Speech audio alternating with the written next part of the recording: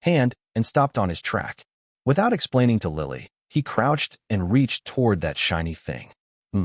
Lily hummed in confusion as she watched him. Got it. Before long, he smiled and got something pretty incredible. It was a stack of arrows in a quiver alongside a black compound bow. A bow? She asked curiously as she looked at what he held. It seems so. Chat, tell me about this. Just the rules and don't tell me what I can use the bow for. Oh, compound bow obtained. Look at what he found, a bow? That's neat. The bow will be useful no matter what they do. So lucky. He found a hidden item scattered through the forest. In this game, you can find some items hidden behind the bushes. When it is hit with the sunlight, it will shine and be easy to spot. It's like an extra supply, just like your survival knives and GPS. However, the items you can find are random. The bow is one of the most useful ones. Reading the chat, Max nodded in understanding. It seems there are some items scattered through the map. We can find them easily when the sunlight shines on them. He explained to Lily. I see. So they can help us in the trial. And fend off hostile players. Max added as he handed the bow to Lily. I am fine with a knife. You can use the bow. Please watch my back.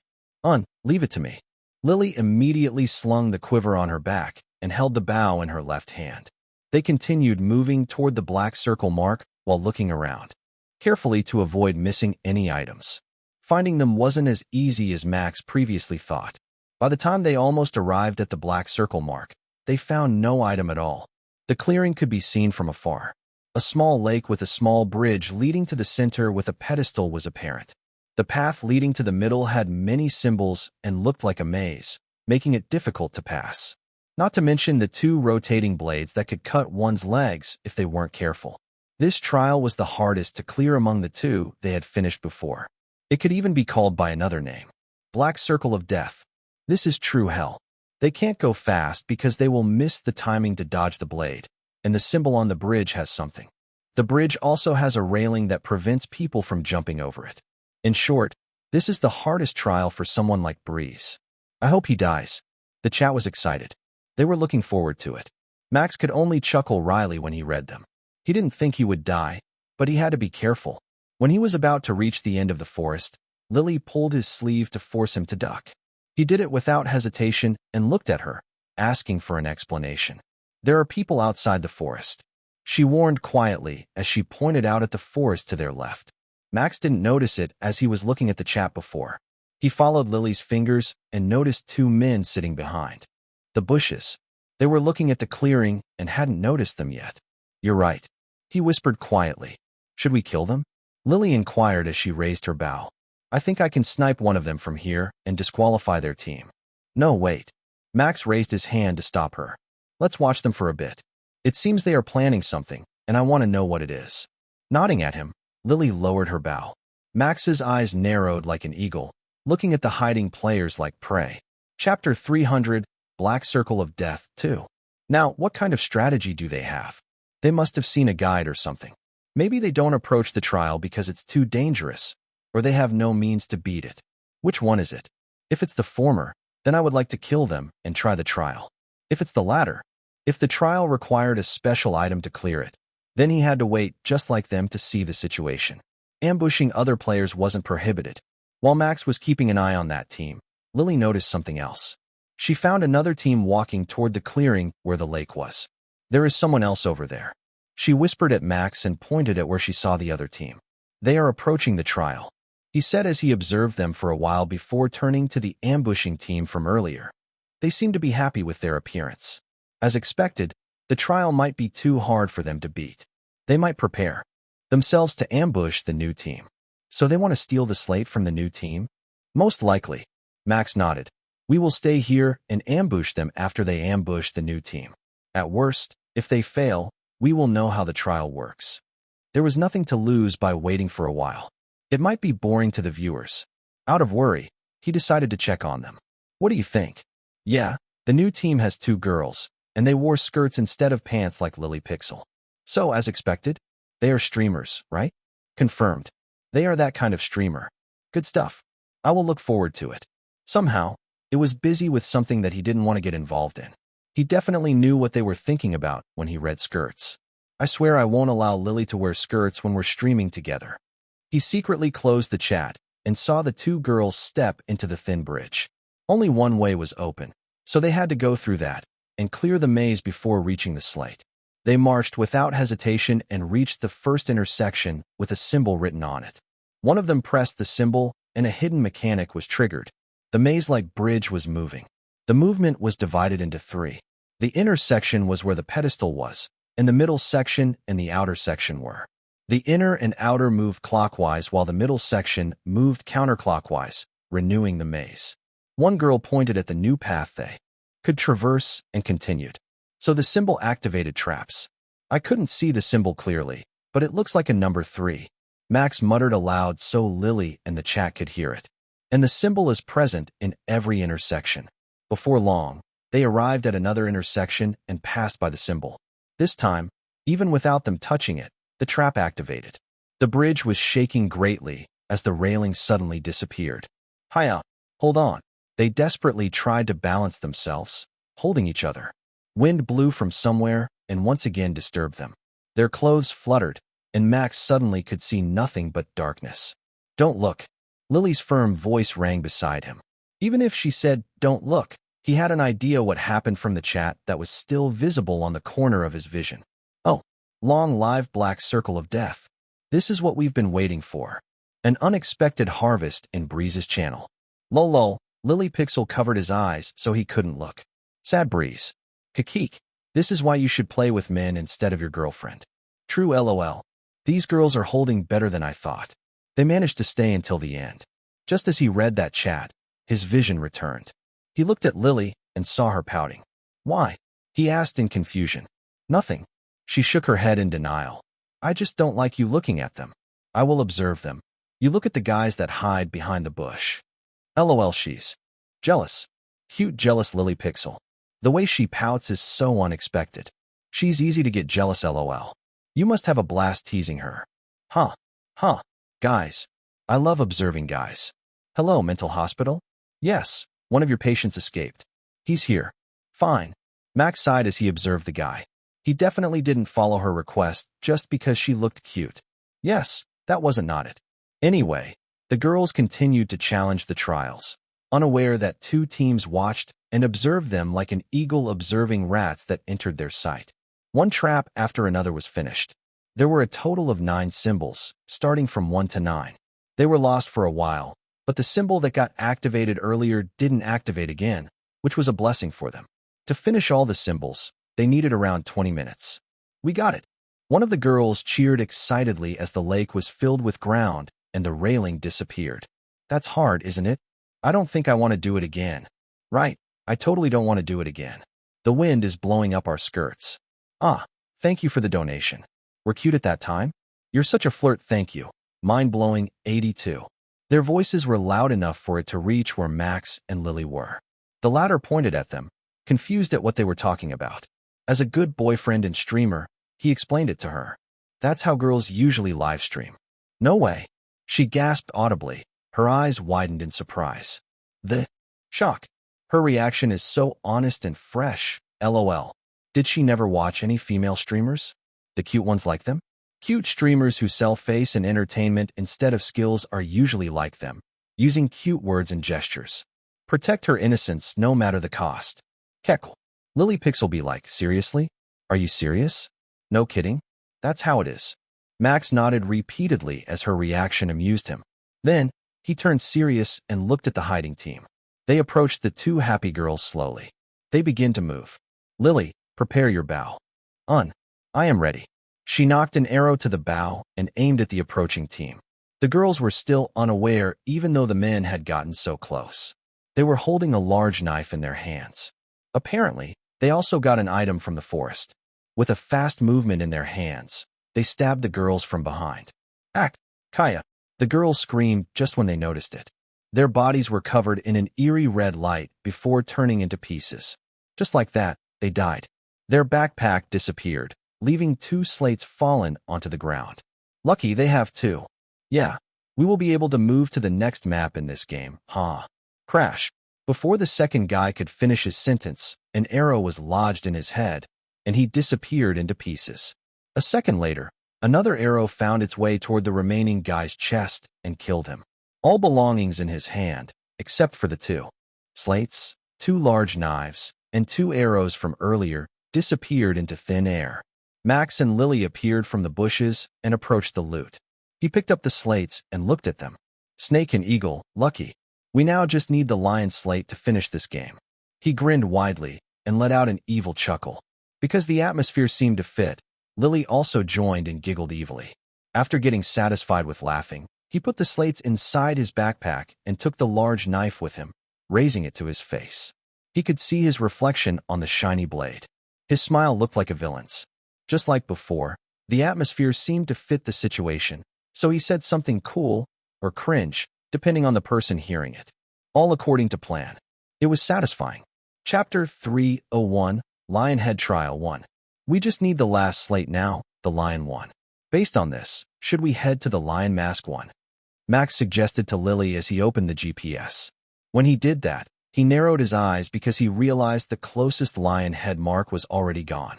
Some marks beside that also disappeared, but they weren't useful for him anymore. Looking at the screen, he noticed the closest lion mark from their location was around 500 meters away from the direction where they came from. It seems we need to return, Lily commented as she looked at the screen and raised the large knife she took from the ground.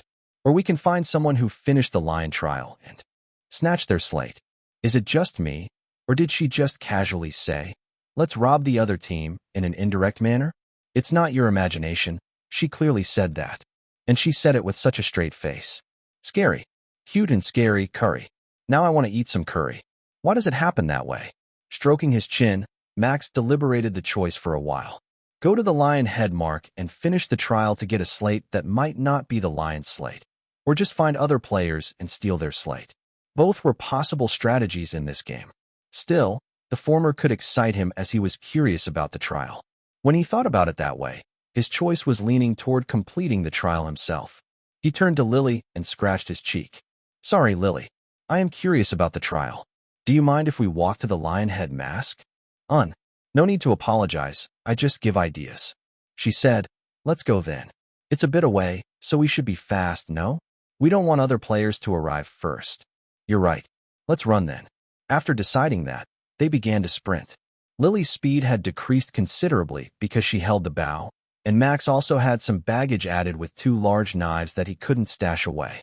In the end, he threw the knives into the forest because he had no use of them. They were too heavy and didn't fit his fighting style, which used his speed as the main weapon. The story would be different if it was a handheld axe like the one he used in Knight's Journey. He would use it. Anyway, they managed to reach the lion head mark after roughly a minute and a half. When they arrived, they had no choice but to stop behind the bush, just like earlier, and observe the clearing where the mark was located. Compared to the other clearing, it was many times larger.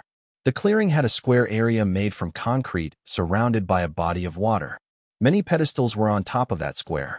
On top of them, slates with lion images were hovering up and down slowly, waiting to be taken.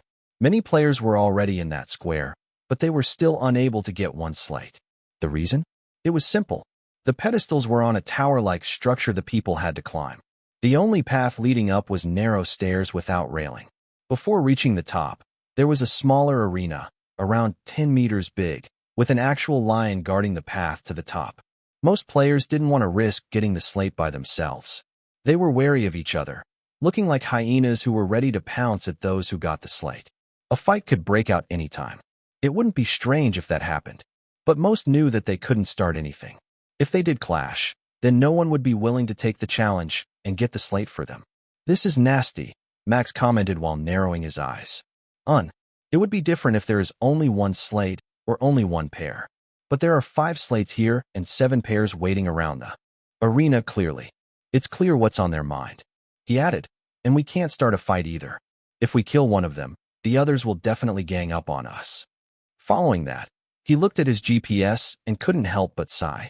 He felt lucky after getting 2 free slates earlier, but that luck didn't last long. No lion head mark could be seen in the GPS except for this one. The others had disappeared. Karma is a bitch.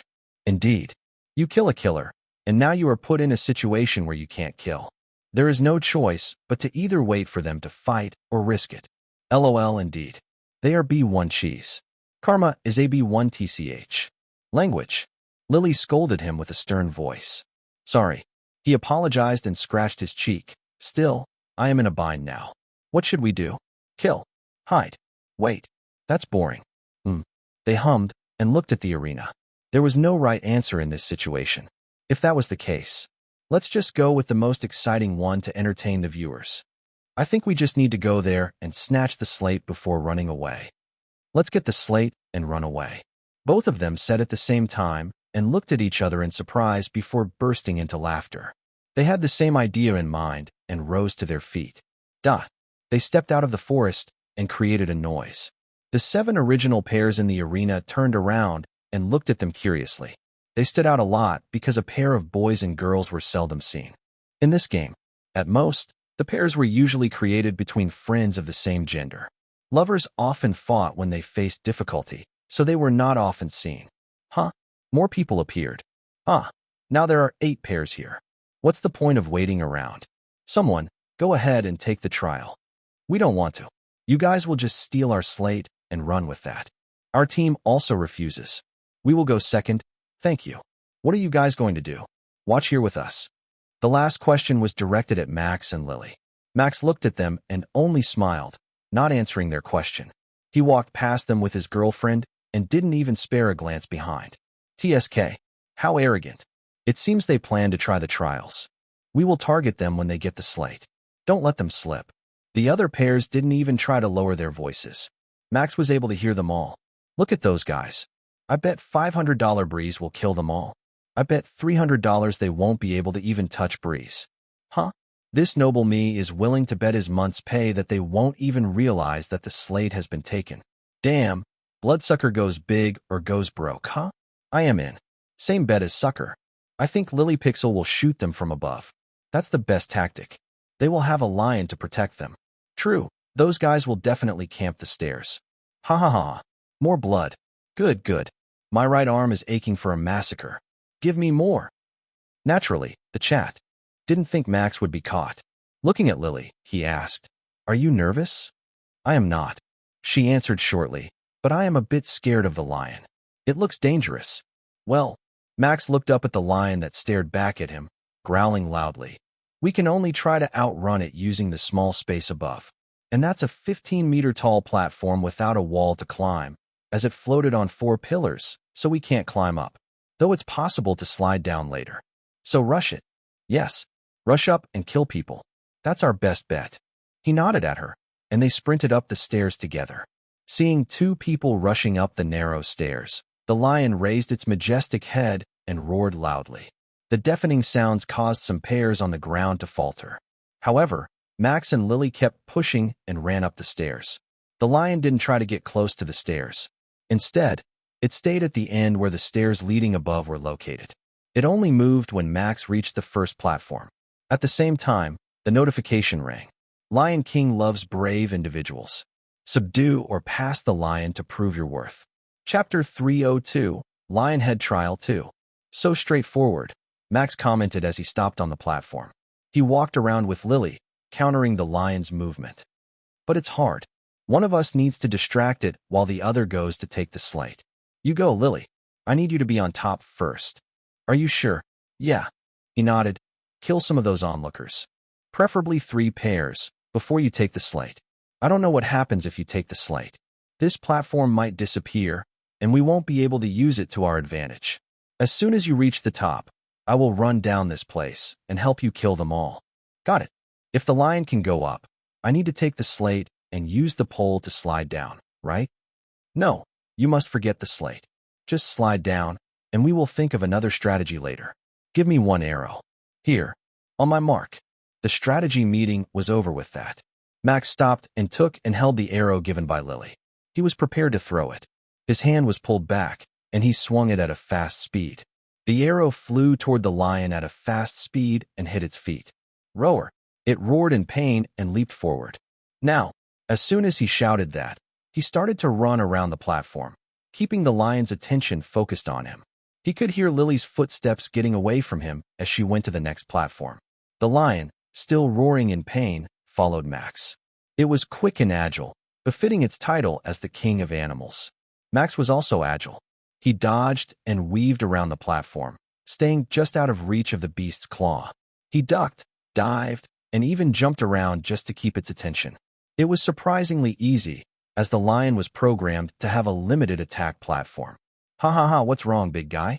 Get me if you can. This guy is dancing with the lion. LOL, his movement isn't human. How can he duck like that? The timing. This lion has a programmed movement. Maybe that's why he can dodge them like that. Just remember its attack pattern and you will be fine. But guys, this is Breeze's first time going against this lion. He saw through its pattern in one glance. Leap with a claw attack and bite when close. It also made a big leap after a roar. Indeed, the attack pattern was pretty simple because this lion wasn't put in this place to kill players but to stall and scare them. It was still lethal to those who didn't know. But after going against it a few times, players would be able to pass through it. Monsters in Mercenary Quest are far harder than this cute lion, Max thought as he continued dodging. Meanwhile, Lily had reached the top of the stairs at the second platform and was taking aim at the unfriendly onlookers. Her eyes narrowed dangerously as she knocked an arrow into her bow. Taking a deep breath, she pulled it as hard as she could and released it. A loud pang rang, followed by the sound of wind getting split. The first shot hit the first guy in the chest, shattering his body and teammate. She quickly took aim and fired again, taking out another pair. Shit.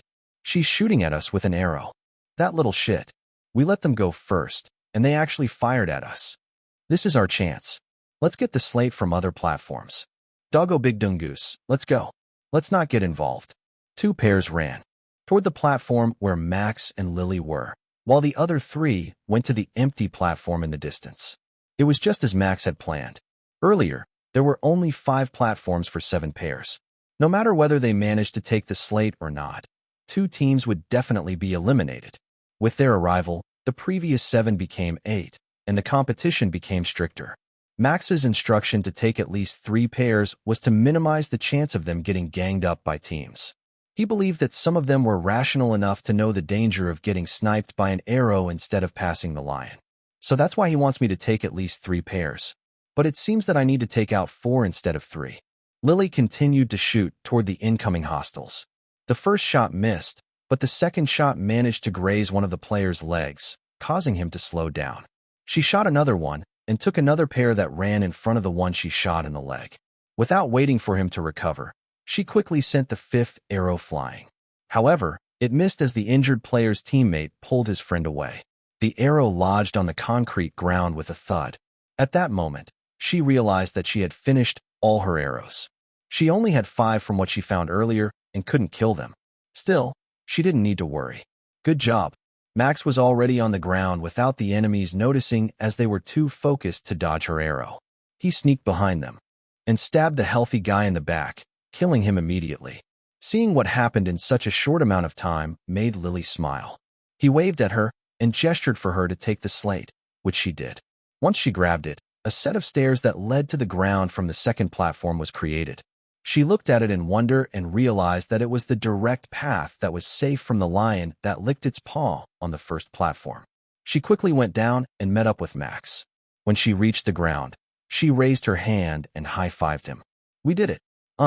We did it. What a fight. What a massacre. Fight? If that's a fight, then what I did was a war. Child play as usual. This noble me won the bet. As expected, betting on them is the safest. Chapter 303, Escaping the Forest Biome. Staying around the clearing with 5 slates was a bad idea, so Max and Lily quickly went inside the forest. Of course, they didn't forget to recover her 5 arrows. They could still be useful. They hid behind a large tree and crouched. Based on what the tutorial said, once we get 5 slates, we need to put them on top of each other. That will allow our GPS to get a certain signal that shows where the exit to the next map is. Am I right this far? That's what I heard as well. Lily nodded, confirming his words. I don't know how that works though, but let's try it. All right. Max took out all the slates he had gathered and arranged them like a tower on the ground, starting from the size of the animal. The biggest animal, the elephant, was on the ground, followed by a lion, chicken, snake, an eagle. When he did so, the slates trembled slightly for a second. That might be the sign that it succeeded. He took out the GPS and put it above the eagle slate, and the display changed. Previously, the GPS screen only showed marks and lines indicating how far it was. But now, a door mark appeared with the number 628 written under it. That must be the exit, Max said as he pointed at the map. Based on its position, it was located at the end of this map, 628 meters away from here. It's pretty close. We can reach it in under 2 minutes if we run. Or we can walk leisurely and enjoy our time. Let's just run. We don't want to meet other players again, no? That's true. Max rose to his feet and put all the slates inside his backpack again. When he did that, the GPS display reverted back to the usual. That didn't matter, though, as he roughly knew the door's location. He began to run, with Lily following closely behind him. They followed animal trails and arrived at a dense forest with vines growing from the branches. The surrounding area was clearly different from the forest from earlier. However, there was nothing that indicated a door in the surrounding area. He could also hear footsteps from the surroundings, although he couldn't see their sources. To be safe, Max decided to hide with Lily behind bushes. They crouched and blended with the scenery. The door is hidden, and there are people here. It's more dangerous than I thought, Max whispered as he began to arrange the slate one by one. He wanted to make sure they were in the right spot. Why? Lily asked. Just from that one word, he knew that she asked why there were people here. When one thought about it, there was only one possibility. They are waiting for a pair who have 5 slates to arrive. And based on them walking away from us, they probably only have a rough idea that the door is here. It's just a guess, but because this biome is different from the forest we came from, they must think the door is located in this area. I see. So they are trying to ambush people but can't find the door yet. Yeah, he confirmed with a nod as he took out the GPS. And that's because I think the exit will only appear when someone with 5 slates gets close to it. Most probably in a 1 to 3 meters range. This guy is smart. Without our information, he can know that much. LOL. Handsome, skilled, has a high SR, and smart. What does this guy lack? Don't forget he has a skilled, beautiful, and rich girlfriend too. He lacks a sense of money. He's so greedy. How could he know the door won't appear unless they get close to it? The way he processes the information he has is incredible. No need to mention that. Max became sure of what he said after he looked at the chat. Honestly, he wasn't sure and just said his idea out loud. To think. I am right on the money. Lucky me. He thought as he smiled. He looked at the GPS and found that the door was still 15 meters from him, just right in the direction of 7 o'clock. He just needed to be careful and approach it, and then they would be able to escape. Let's move slowly, he suggested as he stashed the slates and the GPS. Not only will the door only appear when we are close, but it might also need time before it appears, 1 to 2 seconds. Nodding, Lily agreed with him. They began to move slowly toward the 7 o'clock. 15 meters meant around 15 to 20 steps away from them. And what was located in that location was a tree smaller than anything else. Its branch bent on an arch, creating something that looked like a gate. While the mark in GPS looked like a door, it wasn't defined what kind of exit would appear in the game. The couple looked at each other and approached it. When they got close, the arch shone brightly and buzzed. The scenery beyond the gate changed, showing a desert-like biome. Max was impressed. When he looked at it closely, the area around that gate reflected the scenery behind him like a mirror. This was the end of this map, and this must be the reason why those people stayed around here. It's not the biome. They knew that the end of the map would always reflect the area on its opposite side, and the door will undoubtedly appear at the end of the map. It was a pretty interesting concept that could help players to ambush others. Oh, functionality and design were apparently thought of carefully in this game. Is that it? Lily asked. Max was about to answer that question for her, but had no chance to answer it as words appeared on the arch. Congratulations on clearing the first trial. You have been freed from the forest of trial. You may proceed to the outside world. It seems so. He smiled at her. Tack, tack, tack, tack. At that moment, hasty footsteps could be heard approaching their area. Max looked at their direction briefly before turning to Lily. Our guests are here. Let's exit this place. Let's go. And they walked through the gate, arriving at the desert biome. The gate behind them couldn't be seen. Dry air, scorching heat. They felt so real. Still, No matter how much he wanted to continue, it wasn't possible. The time had shown 4 p.m. already, and they had a plan for tonight. Max had eye contact with Lily, and they understood what each other was thinking. The girl nodded softly and left it to him. Well, we finished the first map already. He put his hands on his hips and looked at the camera. It's time we finish today's stream, guys. We have a blast playing it. It's a fun game. Too bad that we have plans after this, so we can't continue for now. Already? Well, it can't be helped. It ends. Goodbye. That was fun, we enjoyed it. Ajdu has donated 500 diamonds. Lovely Otter has donated 1,000 diamonds. Stream Hunter has donated 1,500 diamonds. That was fun. I enjoyed the stream. Many donations poured in on both Max and Lily's channel.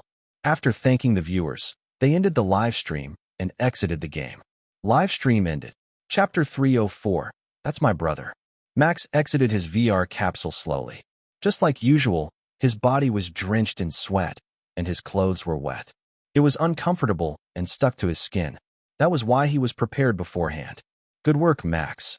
Lily, who exited first, gave him a towel as she wiped her sweat. Her clothes also stuck to her body, just like him. It made him have a hard time looking at her.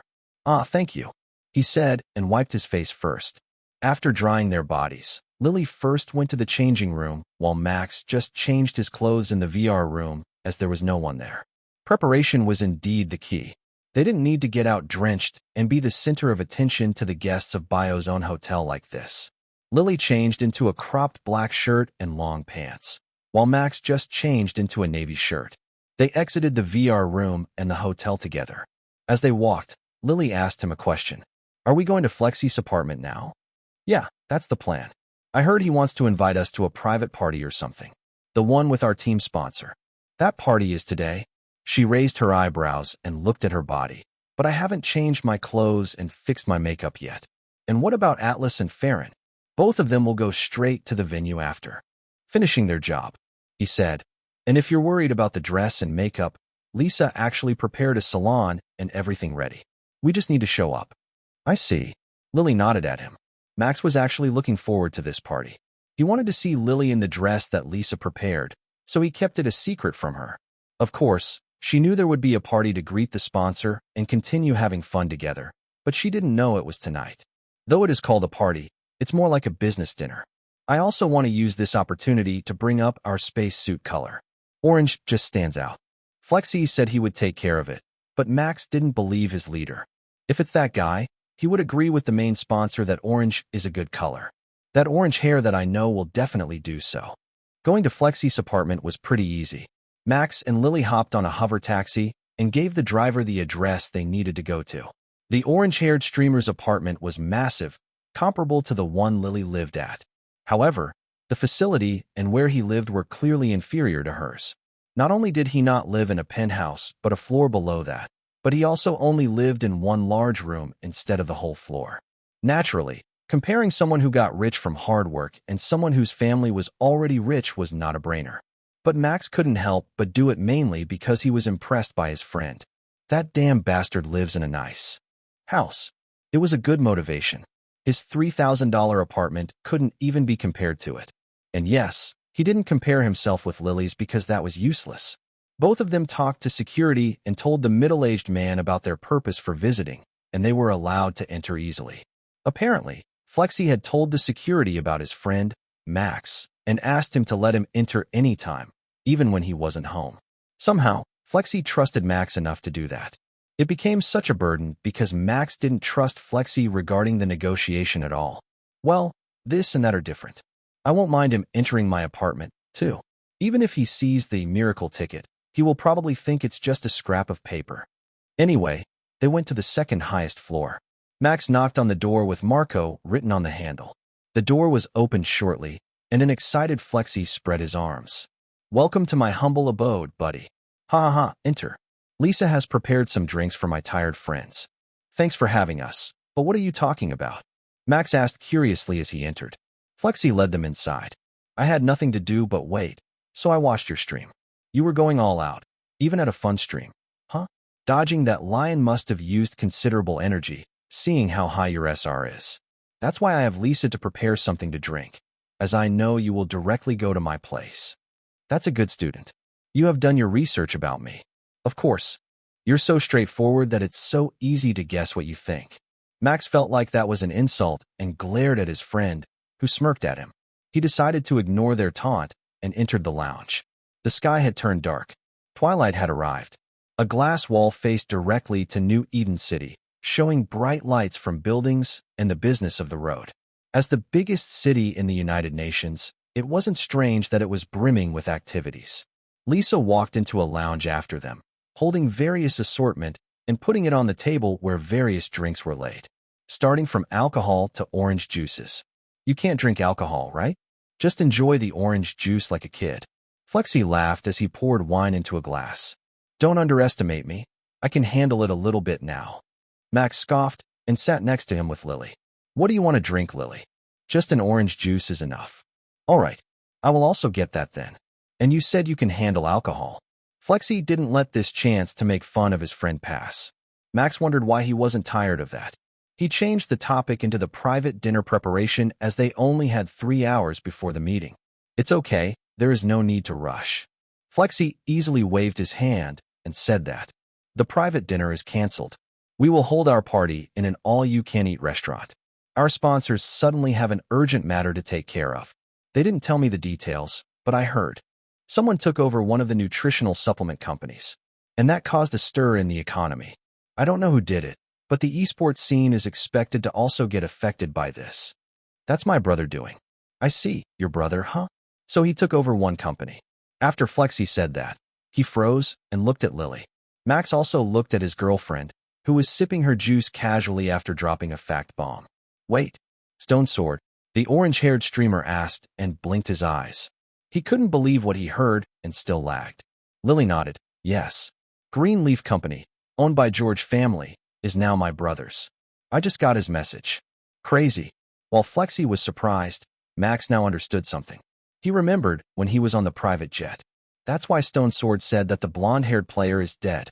To think he will take over his family's company. That's too ruthless.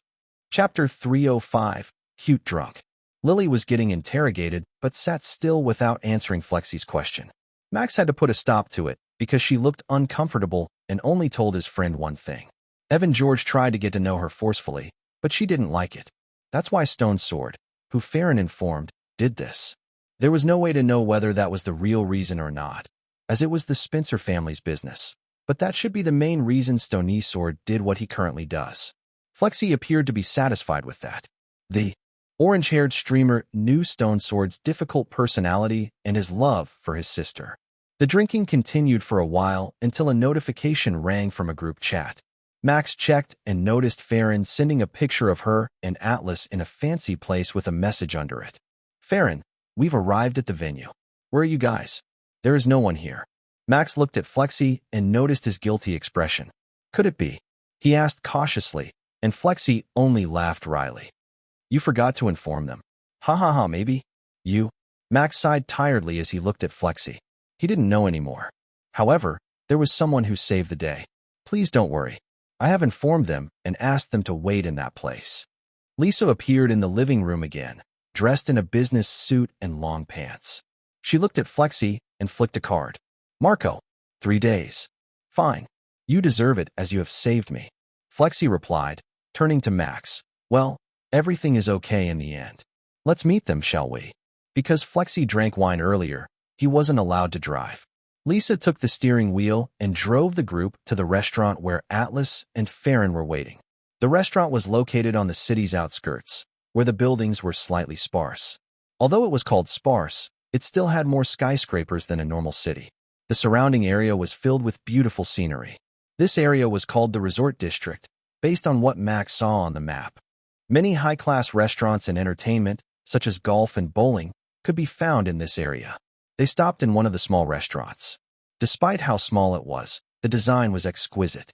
It was a high-class restaurant that served Eastern food called Sitting Dragon.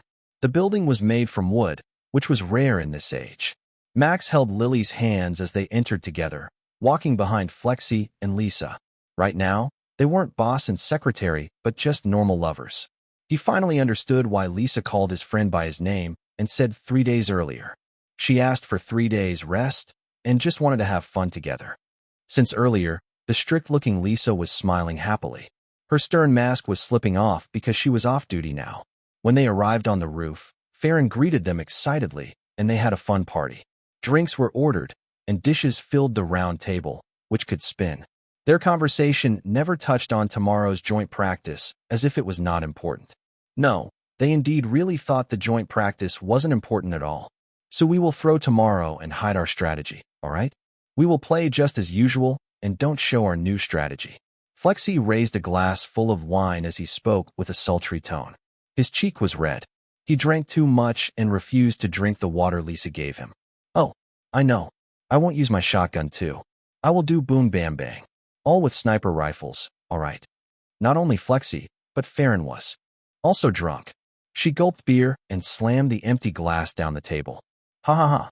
Those peasants aren't worth my shotgun. Just be grateful to be shot by a sniper at a close range. Fair, drink some water. No, I am having fun, don't stop me. Ha ha ha. Right? Don't stop us, Atlas. Ha ha ha. Somehow, both Flexi and Farron now looked like long-lost brother and sister. The girl was slightly older than him, so she was the elder sister. Atlas sighed in defeat at the sigh of his girlfriend getting too drunk, and so did Lisa. Both understood each other's pain and nodded before turning to Max and Lily, who grilled meat quietly and ate it. I am somehow jealous now, Lisa muttered in a low voice, and Atlas nodded. Breeze is lucky, and so is Lily. Their alcohol tolerance is too low, so they don't drink. As a result, they appear to be so innocent and calm. Unlike our partner. As two people who talked less in the group and had energetic partners, Lisa and Atlas felt camaraderie. They drank just a little bit while watching Farron and Flexi dancing around the table. After a while, they got tired and sat down again. This time, they drank water and not alcohol because they didn't feel that good. Yeah, that's why you don't drink. You won't embarrass yourself if you are sane.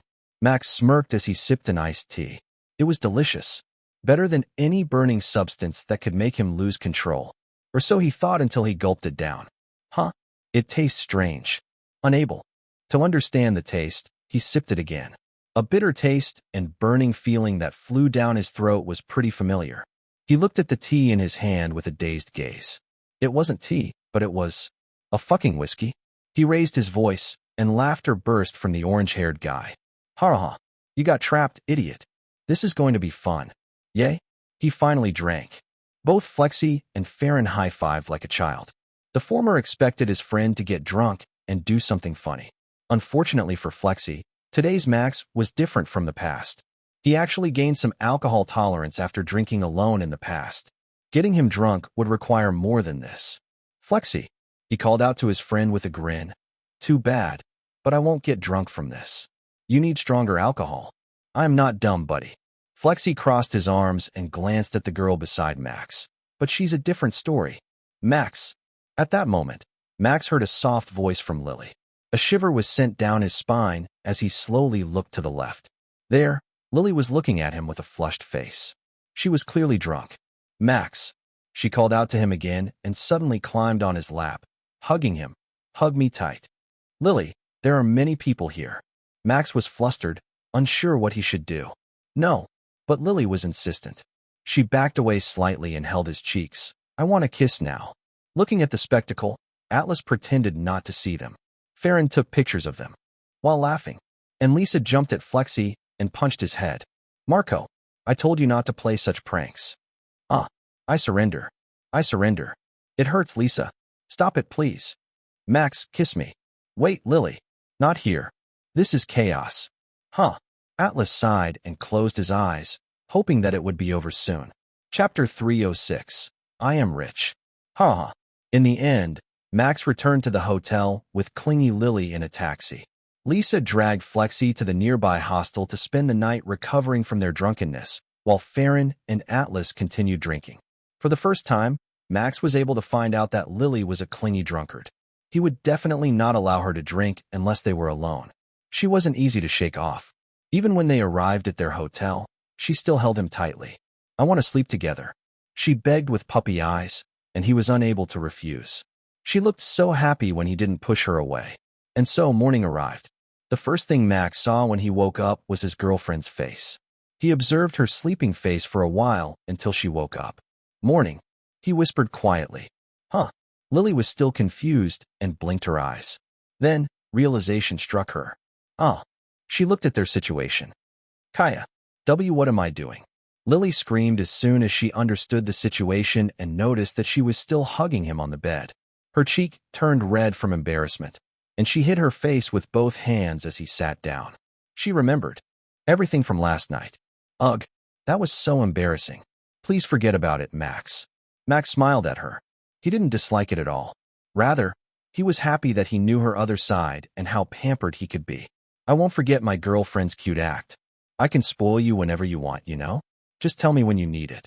He teased with a smirk as he traced his finger along her neckline. Do you still want the kiss? Or a hug and head pat? Lily's embarrassment peaked when she heard that and jumped off the bed. I am going to take a shower in my room. She screamed and ran away like a rabbit. He couldn't help but chuckle and got off the bed, too. Nothing happened last night except for her acting spoiled and pampered, as if she had released her inner child. I want to see her like that often. Without other people watching, of course. Morning preparation was easy. He didn't work out this morning because he had to do intense joint training later. It started at 11 a.m. to 5 p.m., followed by a barbecue party before the real tournament started tomorrow. He did look forward to the tournament, but there was something he was looking forward to more. All right. After finishing his morning routine and changing his clothes, Max sat on a sofa and opened the Punch website. Today was May 30th. Something big happened today. It's my second, third, and fourth pay, he exclaimed excitedly and rubbed his hands together. Entering his password, he entered the payment section. The withdraw button was in this section, lined with gold color.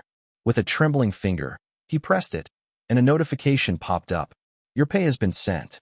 New email has arrived. His heart beat faster as he opened the email.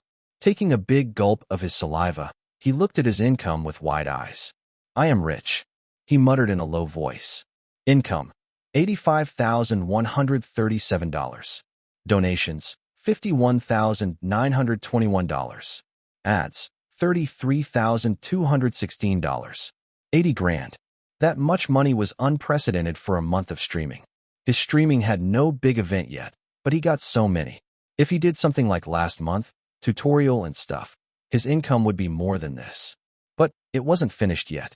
Max noticed he could scroll the email, and there was one more notification. PunchTube income, $12,721. It was from PunchTube. All his videos combined made him more than 12K. It hadn't been a month yet. However, due to the viral announcement and the ad Bloodsucker worked so hard for, he managed to get more than 10K. I am rich. He repeated what he said loudly and threw his arms up.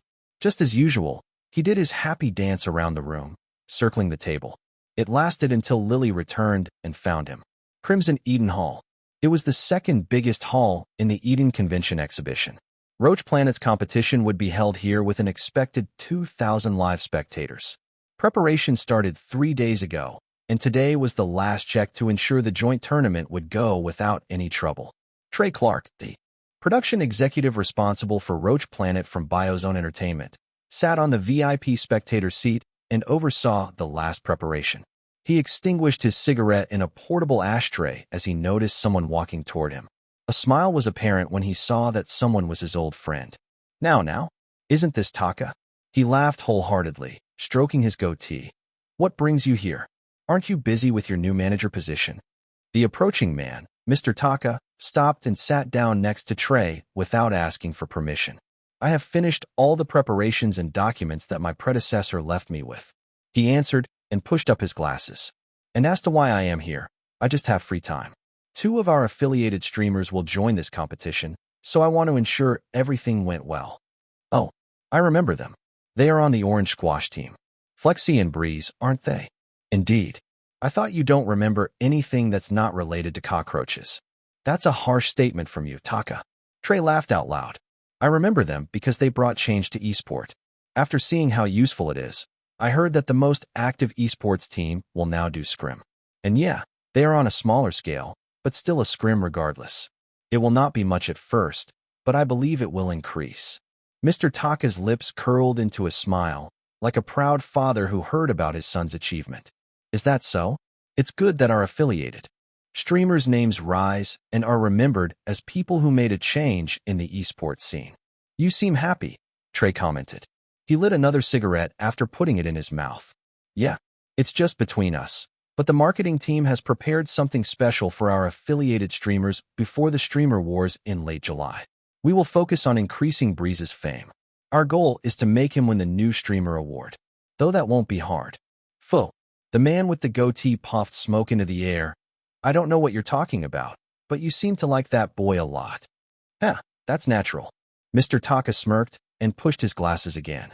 It reflected the light from the stage, glistening. Breeze is our gold. He's a walking bank that gives us profit. And the marketing team is like someone who brings us profit. You're just as greedy as usual.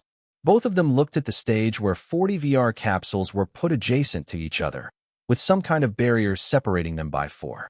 Trey couldn't help but think about what his old friend, Taka, had said. The marketing team loved profit and money. Then, what would he, as a production executive, like? The answer was pretty simple. We will make sure to use that money to grow the company more by making this event successful, and bring the proposal about that program to promote the new streamer and other affiliated streamers. Sent. It's nice working with you, Trey. The man with the goatee looked at Mr. Taka, who smirked at him. Damn it, he muttered and rummaged his hair. You're too decisive. And sly. Thank you for the compliment. Chapter 307, Joint Practice. Welcome to Roach Planet's competition joint practice. We're back with me, Grand, and Nature. Ha ha. We are invited to be the host of this competition. Those who watched the scrim a week ago will probably be familiar with us. Indeed, we've been hosting the scrim held by Flexi a week ago. Still, this time, our role is just as a host and to talk before and after the game. Jack and Paul will help us cast the whole play later. Whoa. So, do we have an easier job this time? Neat. Grand in Nature, whose hosting ability was proved in scrim and was part of its success, was once again invited to host the joint practice.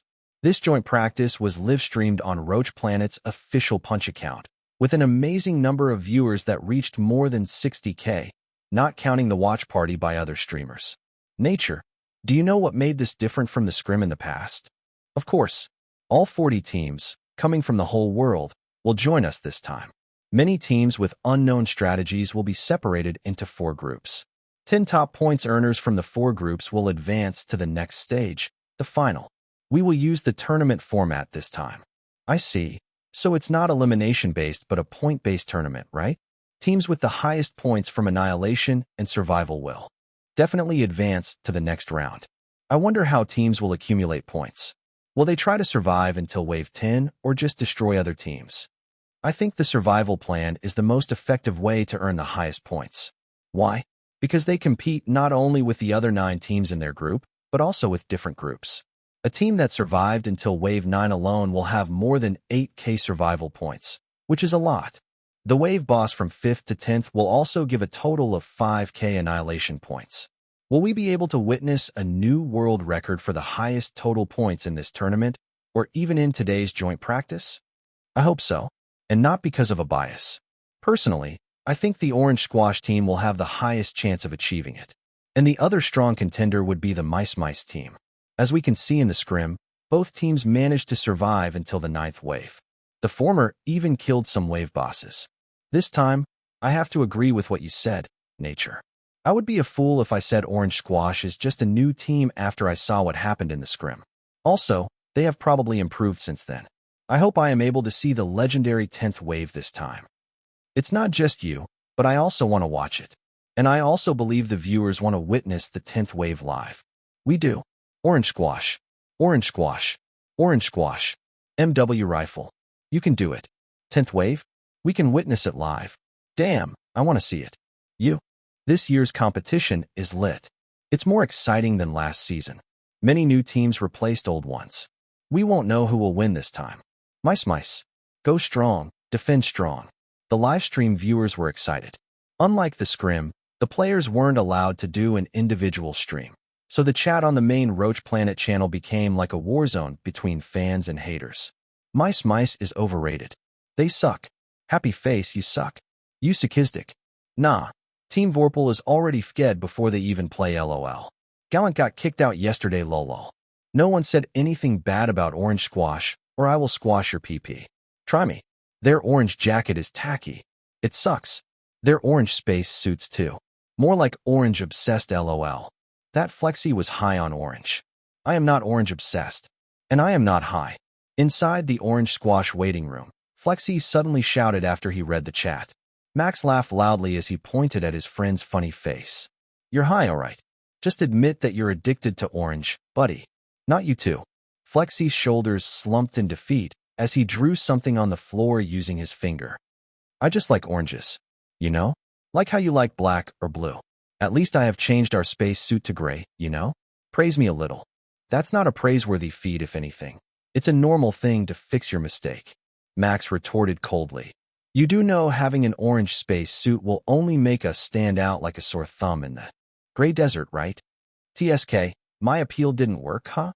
Fufufu, that's a weak appeal, leader. You should look at him with puppy eyes instead. That always works against that. I see.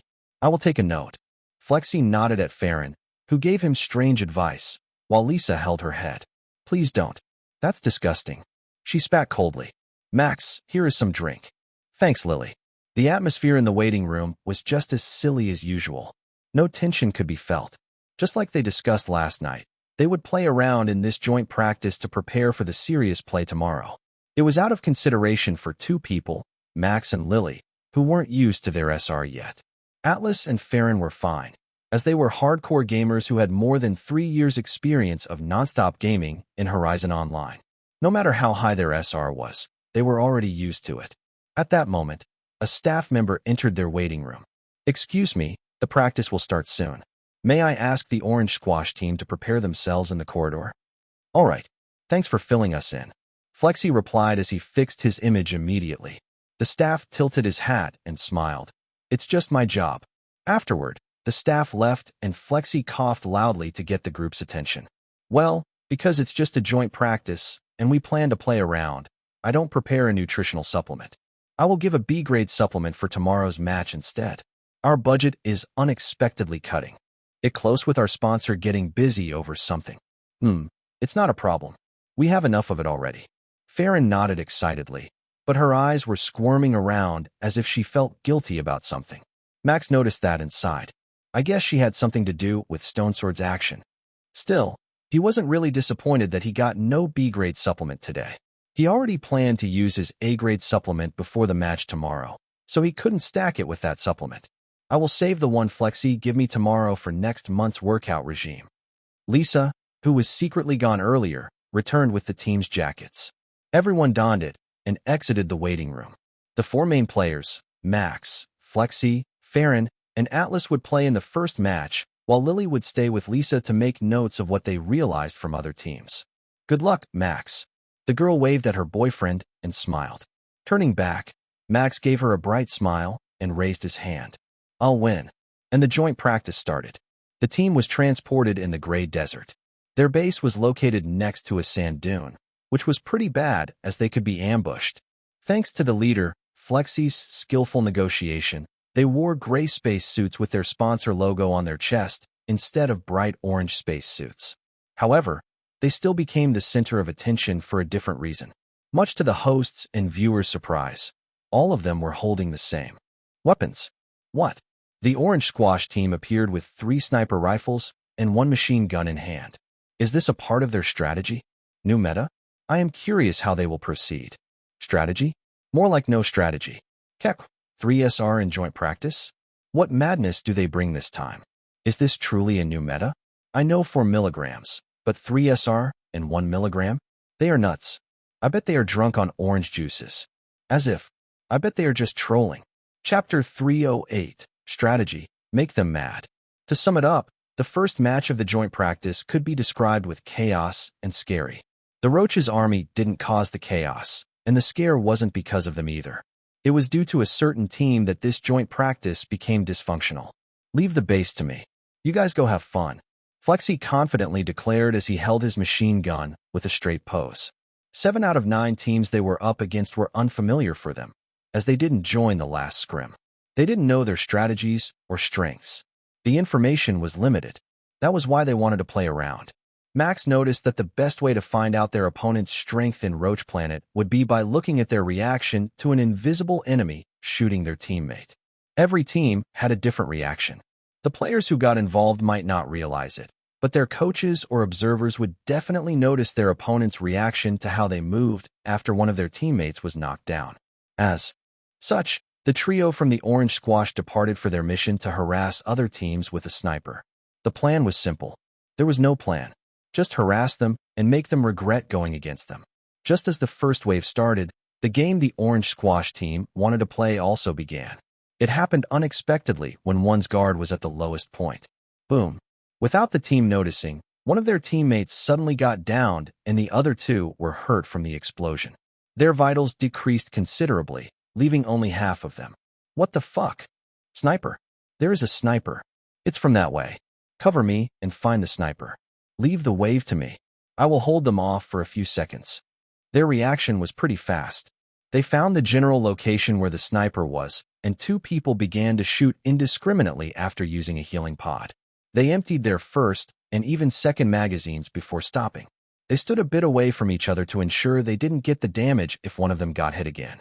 However, the second shot never arrived, even when their comrade had stood up once again. What happened? Just why? That motherfucker disappeared like a ghost.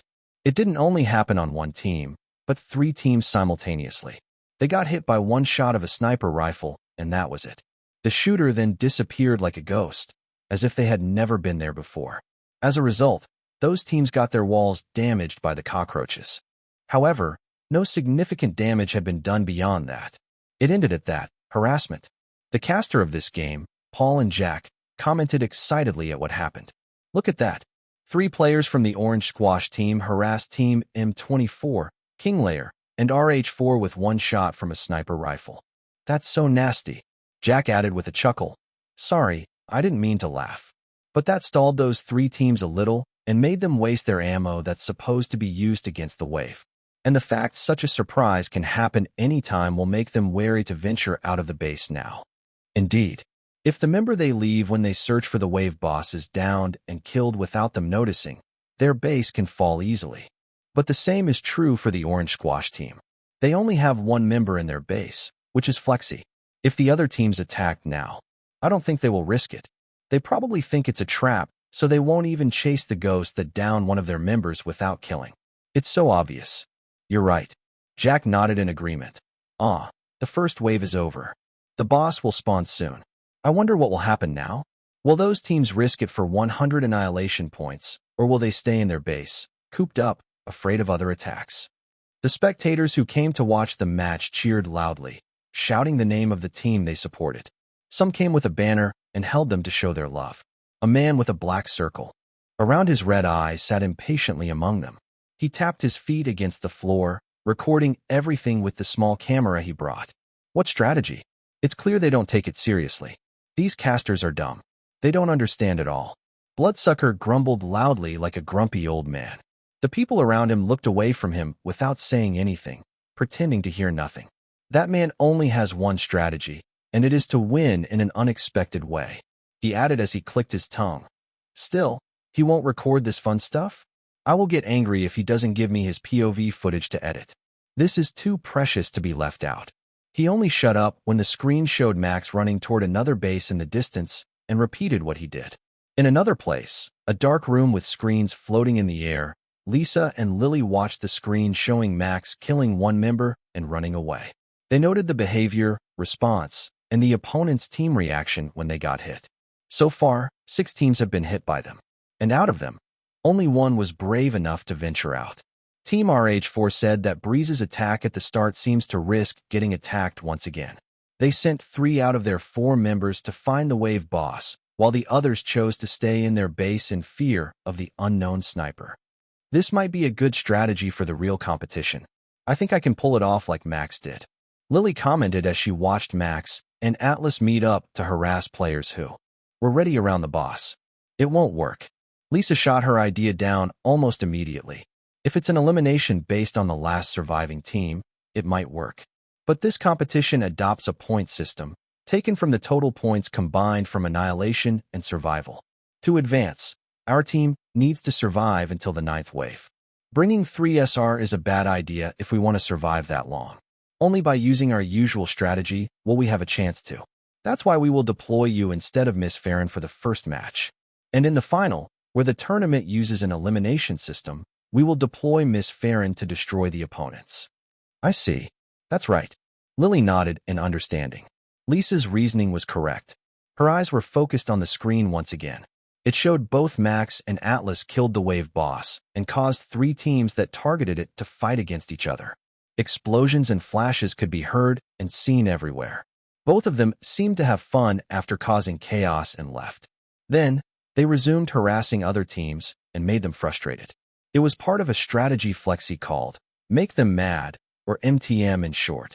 It works so well that I think the other teams participating in this match will target us at the start.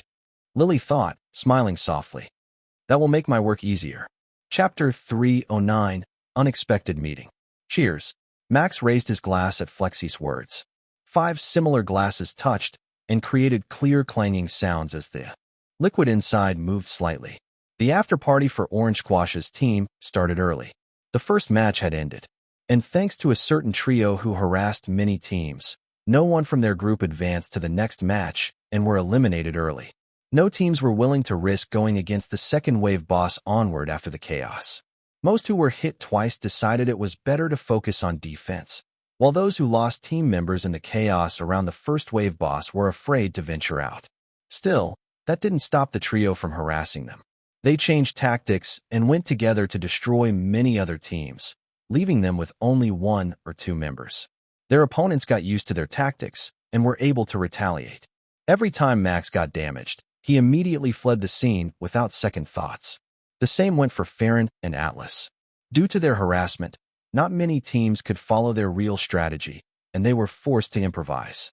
That improvisation ended in the third wave when the group started to pull mobs.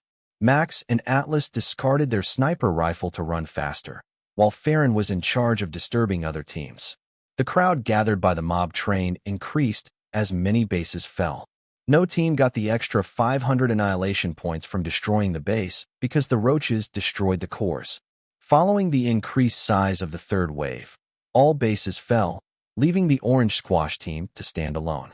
However, their accumulated points still fell short compared to the other 3 groups that managed to survive until the 7th and 8th waves, so they couldn't advance to the next practice. They have become the center of attention in the barbecue party held on the ED rooftop. Many players looked at them with intrigued gazes, while some who noticed they were the culprit behind the harassment stared at them with hate. Hiya, we have become the center of attention.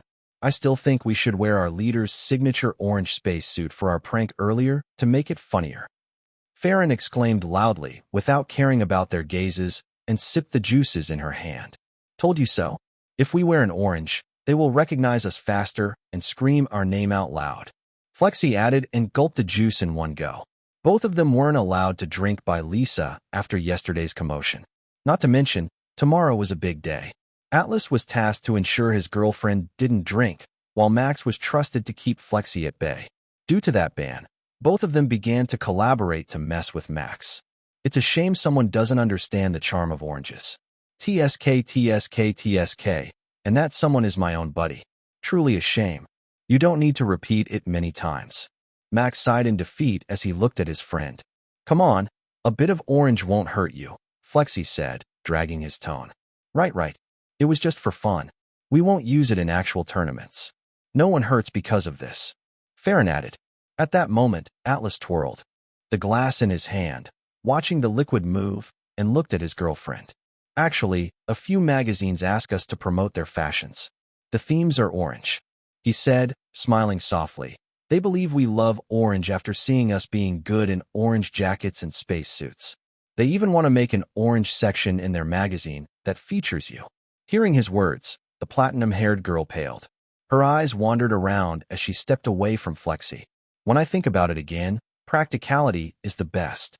We blend in well with the gray sand, and cannot be found thanks to that. Yes, we can't do that with orange spacesuits. Woah! Traitor! Everyone laughed at Farron's antics, and they had their own fun. Lily stayed silent and looked at the meat on the grill, carefully cooking it before giving it to Max. AAA. She fed him as if it was natural. How is it? Good. The best grilled meat I ever tasted. Max praised her with a bright smile. He wasn't lying. The meal quality prepared by the staff members was the highest. They were the finest cut imported from other countries. Their actions brought jealousy from the others. Most teams were composed of full men. They were the type of people who seldom stepped outside to meet girls. When they found a flirting couple, their hearts would burn, and they would hate them. Noticing that, Max decided to show off instead, adding more mental damage so they would target their team tomorrow. You should eat too, Lily. Here. Max fed Lily a thin cut of beef, and she munched it slowly like a cute hamster. Good. It continued until the party ended. Atlas and Farron also joined to burn the other team's jealousy for the sake of their strategy. Some guys tried to feed their friends just to mock the couple, but it only backfired. Ha ha. Look at them feeding each other. Farron laughed loudly while pointing at them, causing these people to turn red in embarrassment. I have to post this in my Strike account. Please do pose again. I will make you famous in no time. Even if I look like this, I have more than 5 million followers. After the barbecue party ended, Max left with Lily first. They walked out of the venue, which was sparse of people because it was midnight, and were about to call a taxi when a voice rang from the darkness behind a pillar. Took you long enough. Max turned to the source of the voice while shielding Lily behind him. Who was it? Calling someone in the middle of the night while hiding behind the pillar was only something that a strange or crazy person did. Still, the voice was slightly familiar to him. That was why he stopped.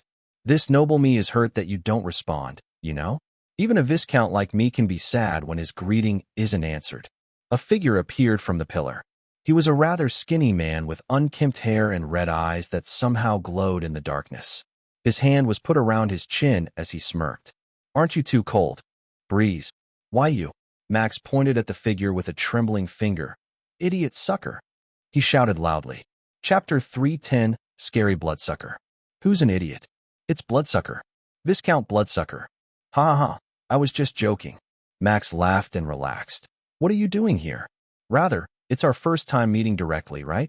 I prefer if we meet normally and not like this, though. Bloodsucker scoffed as he pulled something from his eyes, groaning painfully. Damn it. These glowing lenses are stupidly hot. The vampire wannabe grumbled loudly before he finally smiled when he managed to pull out the lenses from his eyes. Then, he pretended to be calm and coughed. You were asking why am I here? He asked Max with narrowed eyes. It's to work. You didn't send me anything for the past few days. The footage I can edit is limited, mind you. Do you want to succeed at all? It's the time for your channel to grow, but you focused on this stupid competition instead. Somehow, Bloodsucker began to scold him over work. The editor, who had nothing to do, visited the streamer and told him to give him work. This was new for Max. So, he could only smile wryly and scratch his cheek. He thought the videos he sent to Bloodsucker would still be enough to be uploaded as content in PunchTube for 15 days. There was no need to mention that the video of his stream was cut into many parts to make it easier for people to watch. Max? Who is he? When he was lost in thoughts, Lily pulled his sleeve and asked. He turned to his girlfriend for a second and realized he had never introduced Bloodsucker to her. Right, Max exclaimed in realization. Let me introduce you. That man is Bloodsucker, my editor. And Sucker, meet Lily. You surely know her, right? Yeah, I know. But let's talk about the footage. We can talk about that later. Isn't the footage I sent you enough for the next month already? We can also upload the Woah DS into another channel on PunchTube. The problem is that I have edited everything. Give me more footage already. Bloodsucker screamed like a madman who was on a withdrawal. Max was troubled. He didn't know what to do in this situation. It was foreign. Usually, an editor would ask for a raise or edit the video fast so they could rest. But this man was different. Not only did Bloodsucker blow almost all the money he got and donate it back to Max, but he asked for more work desperately. He was truly a rare breed of a man. I can't possibly give him more footage. I don't have it at all. All his plans and footage would probably not be enough to satisfy the hungry Bloodsucker. His gaze said it all that he wanted to edit more. Money wasn't the problem. He just wanted to show off his editing skills. Then, Max remembered something. Wasn't Lily planning to release a new song? That meant she would require a music video. She probably already had a contract with a studio or an agency to shoot the music video, but it was already proved that Bloodsucker's skill was probably better than those professionals. if the ad he edited could serve as proof. Wait, sucker. Let me think about it for a while, he said before turning to Lily. Lily, do you need a music video for your new song? Yes, I do. Lily nodded softly at his question. Why? How about trusting the editing to Bloodsucker? Even if he looks untrustworthy, his skill is the real deal. If you watch my no-feed ad, then you surely know what I am talking about. Bloodsucker's slightly pointed ears twitched. He had better hearing than most people and heard what Max whispered about. Feeling shy, he rubbed his nose and puffed his chest proudly. Lily looked at Bloodsucker for the last time before looking back at Max. Can I really trust him? That guy looks scary. Scary. The vampire wannabe froze a little before his body trembled. That was good. He was pretty happy when he heard that. Vampires should be scary. Viscount would spread fear and awe to those looking at him.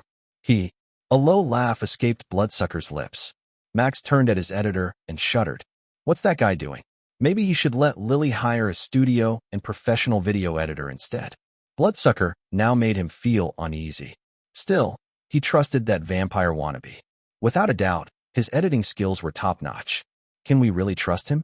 Lily asked once again, feeling that her boyfriend's editor might be beyond help. I don't know. Max answered her with uncertainty. Cuckoo, no worries. You can leave editing to me, Breeze. I just need extra pay if I take on a special project, though. Do note that. Bloodsucker said, midnight has arrived. It's time for me to drink. Please wait a minute. After saying that, Bloodsucker took a bottle filled with thick red liquid and popped the lid open before downing it in one go. The gulping sound was audible. Combined with the creepy atmosphere of his bearing and clothing, Lily took a step back in fear. She wasn't good with this kind of thing, especially in real life. A zombie was fine, but a creepy guy wasn't good. Max, let's return. Just let him edit it. As long as it's good, then I don't mind it. She pulled his sleeve and wanted to leave the place as soon as possible. All right, Max answered. Today's meeting with Bloodsucker was enough. Next time, he would meet his editor alone, seeing how scared Lily was with him. Sucker, let's continue our talk after the competition. I will get you some interesting footage tomorrow. I plan to make a vlog before the competition begins to see our opponent's reaction. Bloodsucker finished his drink and looked at Max. He nodded at his employer. It's a shame you can't record the competition itself, but I will download the live stream's VOD and make do with that. The vampire wannabe said and swiped his arm exaggeratedly. Now then, this noble me has to leave also as the bright light hurts me. Have a good night. You, too. Max stood with Lily and watched Bloodsucker walk away into the darkness. The vampire wannabe stealthily went away, staying in the pillar's shadow.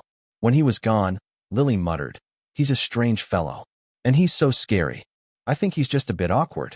He commented, But yeah, I won't deny that he's a bit strange. Let's just return to our hotel and rest for tomorrow. I don't think I will be able to sleep after that. I hope he won't appear in my dream. That would be scary. That indeed is a plot for a horror game. Chapter 311. Fight Fire with Fire. After returning to the hotel, Max entered his room with a sigh. He finally had time alone to review tomorrow's strategy. Let's see. He sat on a soft sofa on the balcony and opened a file given by Flexi a week ago. It's this. The file was only filled with words.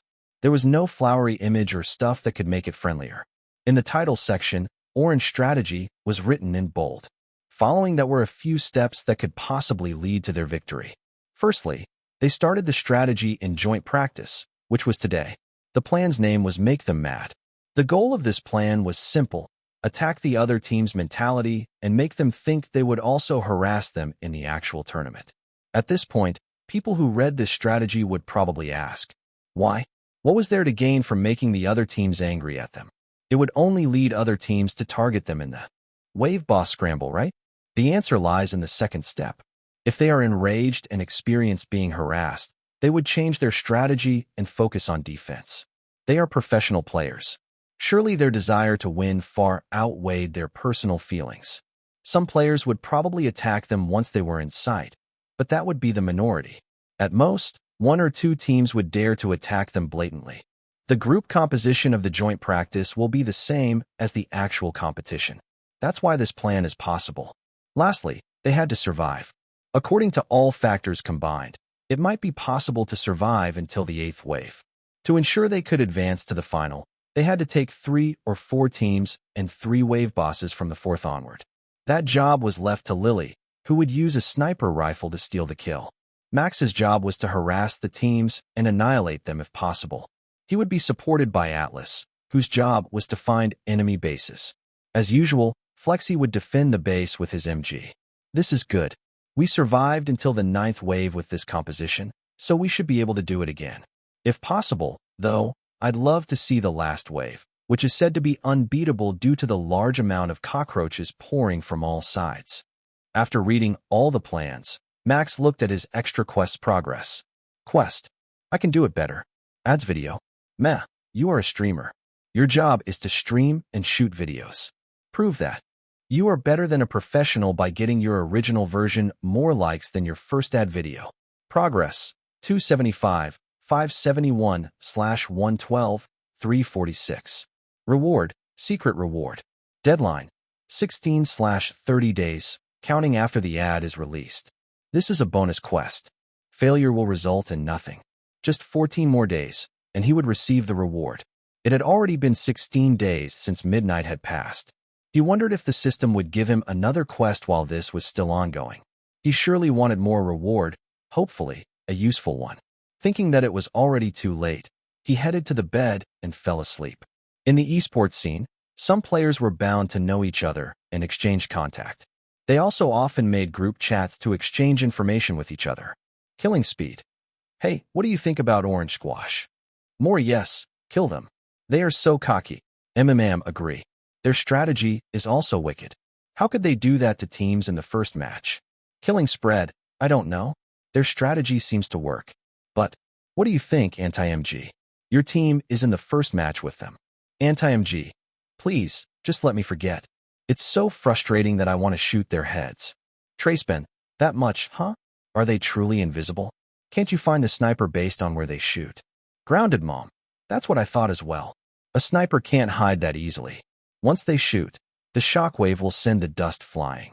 You will be able to find them just by looking at the dust. Anti-MG, we obviously know that, but they run so fast. Once they shoot, they will disappear. Even looking at the dust is useless because they are no longer there. More yes, that's troublesome. Tracepen, indeed. I doubt they will use that strategy again in the actual tournament, seeing no one from Group 1 advance to the next match. But if they do, Anti-MG, I will call them trolls and make a petition to ban them from professional competition in the future. Killing spread, that's too much. I understand you're angry, but that's a real strategy. If they advance to the final and use that strategy, they might emerge as the winners. Agree, I think you shouldn't report them. You might receive backlash. Instead, why don't you or one of your teammates use a sniper rifle? Fight fire with fire. Tracepen, that's a viable option. Unlike rifle and SMG, SR has a scope. You might be able to see the running enemies through it. And as long as you are wary, you won't get harassed anymore. Killing spread, I guess I need to talk about this to my teammates too. If, by chance, we meet the Orange Squash team, we will prepare an SR beforehand.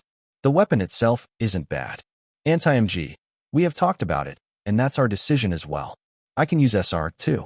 As long as it's not the freaking machine gun, I will use whatever weapon to fuck them back. Grounded Mom. As expected, that's the only strategy. Killing spread, I know, right? Thinking about other countermeasures will be hard. This is the easiest one that we can think of. Of course, if they don't use this strategy, we will be fucked. Our strategy needs to change either way if we meet them. Good luck, Anti-MG. Anti-MG.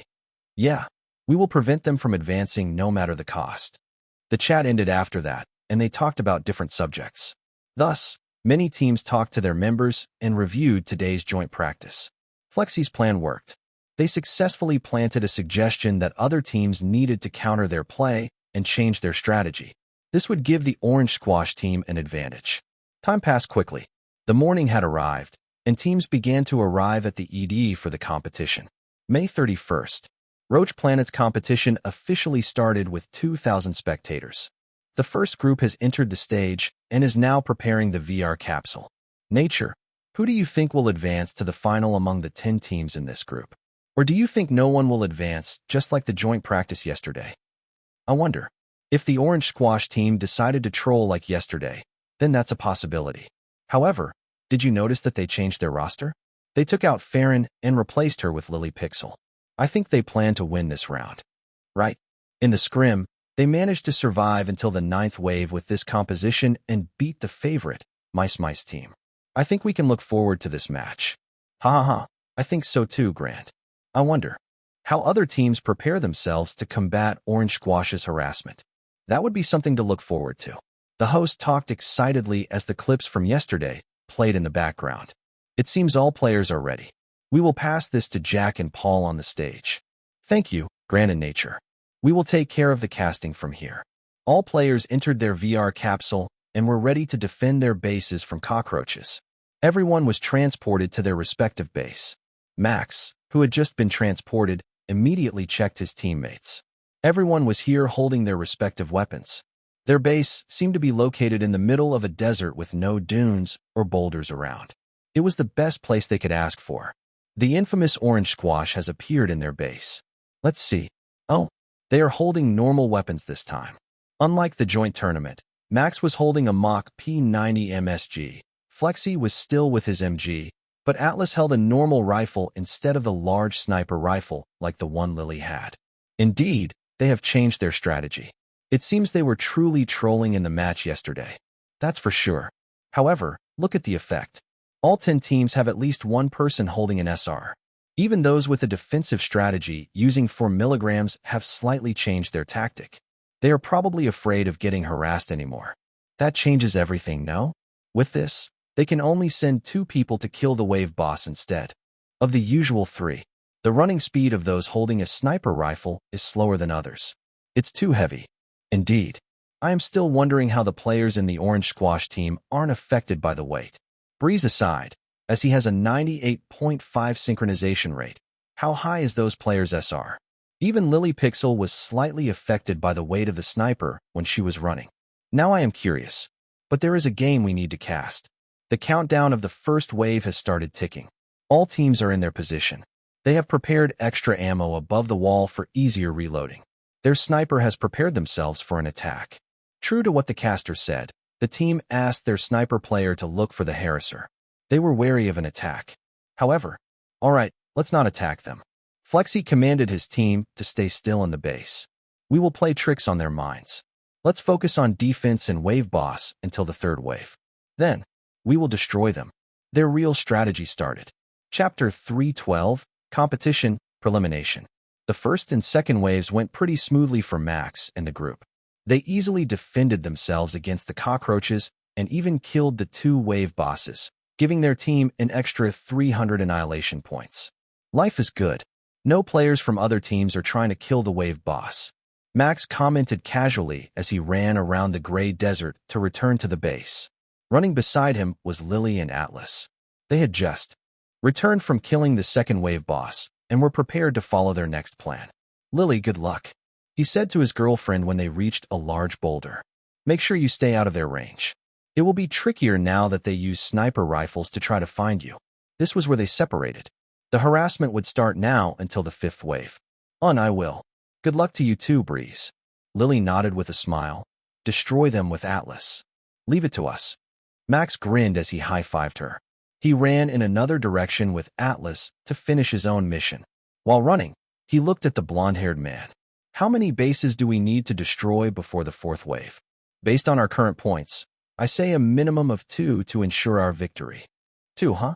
That's why we go southwest of our base. Indeed, there are 2 bases that are close to each other. It's fortunate we spawn on the edge of the map. You're right. Their running speed wasn't affected at all, even when they were talking. Both of them were pretty casual for players who played in a franchise tournament, the highest one in Roach Planet's competition. And their strategy was too bold for a team that risked themselves to reach this far. Mainly, it was all due to the fact they weren't actually supposed to be here.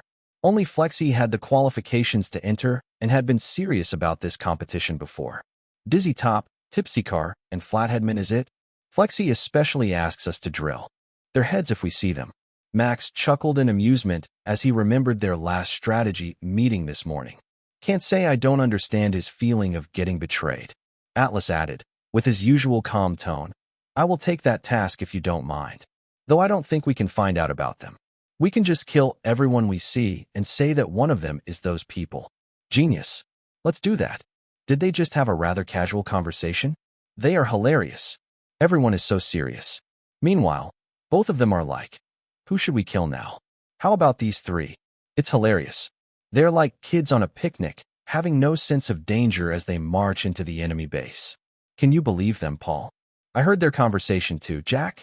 And yes, they are too calm and lacking for someone playing in a competition.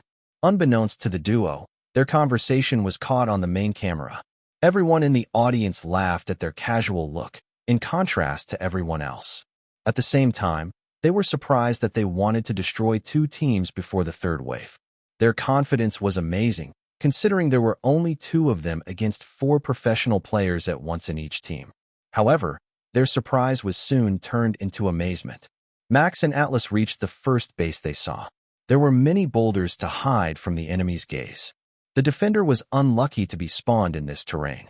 It made the duo infiltrate easier. As a result, any last word? Fuck yo. ZZT. A clean sweep of the first team. Team Orange Squash has annihilated Team M24. 500 annihilation points have been rewarded. How dare he say fuck you? He's gay and it seems he likes you, Atlas. Max commented as he put his SMG and walked away from the crumbling base. There is nothing wrong with gay. Atlas commented, as long as that doesn't concern me. I already have fair. That's true. Let's hurry then. I want to meet Lily again. With that word, Max began to run, followed closely by Atlas. Due to the change in camera earlier and how fast the base fell, what happened was replayed on the main screen, and their conversation wasn't heard. They are amazing. Did you just see that? Paul exclaimed loudly, turning to Jack. Breeze and Atlas entered the base using grappling guns from 2 different spots. They immediately rounded the enemy when they were recharging their magazines from the warehouse. It's just clean. Atlas' rifle pierced the enemy's head one by one, and Breeze got close to the sniper rifle to riddle his body with bullets. Clean. No matter how we saw it, it was clean. They only took less than 30 seconds to destroy one base. The third wave will start in 2 minutes and 26 seconds. Will they be able to destroy another base before that? The replay ended, and now the screen showed Lily. The amazement didn't stop there as it continued. Paul's voice boomed excitedly. Lily Pixel has returned after harassing a team. She made a stop at another base and downed another player before running away.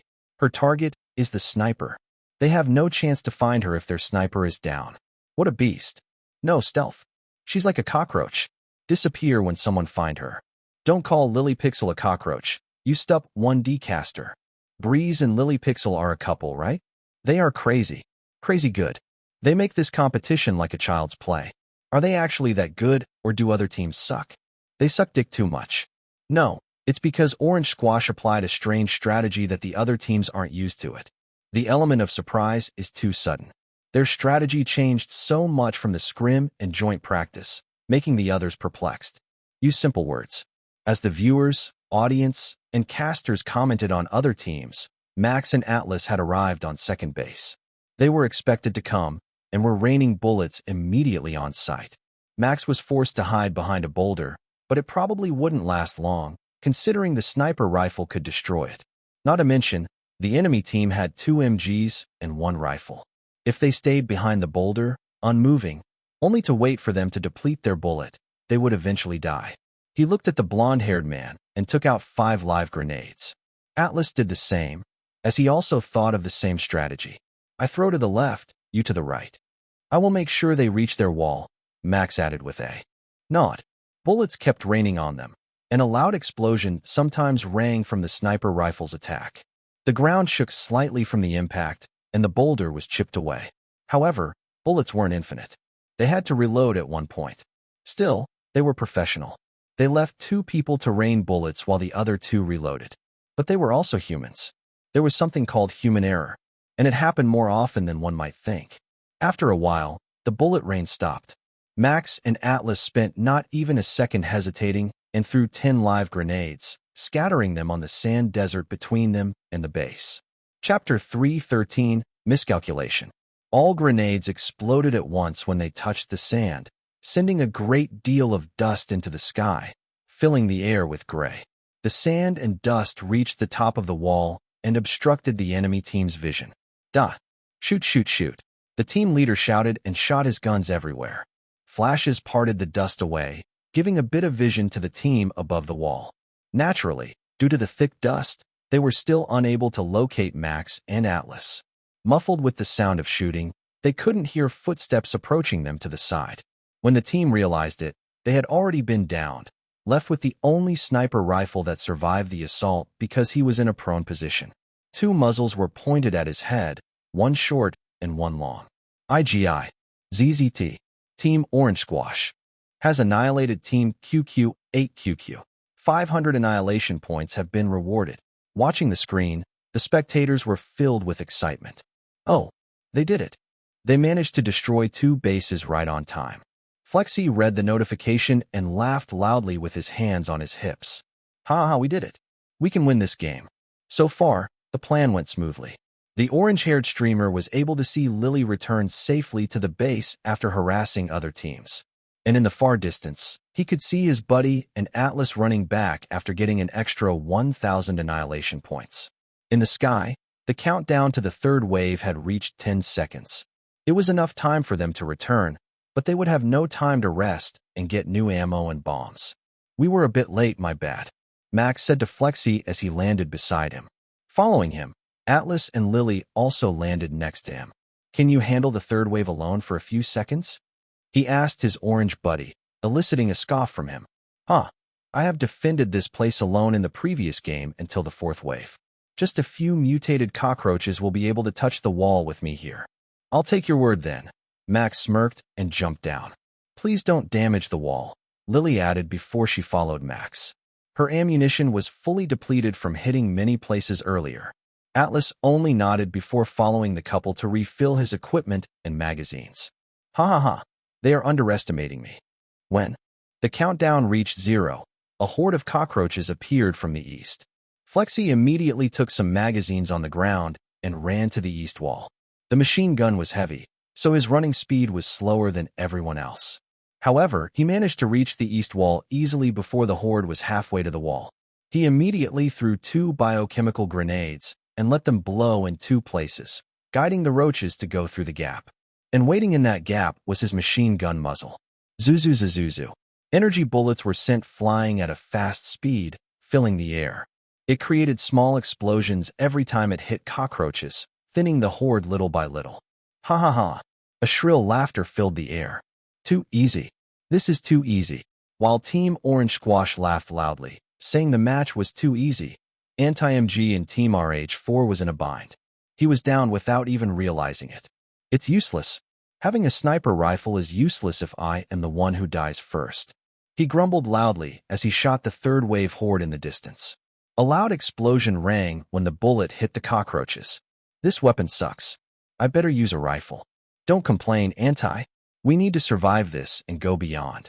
RH4 team leader bellowed back. We will change our plan after this.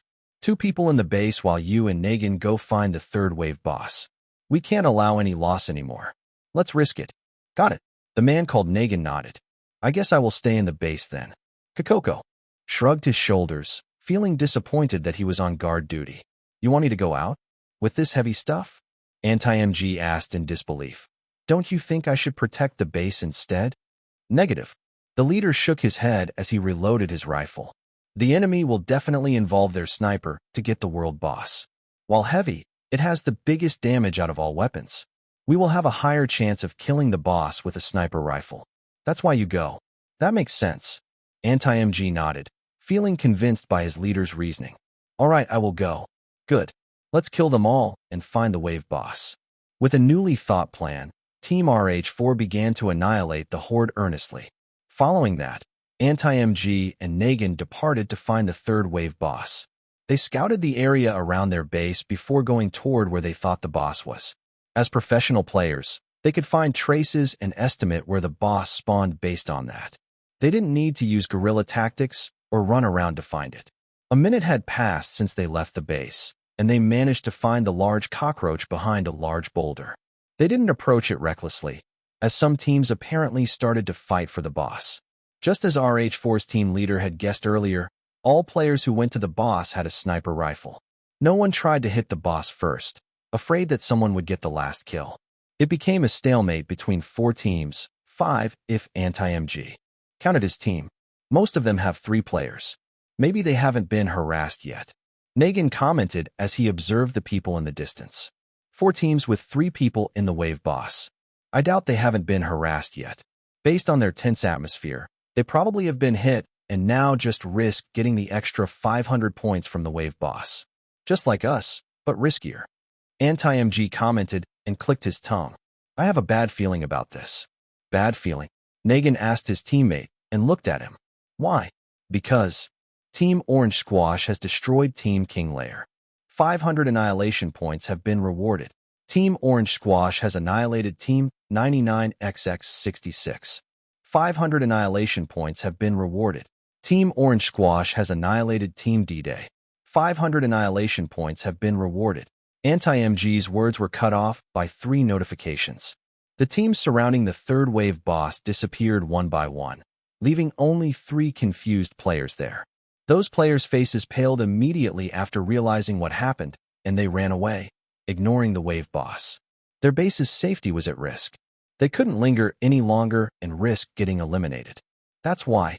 Anti-MG finished his words without explaining, and Negan nodded. What should we do? Do you need to ask? He stood up and slung his sniper rifle behind his shoulder. We need to return. Can't let Kokoko and the leader die. All right. In the end, no one killed the wave boss due to the fear of getting hit by the Orange Squash's sly attack. Only 5 teams were left in the first match. Currently, Orange Squash's team led the match with more than 5,000 points at the end of the 3rd wave. Holy moly! Paul and Jake screamed at once after seeing their godly play and strategy. Chapter 3:14, Manipulation is the key. The 5th wave arrived, with the remaining teams wary of each other. Even the Orange Squash team made no move. They stayed on their base and only went out to kill the wave boss. Extra points were always welcomed. And due to the fear of being eliminated quietly, no teams were willing to risk it anymore. Thanks to that, getting the wave boss kill was pretty easy. Should we go and find the 5th wave boss? Max asked as he reloaded his SMG and sat down on the edge of the wall. The defense was a success, and the cockroaches were annihilated. The change in the terrain around them was proof of how much bullets and grenades they spent to defeat them. Let other teams have the 5th wave boss, Flexi answered. The orange-haired streamer picked up extra ammunition on the ground and reloaded his machine gun. We have enough points and are certain to advance as long as we survive the 7th wave if we base them on joint practice yesterday. Isn't that right? The person he asked was Lily, and she nodded. Lisa shared information with her, and they analyzed the results of the joint tournament when the others were busy. We will have more than 12k to 14k points if we survive the 7th wave. We can get more annihilation points, if possible, by helping the other team clear the wave. Then, we can just survive as long as we can or die to preserve our energies. As for me, I can go as long as I want because Farron will replace me later. I have no problem staying. Atlas chipped in as he arrived on the wall with extra magazines from the warehouse. I am used to gaming for 24 hours straight. Raiding in Horizon Online is harsh and requires players to stay up for long. So this is not a problem. I also drank a B-grade nutritional supplement before. I also have no problem playing 2 games. Max added with a smirk. After all, only I drank an A-grade nutritional supplement among us. My body is filled with energy. I don't know what to say. Flexi sighed at their response, but he secretly grinned proudly. As much as I want to say let's survive until the 10th wave, I don't want to risk our next match. We will aim to get 13k points and then retire.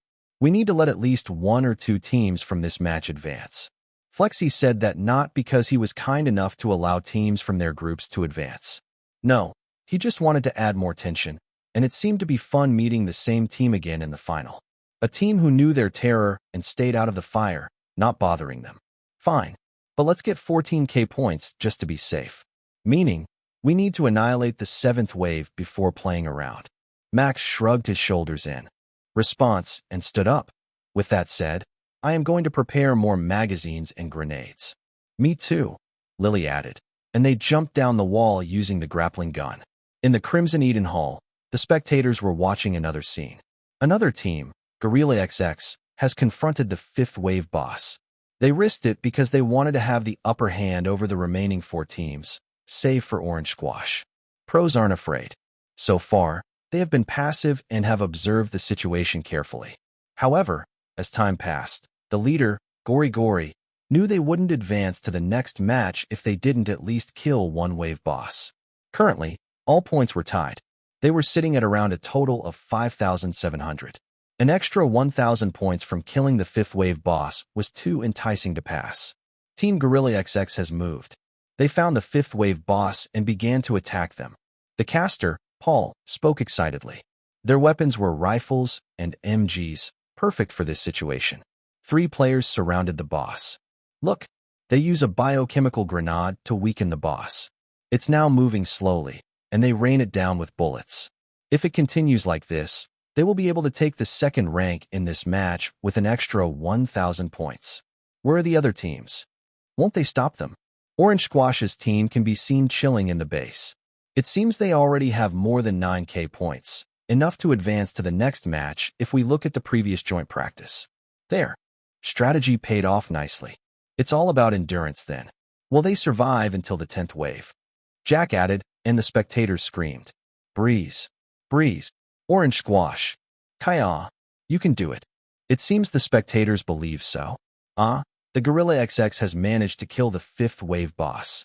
They are now returning to their base with smiles blossoming on their rough faces. The 6th wave will start soon. Everyone has prepared for it, especially since they don't need to go out at all. Their preparations are immaculate. Unlike the usual match, magazines filled the top walls of the team's base.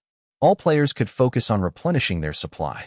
This would undoubtedly allow them to waste ammo and focus on annihilating the enemy. This efficiency would definitely allow them to guard their base until the 8th wave without scrambling around and returning to the warehouse often. Is this what the Orange Squash's team planned all this time? Paul was surprised when he watched all teams' preparation for the endless 6th to 10th waves. It could be. They force other teams to think out of the box and survive as long as possible.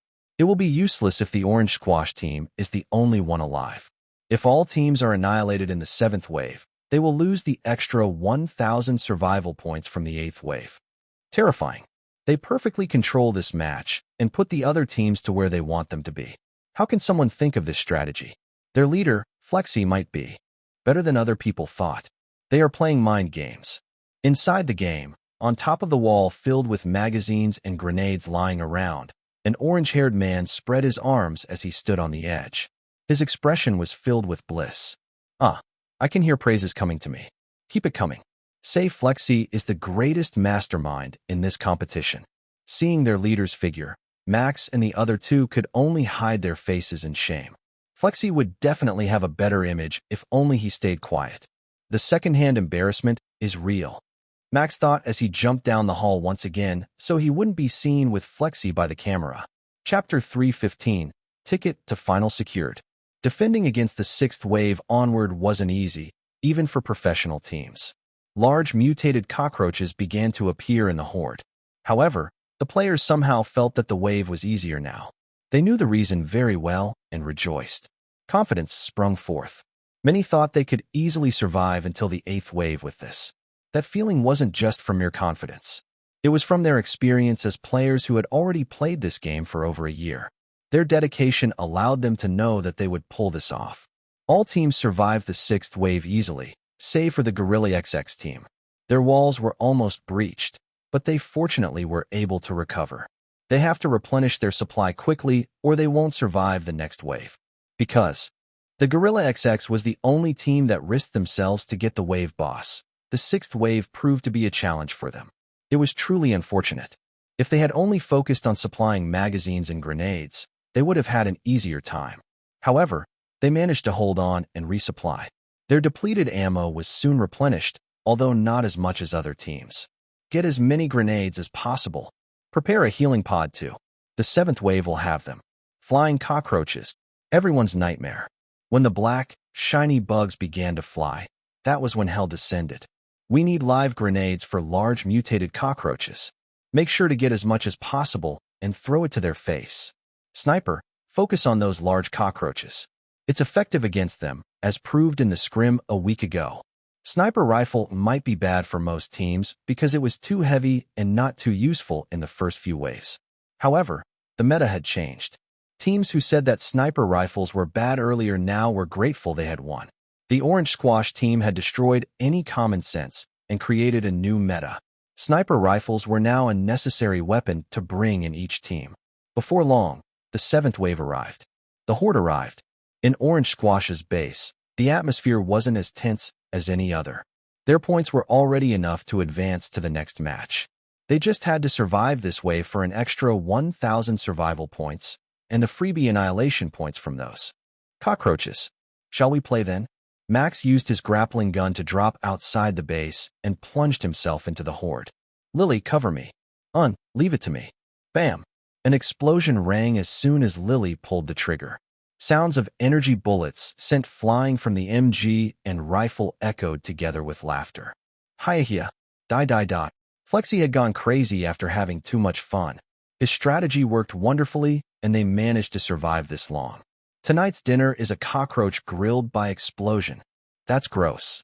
Atlas commented and glanced at the orange-haired streamer. His hand wasn't stopping. Every time the magazine was depleted, he immediately reloaded it skillfully. Please take 3 steps away from me, Lily added with a disgusted expression as she cocked the sniper. Bam! Or I will make you a charred orange. Usually, Flexi would get hurt by this, but adrenaline that rushed into his head from too much excitement made him dumber. He just laid his feelings bare. Ha. No matter. Burn me, grill me. I am having fun right now, and that's the most important thing. Tonight's dinner is on me. All right, bet. Max shouted from inside the horde. He pulled the live grenade pin with his teeth and shoved it inside a large cockroach's body without stopping on his track. I want a 5 Wagyu steak. Boom. The explosion created a small crater and scattered the cockroach's body parts everywhere. Even when being shielded by a spacesuit, Max still felt disgusted by the blood that turned the gray sand green. Whoa, I shouldn't do that. I thought it was cool, but it's so gross. Discarding his thought to make a cool montage for Bloodsucker, he continued destroying smaller cockroaches while Lily covered him and killed the large mutated ones with a thick shell. Nothing could stop him. The horde is thinning. Unlike at the start, Max could see a gap between the cockroaches' bodies. He maneuvered quickly and threw 3 grenades at once. Of course, while he gave up with a cool montage, he still wanted to look cool. So, he pulled all the pins at once using his teeth. Kakik, take this. He laughed like a madman and threw the grenades at the most crowded area. The rampage continued. Max returned to the base once he finished his 5th magazine. He resupplied and engaged in the fight once again. His presence below the base slowed the horde down. Everyone knew about this trick, but it wasn't practiced because it was dangerous. Unless one was so skilled with their movement, doing this kind of stunt was essentially a suicide. Just a bit more. Flexi informed from above as he reloaded his MG. Fuck you, Dizzy Top, Tipsy Car, and Flatheadman. Eat my ass. Ha.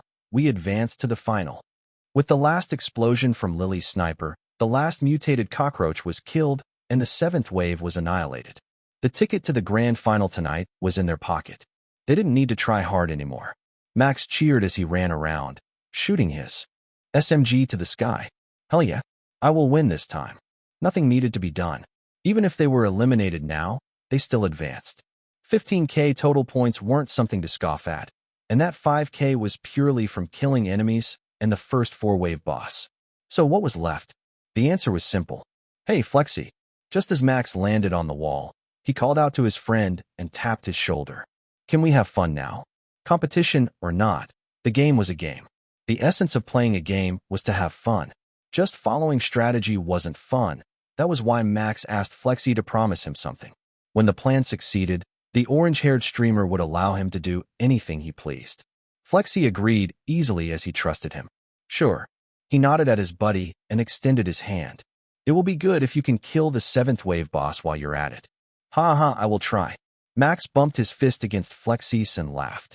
And thus, he discarded all knowledge he knew about this game and trusted his instinct to have fun. Chapter 316, Free Time Before Final. Max died.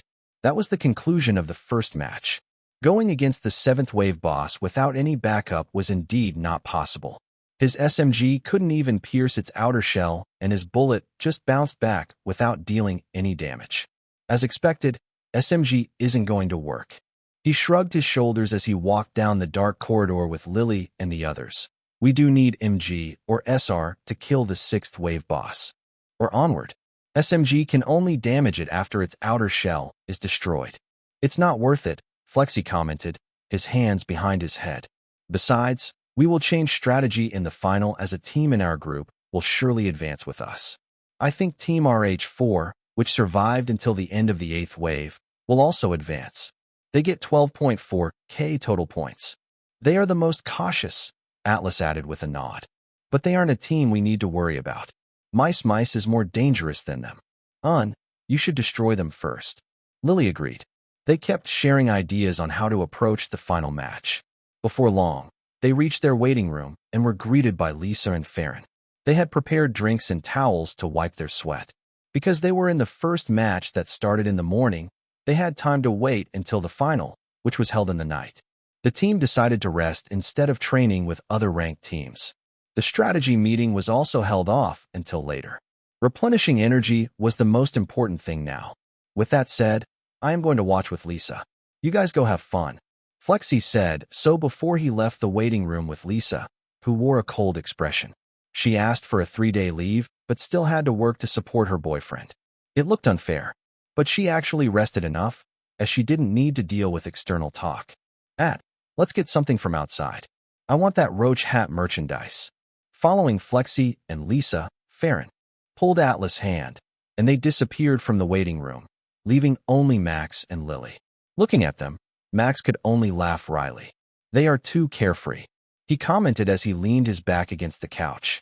Our team is so fun, Lily added with a small giggle. Yesterday, I saw other team coaches trying their best, racking their heads, while Lisa and I only noted something like their weapons and danger level. It shows how serious they are in this competition. Yeah, I can feel that. It's fun but suffocating. I might refrain from the esports scene for a while and focus on my streaming. There are also 2 ad offers that need a bit of time to finish. Ad offers? Lily inquired curiously. Her hair fell as she tilted her head. Another filming? Or just a simple endorsement? Maybe you can call it endorsement? Max hummed, unsure how to explain it. Like, there is this brand that wants me to shout out its name at the start of my stream. And the other one, well, they want to use me as a model for their product. It's a sports clothing brand. Like Farron. She nodded in understanding. Then, she smiled brightly and clapped her hands. Does that mean I will be able to see you in a magazine? I don't know. I might just be in the inconspicuous corner. There is no way that's the case. Lily raised her voice and leaned closer to him. I will protest if they put you in the corner. Come on, Lily. That's unreasonable. Max raised his hands in defense and backed away slightly. They surely have professional athletes in the spotlight. I am just a newbie streamer with an average of 10k viewers, you know? My name hasn't spread that far yet, so being in the corner is enough right now. She backed away slightly, looking sad. Unreasonable. The entertainment industry and the world are always unreasonable, he explained with a soft smile. Haven't you realized that yet? You surely have many ad or sponsor offers as White Lily. I don't. She answered quickly and shook her head. Or rather, I never did any ads and only take sponsors such as recording equipment and audio brands.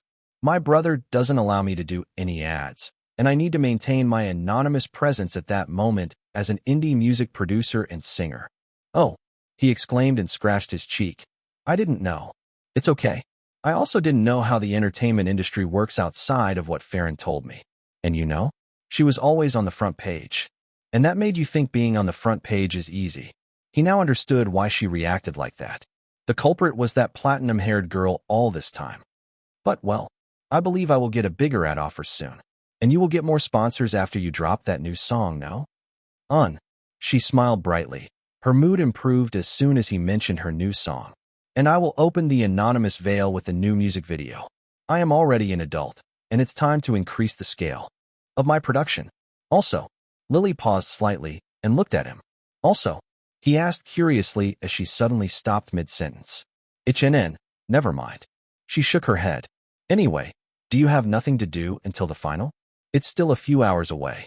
Max was still curious why she suddenly changed her mind. However, he didn't pursue it. She might have a reason to stop.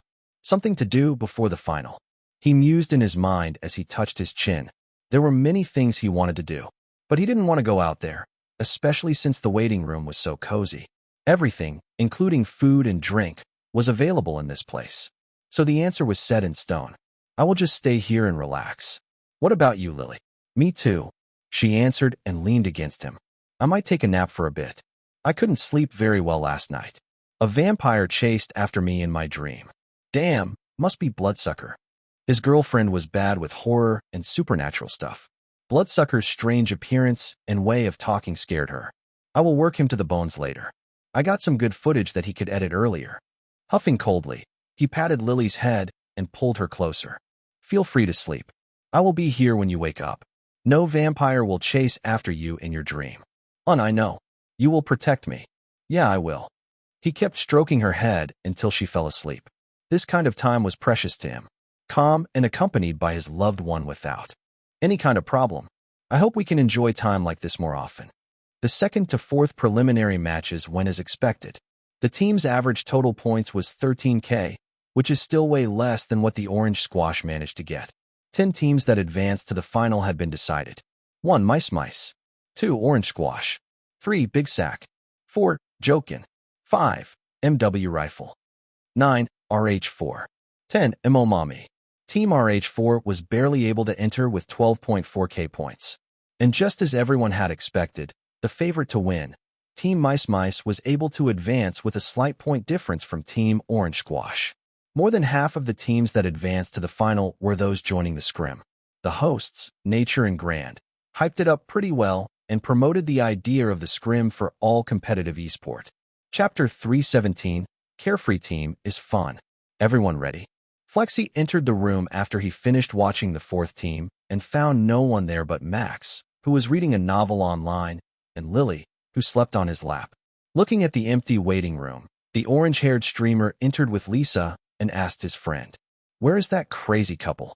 Without needing an explanation, Max knew his friend referred to Farron and Atlas. After you went away, they ran out of this room. Maybe they are in the rest area or blend in with the spectators. He answered and closed the screen. I must have missed them then.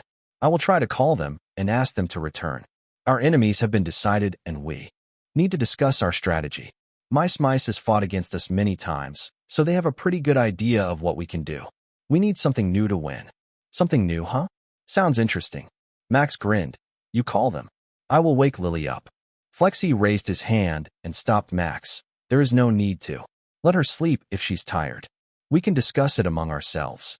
You're right. She needed the rest. I will call both of them then. We do need to talk about this, or we will have a hard time later. After saying so, Flexi called the couple. Atlas' tired voice and Farron's excited one overlapped from the speaker. Roger. We will be there soon. I will bring ice cream for all of us. This one is so good. The call ended with just that, and Flexi clicked his tongue. A good ice cream. They must be in the Eden Grand Mall. He grumbled. They are too carefree. Max looked at his friend in disbelief. Carefree? Who? Farron and Atlas? You're carefree too. He retorted inside his mind. Did this orange-haired guy not see the mirror this morning? If he did, then the epitome of carefree would be reflected in it. He should be self-aware of it. Waiting for the couple to arrive didn't take really long, much to Flexi's surprise. They only had to wait 10 minutes before the platinum-haired girl burst into the waiting room while holding 6 cups of ice cream. But when Max shushed her because Lily was still sleeping, she immediately covered her mouth before putting her index finger in front of it. Shoo. At least Farron was someone who was really sensitive to her surroundings and could read the air well. She quietly took a picture of Lily's sleeping face from many angles. Max couldn't stop her because he was now acting as a pillow. All he could do was to make an X mark with his arms, but that only made Farron's grin widen. What would be more fun than taking a picture of someone unwilling to be in it? As a result, she got many interesting expressions and sighed in satisfaction. Foo. This will enter my cute Lily folder. She giggled playfully and snapped her fingers. Do you want it, Breeze? I got many of Lily's pictures from when she was in high school, too. The price is to allow me to save these pics. Sold. Max shook Farron's hand, and they made a deal. What was the use of his embarrassment? Pictures of Lily were more important than his own embarrassment. These are good, he thought as he scrolled the files in the new folder sent by Farron. I'll look at them again later. Huh. Are you done yet? Flexi sighed in defeat as he patiently waited for the deal to finish. If you are, then let's continue to the strategy meeting. We're done. Both Max and Farron answered at once, and they gathered around the couch and began the strategy meeting. In the end, they decided not to change anything and went with a 2SR strategy. It was a big gamble on their part. If they could not win before the 7th wave, they would risk failing in their defense. To make it official, Flexi decided to give this strategy a name. Let's call it True Harassment, an evolved strategy derived from Make Then Mad. And thus, they were ready. Other teams didn't know what was coming for them. Night quickly arrived, and spectators who had ample rest returned to watch the final match. Crimson Eden Hall was quickly filled once again. Grand and Nature took their seats behind the host desk, and the camera started rolling once again. All right, Roach fans. The final that you're waiting for is here. 10 best teams from all over the world have gathered to prove they are the best, the top among the top. It's so exciting.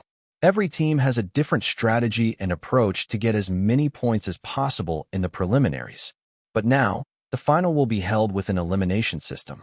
No matter how high their point is, the last one standing on the moon's sand will be the winner. Now, that's an interesting point to talk about. Unlike the preliminaries, we will be able to watch another strategy these best teams have cooked. Indeed, who do you think will cook better strategies? So far, these past 2 days, we have seen Team Orange Squash doing something unpredictable. They have prepared a mind game for their enemies. Do you think they will affect other teams in the final grand? If I have to guess, then they will probably brute force this. Maybe we will finally see a team that utilizes 4 sniper rifles? But I don't think they will be able to win easily this time. Why? Because 7 out of 10 teams this time have joined the scrim. They know a bit about Orange Squash's strategy. You're right. That's why it's exciting. Personally, I think Team Mice will win. However, I also want to see the Orange Squash team win. Just for fun. Ha ha ha, right. Let's see how this goes. Players have entered their capsules. The final match will start soon. Let's hand this over to Paul and Jack. The screen changed, showing 2 guys standing side by side on the stage. They nodded with bright smiles and clasped their hands. Indeed, the final match is starting. All teams have spawned in the battlefield. They began to prepare something. And the team that became our focus, Orange Squash, once again changed their strategy. They appeared with 2 SR and 2 rifles. What's their strategy, I wonder? I don't know. But looking at their expressions, I believe it's nothing good. Look, Breeze and Farron have started moving. 2 snipers from the Orange Squash team have run away from their base in the same direction. I feel like we will see an elimination before the first wave. That's no way. This is the final match. The team joining this match is the best of the best. If the Orange Squash team can eliminate a team before the first wave starts, I will give you 5 grand. If they can't, you give me 5 grand. Deal. Jack agreed to Paul's bet without hesitation. Paul didn't know what was coming for him. Just a minute later, when the countdown in the sky showed 1 minute 16 seconds, a notification that shook everyone rang. Team Orange Squash has annihilated Team Mice. 500 annihilation points have been rewarded. Max and Farron managed to annihilate the favorite team to win when they were at their most vulnerable moment. The final match was kicked with 2 bangs from the sniper rifle that annihilated an entire team. Chapter 318, True Harassment Strategy. True harassment. Just as its name implied, the strategy revolved around harassing other teams and making them think they weren't safe. This job fell to Max and Farron, as both of them had sniper rifles in hand. Before the first wave started, they stumbled upon a base with the players stumbling up and down to get magazines to the top of the wall. They didn't know which team this base belonged to from the top of Sand Dune, and they also didn't care enough to see their logo before bursting their heads into a paste with sniper rifles. Just 2 shots from each sniper was enough to annihilate them. Only then did they know which team this base belonged to. Team Orange Squash has annihilated Team Mice. 500 annihilation points have been rewarded. Speechless, Max looked at the notification with a blank stare. Yay! Meanwhile, Farron exclaimed excitedly and threw her arms in the sky. We annihilated the strongest team. This was truly something to celebrate. Their worst matchup, a team that could hold themselves until the 9th wave if they wanted to, was eliminated pretty early. Max blamed them for lowering their guard in the final and focused on resupplying instead. Getting annihilated early on was definitely their fault. We're pretty lucky, he said as he rose from his prone position and slung the sniper rifle on his back. Let's move and find more bases, Farron. We will locate all of them in this first wave. Got it, Captain. Farron Mox saluted him and imitated his movement. Soldier Farron is ready. Good. Let's split and report our findings through the communication device. Got it, she repeated and turned around. Soldier Farron taking off. With that, she ran and kicked the dust into the air. Max looked at them for a second before running in the opposite direction. Finding enemy bases in the first wave would be pretty easy. He just needed to find a swarm of black bugs instead of a base that blended with its surroundings. 3 to 5 minutes. That was how long the professional teams usually annihilated the first wave's cockroaches. He didn't have that much time to find up to 9 bases with Farron.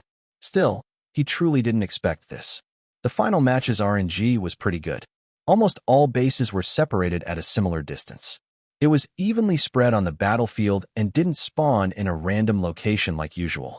Also, there were many high sand dunes and boulders Max could climb to get a vantage point of everything in the surrounding area. 1 on my left and 2 on my right. There is also 1 in front of me and 1 on my back. A total of 5 bases can be seen from here. What about you, Farron? I found them all too. Fufufu. There are 3 bases here near ours. Be careful. It seems one of the bases sends someone out to scout or something. I can only see 3 people from here. Based on their logo, I think they are from Team RH4. Farron replied to Max's question and reported what she saw to the team. No problem. I spotted that guy and killed him. Atlas responded to the report calmly. They must be panicking now. It's your chance to harass them. If you can't kill them all, then just run and meet up with Breeze. Bam! I killed 2. I am going in now. Before long, the notification appeared once again. Team Orange Squash has annihilated Team RH4. 500 annihilation points have been rewarded. Fufufu explode. The grenade is truly useful to harass them when they revive their teammates. Farron was giggling like an evil villain as she walked away from a crumbling base. One mistake and other teams were done. Orange Squash spread terror to the remaining teams, making them more sensitive to their surroundings. And that made them gather together instead of spreading in all 4 directions. Max eyed the closest base in front of him through the scope. Farron, I need you here. Head to the east of our base, and you will find a tall sand dune. I am on top of that dune between 2 boulders. We might be able to destroy another team before the second wave arrives if you arrive on time. Huh? But there are still 2 bases in this direction. I can harass them to make sure they know their place. That would be too risky. We will strike these teams right when the second wave starts and let the cockroaches loose. If we manage to kill at least 2 people from each base, then that would definitely be enough. Oh, I know what you mean. Got it. I will arrive in a minute. Be careful, you two. Flexi warned sternly, giving a sense of urgency. This is final match. We only caught 2 teams off guard. Don't push too much. We can use the true harassment strategy up to the 5th wave. We have time. I know. Waiting for you, Farron. Max said in a calm tone as he played with the trigger using his finger. Waiting for Farron was a bit long. He wasn't patient enough to miss a chance that was presented in front of his eyes. Shall I risk it? He mused in his mind as he rested his finger on the trigger. 2 quick shots are all it takes to kill them. Well, this is a final match. I need to be patient. Just a minute. There was nothing wrong with waiting for that long. As much as it tormented him, Farron finally arrived. Where is the enemy? She immediately asked as she prone beside him. That way. Max answered and pointed his finger at the base around 300 meters away from them. You can hit the left? I will hit the right and kill the 2 people between them from the crossfire. Easy peasy. Farron grinned and set her finger on the trigger. On 3. On 3. Max nodded and began counting. When it reached 3, they shot at once. Bam bam. 2 heads exploded at once. They were downed immediately without any chance to resist. However, the 2 people who got caught in 2 explosions in the middle somehow could still stand. Over there. They reacted at once, and one of them pointed their sniper in Max's direction. In response, Max pulled his trigger once again, but that was too late. Oh no. Farron's last word rang before her head exploded. The explosion hit his body and pushed him away slightly. He grunted in pain and looked up. The base was crumbling into dust. Team Orange Squash has annihilated Team Imomami. 500 annihilation points have been rewarded. The notification came, but he didn't look at it. Instead, he looked at Farron, who crawled on the desert with a wry smile. They got me, she said with a weak smile. Can you revive me? I don't think we can afford to wait. You're right. Max nodded and proceeded to revive Farron by injecting a needle into her arm. The process needed 5 seconds, and he couldn't move until then. However, he could still move his head around to survey the surroundings. And the situation isn't that good. 4 teams sent their members to our locations. They will clash if they meet, but we will get caught if we stay here any longer. Our choice is to fight them or flee. Which one do you prefer? The revival process was gone, and he proceeded to heal himself with a healing pod. Do you even need to ask? Farron slowly raised her body and healed herself with a healing pod. Fight is good. Chapter 319, Fight on Sand Dune. Heh, I thought you would say that. Max scoffed as he raised his sniper rifle. There were 3 bullets left in the chamber, and there were 6 enemies incoming. Farron still had 4 bullets in the chamber, as well as a secondary weapon, a shaved-off shotgun with 2 bullets. To win, they either had to make them fight each other or finish them in 1 or 2 shots. This might be hard, but let's do this. No time to reload.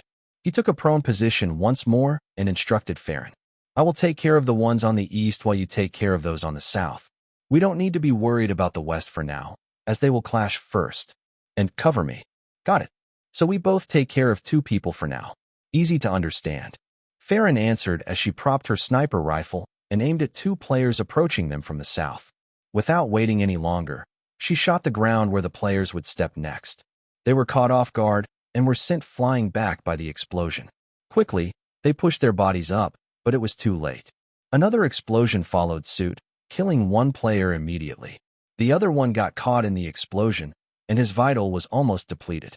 Just 1 indirect explosion would kill him, and that was exactly what Farron did to lower his team's morale. Bam! She said and pulled the trigger, killing the player in question. Now, the 2 of them tried to crawl back to their base while she reloaded her sniper. After reloading, she finished them cleanly so they couldn't be revived. I got them. What about you? She turned around to look at Max, but was surprised when she didn't find him. Huh, she exclaimed and looked around. It was then she found him in the west, engaging with a player closely. His sniper rifle sent an explosion toward the player and bounced him back and forth. There was 1 player crawling near him, but he ignored that player and focused on the other one. Ah, he's having fun, Farron said with a playful giggle. What a bad habit. I can see that player's teammates fuming in rage. She added and looked at the base in the west through her scope. 3 people stormed out of the base in rage, brandishing their guns and shooting Max, who finished with the player. He was grinning and pointed his sniper at them. Farron, shoot. Fufufu, I know. You first. I did. Bam. 1 player in the distance exploded once Max pulled the trigger. The sniper's bullet was faster than any weapon and could travel way farther than them. Following the first explosion was the second one. Farron had shot the second guy and immediately incapacitated the third one. Team Orange Squash has annihilated Team GGP. 500 annihilation points have been rewarded. The second team, with the base located not too far from the newly annihilated team, changed their mind. They were about to save their members, but realized they could become a free target if they showed up. Staying alive was more important in this case. We're done here, Max said as he looked at Farron, who walked toward him. These teams will fight each other soon. 2 teams with 2 members and a team with 3 members. It's easy to imagine what will happen. Really, this harassment steps up from the joint practice, Farron commented with a happy giggle. Not only do we make them afraid of us, but they also have their members killed. There are only 2 teams left with full members. Shall we hit them next? Of course. The duo, who didn't even finish the dishes for bases around them, set out to harass the other 3 in different directions. A total of 7 teams were left in the final match. The casters, Jack and Paul, who witnessed what happened, were speechless for a second. Orange Squash has perfected their hit and run strategy. They weren't playing. They actually finished their enemies before moving on to the next one. Indeed. But Jack, don't forget one thing. They do this with only 2 players while their teammates protect the base. Flexi and Atlas even begin to play rock, paper, scissors due to boredom. Look at their nonchalant faces while their teammates are working their ass off. TSK, TSK, TSK, you're right. Jack shook his head. However, I don't think they can afford to do that anymore. Team Jokin, who have prided themselves in PvP, has begun to move. The Big Sack also started their expedition for the first wave boss while everything was happening. Oh, you're right. Looking at their direction, they will meet each other. The location is. Oh, how interesting. It seems their target isn't the wave boss. Based on their movement, they are going toward Orange Squash's base. Both teams apparently have the same thing in mind. Destroy Orange Squash. A total of 6 players with high skill levels are prepared to fight. This is going to be hard. Will Breeze and Farron arrive at Jokin and Big Sisike's base first, or will players from both teams destroy Orange Squash's base first? No one knows. The second wave will arrive in a few seconds, but players from Jokin and Big Sack are still advancing. It's really amazing that 3 teams have been annihilated in such a short time. What is this game? Why are the players so aggressive? I think they got influenced by the Orange Squash's team. They have to adapt or get killed, just like Mice's team. Even Big Sack team, which focuses on defense, is now on offensive. Can't argue with that. Orange Squash's base is in sight. Players from Big Sack hide themselves behind the cover. I think they are waiting for the second wave to arrive now. It's too risky to attack head-on without any information. Crush them. Annihilate those arrogant players who do underhanded strategy. Go, go, Jokin. Big Sack. Your courage is as big as your sack. Don't talk. Nonsense. Orange Squash's team still has Flexi and Atlas. What can those 2 who play rock, paper, scissors do? They can beat your mom. Mom69 is banned permanently. LOL. To think he says that in an official account. As usual, the chat was divided into 2 groups. Those who trusted Orange Squash's team and those who were fans of other teams. However, the 2 players in question didn't realize that. I won. Atlas grinned as he grabbed his rifle. Then, I will go first. Hold the fort with your best ability, leader. No. Damn it. I also want to show off my skill. Flexi shouted loudly as he held his space helmet. Haha, maybe next time. I need to get a little serious, or people who watch me will think that I am such an easy target. It will be troublesome as I have a lot of haters in Horizon Online, you know? Ugh, fine. I can probably buy you 2 minutes. Can you finish it and come back before that? Easy peasy, Atlas answered while imitating his girlfriend. I have removed the SR limiter in my VR capsule this time. Winning this fight will be a child's play. With that said, he ran at a speed that could be called exceeding human nature and disappeared from the top of the wall. No matter how Flexi saw it, that man was absurd. He had heard about it before the game, but this was still too much. 100% synchronization rate. What a fucking joke. He spat out those words before holding his rifle tightly. He's even faster than Breeze if he's serious. Now I understand why Stone Sword recommended him in the past. He's a monster who has both skill and luck. Still, that monster was his teammate. A grin appeared on Flexi's face as he walked in a different direction from where Atlas was gone. Even with 92% SR, I can do better than those guys. No one would underestimate him and call him baggage after this. He would show off the skill he practiced every day. Many grenades were prepared around his feet, ready to be used. Normal people have a normal way to fight. And in terms of defense, I am second to none. Before long, the second wave arrived. The horde appeared from a different direction from the one that Flexi guarded. At the same time, 3 shadows that hid themselves earlier showed up. They were players from the Big Sack team. Whether he liked it or not, Flexi had to protect the base from 2 different directions alone. This would be hard. However, he trusted himself and his abilities. Let's do this, you pests. Chapter 320, Cheat Called Talent. Atlas stood on a sand dune without trying to take cover. He scanned the area quickly before looking at some boulders in the area. There is no need to hide. He said calmly, it's 3v1 anyway. Let's get it done quickly. His words didn't manage to convince the enemies. They were still wary of him and his skill. No one underestimated this man, especially the teams who joined the scrim. It seems they don't want to show up. Atlas thought as he sighed, this is so tiring, so I don't want to do this. But it seems I have no choice. Having 100% SR wasn't something good. The load in the brain was worse than usual, so he usually limited his SR to 98 or 98.5% at maximum by using the VR capsule setting. That way, he could play the game longer. However, this was a final match. At most, this match would only last for an hour. Pushing himself a little bit wouldn't be a problem, though he had to drink another nutritional supplement right after. 2 behind the big boulder on my right and 1 behind the smaller one on my left. Having senses no different, even enhanced from IRL, he managed to locate his enemies based on the track they left behind on the sand. Atlas took out a biochemical grenade and immediately threw it to the left, at the lone enemy hiding behind the smaller boulder. The effect spread fast. Green smoke rose from the grenade and covered the area. While it couldn't damage a player due to their helmet and airtight costume, it worked wonderfully to disturb their sight. He immediately moved once the smoke spread and lunged inside. His rifle was ready in hand, and he shot a moving shadow once he saw it. The shadow raised his voice as the bullets riddled his body and downed him. His vitals turned red at once, and he did not get a chance to react. Shit. 2 people hiding behind the large boulder stepped out. I told you we should stick together. One of them bellowed and rained the small boulder with bullets. Another one stepped forward to cover the downed player and tried to revive him.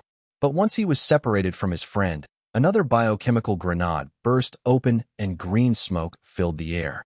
Atlas didn't shy away from the chance he created and dashed forward. He sent bullets flying toward the guy in the front as a grenade flew in the air toward the last guy. It exploded midair and sent the man flying, stopping the cover fire. Using this chance, he killed the guy who tried to revive the first one and shot the last guy straight in the head. 30 seconds were all he took to take care of them. He used another 10 seconds to kill them permanently before running back to the base to assist Flexi. Explosions rang in the distance. Gray dust sent flying into the air, creating a strange spectacle for everyone to see. Seeing this spectacle, Atlas couldn't help but chuckle. What a way to defend the base. He said, I don't think I have to assist him. Everyone will die from that amount of explosions. After a few seconds of running back to the base at full speed, Atlas climbed the wall with a grappling gun. He looked at the situation from above and found that Flexi was sitting with his knee up and looking at him. Yo, took you long enough. The orange-haired guy smirked and raised his chin. I am done with this place way before you arrive. It seems so, Atlas replied as he approached him and looked down to see the damage done to the surroundings. Many deep craters formed here and there, with some carcasses and blood from cockroaches spilling everywhere. You really go all out, huh? Not even a single cockroach survives. Art is an explosion. I can't say I disagree. I also use many explosions in Horizon Online. Ha. I know that you would agree. Flexi laughed freely and stood up. But that's done. We just need to relax and deal with the waves. Those 2 will be able to finish everything alone, right? They should be if Farron didn't mess up. I was a bit worried when her vital turned red for a moment. That was really scary. I heard she got caught off guard, and the enemy retaliated a little. The orange-haired streamer explained as he took some rifle ammo from the ground and resupplied his backpack. Breeze is doing pretty well reacting to that. You're right. Atlas agreed with it. If Farron was alone, she tended to mess things up at the most critical moment. That was why they made her work together with Max as much as possible. The best decision Flexi had ever made as a leader. The elimination system is really kind to us. Flexi grinned.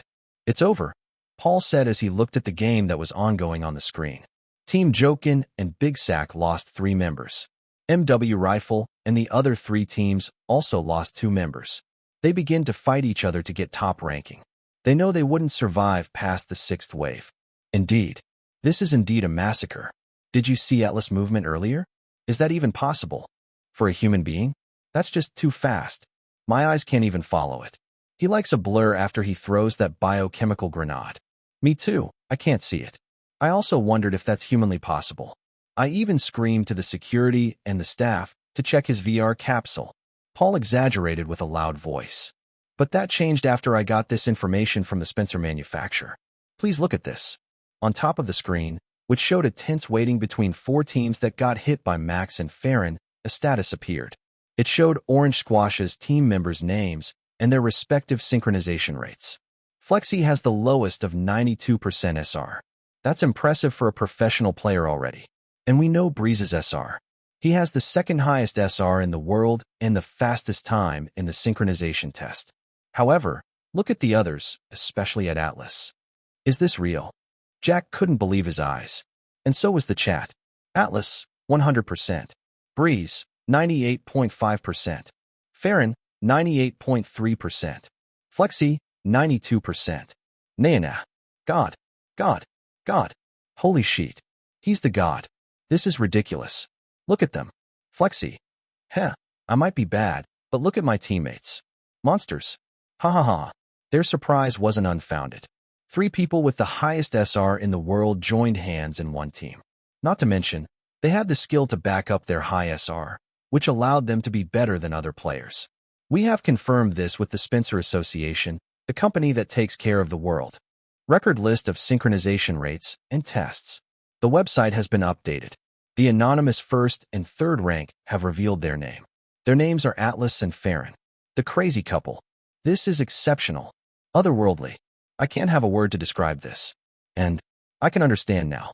The higher their SR, the faster they can react in the VR world. It's a natural cheat named talent. No one can doubt them now. If there are still people who say they are cheating, they are ready to take the 1v1 challenge after the competition ends, Flexi said. It seems their leader knows how viewers think very well. Ha ha ha. How confident, Jack exclaimed. Chapter 321, Epic Comeback? Setting that aside, let's return to the game. The tension rises, and the 4 teams in the sand desert face each other. They have made their moves. It's not a fight to determine the winner. They have set their mind to becoming number 2. Breeze and Farron have reached Big Sack and Jokin's base to deliver the final nail to the coffin. It seems that the winner has been decided with this. Not so fast. Who knows if there is an epic comeback from the last team? We won't be sure until the competition truly ends. Can the remaining teams make a comeback? I mean, we probably should ban Breeze, Atlas, and Farron from playing together. They are like cheat codes. Hope is lost. But those players inside don't know this information, so they are still striving. Mon, I should have placed my bet on Orange Squash instead of Mice. Someone in the spectator seat chuckled lowly. His body was trembling, and his fingers moved strangely. I am rich. Rich. That someone was Bloodsucker. He looked at the small screen he opened. On the screen was a betting site for this competition, and he put all his money into it, totaling more than 20 grand, into Team Orange Squash. The return was more than 5 times, meaning he got a lot of money. This noble me truly brings luck. The team that I choose will definitely win. Ha ha ha. Breeze should be thankful to me. Even when the game was still ongoing, Bloodsucker was sure the team wouldn't lose. His luck was heavenly, or so he believed. Oh, look at them. 3 teams destroyed each other and managed to destroy that Big Sack and Jokin's base. What a child's play. They need to prepare to get featured and become a drama with this kind of play. No one will be satisfied with this kind of final. The 9 teams became something like a joke. Even the favorite team was utterly destroyed, unlike what happened in the scrim. 2 teams were left, MW Rifle and Orange Squash. The former only had 1 person left, and he desperately tried to hold the 5th wave alone. Somehow, for some reason, that player screamed loudly to boost his own morale. It seemed like he still wanted to win. Team Orange Squash, who gathered in their base, didn't want to disrespect the last team. Max went out of the base with Farron to finish their job after, helping Flexi and Atlas deal with the 5th wave. They headed to where the massacre scene happened just a while ago. When Max arrived, he saw a man walking toward him with a rifle in hand. He's showing up, Farron said as she readied her sniper. Shoot him. Wait. Max stopped her by raising his hand. He looked at the approaching man with narrowed eyes. The atmosphere was serious, as if he wanted to have a fair fight at the end of this final match. The man from MW Rifle walked like a warrior marching into a death match. His expression behind the visor was serious. Looking at him, Max also stepped forward, a sniper rifle in hand. His expression was rigid, like a cowboy marching into a fair duel. Both of them stopped within the 15-meter range without any prior agreement. Sand moved slowly. The atmosphere couldn't be described in words. This was the final match. The final stand. A silent agreement was made. Max nodded, and the enemy nodded back. They held their weapons tighter, finger in front of the trigger. One last shot that determined the outcome of this match. Who would come out at the top? Bam! An explosion resounded as Max gathered his will and preparation to shoot the enemy. The man in front of him had his head explode and his body turned to dust. He gazed at the spectacle in disbelief. Team Orange Squash has annihilated Team MW Rifle. 500 annihilation points have been rewarded. Match over. The notification woke him up. Max turned around and saw Farron pointing her muzzle toward where the enemy last stood. Too slow. The platinum-haired girl cried out as she threw her sniper rifle away. What's with that silent stare? Are you cowboys? This is a serious competition. Why are you playing? Max was speechless. The end was supposed to be good, but it was ruined. Return my seriousness. He complained in his mind. Sighing deeply, he muttered to no one. Damn Farron. His body was covered in blue light, and he was transported back to the base. The match was over, and he couldn't complain about the end anymore. Win was still a win. Reappearing on the wall, he noticed there was a podium for them to stand at. Flexi was already standing on the podium and laughed loudly. Farron followed suit and posed beside the orange-haired streamer. Meanwhile, Atlas approached Max and patted him on the shoulder. Did Fair do something? He asked, noticing Max's disappointed expression. Sorry if she did. No, it's okay. I just had my moment ruined, but it became a good comedy in the end. I am satisfied with this win. Somehow? Sorry. I will scold her later. The blonde-haired man said with an apologetic expression. Let's join the others. We are in this together, so let's enjoy this victory. I guess so. Max and Atlas stepped up to the podium and waved at the screens that appeared in the sky. Those screens showed the situation on the stage. Colorful confetti rained down from the air. Fireworks filled the starry sky of the moon, celebrating the victory of the last standing team. Spectators cheered. Most of them left due to disappointment because their teams didn't win. It was sad and disappointing. Max made a face, but Flexi quickly elbowed him. Hold on. We have no fans in this community, so they are leaving. The orange-haired streamer whispered quietly. And our strategy is not exactly kind. So, this is normal. I know. Max hissed, but this is frustrating. Can't they just stay for a while to watch us lift the trophy?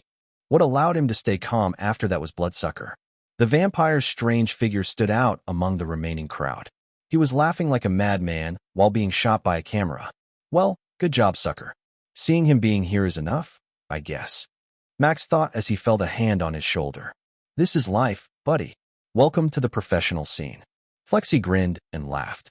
After a bit of celebration after the game, all players exited the capsules. Some were glaring at them, but Mice team leader actually approached and gave their congratulations. Haha, we're really taken off guard. I hope to see you guys again next year. The slightly large man laughed in a friendly manner as he shook Flexi's hand. Me too, Asmo. Let's meet again next year if we have a chance. Great. We won't lose next time.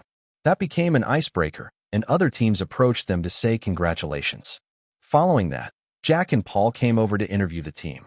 Lily was also called up to get interviewed, as she played in the preliminary stage. The questions were about their feelings and how they reached this stage, which were easy to answer. After the interview, the team gathered together and lifted the trophy. As a leader, Flexi was given the chance to lift it first, followed by the others, with Lily being last.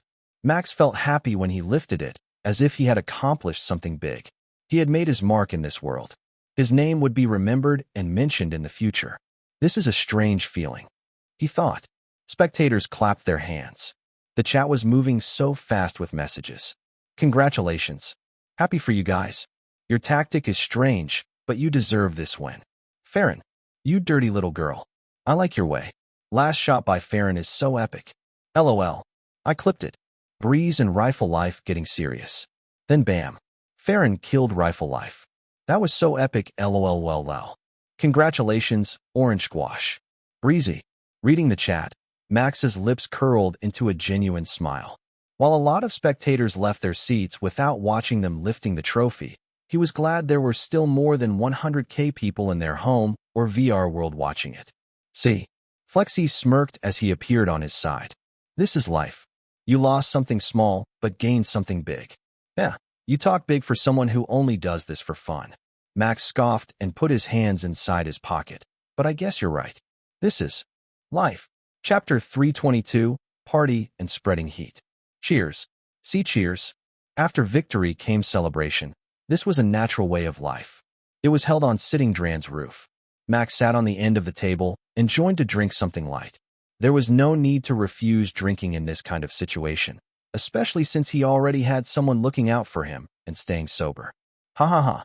Everything is on me. Drink more, guys. Flexi was lost in happiness and laughed loudly. He's really happy with the result, Max commented as he looked at his happy friend. I am also satisfied, though. Don't you think so, sucker? I got many good footage you can use, right? Why is this noble me here? Bloodsucker deflated as he sipped wine in the glass in a classy manner. At least the drink is passable. He licked his lips. I am glad you're enjoying yourself. He chuckled after seeing his editor before turning to Lily. And Lily, this man isn't that scary, no? You watched him acting like a kid on the spectator's seat earlier. Am I feared? Bloodsucker asked with a tint of happiness in his voice. Pshaw, Lily hissed as she hid behind Max, glaring at the vampire wannabe. Take 10 steps away. Come on, you're not a cat. Max sighed and turned to a certain platinum-haired girl. And Farron, please don't take pictures. TSK, I was found out. Farron clicked her tongue and silently returned to her seat. But yeah, is he your editor? This man looks unique. Say, do you want to work in my agency as a model? I can promise a good pay. Hearing the top model's offer, Max was surprised. He knew Bloodsucker looked a bit better than other men. But getting an invitation to join Farron's agency wasn't that easy. He knew about it because Lily shared a story about her agency beforehand. He looked at his editor curiously.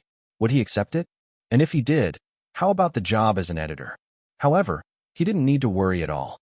Bloodsucker moved the glass in his hand slowly, watching the wine move inside. Sorry, lady, but this noble me's figure is not for everyone to enjoy. Besides, light kills me, and I love my current job. So no, thank you. A shame. Farron shrugged her shoulders. You can be famous among goth ladies, you know, with your unique style and this vampire cosplay. Huh? Cosplay? The vampire wannabe raised his voice and glared at the top model. Let me tell you something. I am not cosplaying. This is art. My true self. Viscount Bloodsucker, the last vampire at your service. Be honored at meeting this elated figure. This time, it was Farron's turn to be speechless. She pointed her finger at Bloodsucker, who kept yapping about his lineage, and turned at Max. He could only nod at her. There was no cure to his editor's fantasy and delusion. It was at an acute level already. The party continued. After watching Bloodsucker's strange and unique behavior, Lily's fear toward him had lessened. She settled on the thought that he was just one of those crazy people on the street and just thought of him as a walking editor for her boyfriend. While that wasn't wrong, it hurt the vampire wannabe's heart slightly when he heard it. But then, he laughed maniacally. While the players were out partying, Roach Planet's forum was ablaze.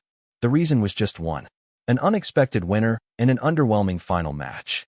The final match ended at the 6th wave. Really? Fraud winner. They employed a sly strategy to win. Cheat or not. Orange Squash's gameplay analysis. Let's talk about the final. WTF. That's my reaction. Keckle, me too. That's my honest reaction too. No one blames you for not trusting it. Especially after what they showed us. The Mice team got annihilated first. And then a least favorite team with 3 of their members replaced managed to snatch the win. Can someone explain it to me? How? Just because. Because they are better than the 3 members that left the team. Is that so hard to understand?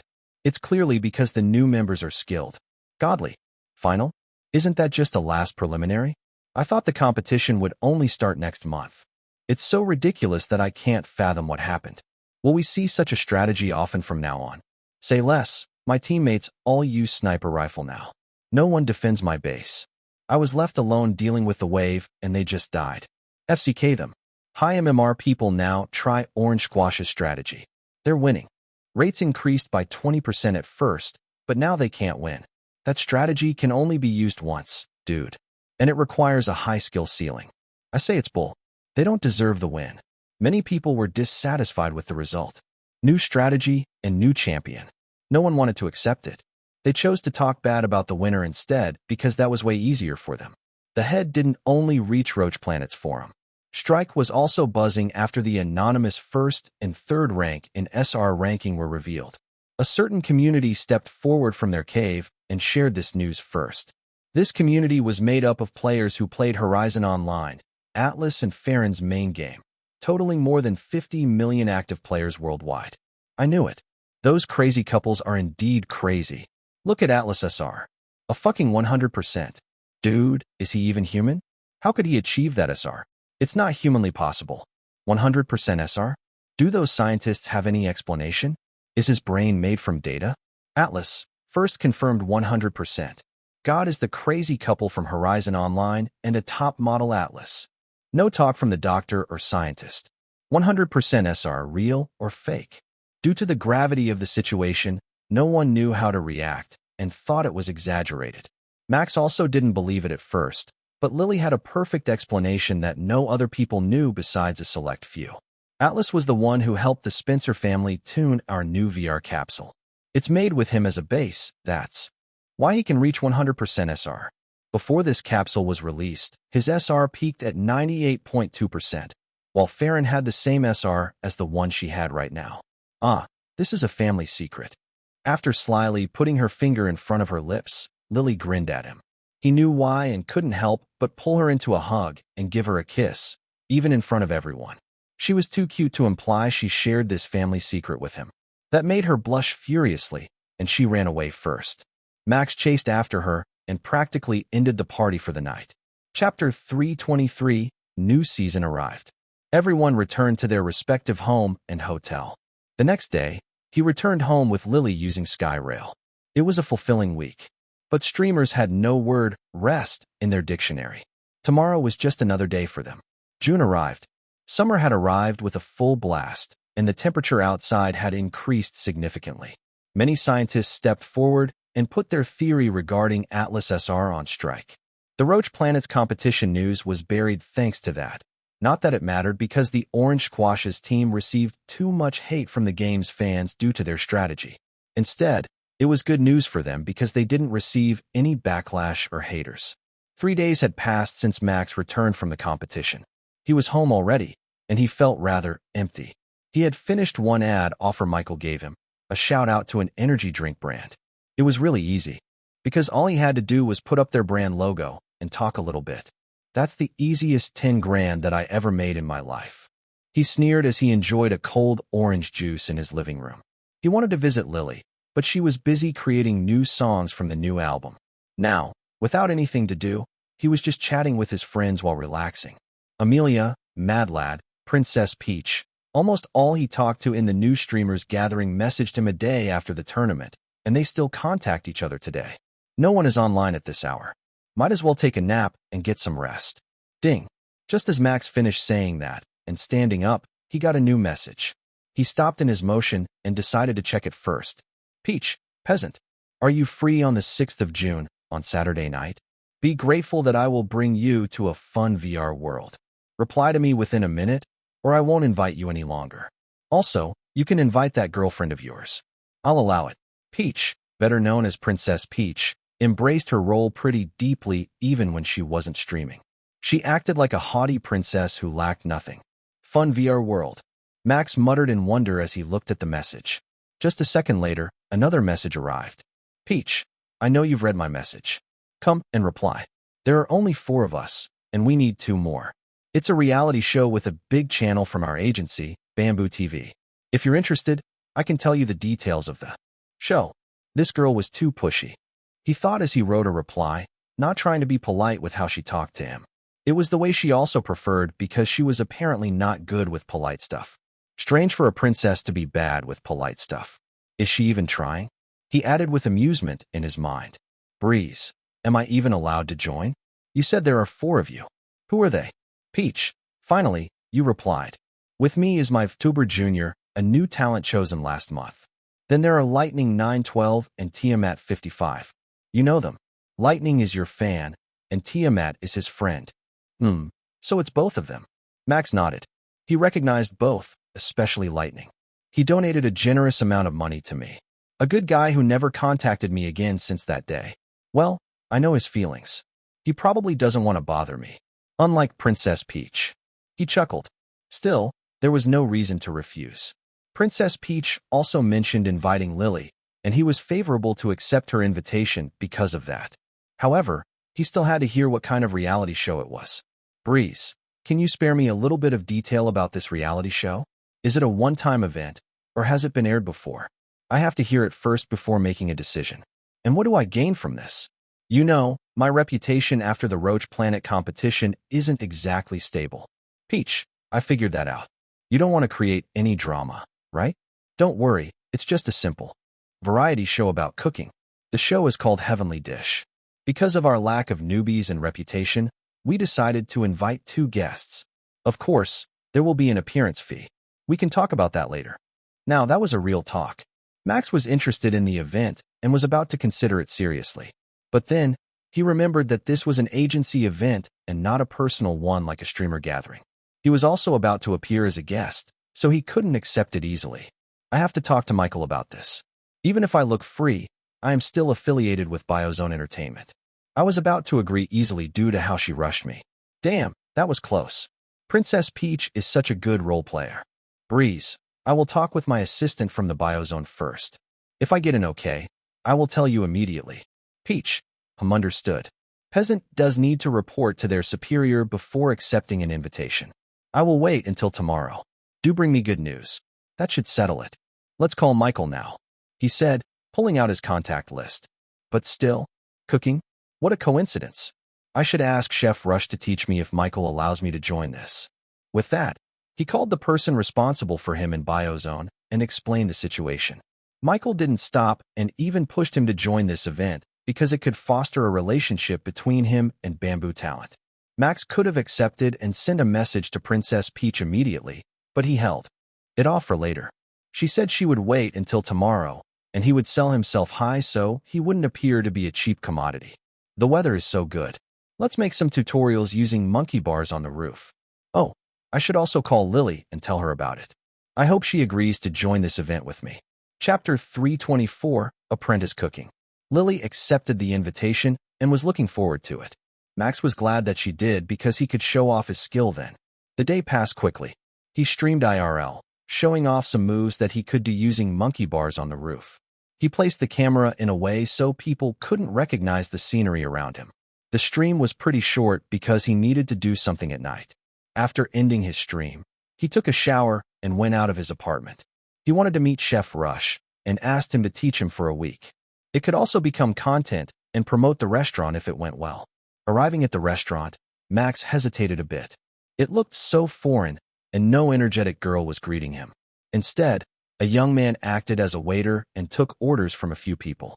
He was probably a new guy who was employed by Chef Rush to take Nina's position. Welcome. The waiter greeted him excitedly. Do you want to dine in or take away? He asked. I don't need them. I am here to meet Chef Rush. Is he inside? Max answered softly to the waiter, who didn't recognize him. Chef Rush? I am sorry, but he's busy. Boy, come inside. Before the waiter finished his sentence, Chef Rush appeared from the small window connected to the dining hall, and his voice boomed. Max looked at the chef briefly before turning to the waiter. Excuse me. He walked past the confused young man and entered the kitchen with familiarity. Yes, familiar. However, once again, being here without Nina's presence felt slightly strange. Entering the kitchen, the aroma of all spices hit his nostrils. It was too thick that he frowned slightly before locating Chef Rush, who was cooking alone in the kitchen. The large man was wearing a hat and mask for sanitary purposes. What do you need, boy? If you're free, move your hand and give me a little help while we talk. It was strange and sudden, but Max didn't refuse. He immediately threw in he took from the bench on and helped Chef Rush prepare the menus. The preparation included cutting vegetables, taking out the prepared dough from the refrigerator, and cutting it to become noodles. It was hard. Not experienced in it, Max struggled at first. He made some mistakes and even shattered one plate because his hand slipped. Everything was rushed. Holy shit, this is hard.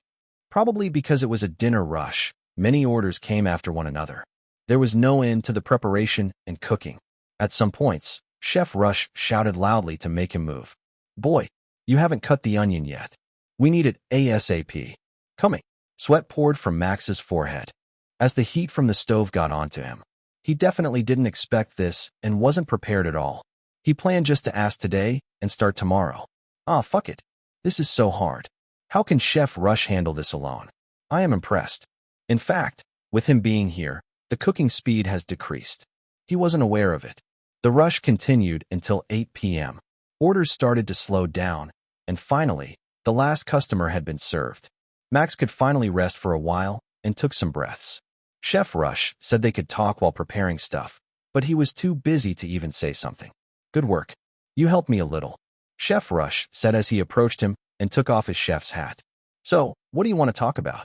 The large man took a seat next to him and stared directly into his eyes.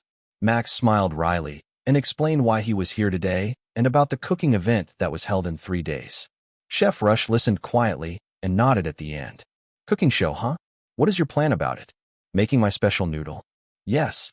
Max quickly affirmed it. I wanted to make Rush noodles in that show. Also, if possible, may I help you like today while streaming about it until D-Day? I believe it will increase the SA.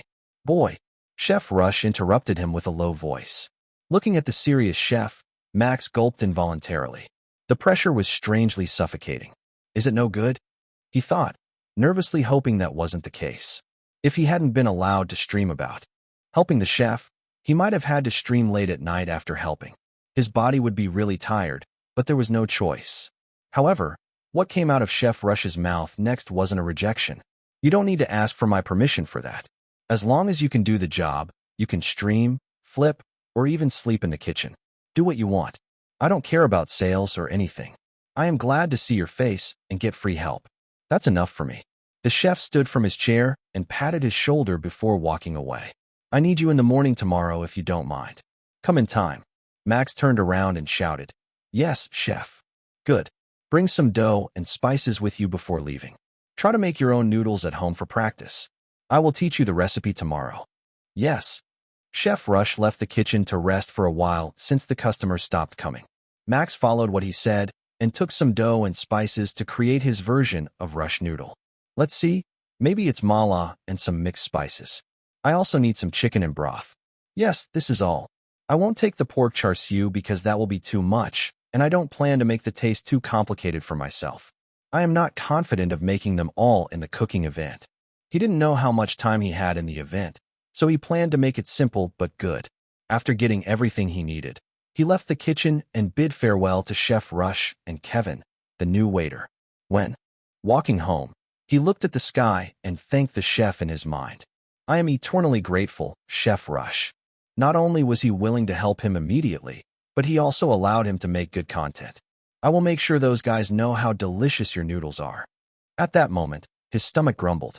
Max had missed dinner earlier. He hurried back to his apartment and made the Rush noodles using the ingredients he brought from the restaurant. Putting everything together wasn't that hard, especially after he helped Chef Rush earlier. He recreated a similar taste to the original, although he felt it still lacked something. Still, he didn't mind. The appearance was close to the original, too. He snapped a picture of it and posted it to his strike. I will apprentice as a chef tomorrow. Look forward to the live stream. This is my take on one of the menus in the restaurant. His followers immediately flocked to the post and liked it while leaving comments. Some said they would come to the restaurant tomorrow if he did live stream it. Well, it seems a busy day will wait for me. His lips twitched upward as he rested his body on the couch. I have to tell Chef Rush to prepare more ingredients tomorrow. And I also need to message Peach about my participation. Chapter 325, Customer Rush. Max woke up earlier than usual to head to the restaurant. He saw a message from Nina when he checked this morning. His best friend thanked him for helping her father and said, "Good luck." At first, he thought the good luck he needed was limited to preparation like yesterday. Maybe it would be a bit busier with his viewers coming to the restaurant after seeing his post, just like when he promoted the restaurant for the first time in the past. However, he was wrong. No, he just underestimated his influence. An average view of 1K and 15K was way too different. The scale just couldn't be compared. Holy! When he arrived at the street where the restaurant was located, he noticed a long queue and immediately hid himself. Thankfully, he wore a mask and chef's clothes he bought last night, so no one noticed that it was him. What the hell? The line was so long that he couldn't even see the restaurant. At a glance, there were more than 100 people waiting already. and he was sure it would just increase more than this. Shit. What should I do? No. Would we be able to handle them? I should go to the restaurant through the back door for now. Thinking so, he used an alternative way to reach the restaurant. He immediately entered and found Chef Rush standing in the kitchen. Chef, Max called out to the large man. Outside. I know. Chef Rush replied calmly without showing any panic. There's a line. I have called both Kevin and Anna to work early today. They will bring extra ingredients, too. In the meantime, read the recipe on that table and learn it. Unfortunately, I have no time to teach you today. We will learn on the fly. The instructions were clear and precise. Max nodded and began to read the recipe. At the same time, he set the action camera and strapped it to his chest. The wireless microphone was clipped on his collar. He was ready to live stream anytime and just needed to start it. Let's see. He mused while reading the piece of paper. A little bit traditional, but it might be put this way to avoid a leak of the secret recipe to the internet. There are 3 dishes Chef Rush wanted to teach me, huh? The Hell Noodles, Rush Noodles, and Gentle Noodles. The name was based on the ingredients used and how spicy they were, starting from the spiciest, Hell Noodles, to the least spicy, Gentle Noodles. Rush Noodles was a specialty of the shop and was the most common one. Why did he only teach me 3 recipes? I remember there are many in the menus. Max wondered as he squinted his eyes. At that moment, Chef Rush explained it. We will only serve those 3 dishes today. There is not enough time to prepare a variety of dishes when we handle a lot of customers, so I cut down the menu. Side dishes like char siu will be served as usual. They are already prepared in the fridge, and you just need to torch them. That made sense. Yes, chef. Everything went fast after that. The waiter and waitress, Kevin and Anna, arrived with extra ingredients from the back door. The waitress recognized Max and greeted him before preparing to open the restaurant with Kevin. Chef Rush immediately took the new ingredients and worked on them while Max learned the recipe. 5 minutes before the restaurant was open, the large man called out to him. Boy, try to make one. You can start your live stream or whatever now, too. I will give you 1 minute to start it. Got it. After getting permission, Max set up his live stream. He looked at the screen and made sure his voice and the camera took everything. Once he did, he started it, and viewers began to flock. Because this was still morning, only around 6K viewers jumped right into it in the first minute. Morning, guys. Can you hear me? He greeted them as he walked to his station to make the first noodle. Nice and clear. Is that kitchen I see? Chef Breeze is on duty. Yo, morning. When will the restaurant open? I've been waiting in line for 20 minutes now. 30 minutes for me. Hee hee, I snatched the first spot. Whoa, look at that chef cutting the vegetables. He's full of muscle and so tall. His hands also move so fast, lol. Impressive. The kitchen is so clean. I will go there after eating breakfast. What's the use of it? LOL. Why eat before going to the restaurant? It will open soon. For now, I will make the first noodle. He said and began to work, creating the noodles first from the fresh dough. Some were already cut, but he wanted to show his viewers that everything was made and prepared by the restaurant and not bought from the supermarket. A certain group didn't want to eat processed and frozen food, only preferring the fresh ingredients they could see. I bet some only wanted to eat animals that they saw alive too. Well, not my problem, but I need to do this to appeal to more people. After turning the dough into noodles, he boiled them and prepared for the spice. He added them into a bowl and stirred it with hot oil before putting the ready noodles in it. The process was easy because all the preparations were finished. When the noodles and the spices had been mixed, he added broth, spring onions, aroma oil, and chicken to finish the dish. Because it was the first dish he made sure the plating was perfect and showed it to the camera. It's done. Rush noodle with chicken cutlets. Oh, it looks good. The broth looks so red. Is it spicy? I can't handle it. Mother hell, I want to eat that. Mom, make me one like that. Now I am hungry. Having spicy food for breakfast is going to train my stomach. Max nodded in satisfaction as he managed to follow the recipe. He saw Chef Rush approach him and look at the noodles before taking a spoon and sipping the broth. The atmosphere was tense. Did he mess up the spice? Why does Chef Rush stay silent after tasting it? A second later, the chef took a chopstick and slurped the noodles. He chewed slowly and surely, making sure the texture was correct. After a while, he hummed and nodded firmly. We can serve this to customers, the chef said. He turned to Max and patted his shoulders. I am counting on you, boy. Hearing that, Max beamed with a smile. It was a small accomplishment of just putting everything together, but he was happy to be praised and acknowledged. Thanks, chef. Breeze is complimented. Good for you, Breeze. Damn, the chef's voice is so deep. I am trembling in fear. That is what you call a man.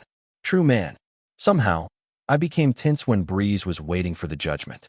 Good thing he passed. Meh, just putting everything together is easy. Easy? Try to do it in front of that chef. I bet you will be trembling in fear and unable to move. The chat burst with fever like usual. Max didn't read them and continued his preparation. The front area was ready, and Kevin told the kitchen that they would open the restaurant soon. Max was ready.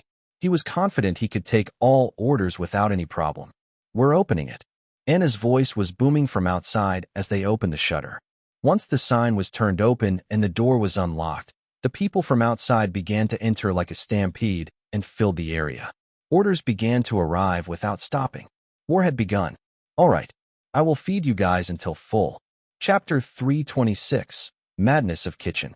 Boy, make 3 more rush noodles. Don't even stop for a second or you will be fired. I got it, chef. 3 rush noodles are ready. What's next? 2 hell noodles with char siu topping. Give extra spring onions. All right. The kitchen was in chaos. Chef Rush and Max moved to prepare dishes without stopping. Sweat dripped down his forehead from the heat, forcing him to stop every now and then to wipe it clean before continuing to serve the customers. There was no end to the rush. Even after an hour passed, there was no sign of stopping. Most customers took a takeaway because the place was full, but that only contributed to more chaos in the kitchen. A few hours of cooking without rest was insane. 11K people who watched the live stream were amazed. So this is the kitchen? The chef is yelling every time. It's so scary. It's amazing that Breeze hasn't fallen yet. They move so fast without stopping. It's been 2 hours since they started cooking, and it doesn't look like they will stop soon. Is something like this normal? No, this is worse than rush hour. I work in the kitchen and never see a customer lining up like that. Even if they make simple dishes, it's so exhausting. And yet, they don't forget the sanitary. Respect for both, especially Breeze. He's so focused he didn't even look at the chat. This is the proof. Breeze can't cook. He won't respond. True LOL. Rather, he has no time to respond to us. The work was too much for even Max, and it became hard for his body. He probably couldn't continue tomorrow. Please make it stop. He desperately wished in his mind. That wish came pretty quickly as Chef Rush walked to the window. Kevin, get more ingredients from the store. We're sold out. Tell the customers outside to either wait for 20 minutes or they can return after lunch. As for the orders that were already coming, we can finish them. Please wait a little. Yes, chef. Kevin ran out of the restaurant immediately, and all responsibility for serving the customers fell to Anna. It became busier as lunch approached. They closed the restaurant for a while for extra preparation.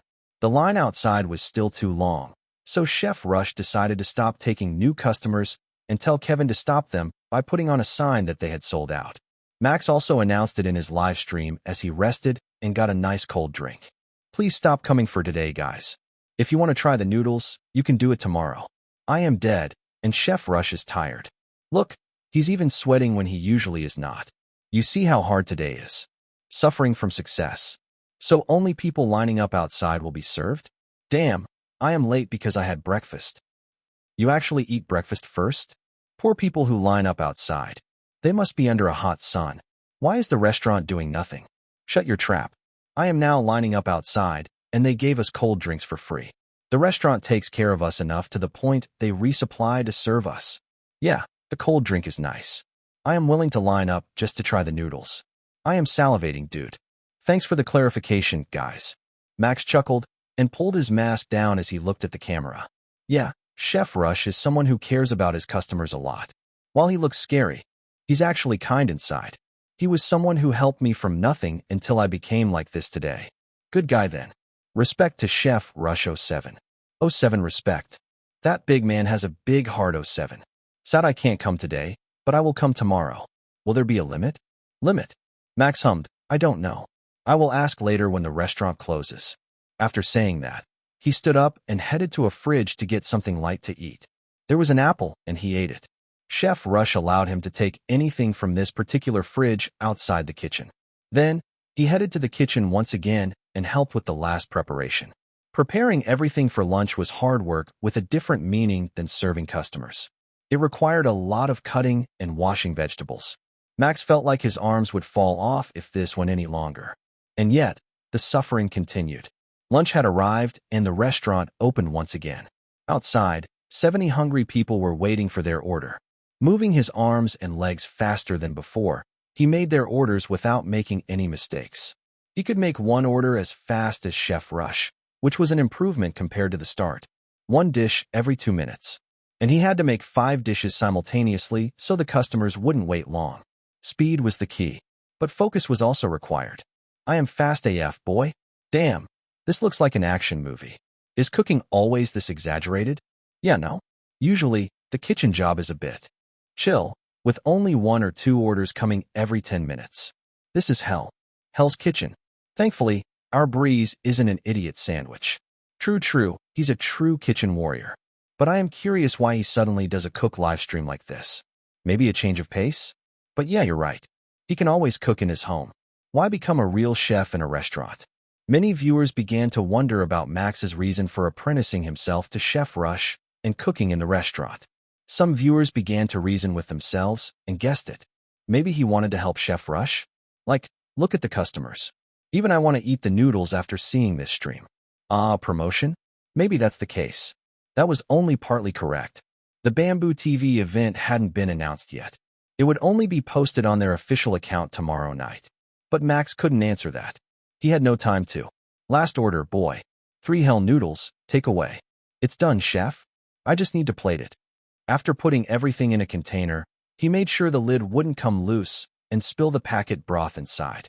Finishing the last order, he put them on the window and heaved a sigh of relief. It's done. Nice. Congratulations. You did it. The first day is over. A satisfaction washed over him as he turned to Chef Rush. The large man nodded firmly and gave him a thumbs up. Good job. Oh, the chef recognized him. M-A-N-N. He's a man. Caesar? Nah, Chef Rush is. The real man. Hutch or Caesar can't be compared. Guys, we need to strive and become Chef Rush. I ate my noodles, that was fire. I will become a regular. Cool. This can't be. I will return tomorrow. Everyone cheered in the chat. Max smiled when he saw the positive comment. He was glad this place was more recognized. Now I just have to do my best tomorrow too. He thought, putting his hands on his hips. Well, rest comes first. I am so freaking tired. The job wasn't over yet with that. He helped to tidy up the restaurant before going home to prepare for the next day. Chapter 327, Announcement. The second day of his apprenticeship wasn't that much different from the first day. However, Chef Rush was prepared and limited to 1 menu per person to accommodate everyone. At least the restaurant could serve around 500 to 600 servings on a normal day. But on June 5th, the second day, they managed to serve around 900 servings and pump the sales. Everyone was tired, and Chef Rush gave both Anna and Kevin a rest day on June 6th. Unlike the first day, the restaurant finished rather late, at 3 p.m. Max immediately returned to his apartment to clean himself. Then, he met up with Lily at a CAF to talk about tomorrow's event. Max, are you sure you won't just rest? You look tired. She asked worriedly after they sat on the chair in the corner of the CAF. Facing her, he gave a smile. It's okay. I can handle this much. You sure? Don't push yourself, okay? What if you get sick? At that time, you will take care of me, right? He teased and grinned, taking her hand. Yes, he was still scared of getting sick and being in a hospital. But having someone next to him just made that fear trivial. Hearing his teasing, Lily's cheek blushed slightly, and she looked away from him. Please don't joke around, she said, pulling her turtleneck's collar to hide her lower face. Both of them enjoyed the atmosphere between them for a while until the waitress brought their order. She had calmed down considerably and changed the topic. Still, she said, looking at him strangely.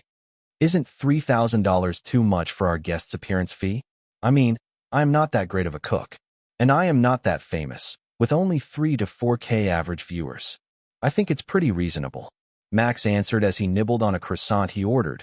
I mean, when you're in my channel, it boosts the view up to 2K. With both of our views combined, it's more than 16K. Not to mention, I have close to 900K followers now and keep going. 3K is reasonable for our fee. He wanted to say that they probably would earn more once White Lily's real identity was announced, but he kept that to himself because his girlfriend still couldn't accept the fact they got $3,000 for just attending an event. I was like that at the start too. I guess I have gotten used to it, he thought.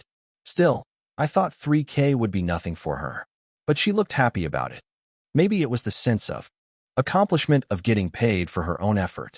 He was happy for her. They talked more about the event and what they expected from it. Their guess was it was a group cooking. The cooking itself would be fun without any kind of winners. If it's indeed a group cooking, then I can teach you how to make rush noodles. But there is a chance that we will be paired with someone else, so at least we can make something simple but stand out in the VR world. That's a good idea. Lily nodded in agreement and sipped a juice. I can make simple dishes, thanks to the high school lesson. Instant noodles and fried eggs are things I am good at. She added proudly and smiled at him. Max was speechless. Instant noodles and fried eggs. Aren't those too basic? He thought, but didn't voice it out loud to avoid disappointing her. That look. She pouted and puffed her cheek. You look down on me, I know it. You thought instant noodles and fried eggs were too easy. But don't underestimate me. What I make is delicious. I can make it for you tonight if you don't believe it. Haha, I believe it. He chuckled at her, but she didn't stop sulking. You don't believe me. I do, he assured her, still chuckling.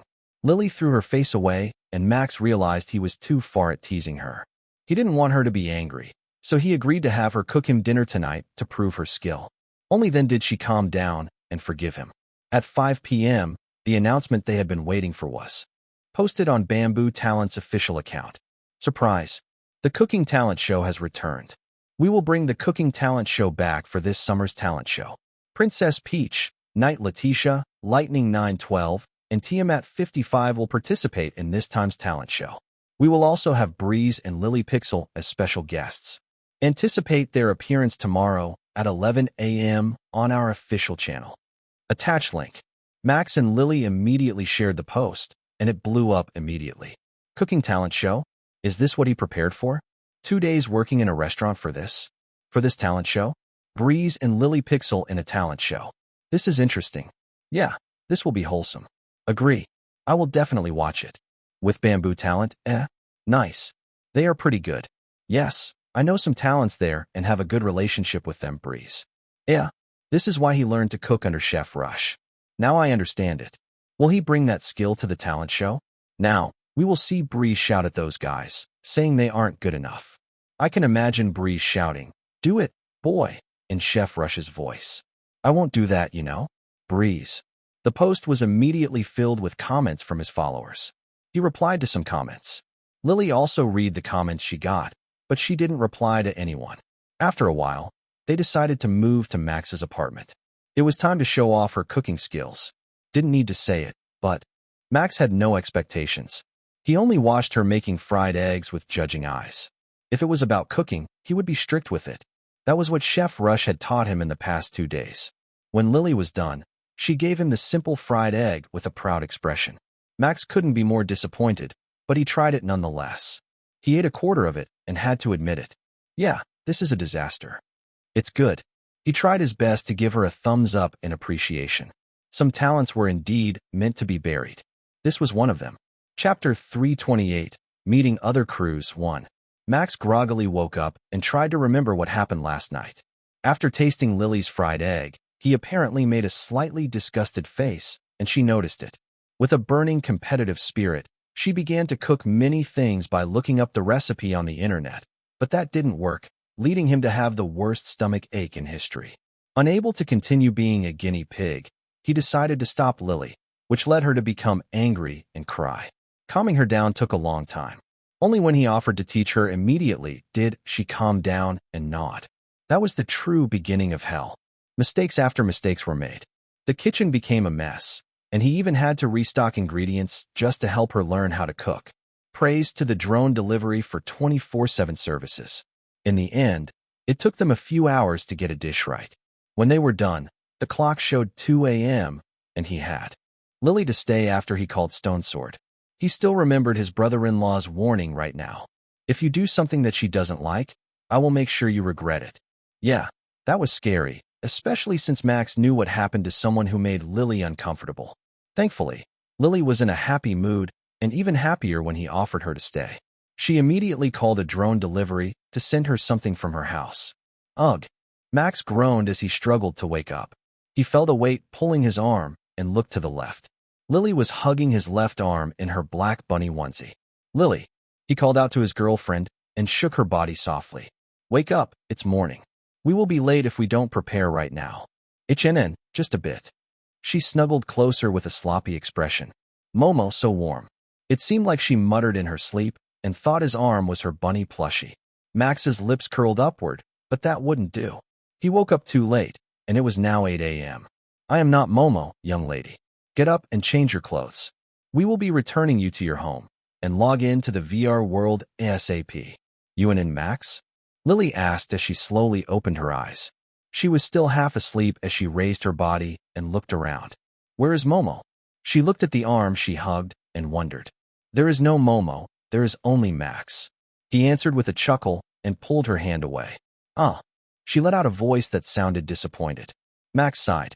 He knew that. Lily needed time to fully wake up in the morning and enjoy looking at her spoiled behavior. Still, they were busy today. I have no choice. He thought as he leaned forward and gave her a kiss. Lily's eyes widened in surprise at the sudden stimulation. Her brain was fully awakened now, and she looked at Max, smiling softly at her. Are you here now? He asked softly. She nodded, still a bit out of herself. She wanted more and spread her arms. One more. Couldn't be helped. Max let herself get pulled in a hug and gave her another kiss, a deeper and more passionate one. Lily was satisfied and went to the bathroom to change her clothes before they headed out to her apartment. They planned to log in from the same place to arrive together. Although the distance between Lily's apartment and his was slightly far, they chose to walk together. It was to compensate for their lack of exercise this morning. While walking, Max made sure to review last night's cooking lesson, which was a disaster. I know. I can't cook, but I can sing. Lily proudly puffed her chest. One talent stood out more than the other. That was what she wanted to say. Max didn't retort or anything and just praised her. Before long, they arrived at the empty penthouse. Stonesword was still busy reorganizing his new company and stayed in the New Eden City until the private party was held at a later date. Max didn't immediately log into the VR world after he arrived at Lily's apartment. Instead, he waited for her to take a shower while he made some breakfast. The fridge was filled with fresh ingredients, so he could make anything from it. The dish he chose was, without any question, rush noodles. He ate this same thing for a long time, but he wasn't tired. Making the broth was tricky, but he could use a packet broth instead of making it from scratch for now. He had to make do with it. Done. He put down 2 bowls on the dining table and waited. It didn't take long for Lily to show up in her jumpsuit and join him, still with slightly wet hair. They ate the noodles together, and she seemed to like them. It's so delicious, Max. I am glad if that's the case. I like it. They continued to eat in silence and washed the dishes together.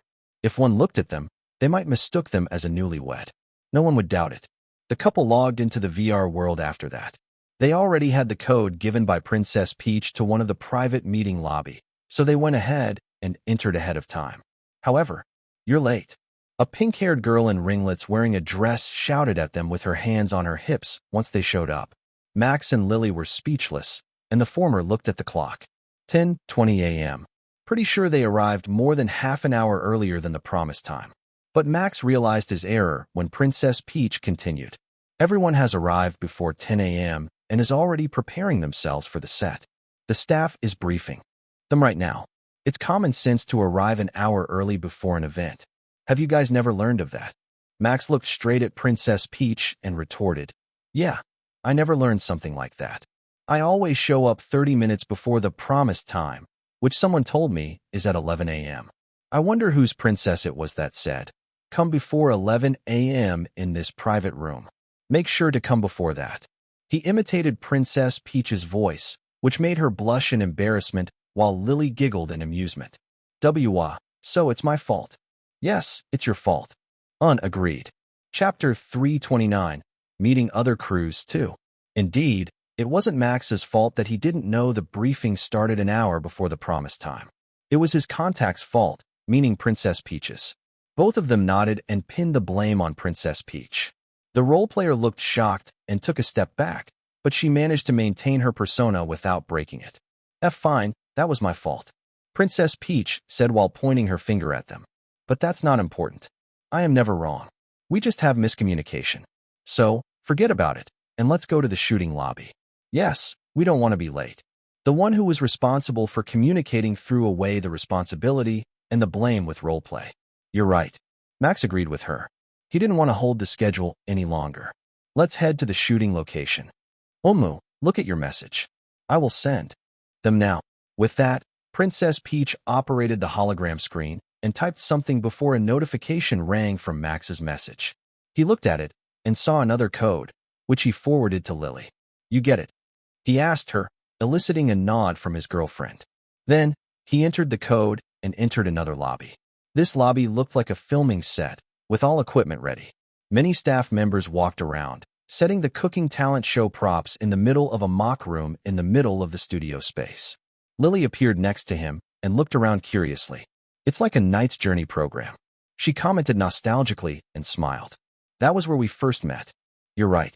The atmosphere is similar to that time. He nodded at her and looked around to find Princess Peach. The said role player appeared next to him not long after. She immediately looked around and stopped her gaze at three people on the side of the kitchen prop with a secretary-like person talking to them. Princess Peach turned to Max and Lily and pointed at the group. Let's get over there. They have started their briefing already. All right.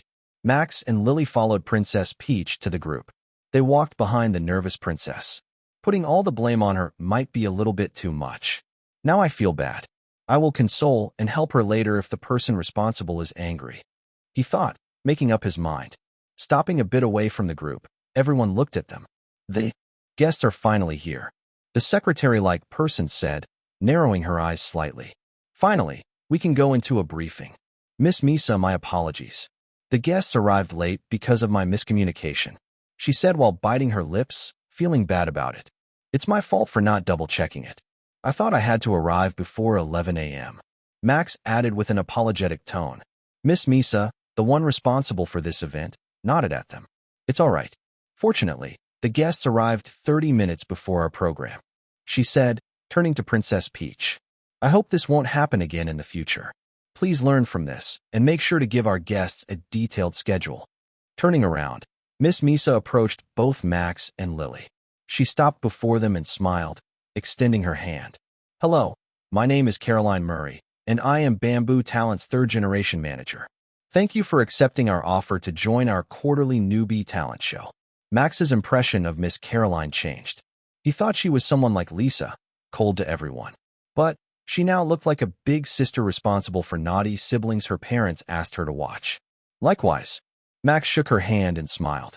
Thank you for inviting us to join friends from Bamboo Talent. I really like an event like this. In fact, I even learned how to cook just to prepare for this event. I am aware. Miss Caroline smiled at him. I'd like to talk more, but our time is a bit pressed. We have to start our briefing from the beginning, introduction, and change your appearance to fit the theme of this talent show. I am sorry for the error on our side that makes us rush things. It's fine. I am used to it. Max chuckled and scratched his cheek. He said he was used to it because he was rushed to making noodles in the past 2 days, but Miss Caroline probably thought differently as she looked at him with an understanding gaze. We will make sure there is no other error in the event. I promise. Let's introduce you first to the other crews. I believe you have met Lightning 912 and Tiamat 55. So, only Knight Letitia left, I guess? Miss Caroline said as she guided Max and Lily to the other teams. Princess Peach walked next to them and said in a low voice, Humph. You have my gratitude for your assistance. No problem. Following the schedule, Max and Lily were introduced to other participants. Tiamat looked happy meeting him again, as he was a fan. Lightning 912 nodded at him, recognizing his face. Max nodded back at them and looked at the blonde girl in a white uniform. She wore a metal breastplate, and a sword was strapped to her waist, right on top of her skirt. A floral hair clip was on the side of her long hair, and she looked pretty nervous. She's Knight Letitia, I guess. Max thought after finishing observing her. Hi. She waved her hand like a small animal at them. It's nice to meet you. I am a fan, she added, looking at Lily. Surprised, Lily pointed at herself. Me?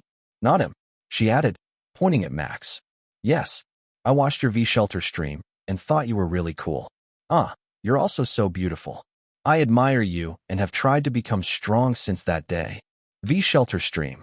Max mused in his mind.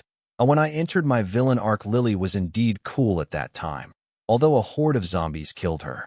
Now I feel bad. I was too caught up in my role at that time and pushed everyone to the corner. Max secretly looked away and talked to Lightning and Tiamat as he let Lily converse with her first fan and Princess Peach. They talked for a while before Miss Caroline clapped her hands for attention. Sorry, but let's resume our briefing. We are pressed for time. The participants stopped at once and sat on the seat conjured by Miss Caroline. They listened to the briefing quietly. While it was called briefing, it was just an introduction to the talent show. What the talents could do and what they shouldn't do. Miss Caroline explained them all. Then, the participants were asked to change into a chef costume. Princess Peach still kept her tiara, and Knight Letitia still had her sword, which was part of their identities. As for Max, he chose a chef outfit that he was pretty familiar with, similar to the one he wore in Chef Rush's restaurant. Lily chose a similar style to him. Staff members ran frantically as 11 a.m. closed by. They did the last preparation and made sure all cameras were connected to the punch. Streaming. Then, the event started. Hello, peasants. Welcome to the Cooking Talent Show. It's me, your lovely Princess Peach. Chapter 330, Cooking Talent Show. Princess, that's not the correct way to greet people. Knight Letitia retorted with a panicked face. I am sorry, everyone, and good afternoon. I am Knight Letitia, Princess Peach's personal knight. Today, we have some friends with us. The blonde girl took over the introduction pretty smoothly. Her stuttering image from earlier was gone, replaced by a lovely girl. She stood next to Princess Peach behind a kitchen set. The camera was zoomed in, so the two pairs on the sides weren't visible in the camera, focusing the viewer's reaction to both of them. Afternoon. Letitia, as expected, the only one who can stop Princess Peach. Finally, the collab I am waiting for. Princess, you look beautiful in that chef garb. They look so cute together. The duo we don't expect, but deserve. Will Breeze be there? Seeing the chat's positive reaction, the staff gave thumbs up and Princess Peach continued. Letitia, that's not nice. It's disturbing my introduction, she said while puffing her cheek and chest. But yeah, it's special for today. I will be nice to you, Pisa. Guys, because we have guests. You better thank me for that. Even with Letitia present, Peach still didn't change her way of talking. Her haughtiness was still in glory, and a smug smile adorned her face. Max was impressed by the act. Just earlier, she looked afraid of angering Miss Misa. And now, she could smile haughtily and pull off her roleplay just fine. She's amazing, Lily whispered next to him as she looked at Peach and Letitia's exchange to start the events. I won't be able to be that cheerful in front of cameras. You don't need to try to become someone else. You are perfect the way you are. I know. She grinned at him. I just thought that it would be nice to smile more. If that's the case, then I don't think it's a problem. It's not a problem. At that moment, Max noticed the staff was making a gesture that they would enter the screen soon. Peach and Letitia's intro was almost finished. He stopped speaking to Lily and focused on the event. That's our cue. All right, Princess. That's enough for the intro. We have to introduce our friends who joined us at the talent show today. I guess you're right. Let's introduce our friends. Peach nodded in agreement, pointing to her left. We have participants from the same generation as me, Lightning 912 and Tiamat 55. The camera was zoomed out and showed Lightning and Tiamat. The former only nodded, and the latter waved his hand excitedly behind a kitchen set. Hello, I will do my best to cook the best dishes. It seems that our challenger is spirited. Letitia giggled at the camera. HMPF. He's nothing. I can cook better than a 5-star chef. Just give me the dish name, and I will know its recipe. It seems you're confident in your cooking skills despite being a princess.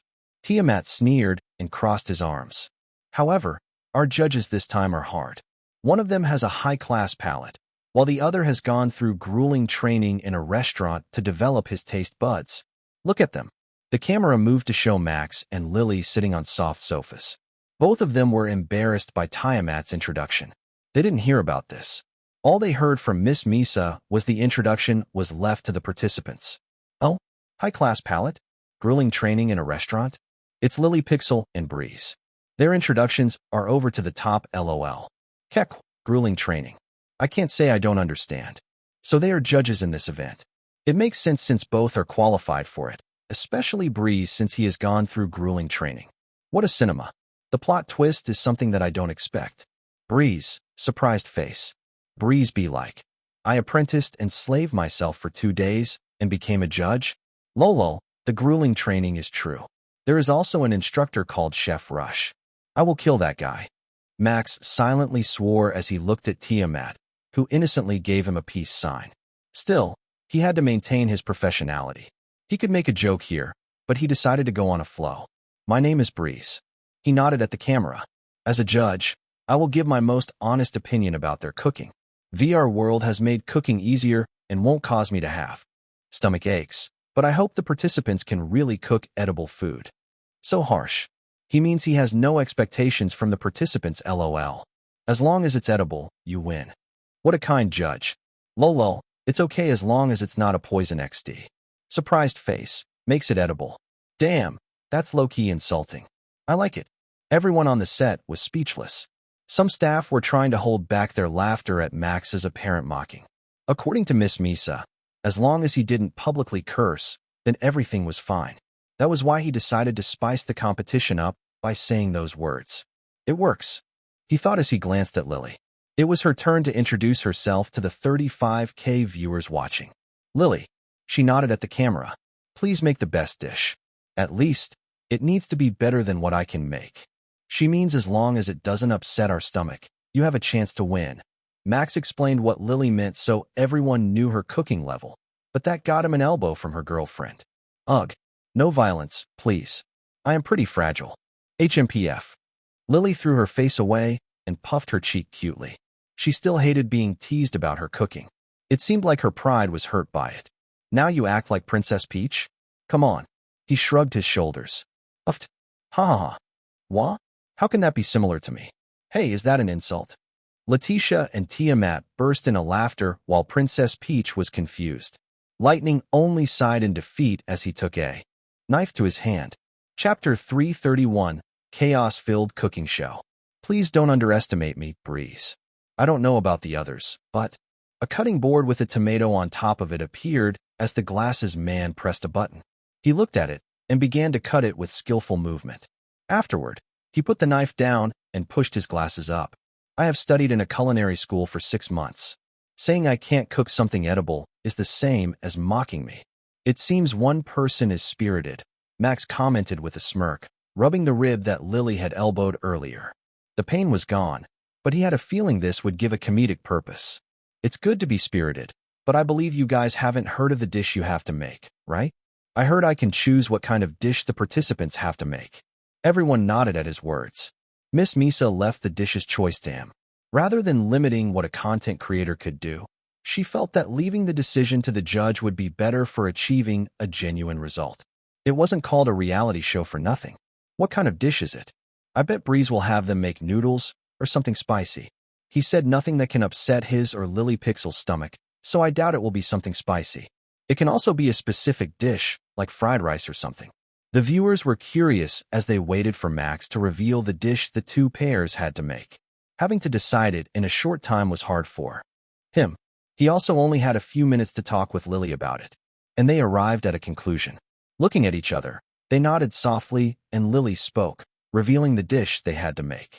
Make us an omelette rice, an Eastern dish. The recipe and the tutorial video have been put on the screen above your kitchen set. Feel free to be creative, Max added with a grin as he crossed his legs. It's a simple but difficult dish. Make it spicy, salty, or sweet. Add meat or patties as much as you want. We will only judge from 2 things, the aesthetic and the taste. Do your best. You have 90 minutes to make it. Lily finished the explanation with a nod. She pressed a button, and the countdown appeared on the set without waiting for the participants to prepare themselves. 5, 4, 3, 2, 1. The participants scrambled and began cooking. Max and Lily gave some commentary every now and then, but they seemed to give up after a few minutes and fell silent. To describe the situation after Max and Lily started the cooking show in one word, it was chaos. Clang. Ah, the sauce. Ugh. Now we have to redo it. Princess, you should be careful.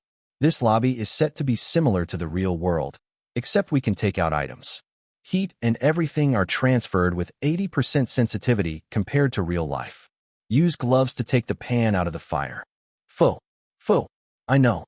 I definitely didn't forget about it. Peach and Letitia's pair messed up after making their sauce. The former dropped the tray of the finished product, and they had to redo it once more from scratch. Meanwhile, Lightning and Tiamat's pair also messed up something. Tiamat was in charge of the rice part, and that was where he messed up. So salty. What the heck? The rice in our omelet is supposed to be sweet. Why did you put so much salt in it? You're supposed to use sugar. Isn't this supposed to be sugar? Look here, 3 tablespoons of white sugar. I put 3 tablespoons, just as instructed. Yes, sugar. But you put in salt. Really? Tiamat exclaimed and tried the rice. Tui, you're right. It's too salty. Sai, you can't even do something right? There is a label that says it's salt. How can you mistake it? And you're supposed to taste it when you're cooking. You won't make a mistake that way. My bad. The blonde-haired man raised his hand and apologized. I will do it again. Do it again with the right recipe. Max watched what transpired and chuckled. He didn't think that his guess was correct. They really have no teamwork or skill to cook. One skilled person and one clumsy person. Whoever put them on the same team was a genius. His insight is scary. He knew they couldn't cook before they even cooked. He cooked them even before they cook. Lolo, Princess Peach is so clumsy. New trait unlocked. How can someone mistake salt for sugar? And 3 TBS? Bullsh 1T. That's too much. I wonder about that. Lightning has done a lot of stuff only for Tiamat. To mess up Kek. 20 minutes have passed, and both teams started from scratch again.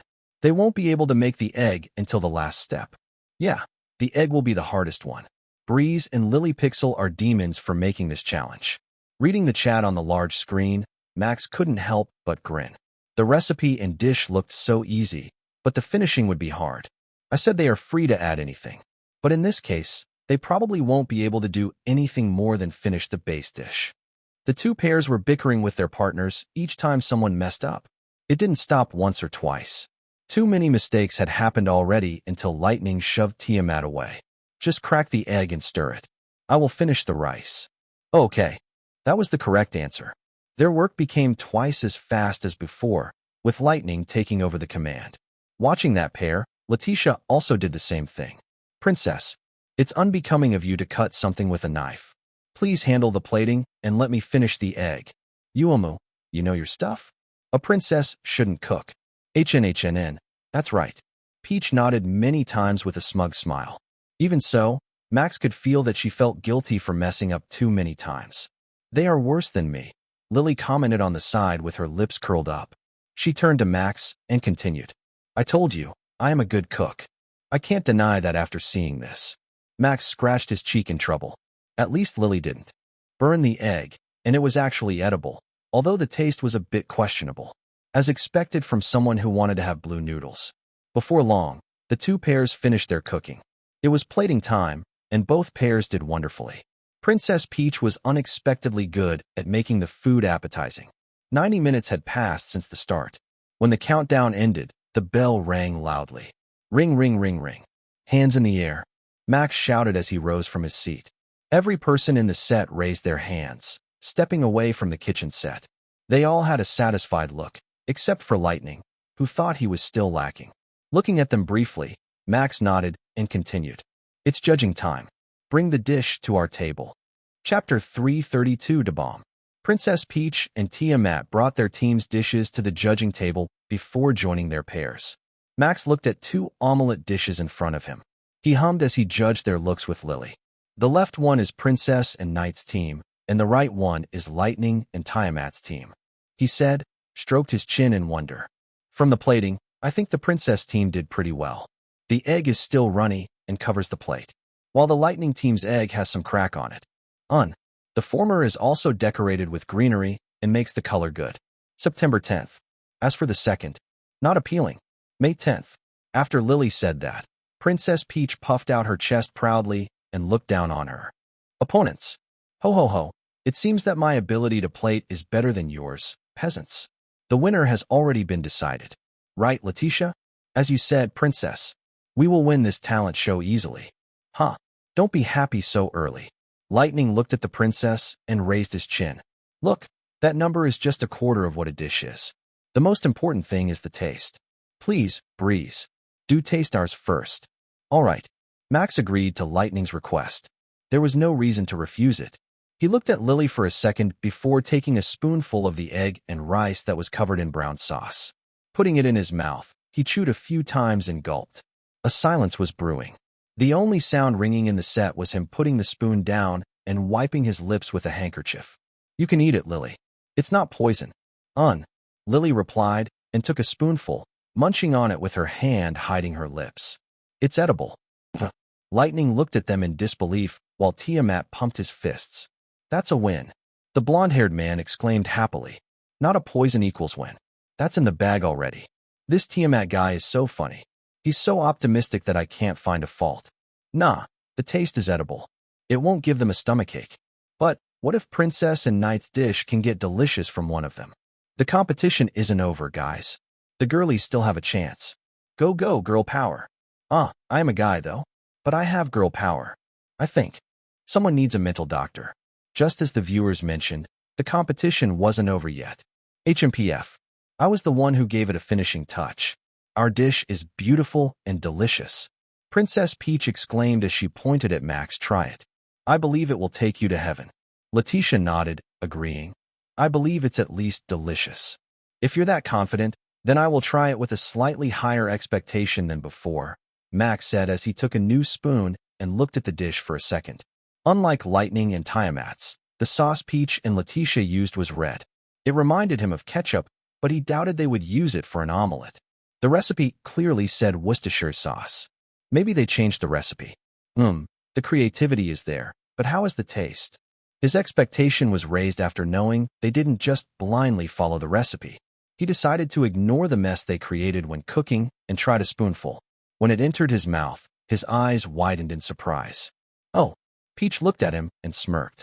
Omo, it seems you're bewitched by the taste. Yug. A bad sound interrupted Peach's sentence.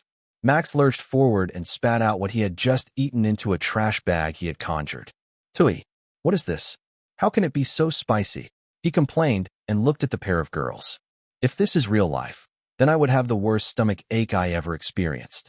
This is not a dish. This is a bomb. How did you know? I used bomb as the sauce. Peach looked surprised, not at Max's reaction, but at the fact he got the sauce correct.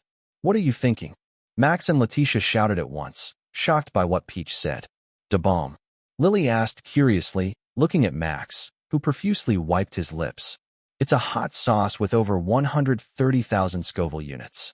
One drop of it is 10 times spicier than hell noodles created by Chef Rush, Max explained as he looked at Peach in disbelief. And I just ate a spoonful of it. Lily put down her spoon and stepped away from the dish. Even if she liked something strange, she didn't have a death wish. Max's tongue felt like it was still burning as he looked at Night. Letitia shook Princess Peach's body. I told you it's delicious, Peach exclaimed as she fixed her clothes. And I am not wrong. HMPF. You peasants just don't understand that it is the most delicious sauce a modern human ever made. Please, princess. I told you to follow the recipe. Night. Letitia sighed in defeat, slumping. Delicious sauce? What kind of dish did she eat? Maybe it was part of her roleplay to hide that she messed up again. If that was correct, then he was once again impressed by her. The staff also stared at Princess Peach in disbelief. Da bomb. I had that once and got admitted to the hospital. Just hearing the name makes my stomach churning. Damn. Princess Peach has defeated Breeze in a different way. Lol. Princess Peach wants to kill Breeze. So funny. Delicious. From here, we know that Princess Peach is a monster. Da bomb is delicious for her. So, who is the winner? After reading the chat, Miss Misa had a worried look. Her expression said everything she was about to do to Peach later. But the shoot was still on air. Max coughed. He had to be professional about it. Let's get into the judging result, he said, and gained the attention of the participants. Looking around, he could see various expressions. Lightning and Tiamat grinned on the side. Night. Letitia clearly looked tired, while Princess Peach still proudly puffed her chest with her hands on her hips. HMPF. Just say that I win. I even used the secret sauce to add some spice. Max wanted to retort so badly, but he didn't do so and just sighed. There was no meaning in talking about it with a role player. He nodded at Lily, and she nodded back. Both had the same team in mind. The winner is. Pausing a little, he created tension between the two teams. Audible gulps could be heard from Tiamat, adding to the suspense. Team Lightning and Tiamat. Max clapped his hands as he looked at the two boys. Chapter 333, New Friends and Overprotective. Yahoo! Tiamat jumped and threw his hands in the air while Peach looked shocked and took a step back. No way. Well, it's clear. No matter how beautiful a dish is packaged, if it's not edible, then it can't be eaten. It's a cooking talent show and not a decorating talent show. Princess Peach has entered the wrong contest. Don't mind, Princess. Your taste is amazing. I tried to bomb immediately, and my tongue is still tingling from happiness. I don't know you, but I think you need to check your taste buds and go to the hospital ASAP. Agreed. Breeze has made a reasonable decision. Respect. Don't judge a dish by its appearance. I don't think someone would prove it like this. 07 Your sacrifice at judging those guys will not be forgotten. 07 Have a nice milk. With that, the talent show was concluded. We're truly sorry. As soon as the talent show was wrapped, Miss Misa approached and apologized to Max and Lily. She also brought Princess Peach, the culprit behind the bomb, with her. Our talent has done a bad prank and endangered our guests. Truly, we apologize. I am sorry. I didn't know people can't handle such spice. Princess Peach apologized. Her persona couldn't be seen. Tears welled up in the corner of her tears. She was scolded harshly as soon as the stream ended earlier. No, it's not a problem. It was just a bit surprising, but there is no harm. Max raised his hands, troubled by the excessive apology. He knew the other party had to do that to maintain a good relationship with him, a rising newcomer in the streaming world. On top of that, he knew both were sincere in their apologies. He didn't want to make this into a big problem. Thankfully, it's VR world. If it happens in IRL, and I am admitted to the hospital, I will definitely ask for compensation. No, it's a problem, Miss Misa said seriously. On top of the miscommunication, we also made a big mistake that endangered you. We will definitely compensate for this. Max was silent for a few seconds. They will compensate for this. Compensation equals money. Money equals good things. Good things meant he could accept it. There was no need to refuse it. He smiled and was about to agree when Lily stepped forward. It's okay. We had fun and got paid, she said with a bright smile. If there is any event like this, please invite us again. Max felt slightly betrayed, but seeing his girlfriend's happy expression, he held it back and turned to Miss Misa. Just as Lily said, it was fun for us, so you don't need to compensate us. Instead, please invite us again if there is a future event like this. You guys.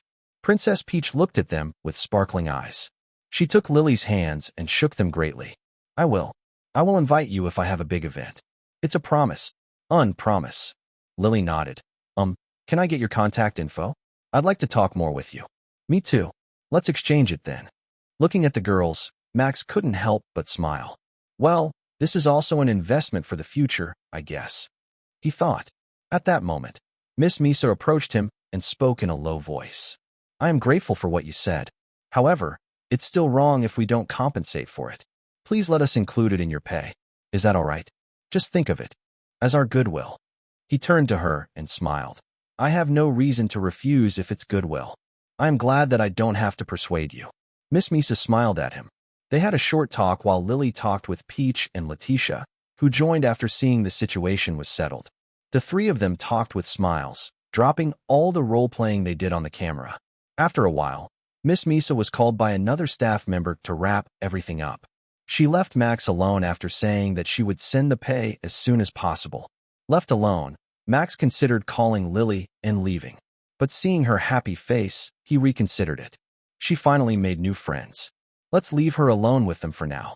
Princess Peach might not be the best person to befriend when she's role-playing, it is. But seeing her innocent smile like now, it seems she's kind. And Letitia is Lily's fan. She can also read the air, so she's also fine, I guess. He felt like he had become overprotective of Lily. Stone Sword's personality must have rubbed on him slightly. If he was asked why he felt worried about leaving Lily alone, he would answer that his girlfriend seemed like the kind of girl who would follow a stranger if she was given something interesting. Well, She stayed with me, an unknown man at that time, for a while because I did something interesting. I kind of understand why her brother becomes so overprotective of her, ignoring the fact he's a siscon. In the end, Max spent some time browsing alone in the corner while waiting for Lily. He wanted to talk with Lightning and Tiamat, the boys, but they were still interviewed on the other side of the lobby after they won the talent show. In Biozone Entertainment's HQ, Mr. Taka closed a screen in front of him and looked at the man before the table. How is he? Worth the investment, no? He asked the mysterious man. What do you think can increase his worth before the streamers' war? Tell me something. The man hesitated before answering Mr. Taka. He opened his mouth, and the words coming out were something Mr. Taka had also thought of. That's what I planned. Do you think you can get access to the staff? I can, was what the man's answer. The confidence in his expression and voice elicited a nod from the marketing team manager. That's good. Give me the result in a week. This is a hard challenge, but I am counting on you. The man nodded and left the office afterward. Mr. Taka smiled and watched the man's retreating figure. After he was gone, the marketing team manager leaned back against his chair and sighed. Having a subordinate that's too competent in their work is pretty hard. He muttered as he opened a hologram screen. He called someone, a staff member who had the same competency as the one who had just left his office earlier. The call connected almost immediately. How is the matter? It's going pretty smoothly, even with the slight mishap, sir. Bamboo Talent has just contacted us. With gratitude. And the offer from that sports brand has increased. They know that $10,000 will not be enough to secure a good relationship with us and Breeze. Good.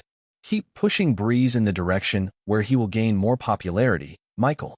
Our side will launch his promotion soon, so ask him to give a bit of his time on the 14th of this month for a photo shoot. Yes, sir. I will relay this matter to him. All right. That's all. Thank you for your hard work. It's my job, sir.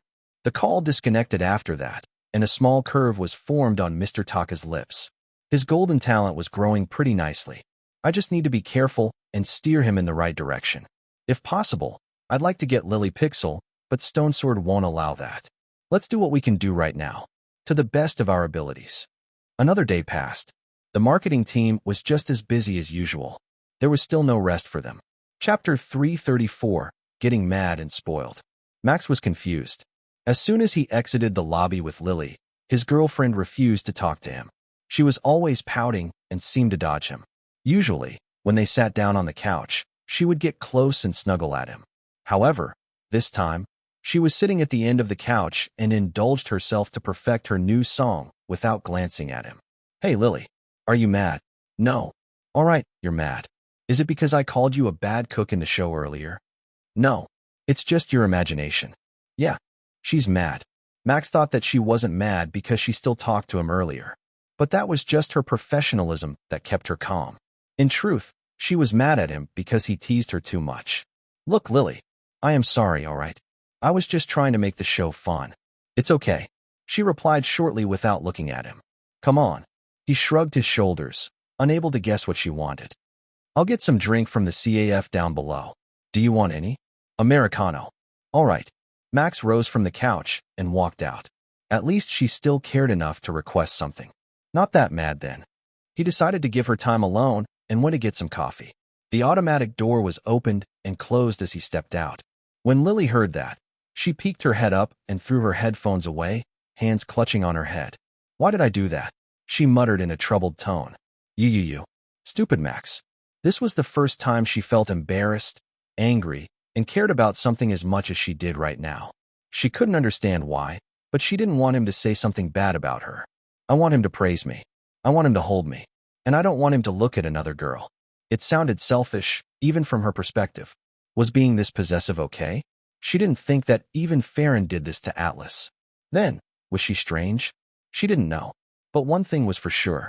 I'm not acting like myself right now, she said as she rose from the couch. I can't stay like this. What if Max hates me? No, I don't want that. But I want him to praise me first. Ugh, what should I do? I hate this. Praise and compliments were something that came naturally to Lily. She had been called talented so many times. She hated it. The empty words from people who didn't know her best, who didn't know her hard work. But just today, she wanted to hear praise from Max. And it troubled her, making her unable to think straight. I want him to call me a good girl. I want him to say I did good in the show. I want him to say I am the cutest girl. Ah! She suddenly screamed and threw the pillow she grabbed with full strength. The pillow flew comically toward the door, prompting the automatic sense to open the door leading toward the main hallway. It landed right in front of Max, who had just returned with 2 cups of coffee in hand. He looked at the ground before turning to the couch, where Lily still froze in a position after throwing the pillow, hand outstretched. She hoped he didn't hear the scream. What was that scream earlier? He asked softly as he put 1 cup on his arm and took the pillow with him. All hope was lost. He heard her. Max slowly approached the couch and got closer to her. She wanted to scoot over, but he leaned forward after putting the cups on the table and closed her escape route. Now we will talk. If you don't tell me why you're angry, then I don't know what to do. If you refuse to talk, then I will stay like this until you're willing. Feel free to test my stamina. Backing away was useless. Her back was pressed against the backrest and Max's face was too close to her, causing her to blush in both embarrassment and anger. So unfair. Lily complained and threw her face away. Am I unfair? Isn't that you, Lily? Look at me straight in my eyes. Are you angry because I teased you?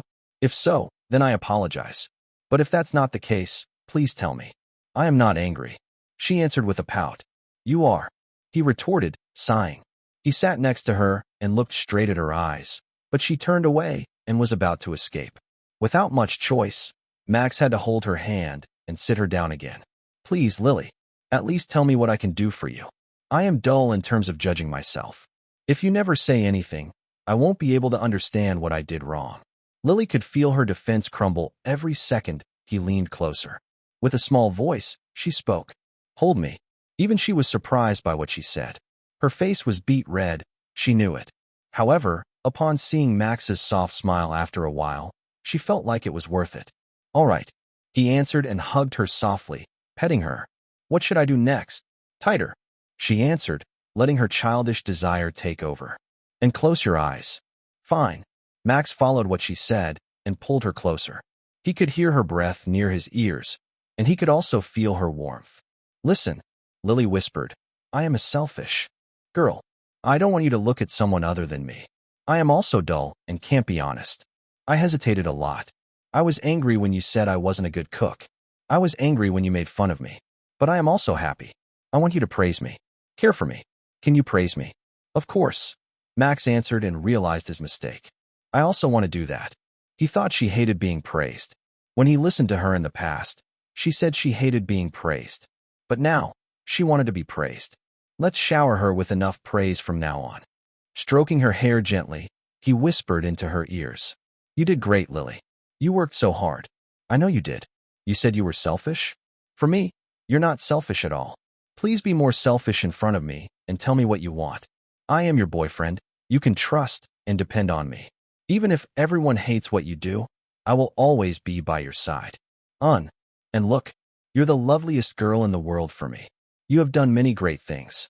I know you were mad the moment you elbowed me, but you managed to mask that and act professional. Not all people could do that. Be proud of it. I know. Am I a good girl? You're a good girl, Lily. The one I love the most in this world. Hearing that, Lily's lips curled up. She backed away and put her hands around her neck. Both of them looked at each other briefly before she kissed him and pushed him onto the couch. All desires took over. Happiness. Overflowing. Max, I love you. Love you too, Lily. Snap. The room suddenly turned dark with a snap of Lily's fingers. Only 2 cups of hot coffee on the table witnessed their backs as they disappeared into another room. Max left Lily's apartment once morning arrived. His face beamed with a bright smile as he walked on the street. He could as well say that he was the happiest man in the world. I didn't expect that. Lily was mad not just because of him teasing her, but also because she wanted more attention. She looked so cute and precious when she asked him to praise her. Well, one thing after another led to a bigger thing. He wanted to play it slowly, but she was unexpectedly craving more attention. After everything was said and done, Lily was just a normal girl. She also wanted affection from her boyfriend and getting praised normally, just not excessive praise with an ulterior motive, but a pure and genuine one. I am happy knowing that she cares so much about me and my attention. Let's shower her with more love in the future. He thought as he made his way back to his apartment. Today, He planned to continue his mercenary quest. Because today was Sunday, he planned to stream as soon as he hit home. Well, I wanted to go on a date with Lily, but it's impossible now. She said she can't walk normally and needs to rest. Not that it was his fault. She seduced him first. I miss her already. It's just a few minutes since we parted, but I can't stop thinking about her. He thought, looking at the sky. Let's fight some monsters and let this go off my head. If possible, I want to finish the main story today. With that, he half-run toward his apartment. Chapter 335, Mercenary Quest Return. Let's meet Blackie again. Mercenary Quest resume. I will hunt colossal class monster. Hashtag mercenary quest, hashtag breeze, hashtag monster hunt, hashtag storyline, hashtag main story. Livestream starts. Max started the stream as soon as he entered his lobby and sat on his usual chair. Hello guys. Ha. Welcome to my stream. Today, we will continue our mercenary quest. Having cooked too many noodles, now I want to cook some monster soup. Welcome back, chef. We've been waiting for this. Let's continue the main story. Took you so long to return from the moon where cockroaches are. Let's go. Yeah, you were right. Just when I returned from the moon, I took up cooking as a job.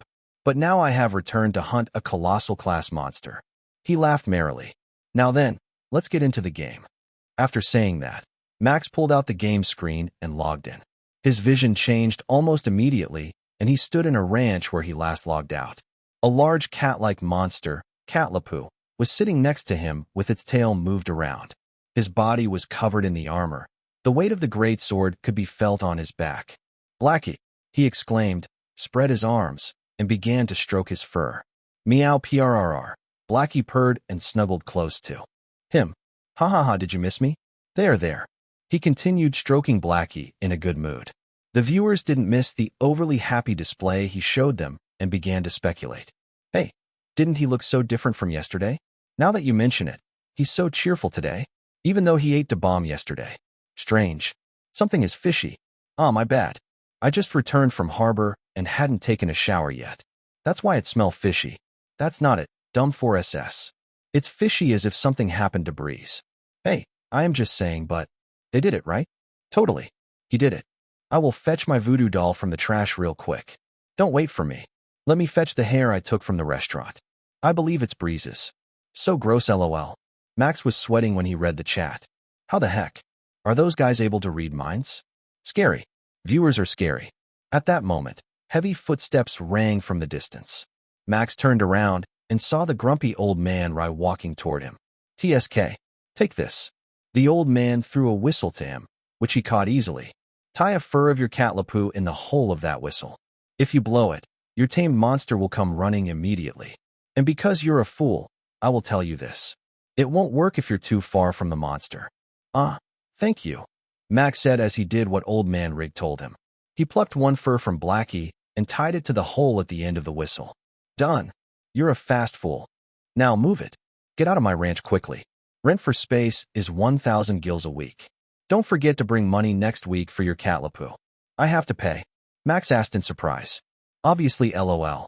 Old Man Rig's ranch isn't just ranch you can use without paying. You essentially rent a place.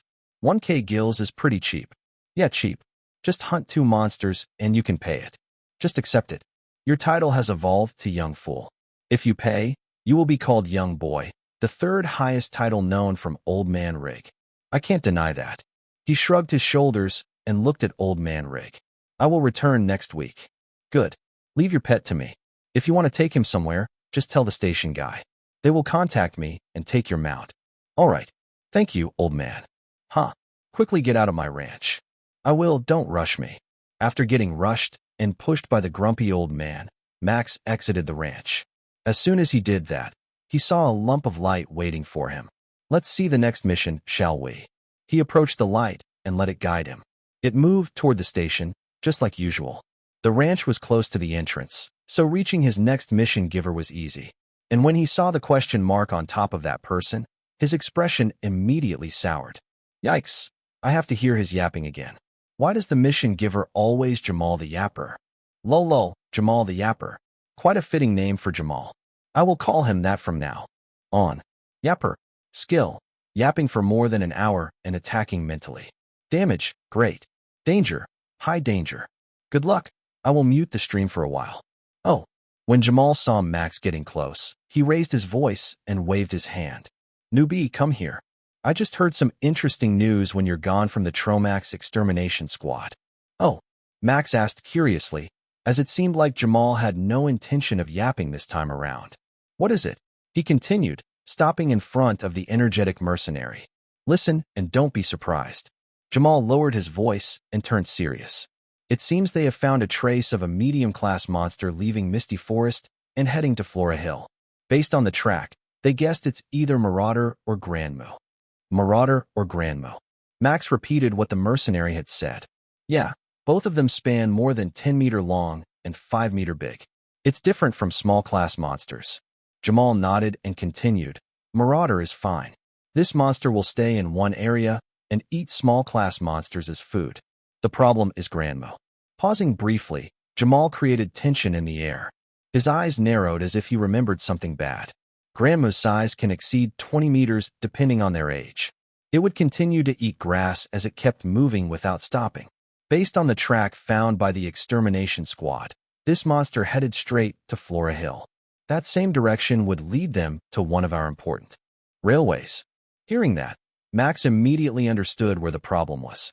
If the monster that left the track was Grandmoo, then it could risk one railway being destroyed from getting stepped on. That would be a disaster that cost a lot of money. Chapter 336, Grandmoo. Medium-class monster subjugation. 1. Is there anyone who can deal with the monster? He asked, prying for more information. A team has been assembled. We just need to hear a report. Emergency. We've confirmed Grandmoo's sighting. Its size is 25 meters. I will repeat. A 25-meter big Grandmoo has been spotted. Assemble as many people as possible. We need at least 30 mercenaries and deal with it ASAP. Before Jamal finished his sentence, someone shouted loudly from inside the train and reported the sighting. The timing was immaculate. It seems that settles it. Let's go, newbie. You should get experience fighting medium-class monsters. This is a rare chance to do it with other mercenaries. Just participating will give you a good reputation and monster parts. Using them, you can upgrade your gears and fight the medium class by yourself. Ding. A new mission is generated. Grandmoo Subjugation. Join the subjugation squad and kill Grandmoo before it reaches the railway. Max looked at the notification in front of me and sighed. It was a main story, so he clearly couldn't refuse it. The rewards seemed to be money, reputation, and monster parts if what Jamal said could be trusted. That was great. All right, let's go. That's what I want to hear. And he departed with Jamal to subjugate Grandmoo. Usually, in Mercenary Quest, the train ride to the next station would be skipped. But because this was the main storyline, a cutscene started as soon as Max stepped into the carriage with Jamal. They easily gained access because they were part of Stronghold Mercenary. He found himself seated beside Jamal among many seasoned mercenaries. We will immediately confront Grandmoo. 15 people are in charge of tying it down. The others will kill it. I know our equipment is bad. That's why we will use our numbers to kill it. A middle-aged mercenary with a body full of scars took the position of a commander. He was apparently used to killing medium-class monsters and briefed the strategy. His name was David.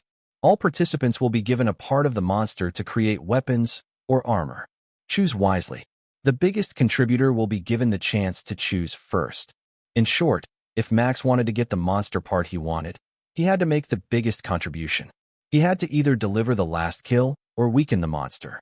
It's so easy to understand, he said to the viewers in a semi-transparent state, watching the cutscene. The explanation continued for a while. All explanations in this game look like it's designed for one diets. It's easy to understand. Not only that, it's also detailed. In short, the last reward depends on the contribution. If Breeze manages to deal a lot of damage, he will be given more rewards. The mercenary group, called Catchy, will be in charge of tying the Grandmoo down. And the monster's weakness is located in its belly. That's tricky. If Grandma ain't tied, cutting the belly from below might be doable. But this. Do your best, Breeze.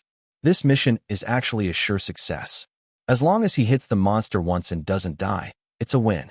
Reading the chat, Max became sure of his guess. This is probably a mission that will lead me to change my equipment, a part of the tutorial.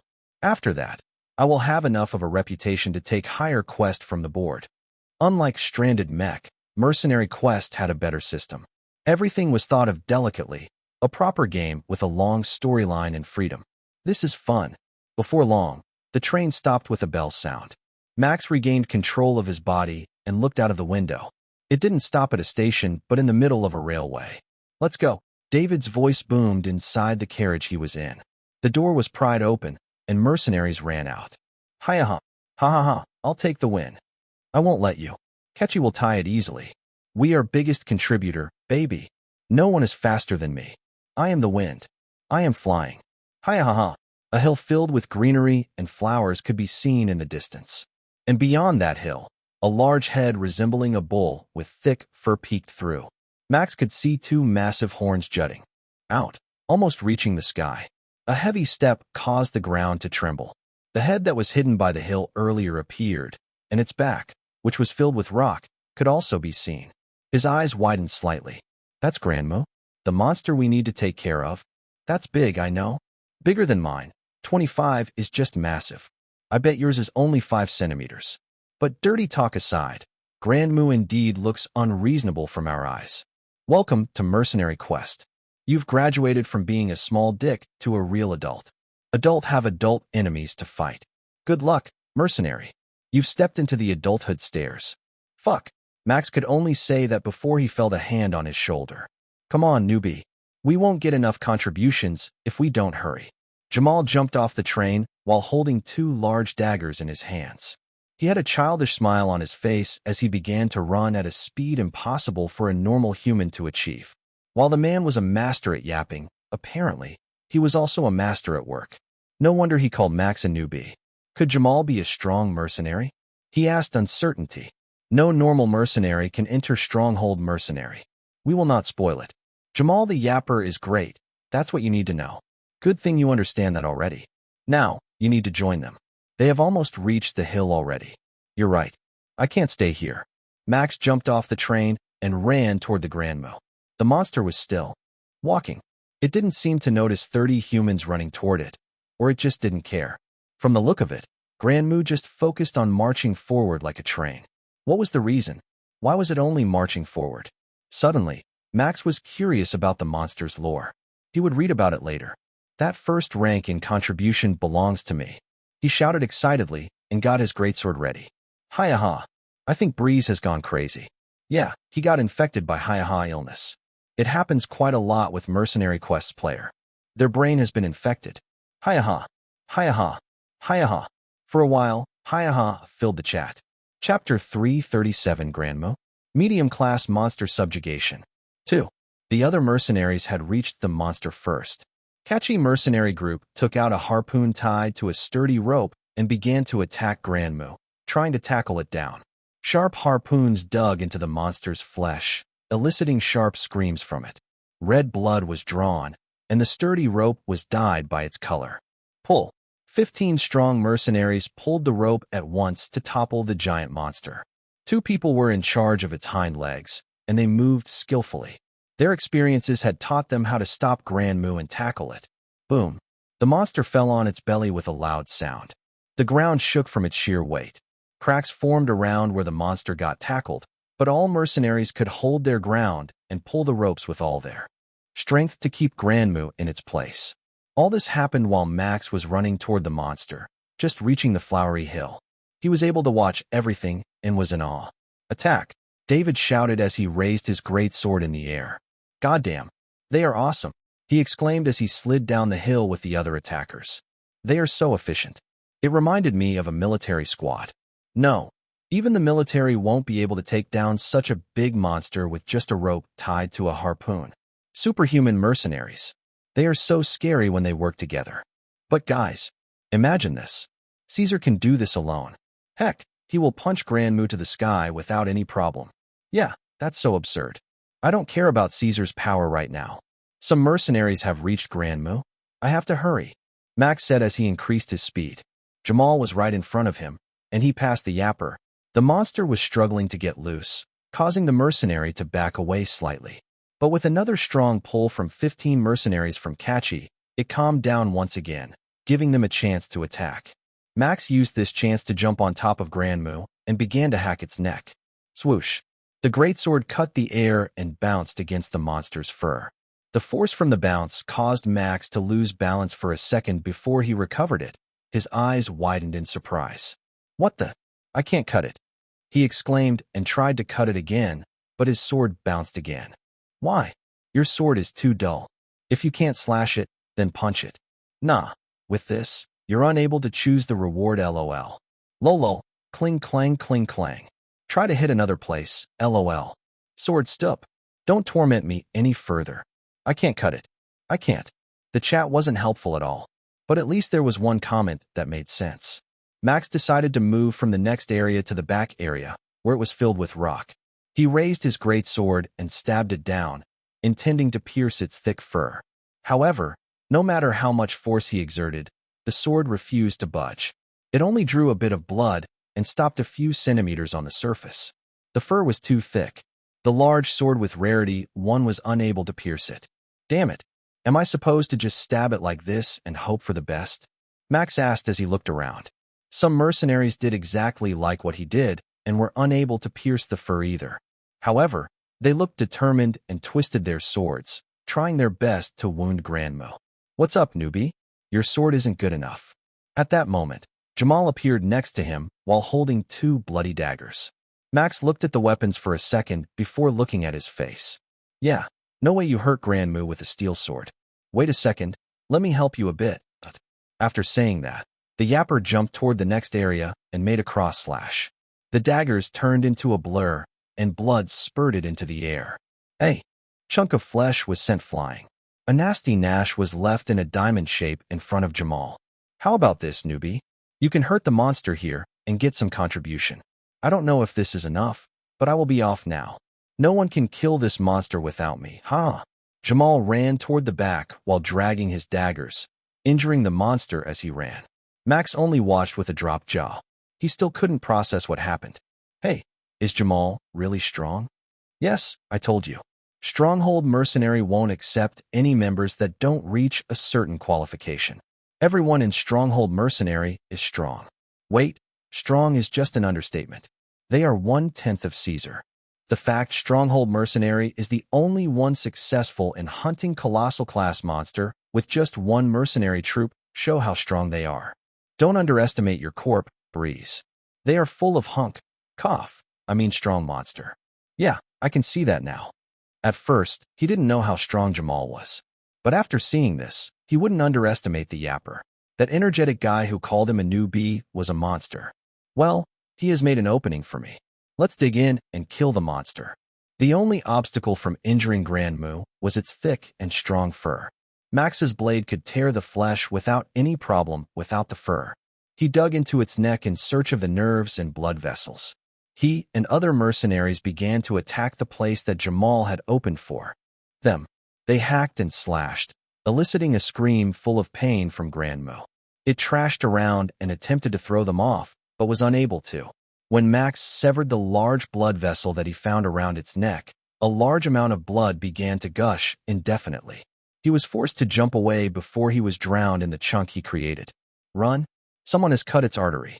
Help catchy people to hold the ropes. Someone's shout reverberated on top of the monster, and all the mercenaries jumped down the raging Grandmu that made its last desperate attempt to kill them all. Max helped to hold the rope with them. The ground shook greatly as if a strong earthquake hit it. The cracks spread wildly. Some places sunk and caused the binding to loosen a little bit, but that wasn't any problem anymore. The monster was unable to get up by now. Run away, or you will get caught on its rampage and die. David gave out instructions with a clear voice. Everyone followed without questioning, running away from Grandmu. They watched as the monster moved around and destroyed Flora Hill. The flowers and beautiful greenery were trampled. However, they managed to save the important rail. After rampaging for what seemed like a few seconds, Grandmu stopped moving altogether. Its body twitched, the last movement from its muscle. Looking at it, David stepped forward and raised his sword. We won. Whoa, a whoa, hiya ha ha, we win. Laughter immediately filled the space. Everyone cheered, including Jamal. Max was caught up in the atmosphere and joined. Ha ha, that was fun. Oh, nice. You did it. No die run. What a miracle. It's the first time Breeze didn't die in a mission LOL. His skill improved. Now, how is his contribution? That was the real question. A notification popped up in front of Max. Grand Moo's subjugation complete. Reward, 1,000 gills, a chosen monster part. Your contribution is... Huh. He let out a confused voice as he looked at his contribution rank. Chapter 338. New Weapon and Armor. Your contribution is 7%. You have the third highest contribution. You may choose 1. Grand Moo's Fur, 2. Grand Moo's Rock, 3. Grand Moo's Bone. Ooh, rank 3. Quite high. It's average. He didn't manage to get rank 2 and get the tusk or horn. Those are good materials for weapons. How can he get the third rank? Is it because he's late at finding the blood vessel? Breeze is a few seconds late at finding the artery and immediately ran away when he's commanded. If he stays a little longer, rank 2 will be his. A shame, but it's already good. He can make a sword with bone or armor with fur. It's a win already. Choose fur. Fur is superior. Believe me. Why? Bone sword will be more useful. I think he should take bone. Rank 3. 7% contribution is rank 3? He asked. It's higher than I thought. He continued, stroking his chin as he looked at the notification. There were 3 choices. Based on his understanding of monsters, the most important part would be the tusk or the horns. Both choices were missing from the ones he could choose, meaning the first and second rank had already chosen them. What should I choose? He pondered greatly and looked at 3 options. The first choice would be great as armor.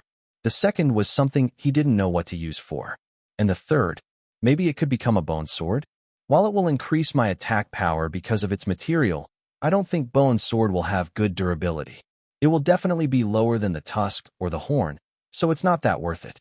On the other hand, his gaze darted to the first choice, the fur. Increasing my defense would be good. I can hunt small-class monsters and get monster material to create a better sword. Garador's beak or claw will make a better sword than Grand Moo's bone. I can also find good ores later. Besides, one of the chats said it's a shame I didn't get the tusk or horn. Nodding, he looked up at the camera. All right, I've decided. I will take the first choice, the fur. After he made the choice, the mercenaries began to move toward the monster to dismantle it. Jamal approached him and stopped next to him. You did it, newbie. Ha ha ha. I never thought you would get the artery, good judgment and power. Ha ha ha. The yapper laughed loudly and patted his shoulder. Your reward will be given once we arrive at the station. I will show you how to use them later. Max felt complicated. If he said yes, he would definitely hear Jamal's yapping again. But if he said no, he would be clueless. His viewers couldn't be trusted either. All right. I am counting on you, Jamal. He decided that it would be safer just to follow the professional yapper rather than being clueless. It was probably a part of the tutorial. This man was a plot device through and through. An NPC prepared by the game to help the players navigate through the plot and teach them everything. While the experienced mercenaries butchered and dismantled Grand Moo, the rest returned first to get a monster wagon to store the meat and everything. The ride to Utopia only lasted 3 seconds, as it was skipped by default. Max stepped out of the train with Jamal, who had an exclamation mark above his head. The yapper had a big grin on his face and pointed at the blacksmith's direction with his thumb. This way, newbie. Let's make new armor and weapons for you. Ha ha, I got the tusk, so I will share it with you before selling it. What kind of weapon do you like? Huh? You will share the tusk with me. Of course. Ha ha ha, you're a good newbie for me. I will take care of you on behalf of Caesar. Besides, seeing you struggling earlier invoked a seniority in me. I must give you a new weapon, I thought. Now, this was surprising. If this was the natural development of the game, then Max made a good choice. I will get both new weapons and armor with this. Thanks, Jamal. He followed the yapper to the blacksmith and heard his explanation. To order a weapon was pretty simple. You just needed to tell the blacksmith the main material of your new weapon and what kind of weapon you wanted to create. Then, the blacksmith would give you the list of required materials beside the main one. When you gathered all of them, just pay a required fee and he would create your desired weapon in a minute. Pretty simple system. Max thought as he looked at Jamal talking to the blacksmith. Apparently, for this first time, Jamal would provide all the materials he needed to create a new great sword and fur armor. The yapper told him to only pay 500 gills, which he certainly had, as a blacksmith fee. After he paid 500 gills through the system window, The blacksmith called a few people from the station. Max wondered what he did, but apparently, the blacksmith was calling on people to bring the material to him, which was strange. Would the material that was dismantled earlier have already arrived? But Max didn't need to worry about that. No matter how realistic and how much freedom this game had to offer, it was still a game. Just like the skipping feature, all materials were already in the warehouse when the player arrived at Utopia. Many muscled men brought Grandma's tusk and fur alongside some oars and pelt. They threw them behind the blacksmith, and the large man began to work. He threw everything into a hot furnace and hammered the ore. Everything looked pretty, real, but the process was fast. Before long, a new fur armor with a dirt color and a large sword shining against the furnace light lay in front of him. There you are, Grandmu Tusk sword and Grandmu fur armor. Analyze them. Nodding, Max equipped both of them after putting his old armor and weapon in his inventory. He opened up the equipment menu and checked the new equipment. Grandmu fur armor, rarity 2. An armor made from a Grandmu's stiff fur and monster pelt, protecting the wearer from a slight cold and heat. Defense plus 15. The same screen appeared when he clicked on his sword. Grandmu Tusk sword, rarity 3. Sword created from Grandmu's hard tusk and Mirite Oregon strong and durable. Sharpness, 150. Durability, 250/250. Looking at the status, which was way better than his old equipment, his lips curled up into a happy smile. This is great. Damn, everything looks great. Jamal is the guy? I told you Jamal isn't just a random yapper. You must apologize to Jamal, Breeze. You violated his good name. Jamal the yapper, or more like, Jamal the guy? The sword will be able to split my dick into half. Kakik, the armor will allow you to go into a hot area now. It resists a slight heat. Apologize. Apologize. Jamal the guy? The guy has donated 1,000 diamonds. Apologize to the guy. He's a good senior, not just a yapper. Max grunted as he read the chat. He knew that his act toward Jamal was unwarranted, or not. The guy was truly yapping. A lot, so he wasn't at fault. Thanks for the donation, the guy, but I won't apologize. The guy himself doesn't know what I call him. HMPF. What the? Did you just pout? Nah, it's disgusting. Don't do that. You can't imitate Princess Peach or Lily Pixel. It's so disgusting, dude. Nah, my eyes. My eyes.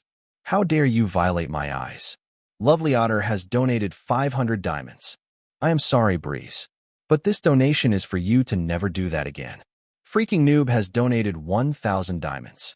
If you're high, then please stop the stream and take some pills. Don't violate your fans' eyes. Now that was rude, but it was something worth apologizing for. Sorry.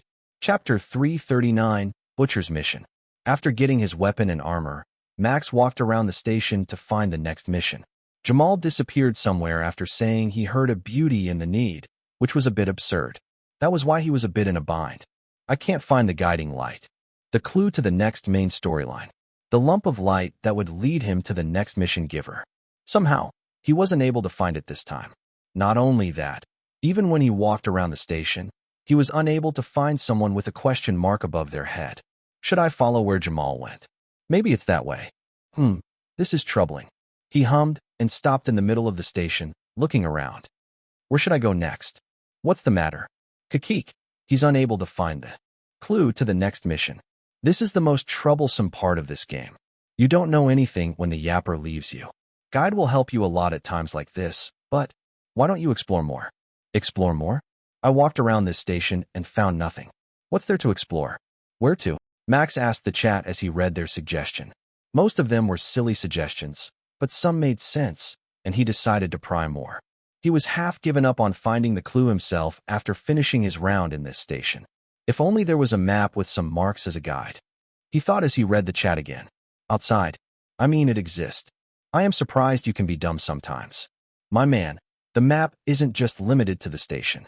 It seems you forget that Utopia is a large city, not limited to the train station. How dare you forget Blackie and Old Man Rig? If you say that looking around the station is everywhere, then you can think they don't exist either. Breeze has dementia, lol. Cough. Are you by any chance an introvert who thought your room is the whole world? It's okay, I understand. Oh, I have no excuse. Only then did he realize his mistake. He had been confined in this station and thought that the mission would be limited around this place. His inexperience at playing open-world games was truly apparent here. You guys are right. Shit, I should have realized that sooner. Jamal makes everything easier by giving me a mission just by talking to him. He's a convenient man. I hope those ladies he heard won't use him for nothing good. After realizing his mistake, Max walked out of the station. Just as he exited, he saw what he desperately wanted to find, a lump of light floating in the middle of a street. Upon seeing that, his eyes widened in surprise. I have to say, you guys are lifesavers, he said as he approached the light. You can express that more directly, you know? Yeah. Cough, like dropping 50 premium punch accounts. That would be wonderful. Nod. Forget 50, 10 is enough. Do drop it. Keek. As if. I am already poor as is. When Max approached the light, it recognized his presence and began to move. He followed it going into the city. Passing the street and intersection, Max arrived at what seemed like a butcher shop with many meats displayed on the shelf and hung on the ceiling. A troubled-looking man resting his head on his hand could be seen behind the counter. He had a question mark on top of his head. Max guessed that this man would be the next quest giver. A butcher? He asked quietly and approached the butcher. Is there something wrong? He asked the man, and he raised his head. A mercenary? The butcher's voice was low and dispirited. What do you want? He looked unfriendly, most probably due to having something in mind. I asked if there was something wrong, Mr. Branch. Max asked once again, using the store name he saw behind the man to address him. I saw you slumped over. Is there something I can help you with? Something to help me with? Yeah, it would be great if there is someone willing to help without asking for compensation. The butcher, Mr. Branch, muttered. But just talking might help me. You see, the cuckoo's meat has been decreasing in the market. It's all because of that Altacross is nesting near Cuckoo's nest. As a result, my store has been in red for a week already. If this goes any longer, I need to close my store and won't be able to feed my family. Altacross? Yeah, that monster. Its favorite food is eggs. Because Cuckoo lays eggs every day, it decided to stay near its nest and enjoyed it.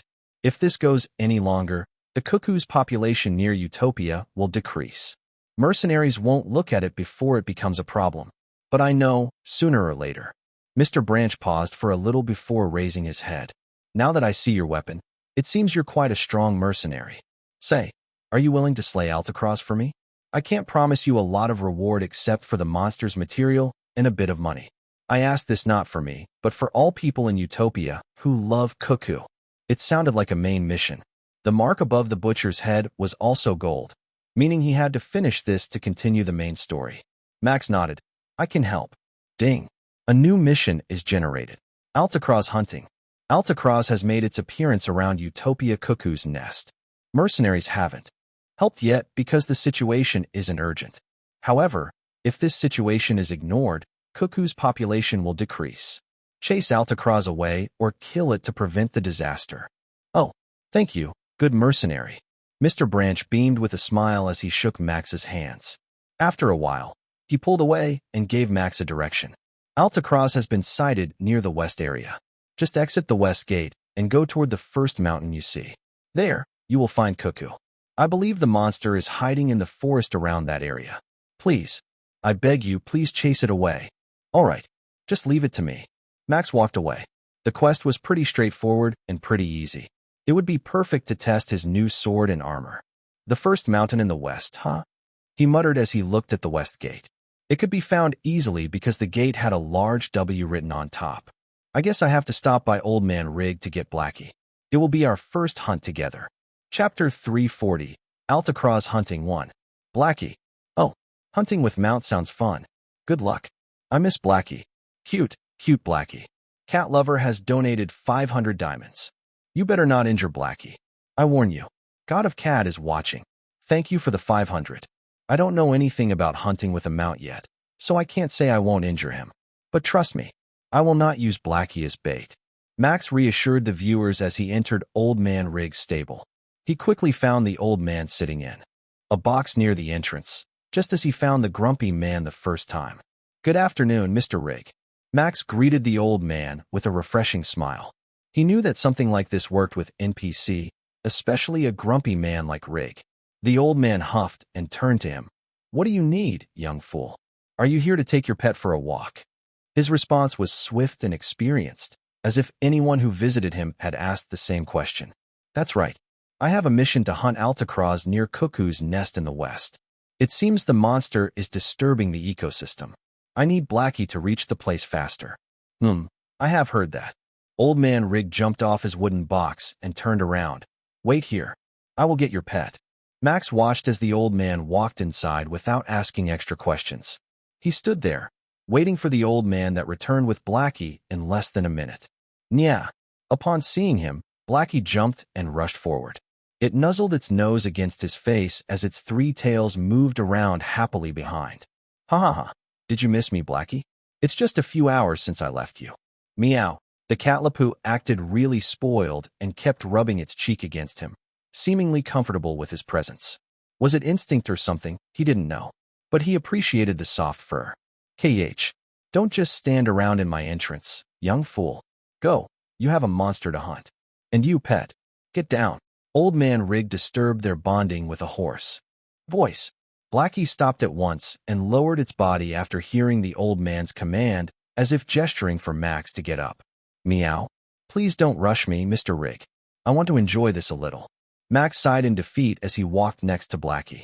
But yeah, I need to hurry. Thanks, Mr. Rig. Huh. No need to say thanks. Just get out of my stable now. Ha ha ha, I will. Let's go, Blackie. Laughing, Max jumped on Blackie and sat on the saddle. The Catlapu stood up and purred before running at full speed. Miraculously, even when he didn't hold onto the stable, his body was stable and wasn't affected by the wind, except for his fluttering hair and fur armor. Woah, this is fun. Oh, running Blackie. Cute Blackie running on the street. This is a precious sight.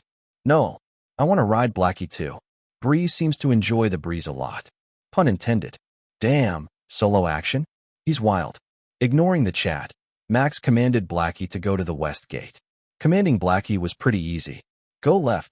Blackie turned left. Go right. Blackie turned right. Ha ha ha, it's fun. Voice command was the preferred way rather than using a rein. Some people might prefer to do it manually, but Max was someone who was bad at driving or riding something. So, this was better for him. In just a few seconds, he reached the gate and exited the city. No one guarded the place, as the wall only served as protection against monsters.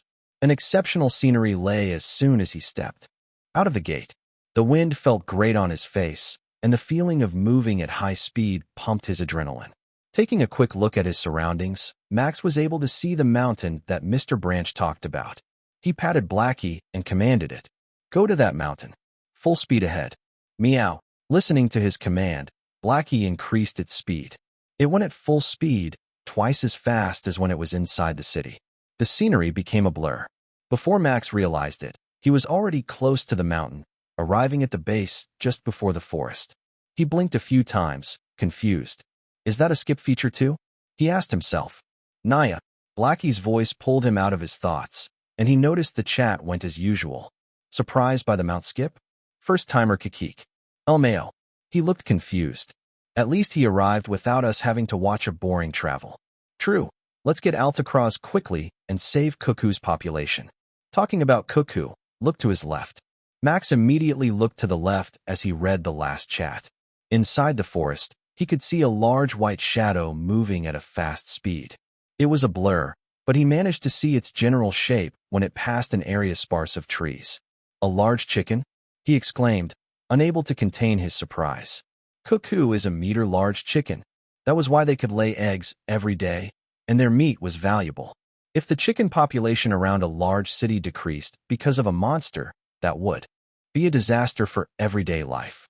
Not only that, the ecosystem would change, and new monsters would take place. I am surprised that mercenaries won't kill alticrows before it becomes a problem. I heard they only take urgent missions, but I wonder why. Is it because an urgent mission pays more? There are just too many monsters compared to active mercenaries. They have to choose. The danger is just not worth it. An urgent commission usually needs to be made because it can affect a whole country and not just change people's diet. The ratio between monsters and mercenaries is around 10:1. It's 10 monsters for 1 mercenary. They need to choose missions. Priority.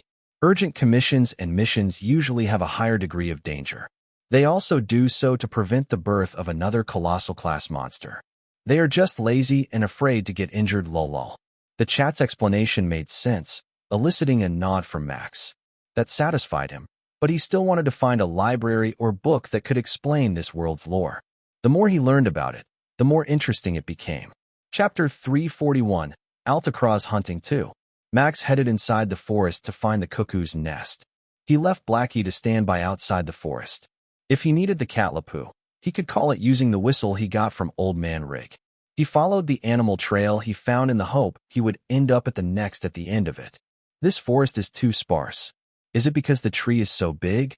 I can go between them without any problem, unlike the forest in that survival game, he said as he looked around the surroundings. Flora in Mercenary Quest has mutated to match the world, accommodating to herbivore monsters. That's why they are big. We have explained it before, yet did you forget? Because the world loves big trunks a lot. You're so sus. Keep it down, dude. To be fair, this will help the player swing their large weapons too, compared to normal forest. Breeze, let me give you some advice. You better look above. Above. Trusting the chat, he looked up and was amazed. Sunlight seeped out from the large gaps in leaves. Veins connected from one tree to another, creating a makeshift bridge that a human could possibly use to cross. The sight was otherworldly, not possible to be seen in the real world. This was why VR World was fascinating. That's a good one, he said, lowering his gaze. But I have to find Altacraw's quick. Lunch is just around the corner, and I don't want to miss it. I haven't had breakfast, so I am quite famished. You skipped breakfast? SUS. Breeze has been SUS since the start. I told you he laid. Now that's a problem. Go ahead and kill Altacraw's, LOL, before your stomach grumbles, LOL. Your first step is correct. Just follow the path. I suggest you run through it. Running was a great idea. His stamina was also higher than in the real world. He would be able to find the nest fast. I prefer to climb the tree and find it from above, but it's impossible to climb this large trunk without any help. A rope or something would be perfect, Max thought as he continued. He had to cut some bushes and small branches on his way. Based on what he read on the chat, which contained a little bit of a spoiler, Altacraw's was apparently a small class monster with a hardness similar to that of a medium class monster. It was a perfect monster to test a mercenary that wanted to advance from hunting the small monster to the next stage. And they give me this mission after I can make a new weapon. Truly, this game has planned everything. Thinking so, he kept looking around until he found a footprint. He looked down and crouched. The footprint was around 40 centimeters in diameter, and it showed 4 clawed-like hands instead of the thin bones Cuckoo had. Seeing it, a grin appeared on Max's face. He looked forward and found similar footprints advancing to what seemed like dense vegetation. A flash of white could be seen beyond that, belonging to cuckoos that moved around. It seems I found Cuckoo's nest in time, he said, grabbing his Granmu Tusk's sword from his back, and their predator at the same time. The ground trembled as soon as he did that. Sharp cries from Cuckoo could be heard from beyond that vegetation. Something that moved past was holding an egg in its mouth. When it passed through the dense vegetation, chased by 4 cuckoos, Max was able to see its shape. Altacraw's, boasting its defense, was covered in hard leather skin. Its appearance was similar to a Komodo dragon with hard spikes running across its back. The head, looking like a snake, had its long tongue slithered around a large white egg. It was moving pretty fast for a 2 meters monster. Max looked at the sight in front of him and his eyes widened. They didn't seem to stop advancing. This is bad. Whoa, he exclaimed as he jumped to the side and rolled on the ground a few times before coming to a stop. The 5 monsters passed the area where he stood earlier. The ground had changed, filled with their angry footprints. That's bad. I will lose them. Max immediately picked himself up, sheathed his sword, and chased after them. Using their numbers, cuckoos continued to chase Altacraw's. Unfortunately for the large chicken monsters, the thief was too fast, and they soon lost it when it crossed a river. However, Max was able to find where Altacraw's went. He jumped over a large boulder to cross the river and looked for its footprint. There it is. Having wet feet meant it would leave a noticeable mark when it moved. A water trail could be seen extending into a rather dense forest ahead. He followed the trail and found a small opening leading into what seemed like a vast cave. The entrance was hidden by growing moss. Is that its nest? He asked quietly as he hid himself, watching Altacroz enter the entrance with care. Congratulations. You have found Altacroz's nest. That's a tiny entrance for a monster, but still large for a human regardless. Inside that nest should be large enough for you to fight the monster, if you want to fight it inside, that is. Choose, young man. Enter or not enter. In my opinion, it will be safer for me to bait it outside and ambush it. I mean, if I enter, then I could be ambushed and killed. True Hunter has started a mission. Stream mission. Kill Altacroz inside its nest. Reward, 5,000 diamonds. But that's unnecessary worry. I am a great mercenary, fearing nothing. Even if death waits for me, I shall march inside with my great sword and hunt the monster. Max's voice was cut off by a notification, and he immediately stood up afterward. What was the difference between killing it inside or outside its nest? There was no difference, but the stream mission changed everything.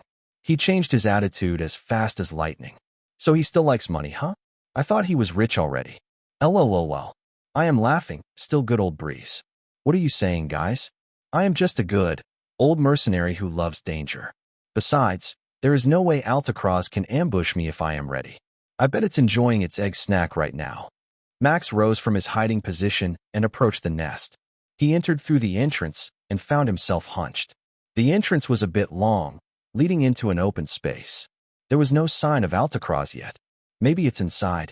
Just as he thought that, he arrived at the open space and immediately heard a hiss from the side. Without much thinking, he grabbed his sword and put it in front of his body. Shit! A hard impact sent him flying. His back crashed against a wall. A loud crack could be heard. However, he wasn't dead yet. Thank God I have new armor. Still, an ambush? Really? He complained. It freaking sucks. Lowering his sword, Max looked at the culprit that attacked him. He saw Altacroz crawl down the wall while hissing loudly. It approached him slowly, giving him a chance to drink the health potion in his inventory and return to full health. And just as he was about to stand up, he heard another hiss from the side and had to jump. A loud crash rang in the place where he sat earlier. The ground rock was destroyed. Only then did he notice the second Altacroz on the side, with a bulging belly and runny egg around its mouth. Holy moly macaroni. There are two Altacrozes. Chapter 342, Two Altacrozes. Was this why True Hunter gave him a stream mission to hunt the Altacroz inside? Because that viewer knew there were two Altacroz inside the nest. Two Altacroz? Well, that's bad. One of them has a bulging belly. Is it a female one?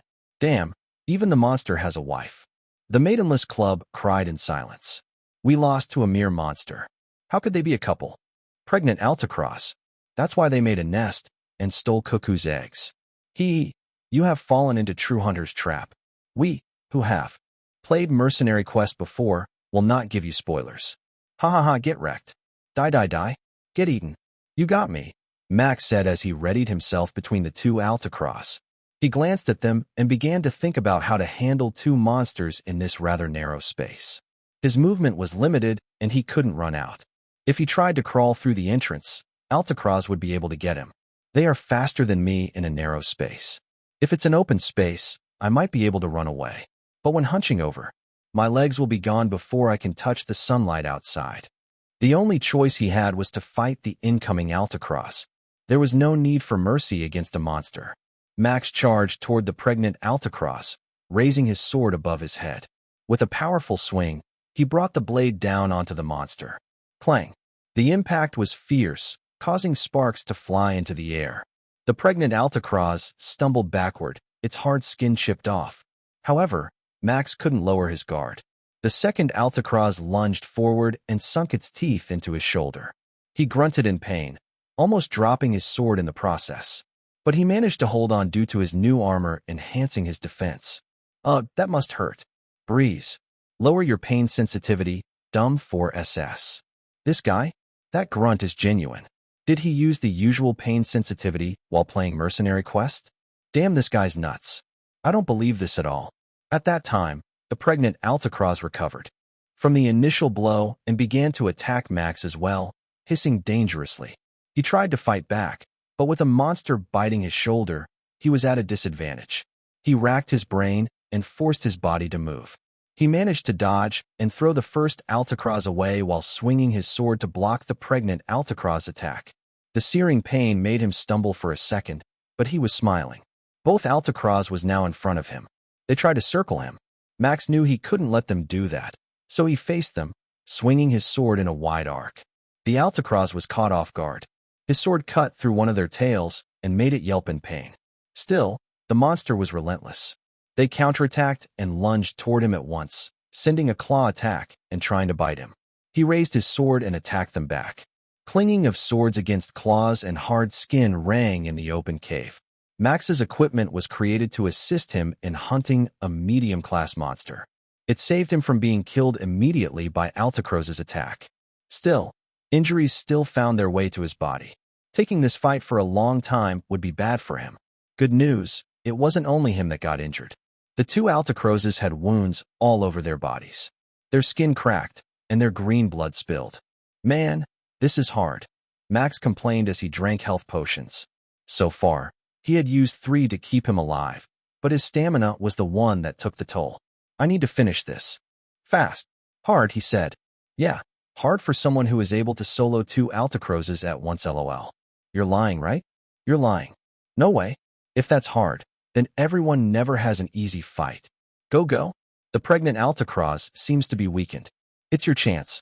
Just as the viewer had said, the pregnant Altacross movement had slowed down. Since the start, it was weaker than the male one. Its protruding belly caused its movement to be slower too, making Max able to react to all of its attacks. If there was anything about the pregnant Altacross, then it was its annoying timing. When the male attacked, it would support it and make the fight harder. Now that both monsters had weakened, they refused to attack first. From the look of it, they planned to run when given the chance. No, you can't. For my diamonds. Shouting, Max jumped at both.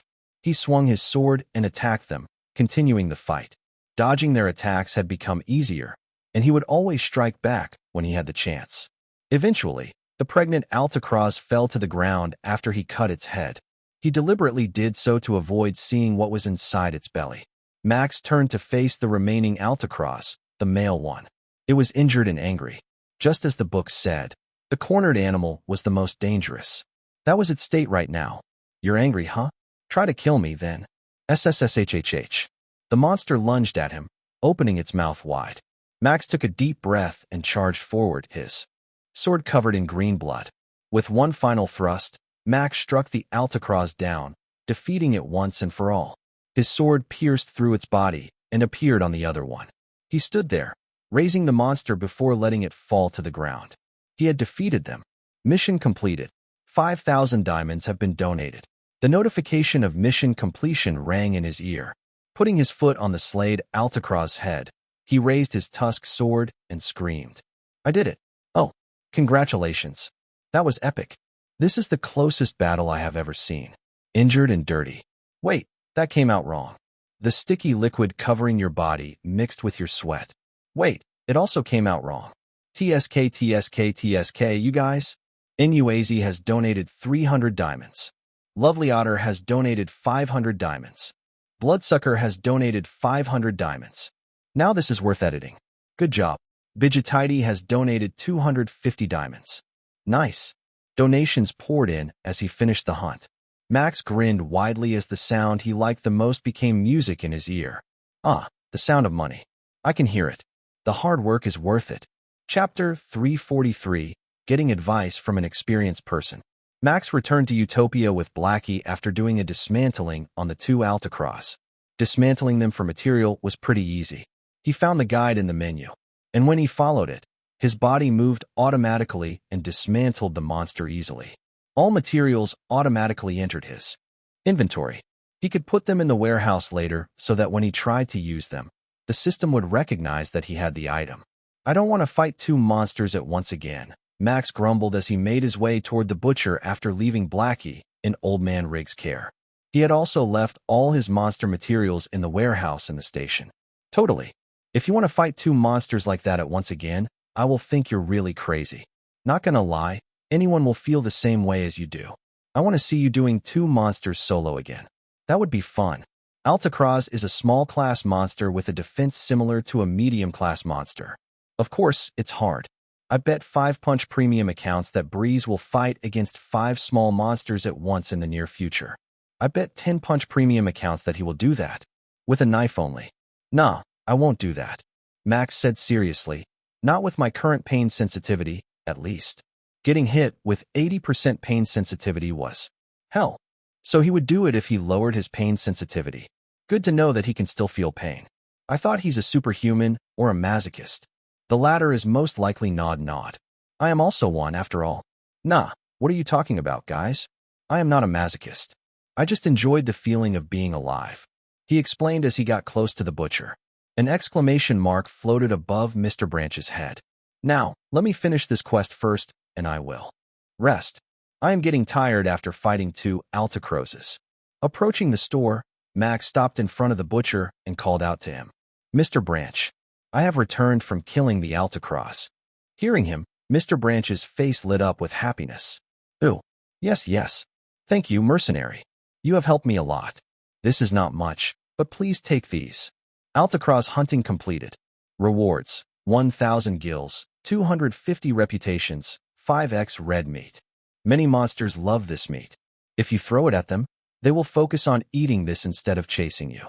I hope it helps you in hunting these monsters. Max looked at the notification and smiled. That was something useful, all right. Not only that, he got a lot of reputation. This would be enough for him to get a mission to hunt a medium-class monster from the board. Thanks, Mr. Branch. After saying his goodbye, Max turned around and returned to the station. He was talking to the chat while walking, joking and entertaining them. Arriving at the station, he found the clump of light for the next mission. That would help him a lot for the next session. All right, guys. We've been playing for a few hours already. Let's end it here and see you tomorrow. Good work. Thanks for the time. Nice, that was fun. Nice Lud has donated 500 diamonds.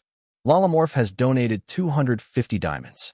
Myopania has donated 1,000 diamonds. That was fun, Breeze. Thanks for streaming. See you tomorrow. Yeah, see you tomorrow. Many donations poured in. Max made sure to thank everyone for their donation before ending the stream. Live stream ended. HNN.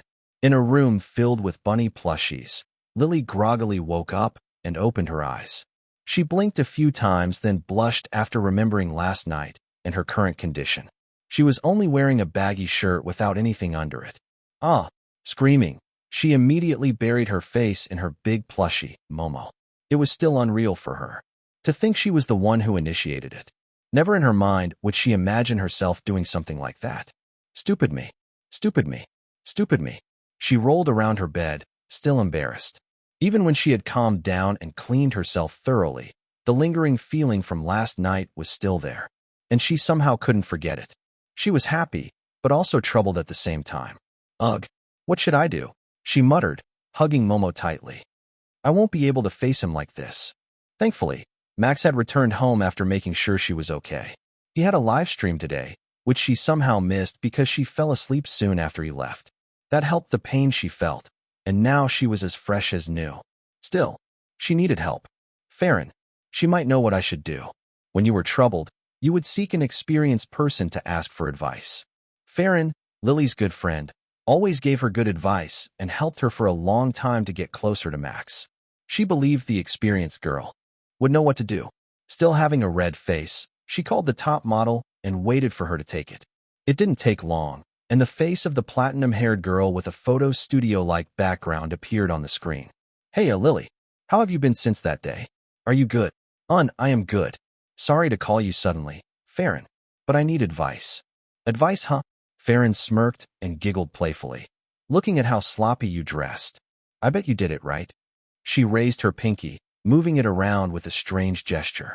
Knowing what Farron tried to say, Lily once again felt blood rush into her face and got embarrassed. Why did she call her friend when she knew Farron would tease her? But she had no other choice. There was no one else to ask advice from. I did. She answered meekly, like a small animal cowering on the corner. She put her index finger in front of her lips. P, please keep it a secret. W, what is this? Farron looked surprised before beaming with a wide smile. Who's this cute little bunny? Girl, why are you so honest now? I can't. I just can't. My Lily just became so honest and cute. Chapter 344. No Good Advice and Lily's Decision. Farron. Shoo. Shoo. Lily tried her best to shut her friend up. Please, this is so embarrassing. No way, you're just so cute. Farron exclaimed as she got closer to the screen. Tell me, what do you want to ask? Feel free to ask this experienced Farron anything. She puffed her chest proudly and rested her hand on it. Actually, Lily began to tell Farron the problem she faced, on how she wasn't sure how to face Max from today onward. Maybe when they were together, they wouldn't think of anything. But just the thought of meeting him made her blush. After hearing the girl's confession, Farron nodded her head in understanding. That's easy. Farron snapped her fingers and grinned. Just live together. Live together. Lily repeated what Farron said to her and began to imagine it. The two of them live in the same apartment, cooking and watching movies together. Then, at night, they would live stream on their own accord, maybe a collaboration. Afterward, they would sit on a couch and share funny stories about their live stream before sleeping together. Red made its way toward her face. She was boiling inside. Woah. Live together. My. It seems that idea is still too early for her. Farron sighed in a troubled tone as she shook her head after she saw Lily's reaction. Max's day was busy. After finishing his stream, he created another parkour tutorial video to make the most of his skill. If he was too late at creating it, many other PunchTubers would create their own version and ride his fame to gain views. He was using the monkey bar on the roof, which he could access easily, thanks to security's permission. Because he was always polite to them and did not betray their trust, they already trusted him not to do stupid stuff. Huff. Huff. That should be enough. I will ask Bloodsucker to blur the background and keep anything that can expose my location out of the video. His censorship can be changed to that energy drink logo. I still owe them one thing. Approaching the makeshift chair near the door, Max took the towel on it and wiped his sweat. His sweatshirt was drenched, making it uncomfortable. I have to change now, and maybe walk a bit around the city to get something refreshing. He thought as he entered the elevator and returned to his floor. Maybe I should invite Lily too. Who knows if she wants to go together?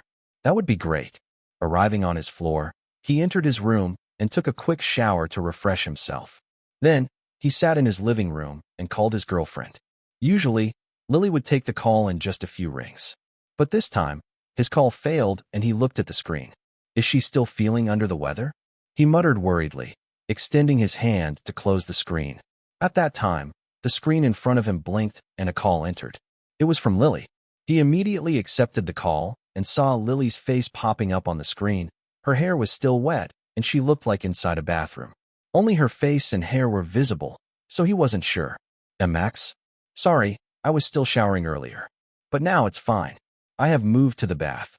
That confirmed it. Before, he might have been blushing when he saw Lily's condition. But now, he only admired her and thought she was beautiful even without any makeup and in the most defenseless position. It reminded him of last night. Yeah, well, cough.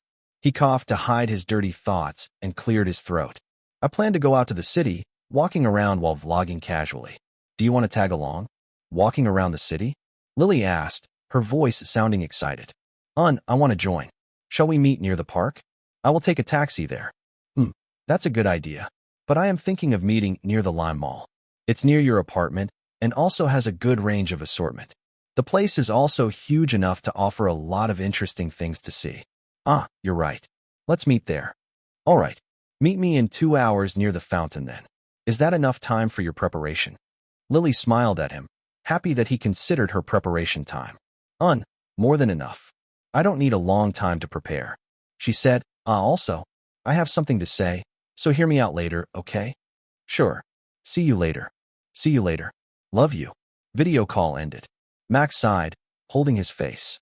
While he was confident he wouldn't blush, that video call from earlier stimulated his mind and made him imagine something that shouldn't be said. Man, she needs to learn some awareness. He sighed again, then realized something. No, wait. Maybe it's because she's aware that she did that intentionally. She teased me while knowing I would overthink it. Lily had definitely grown, in a way that he didn't expect. He stood up and scratched the back of his head. Even if he had 2 hours, he wanted to arrive first. I want to prepare a gift if possible. With that said, Max's preparation was quick. He took a taxi instead of walking to arrive faster and chose a good gift for Lily, matching rings they could wear anytime. He would visit that store later to buy it together. This was probably good enough to show off that they were a couple. He wanted to show the world that Lily was his. 30 more minutes. He looked at the clock as he sat on the bench near the fountain in the mall. The promised time was still 30 more minutes. However, he saw a girl's silhouette that he wouldn't mistake for anyone else walking toward him. She smiled and waved her hands as she strode faster. "Max, did you wait long?" she asked as she stopped in front of him. Max took a good look at his girlfriend. His mouth was agape because she dressed differently from usual. Instead of wearing pants, she wore a black skirt that stopped before her knees. For the top, she wore a white off-shoulder frilly shirt and a black handbag. Her hair was done in a crown braid, making her look elegant. "Do I look weird?" she asked nervously, fidgeting and holding her hands together. This is the first time I dress like this. Farron recommended it to me." It seemed like Max had to praise a certain girl for this. "She has become a bit useful," he thought as he stood up, smiling at her. "Not at all. You look beautiful, Lily. If I have to be honest, I want to keep you in my house so badly now." Hearing that, Lily's eyes went wide. She stayed silent, making Max panic. Did I come out too strong? Or did she misunderstand my exaggerated praise as me being weird? "Look, Lily." "Really?" Lily exclaimed with happiness plastered over her face. "Then, I will move tomorrow." "Phew. I was afraid of how to ask you whether you wanted to live together or not. Thank God you invited me, Max. I am so happy." Yeah?" he said, confused. "Live together? Huh. How did this happen? And why?" A certain platinum-haired girl flashed inside his mind, knowing that she might influence her girlfriend, but that must be just his imagination. All he could do right now was to process what had just happened and find out the details later. Chapter 345, Moving. Max walked around the mall with Lily on his side. He canceled his plan to make a vlog livestream after the bomb dropped by Lily earlier. He used his brain at full capacity to understand the situation and arrived at an answer. Lily wanted to live with me and didn't know how to ask. Most probably, she is either jealous of Farron living with her boyfriend or that platinum-haired girl affects her decision by giving her so-called expert advice. Yeah, both are possibilities. Looking at Lily's response and how she acted lately, he believed in the latter more than the former. Reading her mind is like playing a puzzle. Fortunately, Max was good at games. At least he hadn't made a big mistake yet, and he hoped he wouldn't. "Max, is there something wrong?" Lily asked, peering right under his gaze. There is nothing. I was just wondering about the moving company to help you move your clothes and necessities. Should we just use drone service?" He quickly made an excuse to prevent her from knowing what he truly thought. And because of her massive trust in him, she didn't even question it. That's all right. I don't have a lot of clothes and necessities. I can always buy new clothes when I need to. Rich had their way of doing things." This quote was probably the best to explain what she had just said. It's still surprising how easily she is willing to spend a lot of money when she can save it. Not that I don't understand, but she really needs to learn how to be down to earth sooner or later so she won't regret it later when she can't use her money. Just like in my previous life. He had to do it for her and his sake. Money wasn't unlimited no matter how much they were. But now that they had a lot, they had to do it to make their life comfortable. "But we still need another bed for you. Shall we find some?" Max's words trailed as he looked at Lily's pouting expression. He racked his brain and immediately found the problem. "You want to sleep together?" A small nod like an animal came from Lily. "So we're just getting a bigger bed instead?" Another nod. "Are you sure?" he asked for the last time to make sure of it. Lily finally answered. "I want to get used to it. Being near you, I mean." All right, that wasn't a problem at all. Max didn't really mind that. Rather, it was something he welcomed. From video calling until morning to sleeping together, everything. The evolution was too fast. They decided to visit a furniture shop first. The leisure walk they planned had changed into shopping together due to the absurd conversation from earlier. Lily also wanted to decorate a little bit, so she bought some lamps and a multi-purpose desk for the bedroom. After everything was done, Max brought her to the store he had found earlier. "What do you think of matching rings, Lily? We can wear them on our middle finger or something. Just, to show off we're a couple," he suggested while walking, and Lily nodded rigorously. "I want it. That's good to know." He grinned and entered the store together. Inside, a variety of accessories were displayed. Lily's eyes sparkled as she looked around in interest. She was a girl no matter how she acted, and she liked accessories as much as the others were. Max chuckled when he watched her running around and called out to her, showing the rings he planned to buy. The design of the ring was pretty simple. Both had carvings of wings that became a pair when put together, perfect for a couple. How about this? This is good.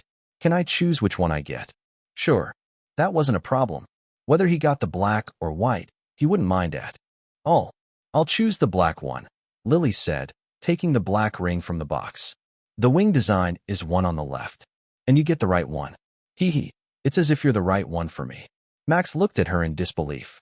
Sometimes, she just said some embarrassing things without thinking too much and blushed when she realized it. This time was also like that. She was blushing and hiding her face with her hands, peeking through the gaps in her fingers. The store's employee stared at them with a warm gaze. They quickly bought the rings and left the stores. Following that was just a series of shopping before Max walked Lily back to her apartment. Everything they bought would be sent to his apartment tonight, so he would be busy and had to return soon. Then, see you tomorrow, Lily. Make sure to tell your brother about it. I will. See you tomorrow. Max returned to his apartment by walking. He arrived after 40 minutes or so and began to work, moving around all the appliances to make room for the bigger bed and new stuff bought earlier. He disassembled and dragged the bed out himself. This was a good workout, or at least he thought so until he was sure he couldn't do this alone. In the end, he asked security for help and they happily accepted. When he explained the reason behind the sudden renovation, he told them that his girlfriend would move with him soon. They laughed and teased him, saying that it was nice to be young. Max laughed wryly, unable to say anything more. The bed and furniture he bought arrived just as the sun disappeared on the horizon. He moved everything in with the security and bought the meals afterward as his thanks. They refused to be paid because it was part of their job to help the tenant, but they happily accepted the free dinners. Some of the securities had already married and shared a story of how their dating lives were and how it was too different from when they were already married. The kind man even advised Max on something he could and shouldn't do when cohabiting with his girlfriend. Max wasn't sure whether that worked with Lily or not, but he thanked him nonetheless. Tired, he went to bed early after calling Lily. The girl couldn't wait to move tomorrow, and she had gotten permission from the strict Stone Sword, much to his surprise. At that same time, a new message popped up in his app. Stone Sword, don't make her cry. As expected, after talking with Lily for a while, he drifted to sleep. He was woken up the next day by the ring of a bell.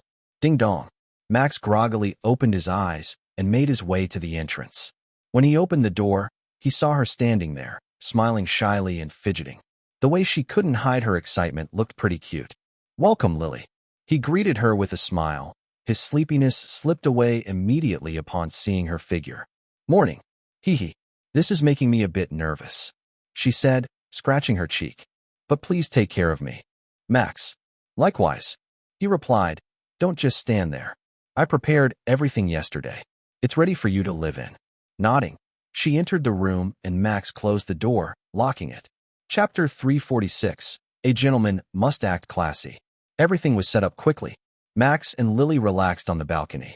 At first, he thought that it would be awkward at first, but there was nothing like that at all. They surprisingly got used to it soon. What are you planning to do today?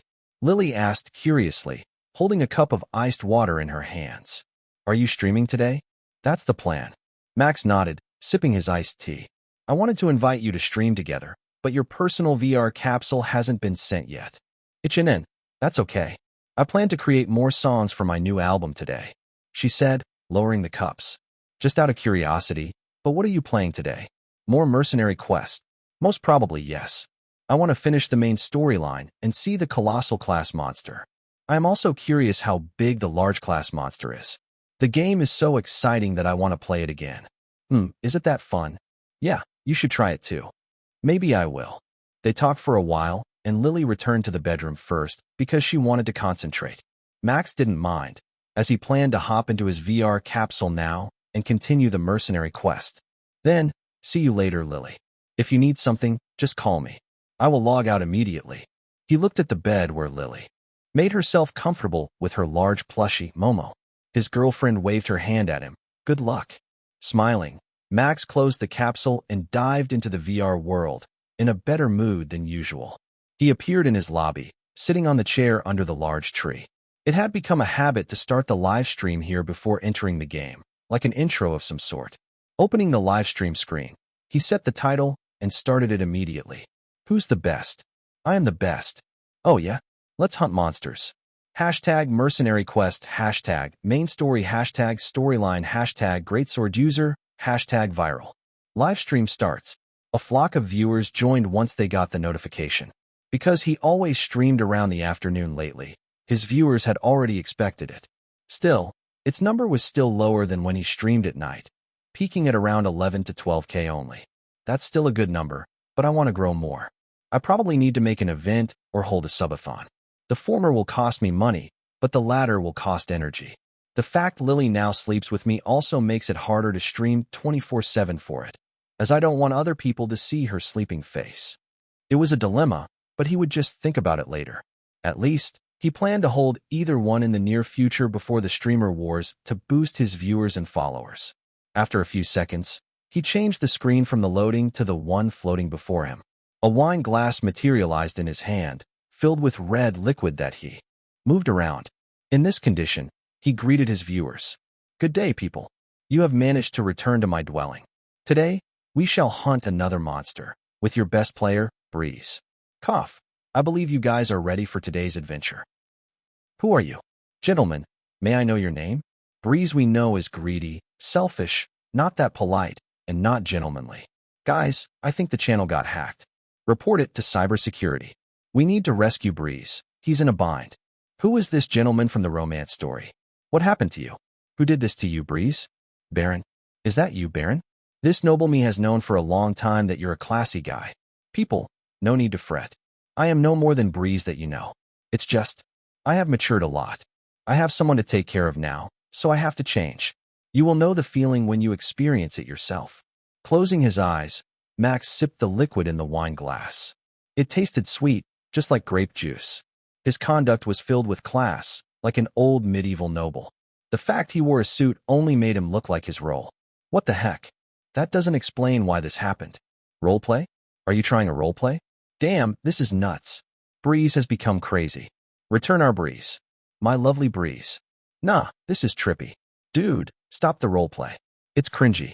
The corner of his lips twitched. Max knew his viewers were blunt, but he didn't expect them to call him crazy and cringe. Come on, I also want to roleplay every now and then. Besides, you're not a gentleman. You're a rough mercenary. Imagine a mercenary sipping wine or tea after they hunt monsters, their body still covered in blood. Yeah, not the best sight. If it's a serial murderer, then it might fit. But mercenary? Yeah, no. Max tried to imagine it, and he shuddered. The image was just too far from what he liked. Yeah, my bad, he said, dropping his roleplay easily. That's disgusting, cringe, and makes me look like a crazy man. But hey, at least I am not a bad roleplayer. He stood up, throwing the wine glass away. It spun in the air and hit the ground, shattering into pieces of light. Anyway, guys, I am in a good mood now, so I will play rather crazily. I won't care about defense or strategy. Rush and kill is my strategy. So, just like the usual. Yeah, the usual. That's not much different from your usual strategy, fight, and win. Somehow that will work out. That's the power of the main character, and Breeze is the player.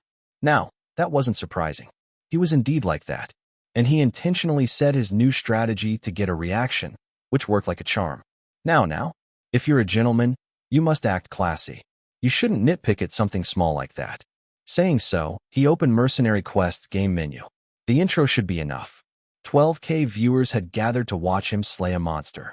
Now, as a gentleman myself, I will start the game. Immediately. I don't want to make ladies wait. His vision shifted as soon as he started the game. Chapter 347, More Quests. Before logging off the last time, Max had found the clue to the next mission. As soon as he appeared in the station, he immediately followed the light and found Jamal in the corner.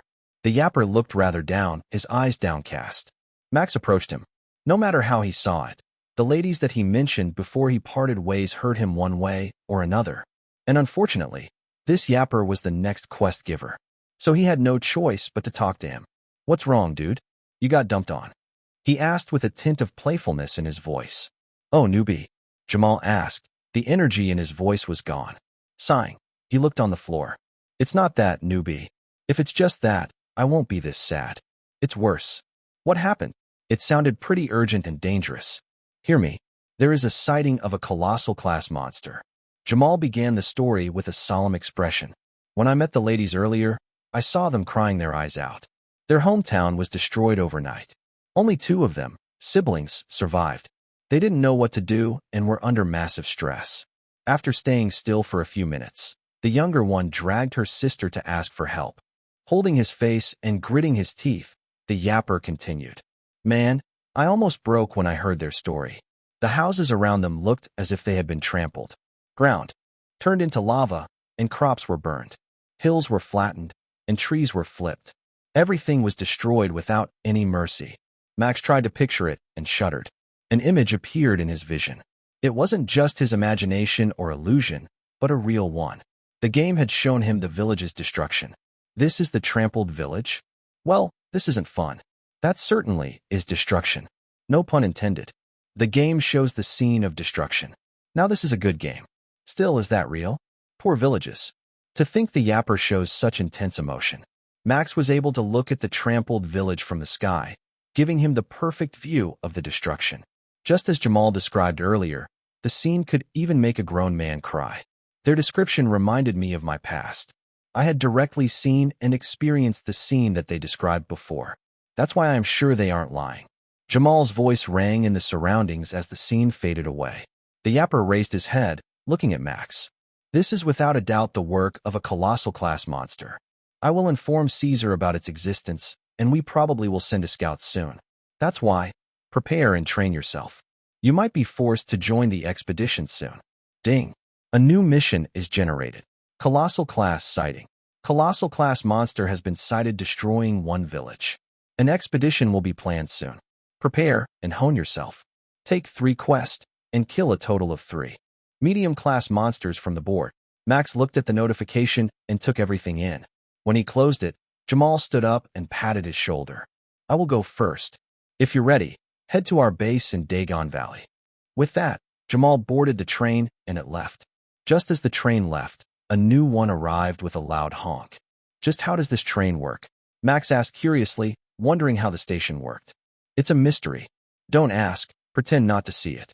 1 train left, and 1 train arrived. It's easy to see how it worked, no? No need to question it. Rather than that, you need to take 3 quests today before you can proceed to the main story. Well, I know that, but I'm just so curious. If we can implement this in the real world, won't public transportation evolve to a new height? You don't need to wait for another sky rail to arrive. Imagine how good that will be. The viewers called him an idealist and had a good imagination for a streamer. There was no way that system could be implemented. It was just a dream within a dream. Sighing, Max decided not to continue with the topic. It might be taken wrongly as criticizing the government, and he didn't want that. Better not make any controversial stuff regarding the government. They already did a better job than the one from my previous life. Thinking so, he walked toward the board and looked at the list of quests. He had more than 300 reputations now, so he could take various quests without any problem. To advance the main story, he had to take the quest above number 100, which involved a medium-class monster. What kind of monster he fought wasn't restricted. He could find the 3 weakest medium-class monsters and finish the requirement with them. However, he also had to think of his equipment. I have no headgear yet, and I prefer to have one before the next main story, which probably involves a colossal class or large class monster. Which monster will give me good material for it? When in doubt, ask someone knowledgeable. He decided to involve the chat. It was also one way to communicate with his community. Altacross has good hide to make a good headgear, but it's considered small class monster. Probably a monster with a crown-like head. Their crown will be a good material for headgear, and you will only need a few ores to mix. Leather-based headgear is good. Reptile or bird monsters will give you good materials. Maltrax sounds perfect to be your target. If you want an easy target, then I recommend Pilzari. It's a 7-meter big medium-class monster and has a soft hide. Not that good for material. There were many options given by the chat. However, the leather headgear sounded good. There was a quest regarding Maltrax among the papers posted on the board. Quest number 088. Hunt poisonous Maltrax in 4A Plain near Mott Village. Reward: 2,500 gills. Maltrax's material: 5x health potions, 3x rub cream. Poisonous, huh? It will be a good experience. Let's kill Maltrax, Max said as he ripped the quest from the board and boarded the train. The journey was skipped as usual. He arrived at a local station in a village. When he exited the train, he found the guiding light on the side. It began to move toward a certain direction, and he followed suit. Because the quest was an annihilation quest with a target whose location was known, the light guided Max to the plane instead of to someone who could provide him with information. Finding a medium-class monster in such a plane was pretty easy. Its large size made the monster stand out. A bird, resembling a vulture, without feathers, ate a whole cow in the middle of the plane. Its wings were spread wide, made from leather. He didn't know whether it could fly with that or not, but he would fight it while thinking it could to avoid any surprise attack. From its beak, green liquid dripped down. The cow that got covered in the liquid seemed to be in pain and tried to move desperately. Poison, and probably acidic. Max thought as he stopped, watching the scene. Before he realized it, the light had disappeared already. He was alone, 100 meters away from the said monstrosity. It can melt the cow's hide, but the effect is slow. However, if that hits my hand or skin, I don't think I will be able to handle the pain.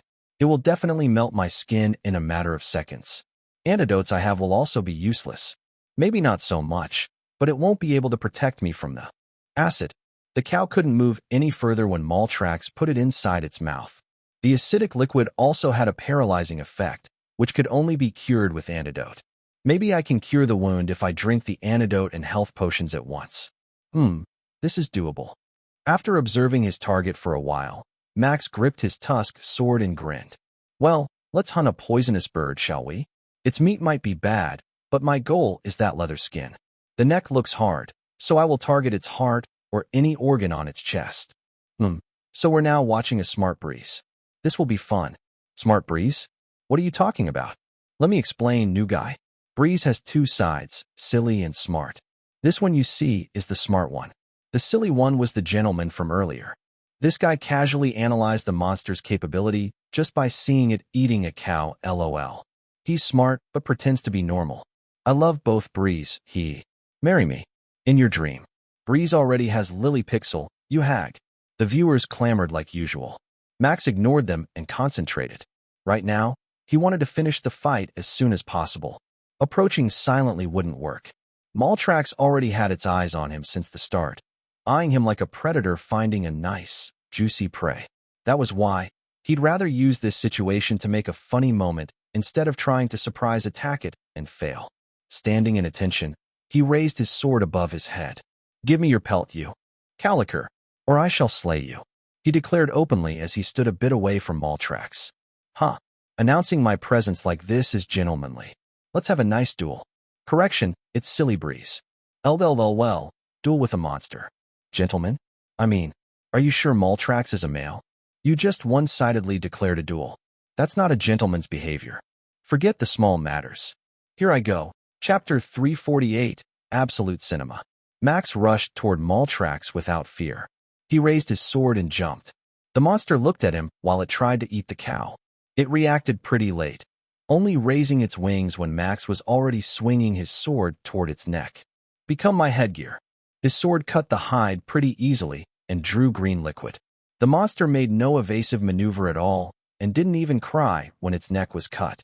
Instead, it looked like it took the hit deliberately. The green liquid spewed out from the wound was splashed at Max. He had no way to avoid them in the air. And at that moment, he felt his skin burning and his nerves locked. The blood also contained the poison. Shit. Just as he realized that Maltrax attacked him using its wing, sending him flying far. His body bounced and rolled on the ground a few times before it stopped. From the pain he felt, he seemed to break a few bones. But in this game, broken bones weren't any problem. He immediately stood up while grunting loudly and drank 2 health potions and an antidote. His body was battered. Even though the wound had disappeared, the lingering pain still attacked his mind, and he couldn't stand straight. He was wobbling around and forced to use his sword as a support. Fuck, that hurts. A curse word escaped his mouth. Hey, are you okay? That must hurt. Ouch. It hurts just by looking and knowing he has 80% pain sensitivity. What? 80% pain sensitivity? New viewer here. This man is so crazy. How can he still stand after that? The pain must be otherworldly. It's better if he was killed immediately. And he still drank health potions. Nuts. I like it. Tooth Fairy has donated 500 diamonds. Pain, go away. If you are in pain, it's okay to stop. Heh. Max looked at the donation and sneered. This much pain is nothing, he said, preparing to combat Maltrax once again. The monster rushed toward him. The wound on its neck was visibly closed already. Fast regeneration? Damn. I need to kill it soon while getting poisoned then. He laughed like a madman.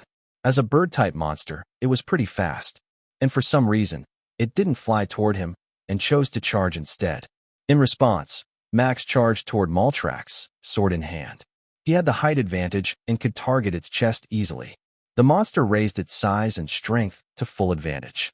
When Maltrax got close to its prey, it spread its wings and attacked with its beak. Max was quick on his feet, dodging the monster's beak filled with poisonous liquid while trying to find an opening to strike. Right now, its chest was so close to him, and he thrust his sword with a powerful push.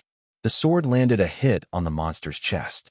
However, the blade didn't penetrate deep enough, and Maltrax retaliated with a powerful wing attack that sent him flying in the air. After rolling on the ground a few times, just like earlier, Max got up, panting heavily. He drank another health potion and antidote. The bruises in his body disappeared at a visible speed after being covered in a soft light. Looking at where he stabbed Maltrax earlier, his lips curled up into a wild grin. So the chest area has no poisonous blood, and the regeneration is slower than the area near the heart. As expected, a monster will definitely have a weak point no matter how strong they are. A cry came from Maltrax when it realized it was injured. The cry was loud enough that Max wanted to close his ears, but he couldn't afford that.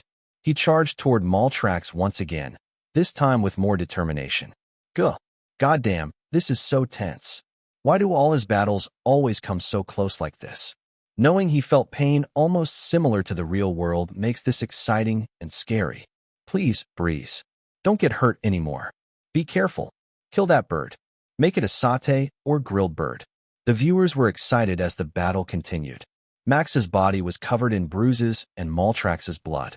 His movement became a bit sluggish from the paralyzing poison, but it was still possible to fight. This was a battle of endurance. Maltrax's wings were fast and precise. Max had to dodge it, or he would be sent flying even if he blocked it. After a while, the opening he was waiting for finally appeared. There! He swung his sword with all his might, aiming for the monster's hearth. Maltrax tried to dodge, but Max was too fast. The sword pierced through the monster's chest, and Maltrax let out a loud death screech. Pulling his sword, covered in green blood, he watched the monster collapse onto the ground. His breathing was rough and short. His body was heavily injured and exhausted, but he had slayed the vulture monster. Woo! He won. He won. Finally, he did it. Breeze. Breeze. Breeze. Hunters has donated 1,000 diamonds. Kiss My Lips has donated 500 diamonds. Lovely Head has donated 250 diamonds. Just Do It has donated 750 diamonds. Many donations poured in. The viewers cheered for him, and Max took a deep breath as he looked at the donations pouring in. He had triumphed over a medium-class monster. This was the first time. He looked at his sword, still stained with the monster's blood, and knew he had to finish this with a bang. Walking toward the monster's corpse, he stood on top of it and stabbed his sword down. Fuck yeah! He screamed loudly, making the chat grow more exciting. Breeze, breeze, breeze. Whoa, that was amazing. Absolute cinema. I didn't know that you could move while being covered in poisonous blood. This is amazing. I clipped it. Clip, clip, clip. Amazing breeze. Max climbed down the monster's corpse and began to dismantle it. His body moved automatically, and the corpse disappeared, entering his inventory. After that, he drank an antidote. This made the third antidote he drank. Now then, let's return to Utopia and buy more antidote before taking another quest to hunt Maltrax. I want to be able to kill him without getting injured. That would be neat. Nice. So we're doing Maltrax any percent now. Show the bird who's the boss. With chat's encouragement with him, Max returned to the station to reset the quest. Chapter 349, Easier Done Than Said. After buying Antidote in Utopia Station, Max departed once again to kill the second Maltrax. There were a total of 4 Maltrax-related quests on the board, and he planned to finish 3 of them to advance to the main story. Killing the second Maltrax was easier than the first. He remembered some of its attack patterns and managed to kill it after getting hit only once. He only drank an antidote once for this quest.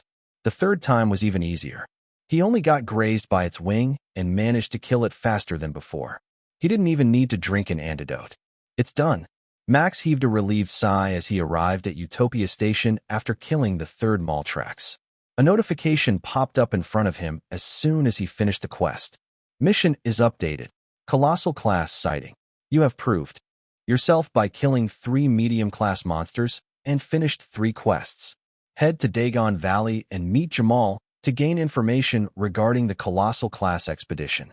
Oh, the mission is updated. I have to meet Jamal in Dagon Valley base to continue the mission. He said, can I make the headgear in Dagon Valley's base? Ooh, we're away from the birdie now. Dagon Valley. It's been a long time since you visited this base. The Yapper again. I missed the Yapper. It's been 2 hours since we last met. Dude, you missed the guy you saw 2 hours ago? Yeah, there are blacksmiths in Dagon Alley too. You can make your headgear there. Would you climb the base again, Breeze? Reading the chat, Max let out a wry chuckle. All right, that's good to know. Also, climbing the base? Which stupid person did that? There is a Garudama service we can use to reach the top of the base, he said, pretending to be oblivious as he headed to the train. He had to find the conductor to head to Dagon Valley, who always stayed in the front carriage. Look at him, suddenly having amnesia. A sudden amnesia episode. Not surprising. He's trying to be humble, guys. He doesn't want to brag about his stupidity. Guys, do the thing. Bloodsucker, I choose you. You can't command this noble me. But it's on the way. Bloodsucker has started a mission. Stream mission. Climb the base in Dagon Valley in under 5 minutes. Reward, 5,000 diamonds. W. Bloodsucker. Nay, you can't.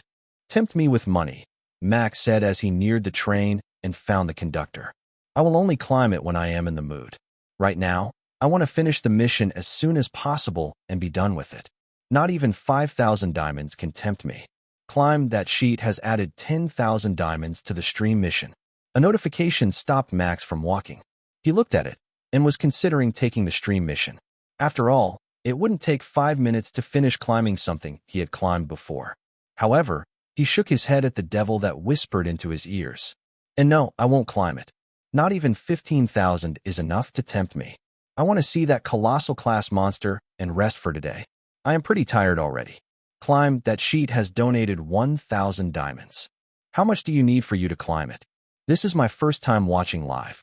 Here, because a clip from the past. This guy is serious. Damn, finally someone who can match Bloodsucker in terms of donation. Finally, a worthy opponent for this noble me. I just want to see him climb. I want to see the technique. Thank you for the donation, climb that sheet. However, as I said earlier, I won't climb anything unless I am in the mood. I was pretty tired before starting the stream, and getting injured when killing the first Maltrax further pushed me. I think I won't be able to finish climbing in 5 minutes even. Climb that sheet has added 10,000 diamonds to the stream mission. No, as I said, climb that sheet has added 25,000 diamonds to the stream mission. Wait, stop. I told you already. Climb that sheet has added 50,000 diamonds to the stream mission. Fine. After the stream mission's reward had reached 100k diamonds, Max finally gave up and stopped it. If he didn't do it, then he felt this viewer would just add more diamonds to the mission to make him climb it. That would be a problem. That's already $2,000. He spends that much just to see me climb. He thought as he heaved a sigh. He must be either my hardcore fan, someone like Bloodsucker, or someone who is curious about how I climb the base. Either way, he's rich. Biggest dono since Bloodsucker. Will Bloodsucker's throne be toppled by this new guy? Ha ha, this is fun. And no, this noble me has started the mission. You can't steal my spotlight like this. That's not my intention. I just want to see him climb. The new viewers seem to be adamant about seeing him climb. Well, I will climb it, alright? But don't expect me to climb down. That's harder than climbing up. He made a deal with the viewer and headed to Dagon Valley. Climb that sheet has donated 5,000 diamonds. Thank you. Even his thank you was worth $100. Max laughed wryly and scratched his cheek. No, thank you, he said as he boarded the train. He felt conflicted. LOL. Facing a lot of money makes him really humble. Now that's what we call humble. Just say thank you without saying anything more. Ding. Breeze has been tamed by money. His brain can't process all of this. On the one hand, he likes money. On the other hand, he didn't want his viewers to donate too much money. Arriving at the Dagon Valley, the first thing Max found was the guiding light. It went toward the tall base and went up. When he looked up, he found Jamal on the top balcony peering down, waving his hand at him. Thankfully, my quest giver is on the top floor, so I don't have to climb down, he said as he began to stretch his body. Prepare the countdown, guys. I won't take off the sword either, as it's part of my equipment. Do you think I can finish this in 5 minutes? You can. It's a lie if you say you can't. No, wait. His sword is heavier than before, so it's not sure whether he can do it or not. Now, he can definitely do it. A premium account if he can do it. Bet. A premium account if he fail. The chat began to bet with each other. Max smiled as he read it and went to the base. He looked up and remembered the path he had taken before. 5 minutes. It was doable as long as he didn't mess up. Climb that sheet. You better watch this. Saying that, he began to climb, starting it with a big jump. He grabbed a pipe and began to climb like a monkey. His movement was smooth and skillful. Reaching the middle of the base was pretty easy as there were many pipes. But the latter half was slightly difficult as he had to avoid the balconies that jutted out of the buildings. Max didn't know how long it had been. However, we reached the top. He was sure he did it. What's my time, chat? Tell me that it's under 5 minutes. Chapter 350. Information regarding Colossal Class Monster and Plan. It's 4:12. You did it, Breeze. Under 5 minutes. Damn, you have gotten faster. Ha ha ha. Thank you, thank you. I will get the reward now then. I hope you don't mind. Someone in a jungle-like lobby looked at the screen that showed Max and typed on the keyboard. I don't mind. It's helpful. Climb that sheet, smiled. He stood up, raising his toned body, and looked at the cliff behind him. He was a professional climber, attempting to climb the steepest cliff in the United Nations. And right now, he was in a bind and couldn't continue. Even climbing in VR World didn't give him a good result. However, the video was very helpful. Watching the streamer called Breeze climb the building left gave him inspiration. He had learned something new. The way he gripped the thin ledge and how he moved his legs. It's different from me. He's flexible and focused on speed. Maybe I need to lose some of my muscle and focus on that training. Finally getting something that he could try, Climb that sheet began to try climbing the cliff once again. I don't mind. It's helpful. Max looked at the message last sent by Climb That Sheet and accepted the mission reward. Mission completed. 100,000 diamonds have been donated. The amount could make any streamer droll. This was the biggest donation he had ever received. $2,000 baby. Even with tax and the cut, I will still get around $1,700 or more. While he was happy, he couldn't show it outside because he was forced to climb the base. He coughed and continued the stream. Thank you for the donation. As I said earlier, I won't climb down the base. I will now talk to Jamal and continue the mission. Saying so, he approached the yapper who had been looking at him since he arrived at the balcony. Jamal, he called out to him. Newbie, you made it on time. The scouting team has just returned from their mission. Let's hear the details in the meeting room. Follow me. All right. As soon as Max answered, a cutscene started. He could see his character following Jamal inside, where many mercenaries had gathered. Caesar stood at the end of a long table, crossing his arms. His body was still as impressive as ever, standing more than 2 meters tall. Many parchments lay on the table surrounded by mercenaries. Jamal and Max joined the others. Everyone is here. Tell them what you see. Caesar commanded a lean mercenary next to him. Yes, sir. The lean mercenary stepped forward and grabbed a long stick, pointing at a map on the table. We have confirmed the colossal class monster, Behemoth, near Group Desert. Just as the witnesses' information brought by Jamal, it had passed by several villages and destroyed them. Mercenaries around the table gasped and clamored. Behemoth, just the name alone sent shivers down their spine. Even Caesar narrowed his eyes. This is serious.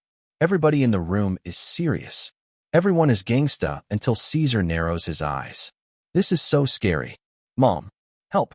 Well, yeah, that's somehow scary. Seeing it the first time, Max couldn't help but mutter so.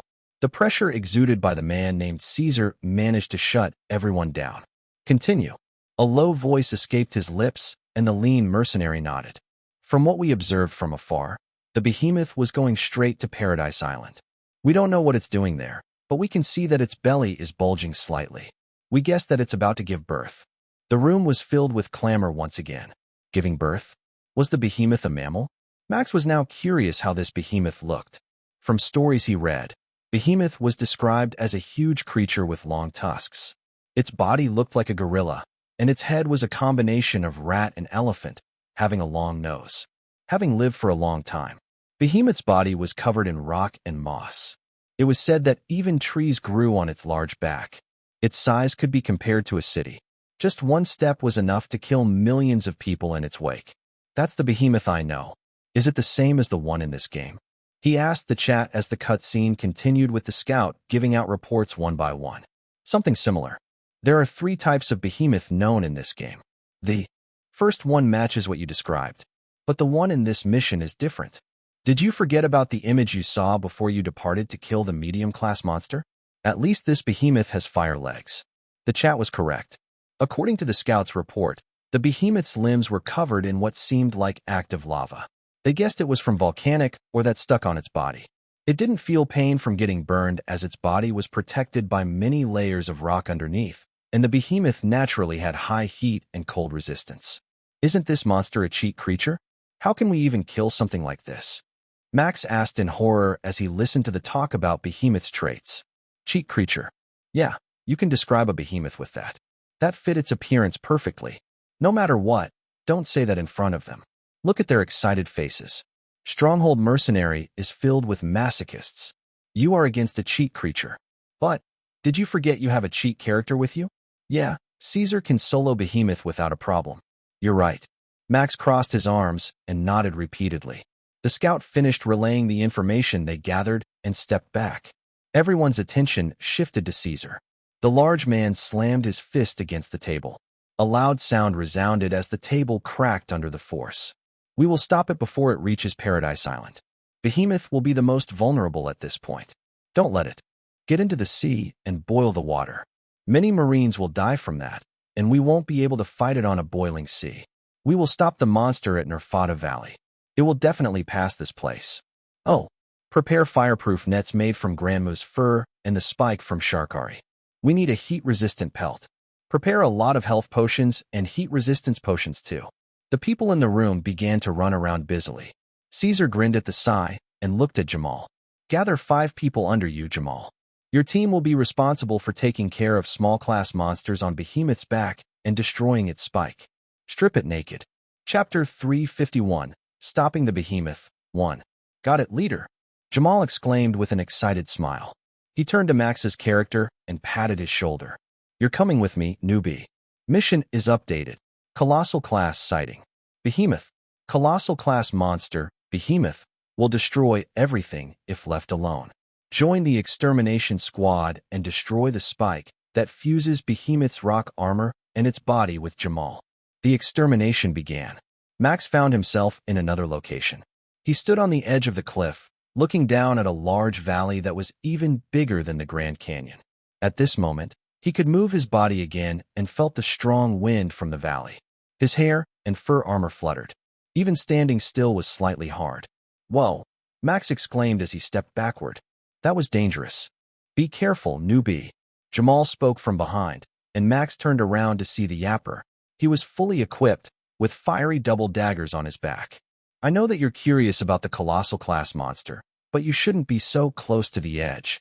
You will be able to see it once it arrives in the valley. I know, Max grumbled.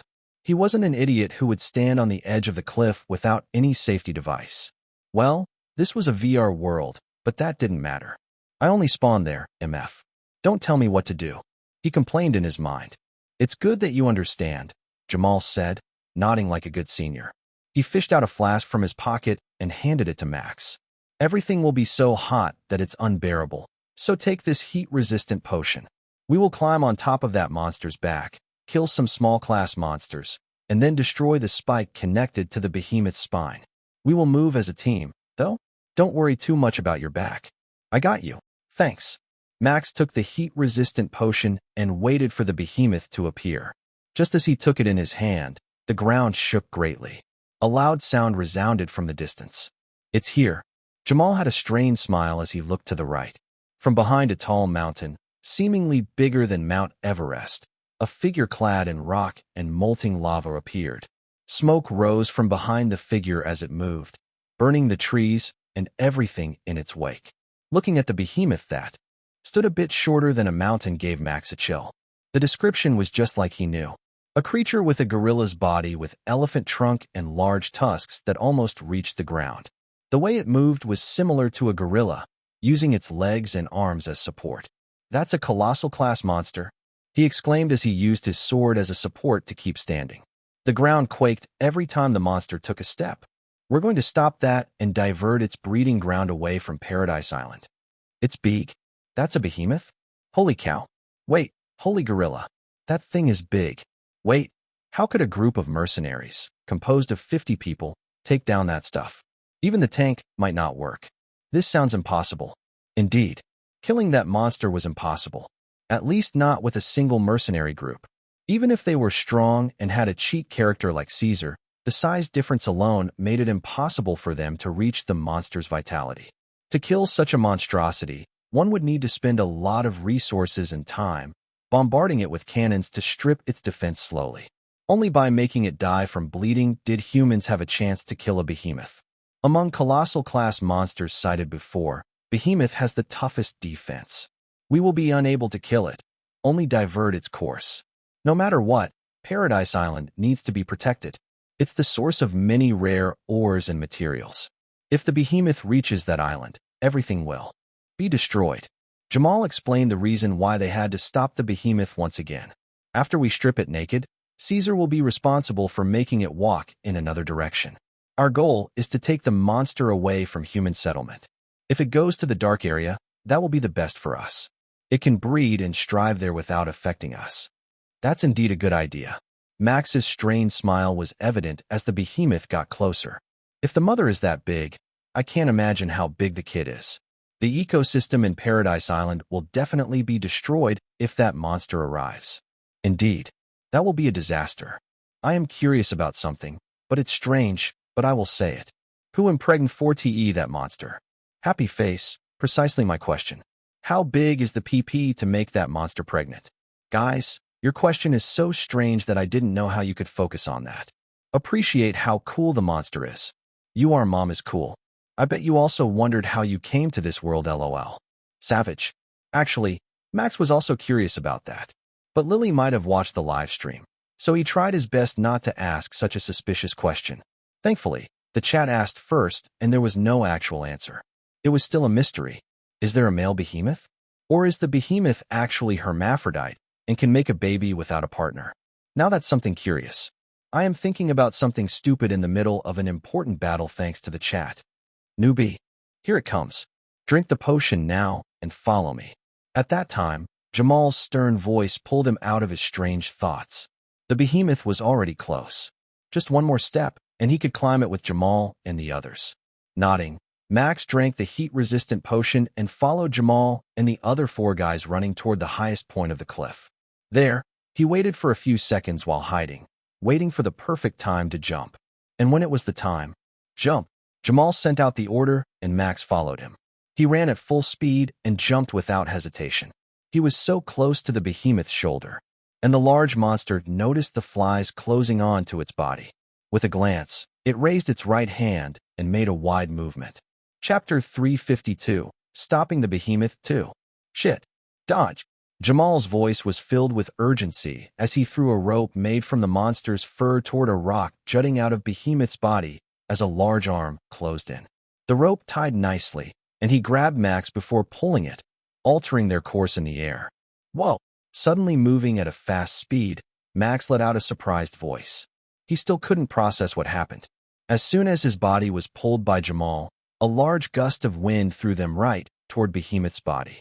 Both of them rolled on the hot, sharp rocks before stopping by a large boulder. Bruises filled their bodies.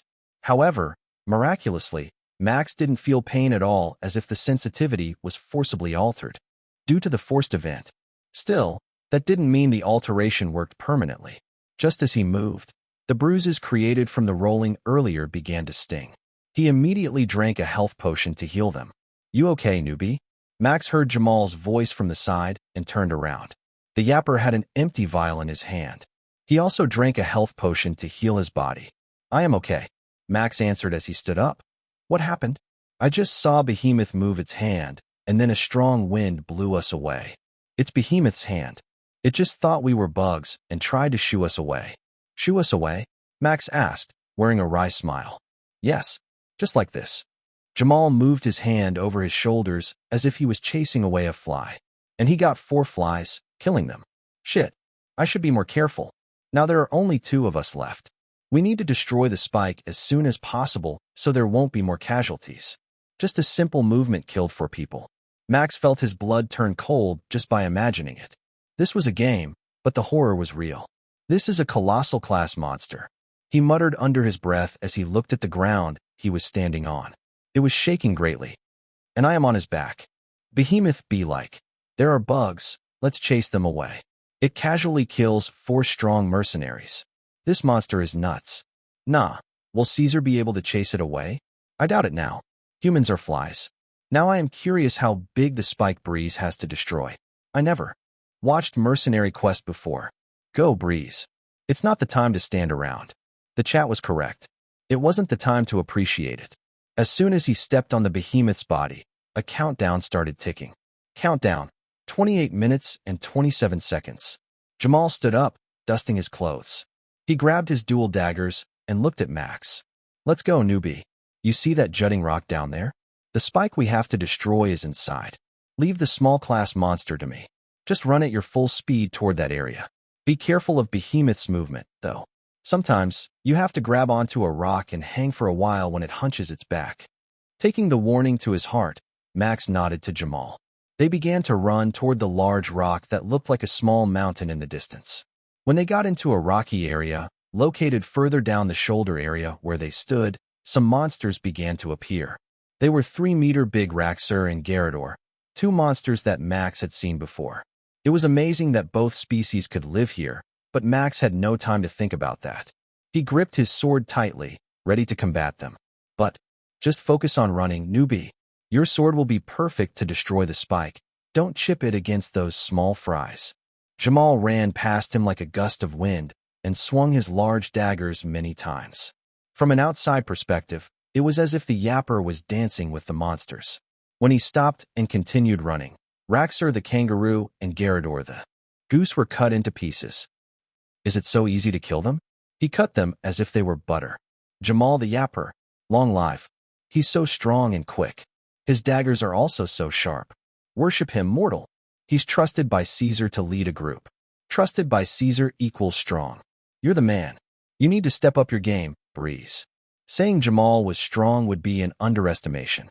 When 3 Raxurs jumped at Max, the yapper appeared from the side and cut them all while laughing. He did that to forget the grief from losing 4 mercenaries under him. "Come on, newbie.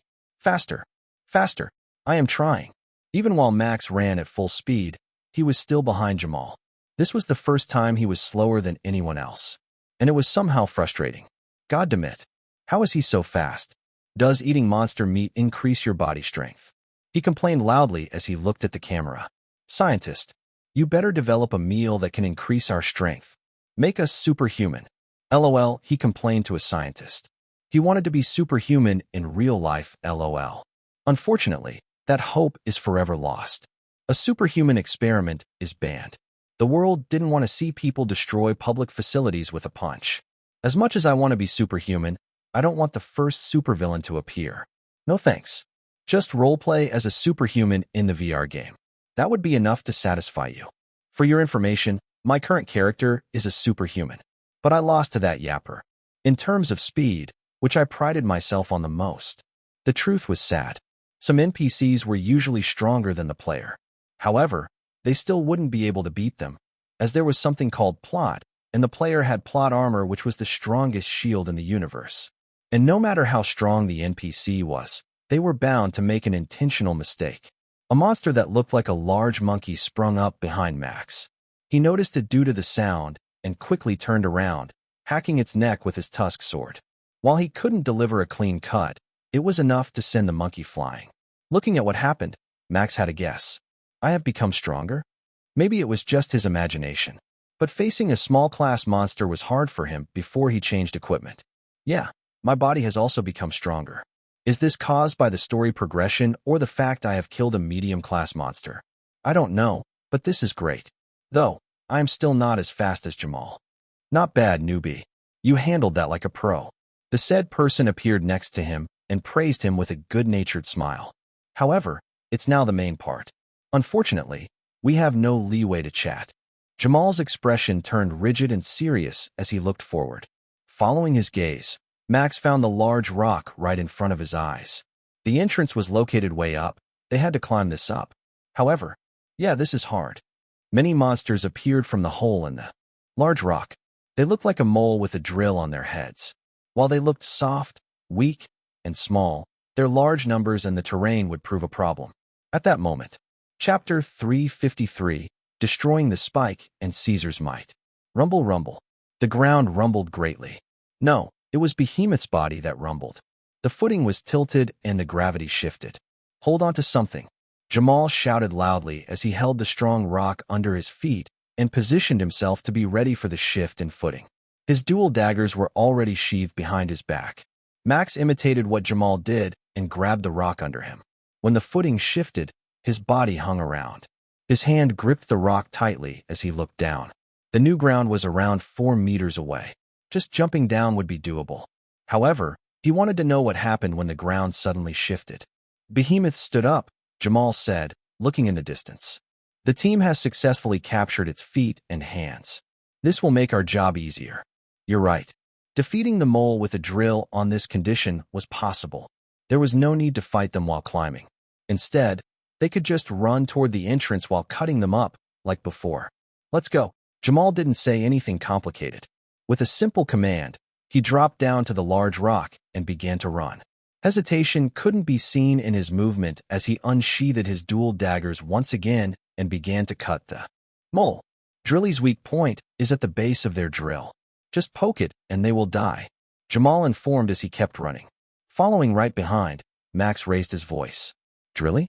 Who gives them such a cute name? He had a problem with the monster's name. Obviously the developer? Yeah, there is no one but the developed. Its name fits its appearance. Why? You don't like it? Huh. A shame, but it's already decided. Developer, maybe. What's wrong with its name being cute? I mean, huh. Max read the chat and advanced without stopping, killing a Drilly after his sword stabbed its weak point. This is a monster hunting game, you know? Not some catch the monster game. What's in their mind giving such a monster named Drilly? While explaining, he killed another one. They had reached halfway from the entrance, and Jamal left more Drilly's corpses behind him. The name is too cute, damn it. What if the player doesn't want to kill something cute? There are people like that, no? They will be like, come here, Drilly. Aya, and got stabbed by those drills. At least name them a bit scarier, like Garador or Raxor. Make it Drillix or Driller or Drill Master. Somehow, that doesn't make sense that it's starting to make sense. How? He's spelling nonsense, but he actually said something incredibly human. The design is inhuman. This shouldn't be allowed. Cute aggression. This is definitely lethal. Truly fit a mercenary quest. Mercenary's job is to kill and hunt everything. They won't care whether the monster is cute or not. All they did was hunt. Wait, that's correct, Max said, thinking deeply about what the chat said. My bad. It was my lack of wisdom that made me say something strange. You guys are right this time.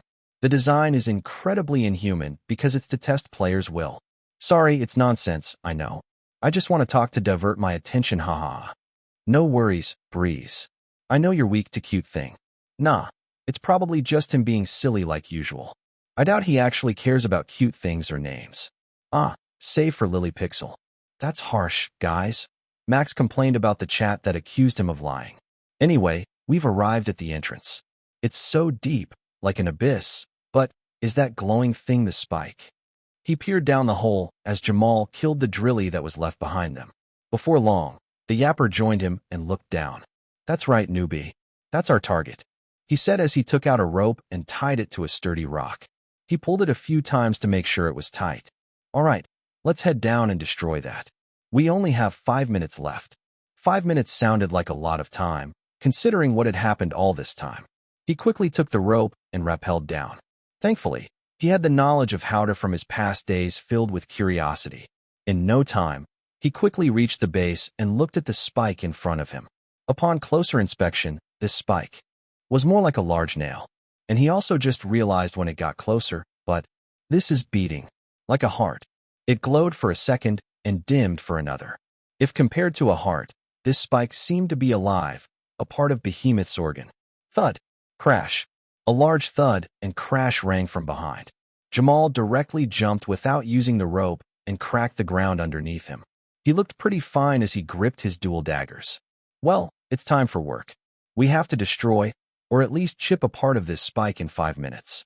You take the left, and I will take the right. We have no time, so let's get into work immediately. Strike when the light dims. The spike will be a bit softer at that time. Got it. They began their work immediately, striking the large spike at intervals. Each time the light turned dim, they hit the spike and stopped when the light returned. As they struck the spike in an attempt to destroy it, the ground shook greatly. The behemoth felt the pain of its important organ being attacked. Even if it thought humans as mere bugs, having bugs chipping your important organ would still hurt. It screamed and rampaged. The mercenaries outside tried to keep it still by pulling the sturdy rope they set to tie the behemoth down. At some point, crack. Some cracks appeared on the spike. Jamal's eyes widened as he screamed. Just a few more strikes, newbie. The spike has already cracked. Let's hit it together on 3. Without waiting for his answer, Jamal immediately counted. 1, 2, 3. Strike. Max swung his sword at full might at the signal. Bam! Boom! The spike shattered into pieces once 3 blades made contact, bursting and sending debris. His vision immediately turned white as he felt a momentary pain attacking him. A second later, his vision shifted. He was floating in a semi-transparent state, looking at 2 figures getting blown away from the back of Behemoth as the rock armor crumbled to the ground, revealing the monster's true body as it screamed in agony. 2 mercenaries caught the figures. They were Max and Jamal. Their bodies were battered and severely injured. The rescue team immediately administered health potions to them, forcing them into their mouths. Their injuries were visibly closed as they gulped the health potions down. When that happened, a loud stomping footstep could be heard in the distance. Someone wielding an axe larger than its body stood the ground, facing the behemoth that changed its perspective of humans. If humans were bugs before, now it has evolved into annoying bugs. Caesar, who stood in the behemoth's way, clearly knew it, but he wasn't afraid. Instead, he inhaled a large amount of air into his lungs and leaped into the sky. He managed to jump more than 50 meters and arrived in front of Behemoth's chest, swinging his axe down. Don't underestimate humans. Swoosh. With a loud shout, a large wound appeared across the monster's chest. It stumbled backward as blood gushed out from the nasty gash. Landing on the tall tree, Caesar used his hand as a support as he narrowed his eyes at the monster. Go away. Go to the dark area. I know you can understand me. The behemoth looked at Caesar and changed its evaluation once again. Humans weren't annoying bugs. They were predators. Grumbling loudly, the behemoth turned around. It changed its direction to the right, moving toward an unpopulated and unexplored area beyond human settlement as the wound in its chest began to heal. The only reason why it complied was because it wanted to give birth. If the situation was slightly different, and it wasn't pregnant, an all-out war might have happened in this Nerfata Valley. Watching everything in the VIP seat, Max couldn't help but exclaim, "Holy shit! Caesar is the guy. Told you. Goddamn. You should learn how to use War Axe from Caesar, Breeze. That way Knight's journey will be easy." He casually injured Behemoth with just a swing. Caesar. Caesar. Caesar. The man, the myth, the legend. Cheers filled the chat. Praising Caesar's feat, there was no doubt the man was the living legend. Chapter 354. Approaching the last storyline. Cheers. For our success and for our fallen brothers. Cheers. All mercenaries returned to the base in Dagon Valley. They had a party and drank ale and mead, drinks preferred by people in this era. The cutscene still played, and Max watched from the side, grumbling. This is the chance to taste the alcohol in this game. Why am I here instead? As someone who couldn't handle a lot of alcohol in IRL, he wanted to at least be forced to drink in the game by the storyline.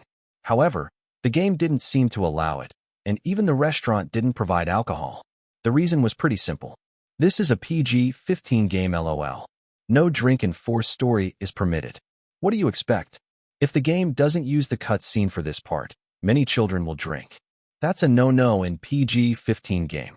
Mercenary Quest dev, let them drink. Children who play. Huey meet. Police, get over here. Happy face. This explains why the drinking scene is only in a cutscene. It shows mercenaries also drink while preventing underage players from doing so. There is meat in the bar if you want to drink. However, you have to verify your age first. Meh, that's not fun. I just want to feel the atmosphere of finishing something big and then celebrating it together, he said, getting close to his character and sitting next to him. Anyway, this kind of celebration seems to work like a meeting. Is Caesar going to review our performance? The atmosphere didn't seem like people celebrating their success. It was natural since they lost 20 people, but mercenaries already knew about that, which meant there was another reason why they looked rather bleak. Caesar gulped a barrel of mead straight from it.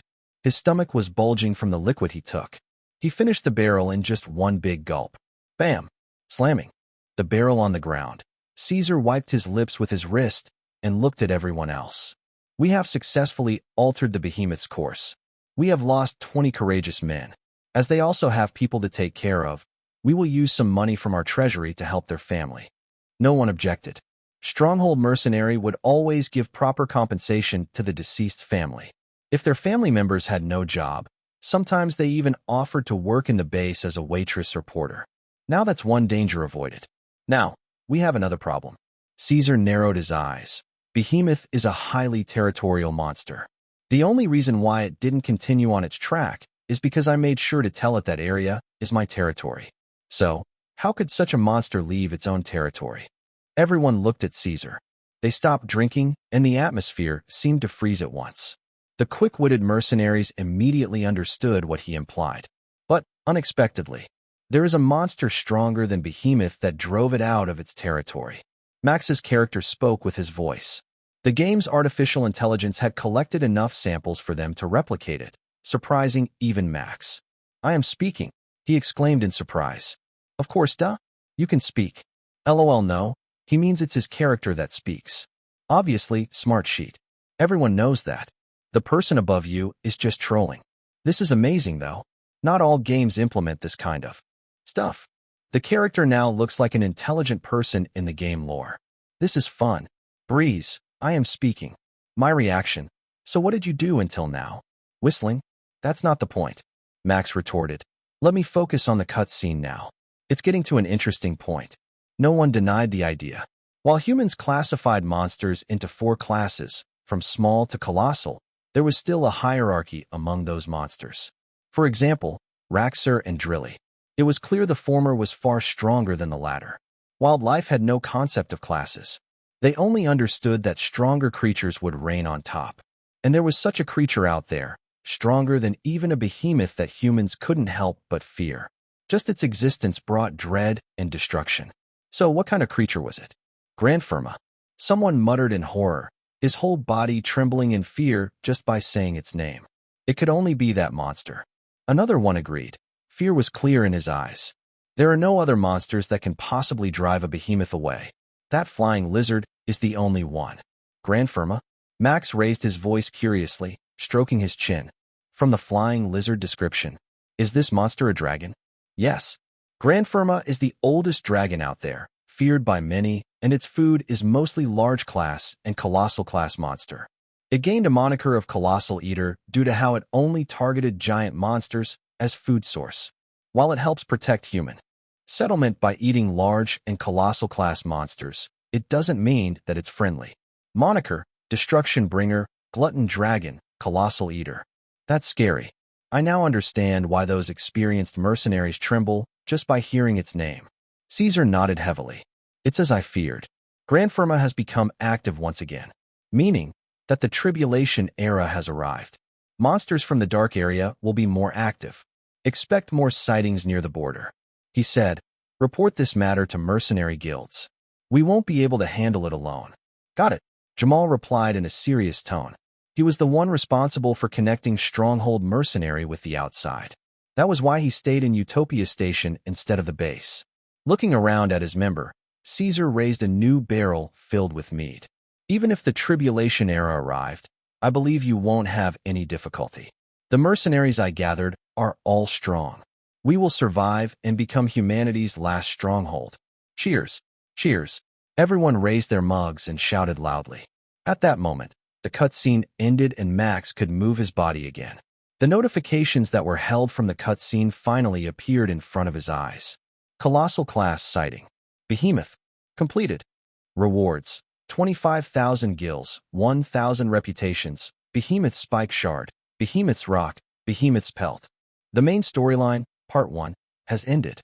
Please wait for future updates to continue. All available maps are open. Reputation is high enough to accept all quests on board. Have fun hunting, player. It's over, Max muttered as he looked at the notification. Nyoda has donated 500 diamonds. Lovely Otter has donated 1,500 diamonds. True Honors has donated 700 diamonds. No One Care has donated 650 diamonds. Many donations poured in, and he thanked every single one of them. Moving on, he focused on one part of the notification. That was Part 1. It's worth around 10 hours of story, maybe more if we add the fighting. Still, it was fun while it lasted. I can't wait for Part 2. Is there any information about it? In Q3 this year. They will update this soon. It's been more than a year since it released. The DLC will be released soon, don't worry. You shouldn't worry about that. You better hunt for better equipment first. Your equipment is trash. Take quests and get some new equipment first, Breeze. Part 2 will become increasingly difficult. That's a good idea. He nodded as he accepted the viewer's suggestion. But that's it for today. I will probably livestream material grinding in the future. For now, let's end it for today and see you tomorrow. See you tomorrow? That was fun. Finally, it's over. See you. After reading the chat for a few seconds, Max operated the screen and ended the livestream. Livestream ended. Chapter 355, Party Date and Ordering a Suit. Exiting his VR capsule, Max was greeted by Lily holding a towel for him. Good work. Taking the towel from her, he smiled brightly. Thanks. It was nice having someone taking care of you without asking them to. He wiped his sweat as Lily kept looking at him with a slightly flushed face. She averted her gaze every now and then. It was a bit awkward, so he decided to start a conversation. Have you finished your song? You plan to create 5 or 6 for your album, right? Is it going well? HMN. Lily shook her head. I haven't yet. When you live-streamed earlier, I got a call from my brother. He told me about the family party date and location. Oh, finally? Max raised his eyebrows. He would finally meet with Lily's family. He didn't know how they would see him, considering he was just an orphan that rose from streaming. However, he would make the best impression if possible. When is it? It's on Saturday night, June 20th. She answered. The location is Lime Grand Hotel. This city is my family's hometown. That's why the party is always held at the same place. 5 days after my extra quest finished. I wonder if it's a coincidence or if the system knows something more. After knowing this, I can somehow guess what I will get from the mysterious reward. Maybe a set of branded suits or something that will get me accepted by her family. But a suit seemed to be too cheap for his mysterious reward. Because we have to get you a suit soon. The party will be held in less than 2 weeks. You're right. Max nodded at her, remembering his past life before he ran away. Even if it was called a family party, it was a formal one with a strict dress code. And you need a new dress. Well, I will take a shower and change my clothes first. We will talk about it later. After saying that, he went to the bedroom, oblivious to Lily's reaction. At the mention of the dress, she twitched slightly. She didn't really like such clothing. Something like a onesie or slightly boyish clothing with long pants was more to her liking. She also only wore a skirt the last time to impress her boyfriend, which was a big success. Oh right, I wonder if he likes to see me in a dress. That somehow made the thought of wearing a new dress exciting. She was willing to dress up if it was for her beloved. Why? Because she certainly wanted to see Max dress up too. She imagined him being in a dress and had his hair done and blushed. I will get a new dress to make him flushed. I want him to praise me, she decided. After Max finished showering, both sat on the bed and talked about the party plan. Following that, Lily made an appointment at the boutique she frequented for tomorrow. They had to measure their sizes and choose the perfect fabric for their clothes. Everything was perfectly planned shortly. The next day, Max and Lily took a taxi to the boutique located in the shopping district near the mall. This district was filled with luxurious stores that not many often frequent. The price was so extraordinary that not many people could afford it with a month's pay. Max didn't mind spending $10K today just to get his suits and Lily's dress. It was also an investment in case he was invited to a party with a sponsor in the future. Not that he had a sponsor now, but Michael told him they would arrive sooner than later. He was unsure if that was truly the case, but he trusted his manager. Arriving at the boutique, Max looked at the entrance. Various samples were displayed, and all of them were of high quality. The price tag on the left chest showed the range from $1,500 to $5,000. His poor soul told him not to come into the store. Save your money. It wasn't worth it.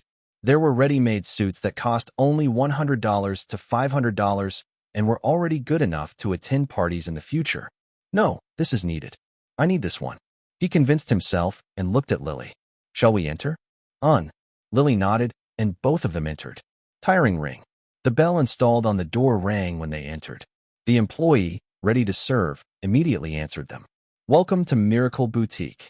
She greeted them with a great business smile, which only deepened when she saw Lily. Miss Spencer. We've been waiting for your arrival. Our team is ready to take your order in the VIP room. And I believe you're Mr. Charles? It's nice to meet you. My name is Georgina Gill. It's a pleasure for us to help you find your perfect suit. The greeting was so professional that Max couldn't help but smile back. I am counting on you. This is my first suit, so I want it to be perfect. Naturally, we will do our best to meet your expectations. Georgina clapped her hands in front of her chest before gesturing them to enter. Now, the gentleman, please head to the left, while young miss to the right. We will measure you first and hear your opinion about the suit and dress you prefer. They followed Georgina's instructions and entered their respective VIP rooms. Max didn't know whether he deserved this treatment. However, knowing he came with Lily, he had to get used to this. The Spencer family was too big and famous not to be recognized by luxury stores. When he entered the room, he was greeted by a man who immediately took his measure. He was asked a few questions regarding the suit he wanted to make, from the material and how it looked. Everything took him around 30 minutes to finish. The man said the suit would be done in around 3 days to a week and cost him $3,500. A really expensive suit, as some materials were made with genuine leather instead of a synthetic one.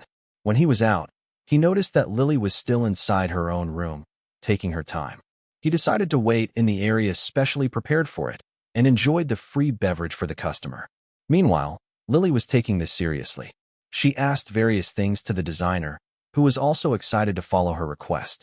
They only finished an hour later, and the designer looked pretty happy with it. Wow, young Mississippi. This is great. A bit bolder than usual, but still pretty casual and elegant for a family party. I believe your boyfriend will fall for you again if you wear this dress. It will be $22,500 with the accessories ordered. Is that okay for you? Hearing the designer's assurance, Lily blushed slightly. Her cheek turned red as she nodded. Please do your best. I will, the designer exclaimed.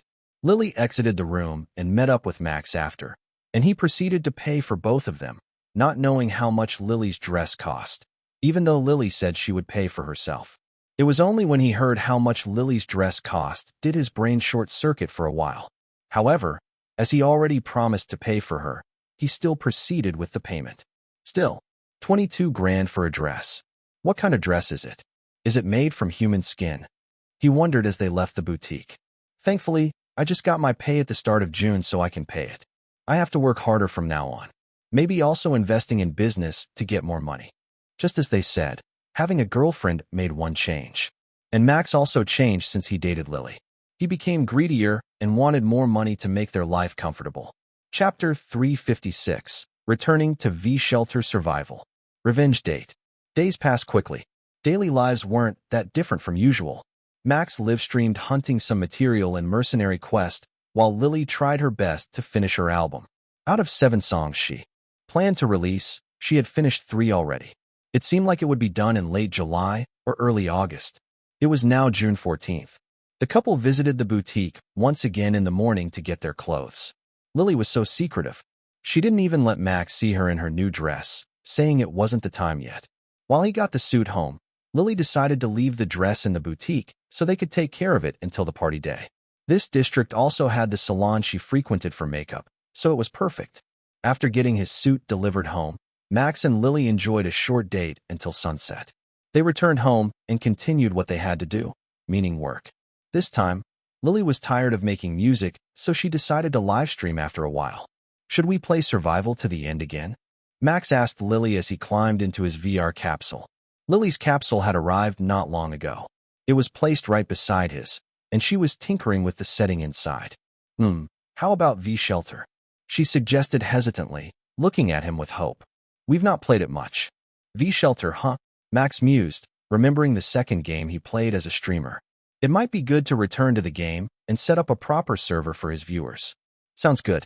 Should we make a new world? I kind of forgot what I have in the game already. That would be great. Then I will set the server. Let's log in now. The capsules closed with a whirring sound. Max's vision shifted from darkness into that of his lobby filled with parkour obstacles. He wanted to make them prettier soon, but he decided to postpone it for later. He swiftly created a new server lobby, bigger than before, by paying $200. He planned to host all his friends here in case they wanted to play together again. As for the community server, he could set it slowly later after the live stream was over. Entering the server, Max found himself on the outskirts of a dilapidated city. The bleak atmosphere, heavy smoke rising, and the gray sky were really familiar and contrasted with the bright scenery from Mercenary Quest. A wave of nostalgia spread. He took a deep breath to enjoy the pungent smell this game had to offer. This is enough to enjoy it. I have to invite Lily and build a level 1 shelter before the night arrives, he said, operating the hologram screen and inviting Lily. While waiting for her to accept the invitation, he set up his live stream. We're back to V-Shelter. Let's kill zombies and infected now. Hashtag V-Shelter, hashtag survival game, hashtag zombies, hashtag massacre. Live stream starts. Just as the loading screen that showed his old V-Shelter clips played, Lily appeared next to him with a flash of blue light. Unlike in the past, she was wearing cargo pants and a brown outfit belonging to a beginner. I am here, she announced her arrival, and I have started streaming. How about you? I am about to change the screen. Shall we do the intro together? Let's do that. Without waiting any longer, Max changed the screen and did the usual intro. Yo guys, we're back with V-Shelter Survival, he exclaimed energetically, slightly imitating Flexi. This is a revenge date from the past. We shall slaughter all zombies and infected we found on the way. Let's kill them all. Breeze's idea of date and Lily Pixel's enthusiasm is really strange. This is nuts LOL. Only this couple has a date in a survival game. Didn't they do it before? In Survival to the End. If Horizon Online has the Atlas x Farron pair, the streaming world has the Breeze x Lily Pixel pair. Crazy couple. Hey, we're not crazy, Max retorted to the chat. I mean, not as crazy as Atlas and that girl. That's right. Lily didn't know anything, but she guessed that Max talked to the viewers and agreed with him. We're normal. No viewers trusted what she said and only agreed because she looked cute. Max suddenly wanted to hit them for some reason. Alas, he was unable to, as they were outside of his range. I will find a game where I can hit them. A battle royale. Or maybe a war game. That's perfect, he thought as he sighed. Well, we've spent around 10 minutes here now. Only 50 minutes left before the sky turned dark. We have to move and build our first shelter soon, he said, looking around. Thankfully, we spawned in a rather large area. There are no obstructions to views, and there are walls here and there. Perfect to build a shelter. Lily followed his gaze and nodded. So, we move to find woods and planks now? Should we split? That's a good idea. Knowing Lily's skill, Max had no reason to worry about her getting killed. She would do wonderfully alone, and it was faster to gather woods and planks needed to build the level 1 shelter if they split up. I will go in that direction while you go in that direction. If there is a warehouse, loot it first. If there is none, prioritize finding an abandoned factory or large house. Finding a heavy loot area will be beneficial for us in the early run. Max explained as simply as possible, and Lily listened quietly as if she was taking a class. She nodded every now and then. Our priorities are woods and planks. If there is a weapon, make sure to get them. Take all ammo too, and herbs and antidotes. If there is armor, that would be great. Oh, scraps are also useful to buy the woods or planks we need if we can't find any. You mean everything? Lily posed a question, which made him stop for a while. He blinked and scratched his cheek awkwardly. Ha ha ha, that's right. I mean, everything is useful. Lol. Breeze is a master yapper after meeting with Jamal a few times. Keck, poor Lily. She listened attentively, and all she got was loot, all of them. Don't confuse poor Lily with your bad explanation. Ugh. Max groaned after reading the chat. He had to admit. This time, he was at fault. But there was no way he admitted. It's not my fault. Okay. Chapter 357, Miraculous Luck Strike Once Again. Anyway, let's meet here in 30 minutes. We have to build a shelter before it gets dark. He continued, hiding his embarrassment from showing that Sundara display earlier.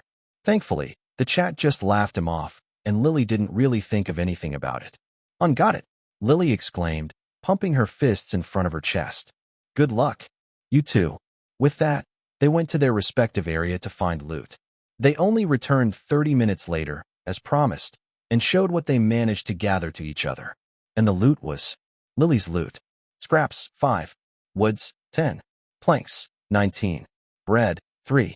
Water, 2. .99 bullets, 60/5 full mags. 1x flashlight. 1x handgun. Max's loot. Scraps, 27. Herbs, 2. Antidote, 1. Woods, 1. Planks, 1. 1x old gloves. Both of them laid their loot on the ground and looked at each other. Lily smiled wryly and raised her fist. Don't mind. Just kill me. Bury me. Burn me. It's okay. Max oddly felt embarrassed with what he brought back. In terms of quantity, he brought a lot more than Lily. However, the majority of what he found was scraps, which wasn't that useful in the early game unless he could scam the merchant. Miraculously, both of them didn't find any infected, although they also didn't find a heavy loot area. At this point, Breeze's luck is legendary. I don't understand. In other games, he's really lucky. But in V-Shelter, his luck is, well, unfortunate. Ding. You have gained a new title, Scraps Collector, Breeze. Should I laugh? Hey, am I allowed to laugh? Even Lily Pixel tried to console him. She patted his head like a kid. Right, Lily felt bad for bringing good materials while Max only had scraps. She patted his head and stroked it softly, trying to calm him down. Don't feel down. Look, you bring herbs and an antidote. Those are useful, no? The old gloves can be useful for defending against zombies too. Max regressed like a child. Usually, he would be happy. But now he only felt bad when he heard the encouraging words. He was disappointed in himself. At his luck, I failed to look cool in front of her. He thought. You can stop now, Lily. Oh, okay. She sounded a little bit disappointed as she pulled her hand away. Do you feel better? Yeah, thanks. He smiled at her and patted her head back. Payback. Ugh, stop it. Lily grabbed his hand and looked upward. Many people are watching. It's embarrassing. Is it embarrassing? Now you feel how I felt when you patted my head earlier. Sorry. Her eyes were downcast. She felt guilty. But you look pretty down, so I want to make you feel better. I know. Max pulled his hand away and looked at their loots. We have more than enough material to build level 1 shelter. Should we do it now? I think putting it near that wall is perfect. We have an extra defense against zombies' attack with that. Recovering from her embarrassment, Lily nodded and they began to tidy the loot. Following that, they built the shelter. It was a simple process. By clicking a menu, the shelter was built. Even so, they enjoyed the process of watching it getting finished. Meanwhile, the chat was infected by something. Too much sugar. I think I have diabetes. I need to scan my body. Scan me too, dude. My mouth feels really sweet since earlier. What is this? Am I sick? Caution, too much sugar in the content. Kaya. They are so cute together. The fact Breeze can get embarrassed and want to pay back is so cute. Beware, there is too much sweetness. Infection is bound to happen. Maidenless Club is suggested not to watch. Too late. The Maidenless Club has got the damage. Damn it. He laid traps in places we never expected him to. The situation wasn't much different in Lily's livestream. They teased her and encouraged her to do more cute things with Max, which made her get embarrassed once more. The chat truly couldn't chill when they found something interesting. The base was soon finished, and both of them entered. At that moment, he remembered that they needed another bed for them to pass the night. Making it was simple, as it was made from wood only. It was quickly finished, and another bed appeared next to the original one inside the base. At that moment, night had arrived. The sky turned dark and zombies' growl could be faintly heard in the distance. Max looked at Lily and suggested, "Shall we skip the first night?" They decided to sleep and skip the night. Max's vision went dark before he could see again. Today was the deciding day. They had, no matter what, to find weapons and possibly level up the shelter to level 2. Now then, stretching his arms up as if he was just waking up in the real world, Max walked out of the shelter. "Let's move together this time. We might meet with an infected this time, so it's safer that way. Besides, we're not pressed by time anymore with a shelter." "Is it fun hunting time?" Lily asked, tilting her head to the left. "That's right." He nodded, grinning. "You can use the handgun, Lily. My knife will be enough for now. But if we find a crawler, we will run. Turret is a bit manageable because I know its weakness. And no matter what, don't get close to Screamer. The infected you used to kill us all," she exclaimed in realization with a bright face. "That scared me. Haha. I wanted to get back to Flexi and did it. Sorry that it scared you." It's okay." She shook her head. "That was fun. Screamer. Good old villainous Breeze days. I remember that good old day. I hope I can watch more Breeze and friends play. More multiplayer games would be good. Screamer is nasty. Please don't approach Screamer for God's sake." Come to think of it, Lily Pixel showed crazy movement when she was cornered, lol. I remember she fell from the building and decimated the zombies and infected a floor below. That was indeed incredible. Max remembered standing on top of the hunched giant while watching it. Come to think of it, the hunched giant won't appear before the 10th day along with stronger infected. We have to upgrade our shelter to level 5 and have at least a material sniper rifle before that to kill it. Naturally, it was a thought for the future. Day 10 is equal to 10 hours of gameplay or more. They had plenty of time to prepare. Looking around, Max pointed in a certain direction and spoke. "Let's head to that direction where we hadn't checked yet. Let's hope there will be a warehouse with many weapons there." I didn't find any warehouse in the direction I went to earlier. Me either. It's filled with residential areas, hence the scraps. It will be good if we can locate the merchant too. Even if he always scams his customers, he will be a big help to secure weapons. Watch out for the shop neon sign. You won't miss it. Got it. I will also cover you," she exclaimed. And thus, their real survival date began, with a more surprising element than they had never expected. Chapter 358, Infected is Scary. Max proceeded to the center of the city with Lily. On the way, they encountered a few zombies and some loot on the side, which he left for Lily to take because he didn't trust his own luck. As a result, they gained some good haul even before they reached their main destination. 3 woods and another full mag of .99mm bullets for a handgun. After walking for a while, they finally found a building. Finally, a warehouse. A warehouse with 2 floors and a space filled with wooden boxes. There might be an infected inside. Prepare your gun and knife, Lily. I will take the lead as I have Old Glove to reduce a bit of damage done to me. Are you sure? I can also take the Vanguard. I am sure. Let me act cool sometimes, he said and winked, causing Lily to blush slightly as she nodded. He's smooth. Smooth criminal of love. I will take note of this. Act silly and cool sometimes. Praise the girl and make sure she's comfortable. Got it. Happy face, you forgot you have to have a girl for that. Happy face, Carrot. He also forgot he has to have at least a semi-decent face to get close to a girl first. You guys are destroying him, Kep. I want to join. Happy face, you have to be human to get close to a girl. Carrot false.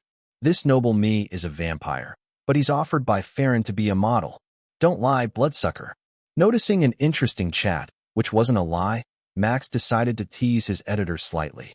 Nah, he's telling the truth. I was there when Bloodsucker was offered to join her agency. He refused, though. He's telling the truth, Lily confirmed with a nod as she followed Max inside the warehouse. Farron is my best friend, and she did offer that man to join her agency. Lily was still a bit afraid of Bloodsucker. Her body still twitched a little bit when she remembered his unique appearance. The chat broke into another chaos. They still didn't believe that the Bloodsucker, the biggest donator and also someone who called himself this noble, was given such an offer. If you don't believe it, I can show you his picture. You will definitely change your mind then.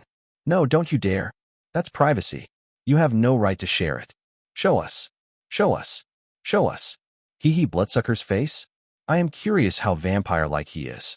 Or you can just invite him to your stream sometimes. That was a good idea. Max's eyebrows raised as he read that comment. However, Breeze. Lily called out to him in a low voice, seemingly tense. Look up. Max stopped on his track and looked up. Spider web filled the first floor ceiling, closing in the holes of the floor. The web seemed to extend to the second floor, where fewer boxes could be seen from the gap of the web. Well, we're unlucky. The second floor seems to be the crawler's nest. He laughed wryly as he realized the situation they were in. What do you want to do? Find another building, or try to take the crawler out? We have put our loot in our shelter, right?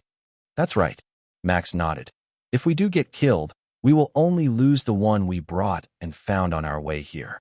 There are no other risks other than that. Then let's fight it, Lily answered with determination as excitement flashing in her eyes.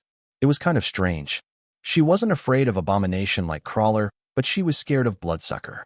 Maybe Bloodsucker has something that's unique for him. And that scares Lily. No, Max shouldn't think of that. He had to concentrate on fighting Crawler in the darkness. What's its weakness, I wonder? He wondered as he gripped his knife tightly. Follow me from behind. We lack light, and there are so many webs. I will be careful. For now, Max ignored the loot and stars he saw inside the warehouse and headed to the second floor. He was careful not to touch the web, as it would alert the crawler before he could even find the infected. When he reached the second floor, he grimaced. The area is filled with webs. He groaned as he looked around. There is almost nowhere to step on. What about there? Lily asked as she pointed at the boxes stacked around. For some reason, they weren't touched by the web. Seeing that, Max and Lily had the same thought. It's like playing floor is lava. They blurted out, remembering one part of a reality show where Max had to test the new game with Flexi and Evelyn. Surprised, they looked at each other and burst out laughing. Let's do it, Lily. Be careful. Even if the box's surface isn't touched by the web, there are still many in the air. We need to locate Crawler without touching them. Got it. Slowly, they got up to the boxes and scouted the second floor. The limited vision made it harder. Not to mention, the warehouse itself was big. While they wanted to do it slowly, they had to move a bit faster. Thankfully, Max had a pretty good adaptability skill which could be applied to this situation. He got used to moving on top of the boxes pretty fast and could scout faster. Lily wasn't lagging behind either. Damn, they are using the boxes as a foothold. It's a good idea, but they will be troubled if Crawler attacks them at this time. Where is the Crawler, though? I can't see it. God, this is so dark. Please get a flashlight or something, Breeze. Carrot, just use night mode LOL. This is so creepy. Imagine finding Crawler on the side of the box when he is about to jump to another LOL. That would be novel. Max quickly moved around the second floor to find the Crawler while the chat made it scarier. However, they didn't see the infected. Instead, they found around 15 loots lying around between boxes and the web. Max wanted to get them, but he knew it would be dangerous. And this Crawler seemed to be good at hiding. Having no other choice, Max decided to take a risk. Lily, do you trust me? She replied without missing a beat, knowing what he planned. I will cover you.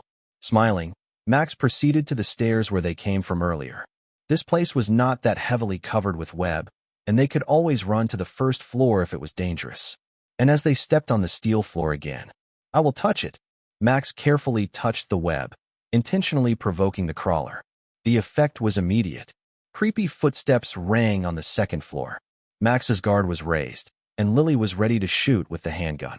They looked around with caution. Holy cow! The sound is creepy. 8 legs grinding against a metal floor is creepy. Damn, Crawler will be put as one of the scariest monster in my encyclopedia. Be careful. It's coming. Where is it? Max raised his voice urgently.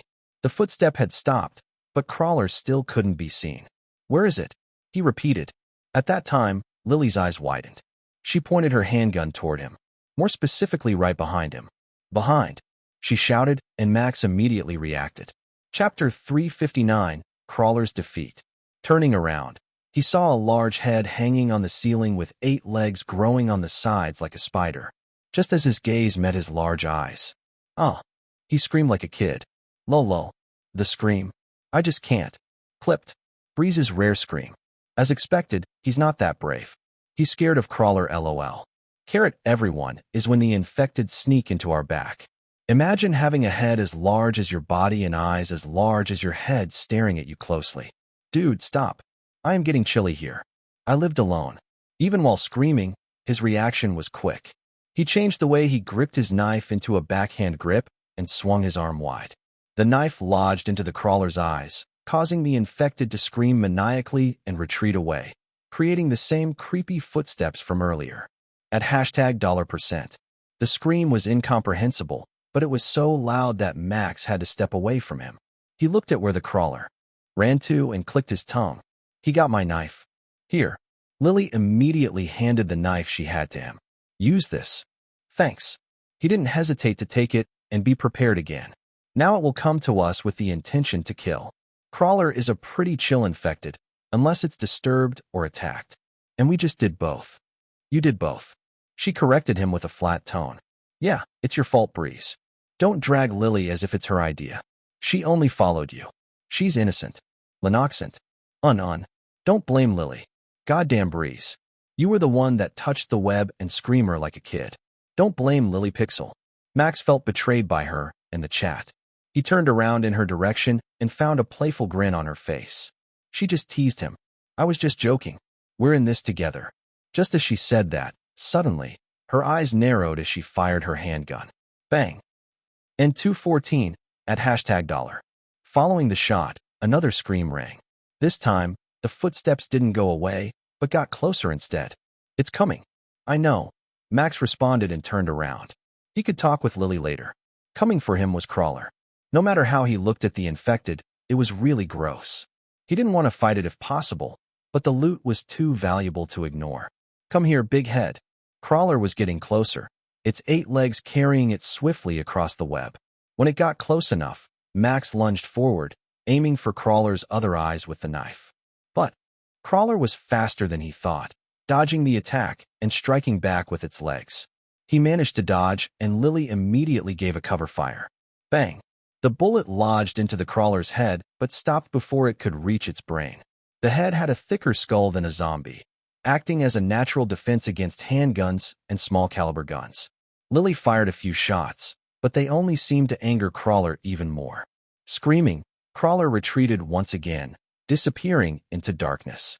It left behind a black trail, the blood coming from its eyes, and the wound caused by Lily. Damn, it's not dead yet. The blood is gross. Can we censor it? It's a PG-17 game. There is no censor. Go, go, go. Kill the Crawler. Crawler, I got shot. Dude, get some help. Reloading, Lily announced, reloading her now empty handgun with the new mag they found earlier. Did we do it? No, Max answered immediately and narrowed his eyes. And you shouldn't raise a flag, Lily. It's coming once again. Angrier than ever, Crawler screamed and shot webs. Max saw it and dodged it with minimal movement. The web hit the wall behind him, spreading a sticky substance on it. If he was hit by that, he would be unable to move. That was close, he thought as he turned back to Crawler. The web area around him was already destroyed by their confrontation from earlier, giving him more space to work with. He rushed forward, confronting Crawler directly. The infected's legs lashed out. With deadly precision. Lily. Yes. Lily was ready to cover him. She shot Crawler's legs, which were about to strike Max. It stumbled, but it wasn't defeated yet. However, an opening was made. Using it, Max dived into its range and stabbed its leg, making it stay in place. He then pulled the knife stabbed in its eye in quick succession and used it to stab the other one. $%. It didn't end at that. The infected was tenacious. Lily decided to empty her clip at Crawler's head as Max jumped away. Finally, after 2 full mags and a fight that could break one's nerve, Crawler fell to the ground, defeated. Oh, it's dead. It's unmoving. It's sleeping. Nah, guys. It's napping. It will respawn again tomorrow. Freaking Noob has donated 1,000 diamonds. Epic battle. Good coordination. BUJ Exterminator has donated 500 diamonds. Damn, the fight is just top-notch. That was exciting. Spider Die has donated 2,500 diamonds. Daddy's Girl has donated 1,000 diamonds. Many donations poured in as the fight ended. Max pulled the knives from Crawler's decayed body. The spider-like infected wrinkled and decomposed. Before long, its body and the web filling the warehouse disappeared, leaving only a trace of black blood on the floor. Max looked at the floor for a second before turning at Lily and returning her knife. Thanks for the cover, Lily. That was perfect. Good job. Both of them looked at each other and smiled awkwardly. If it was Flexi, he would definitely high-five him. But with Lily, he didn't know what to do to celebrate their victory. Hugging her is also a no-go. She will get embarrassed in front of 15K people. I don't want the others to see her cute expression. He decided to just high-five her, and she happily clapped his hand. They laughed for a while before Max turned around. Now it's loot time, Max exclaimed, raising his hand in the air. To make it efficient, I will loot the second floor while you loot the first floor. Let's do this, Lily. Leave it to me. Wait. No, you can't do that. Stop it right now. Breeze. You will regret this. Chapter 360, Scraps Master. The chat was right. Max regretted his choice of looting the second floor. He got garbage items, namely scraps, totaling 12, and a full mag of .99mm bullets. Meanwhile, Lily found 5.56mm bullets and an M4 rifle, which boosted their firepower, as well as another handgun and a few woods and planks. Not only that, she also found a grenade and flashbang that could help them escape a horde of zombies in case they were ambushed. Overall, Lily's loot was 10 times better than Max's. No, it could even be said they weren't comparable at all. Following that, they returned to the base, with Max being the porter as he felt guilty for not getting good loot. We warned you. You little scoundrel. You know your own luck the best, but why did you loot it? Nah, Breeze did Lily dirty. Look at her, good loot and give you extra firepower. She even got you grenade and flashbang. TSK, TSK, TSK.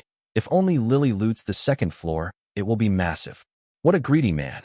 From now on, Breeze is banned from looting. I know. I won't touch any loot again. Max raised his palm. I swear on money. You don't need to do that, Lily said as she looked at him. I want you to have fun too. Lily, he called out to her, feeling happy inside as she understood him. Don't hold back. Just have fun. She's an angel. Goddess Lily. This is the birth of a benevolent goddess. Lily Pixel is wasted on Breeze. She's the only one who understands him. Sad Breeze. I know that you're the only one who understands me. He nodded repeatedly as he stabbed the zombie approaching them. Now, let's skip to the third day and fight more infected. It will be great if we find a hospital so we can get some herbs and antidotes before the 5th day when the infected become more active. We probably also want to make a chest to keep our loot. Yes, let's do that. We have enough material. 2 woods, 4 planks. Let's do that. We can rest easy and bring the minimum outside if we have a chest. Exactly. Arriving at the base, Max immediately built the chest next to the bed and put all the loot inside. In their body, they only brought a handgun, 2 full mags, a knife, a herb, and an antidote each. The bare minimum to survive. Lily also brought a flashbang while Max had the grenade, as he was the main fighter while she supported him. After that, they went to bed and skipped the day. The third day wasn't that different from the first and second. They changed their priority from finding herbs to finding woods and planks to upgrade the shelter to level 2. They managed to collect enough from Lily's first looting location. Just as he promised earlier, he didn't take even one loot, even when Lily asked him to. He didn't want to screw up his plan because of his selfishness. The day ended just as they returned from the city, but they managed to upgrade the shelter before that. It became bigger and had a fence that protected the surroundings.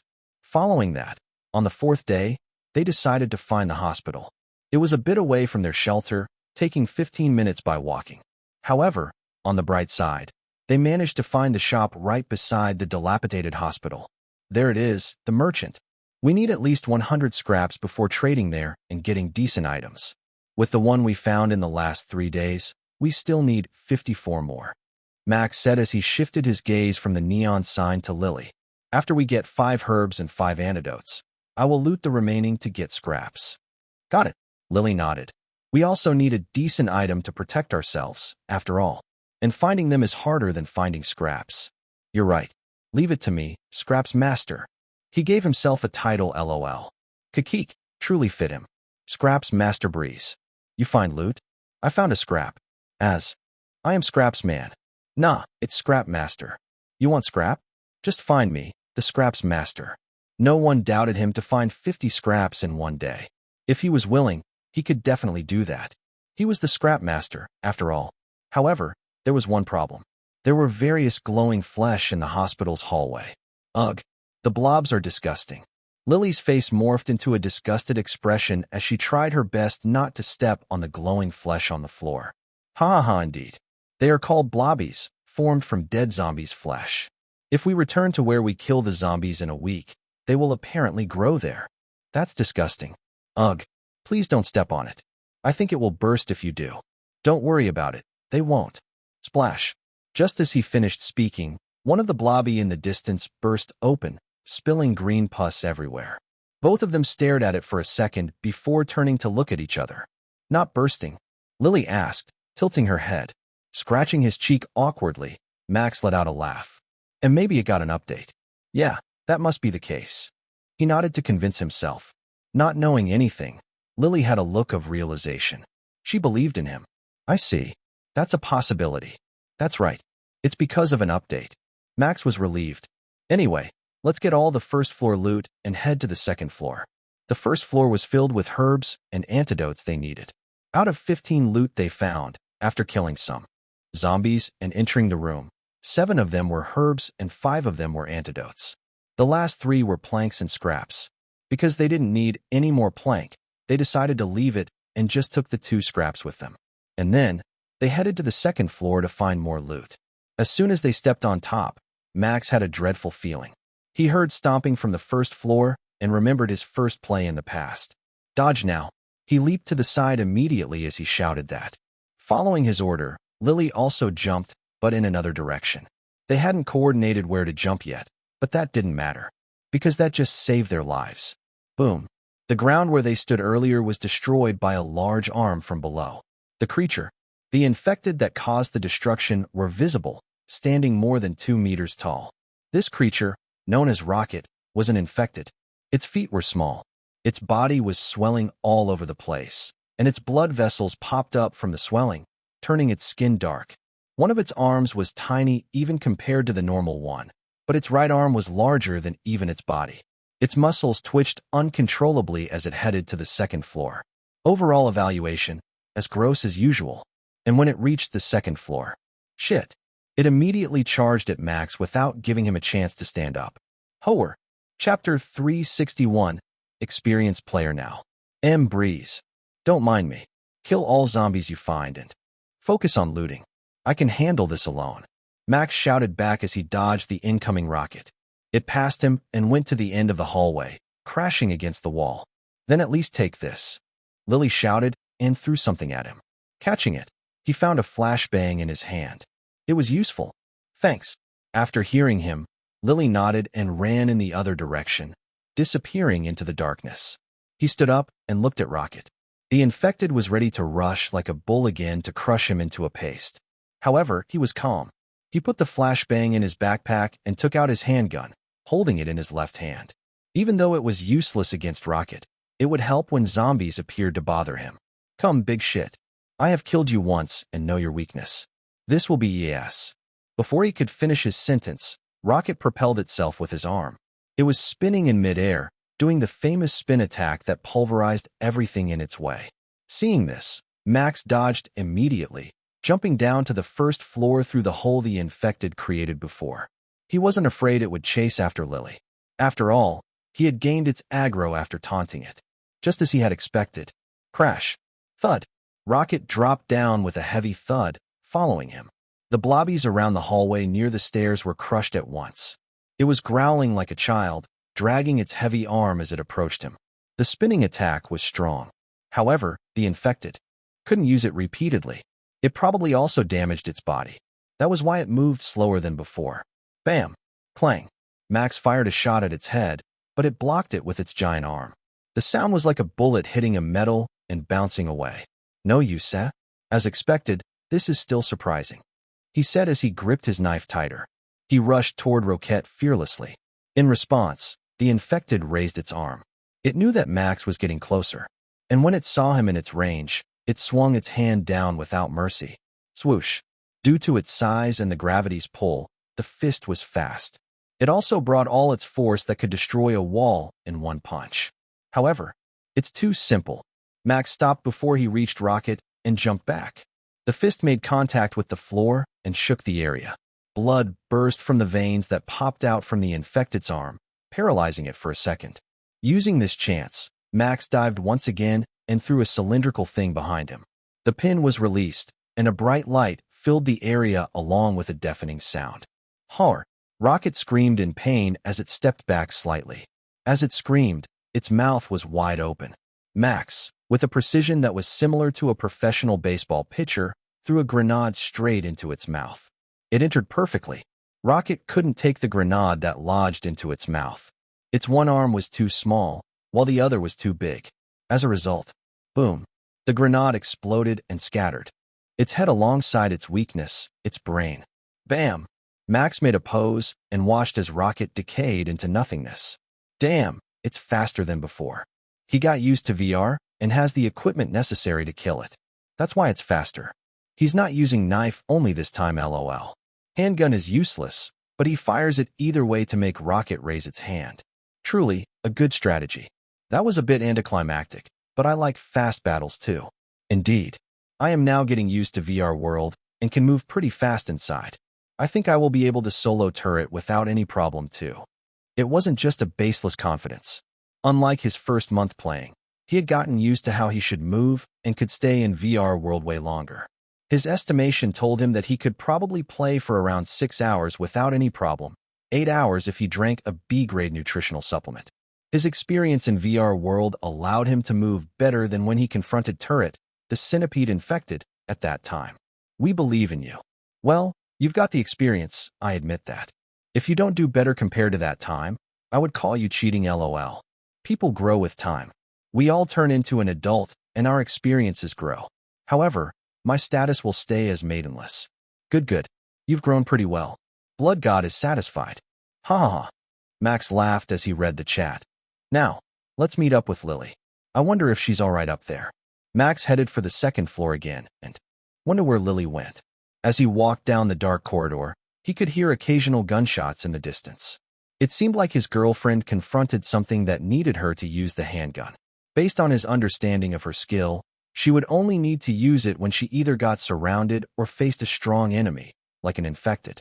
He didn't know her situation at all, but the chat was different. Breeze. Go help Lily Pixel. She's in danger. What are you standing there for, stooped boyfriend? Your girlfriend is in danger. Help her. Quick. This is serious. No joke at all. Go right now. Full speed ahead. The urgency that was brought by unknown viewers that suddenly appeared in the chat seemed serious. Max didn't think for long and sprinted at full speed toward the direction of the gunshot.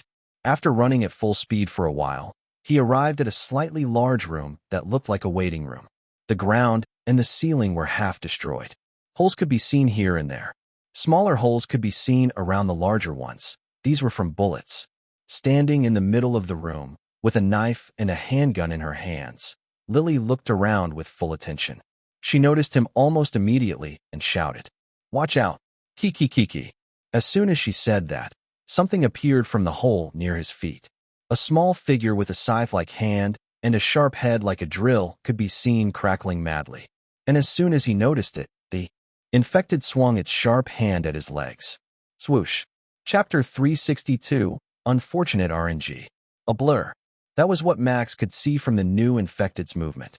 It wasn't exaggerated to say that this enemy was the fastest one he encountered in this game. Usually, one wouldn't be able to react to such a surprise attack. However, Max, high on adrenaline from fighting against Rocket earlier, moved his body faster before his brain even processed it. He immediately threw his knife to the ground and kicked it, blocking the scythe perfectly using the metal. Clang. A spark flew as the knife and the scythe hand made contact. The infected lost in terms of strength and faltered slightly. What the? Is that even humanly possible? Like, Damn. Clip, clip, clip, clip. This is absolute cinema. What the heck did you do, Breeze? No. What did you drink before this? How can you do that? What happened? I saw him throw the knife, but then it was on his soul, and he used it to block, and then a spark appeared. That's peak. How? I mean, he's the GOAT. Not even he understood what happened. His body just moved, and he did that impossible thing. Bang bang. Lily immediately fired 2 shots and hit the infected's arm, making it cry in pain before disappearing into the hole once again. Are you okay?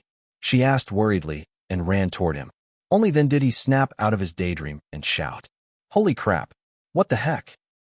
Did he just get confused about what he did? This is funny. Truly cinema. So it's just an unconscious reaction? Damn. Some wild instinct he has. So funny yet so incredible. Clip, clip, clip, clip, clip. Clip, man. No need to say it. I am on it already. Ignoring the chat, Max looked at Lily urgently. What was that? Can you fill me in on the details? He asked, taking the knife he had thrown to the ground earlier and putting his back against hers. Chat said it's called Hider. It will only appear in a place we can't see and attack us, like what it did earlier. Lily explained. That's troublesome. But from what I saw earlier, it seems you can injure it. Handgun can kill it. She confirmed with a nod. We just need to hit the head. Good to know. He chuckled as he looked at all the holes in the ceiling and the floor. Only if it shows up, though? How about the loot? How much did you get? Only 5 on this floor. I was attacked and in combat since then. She said, sorry. No, don't be. You have got enough loot already. He said, but he didn't take his eyes off the holes, especially the one on the floor. This one is tricky. Let's get out of here immediately. It's not worth the risk. After hearing her confirmation, Max immediately broke into a run. Lily closely followed behind him. As soon as they entered the dark corridor, a mad chuckle rang from behind. Kiki. The infected, Hider, showed itself and chased after them. However, it maintained a distance as Max occasionally looked behind to keep it away. The stairs leading to the first floor were close to them, and when they reached it, he stopped and turned around. Jump, Lily. I will follow soon. Yes. Lily jumped down immediately as soon as she confirmed it and looked up. There, she saw Hider crawling out of the wall near Max. Her eyes widened, and she was about to scream. Br. There. That was unnecessary. Max deliberately made an opening for himself by asking Lily to jump. He knew that the Hider would attack from that side. Bang. The bullet went straight for Hider's body. It lodged inside and elicited a loud cry from it as it retreated into the fresh hole. Ugh. That's a good body shoot. Nice. Now that's not just luck, but a strategy. Blood. Red blood. That infected has red blood. Want it. The blood god want it. Still, an infected wouldn't die easily unless their weak point was destroyed, their brain. And Max wasn't a fool who would pursue a useless fight unless he did a challenge. So, he immediately jumped down and landed next to Lily. That will keep it away for a while. Let's get the hell out of here. Lily was in disbelief, but she was also happy. She nodded and followed him out of the hospital by running at full speed. Hider didn't attack them anymore once they were out. But they didn't stop running. They had spent too much time in the hospital. The night would arrive soon, in only 9 minutes. Can you go faster? Max asked as he looked next to him. There are more infected than I thought. I prefer to return to the base by now before it's too late. Agreed. Lily said with a nod, but sorry. This is my fastest speed. No problem at all. We probably will be able to safely reach the shelter before night at this speed. He responded with a toothy smile. And Lily, no apologizing. We're playing to have fun, so just enjoy it. Looking at his smile, Lily couldn't help but smile back. I am having fun. They continued their journey in silence, save for the few gunshots they had to release as a group of zombies appeared on their way. When they reached the shelter, Max immediately put all the loot into the chest. Lily also put her new loot, 3 herbs, an antidote, and another full mag of .99mm bullets into it.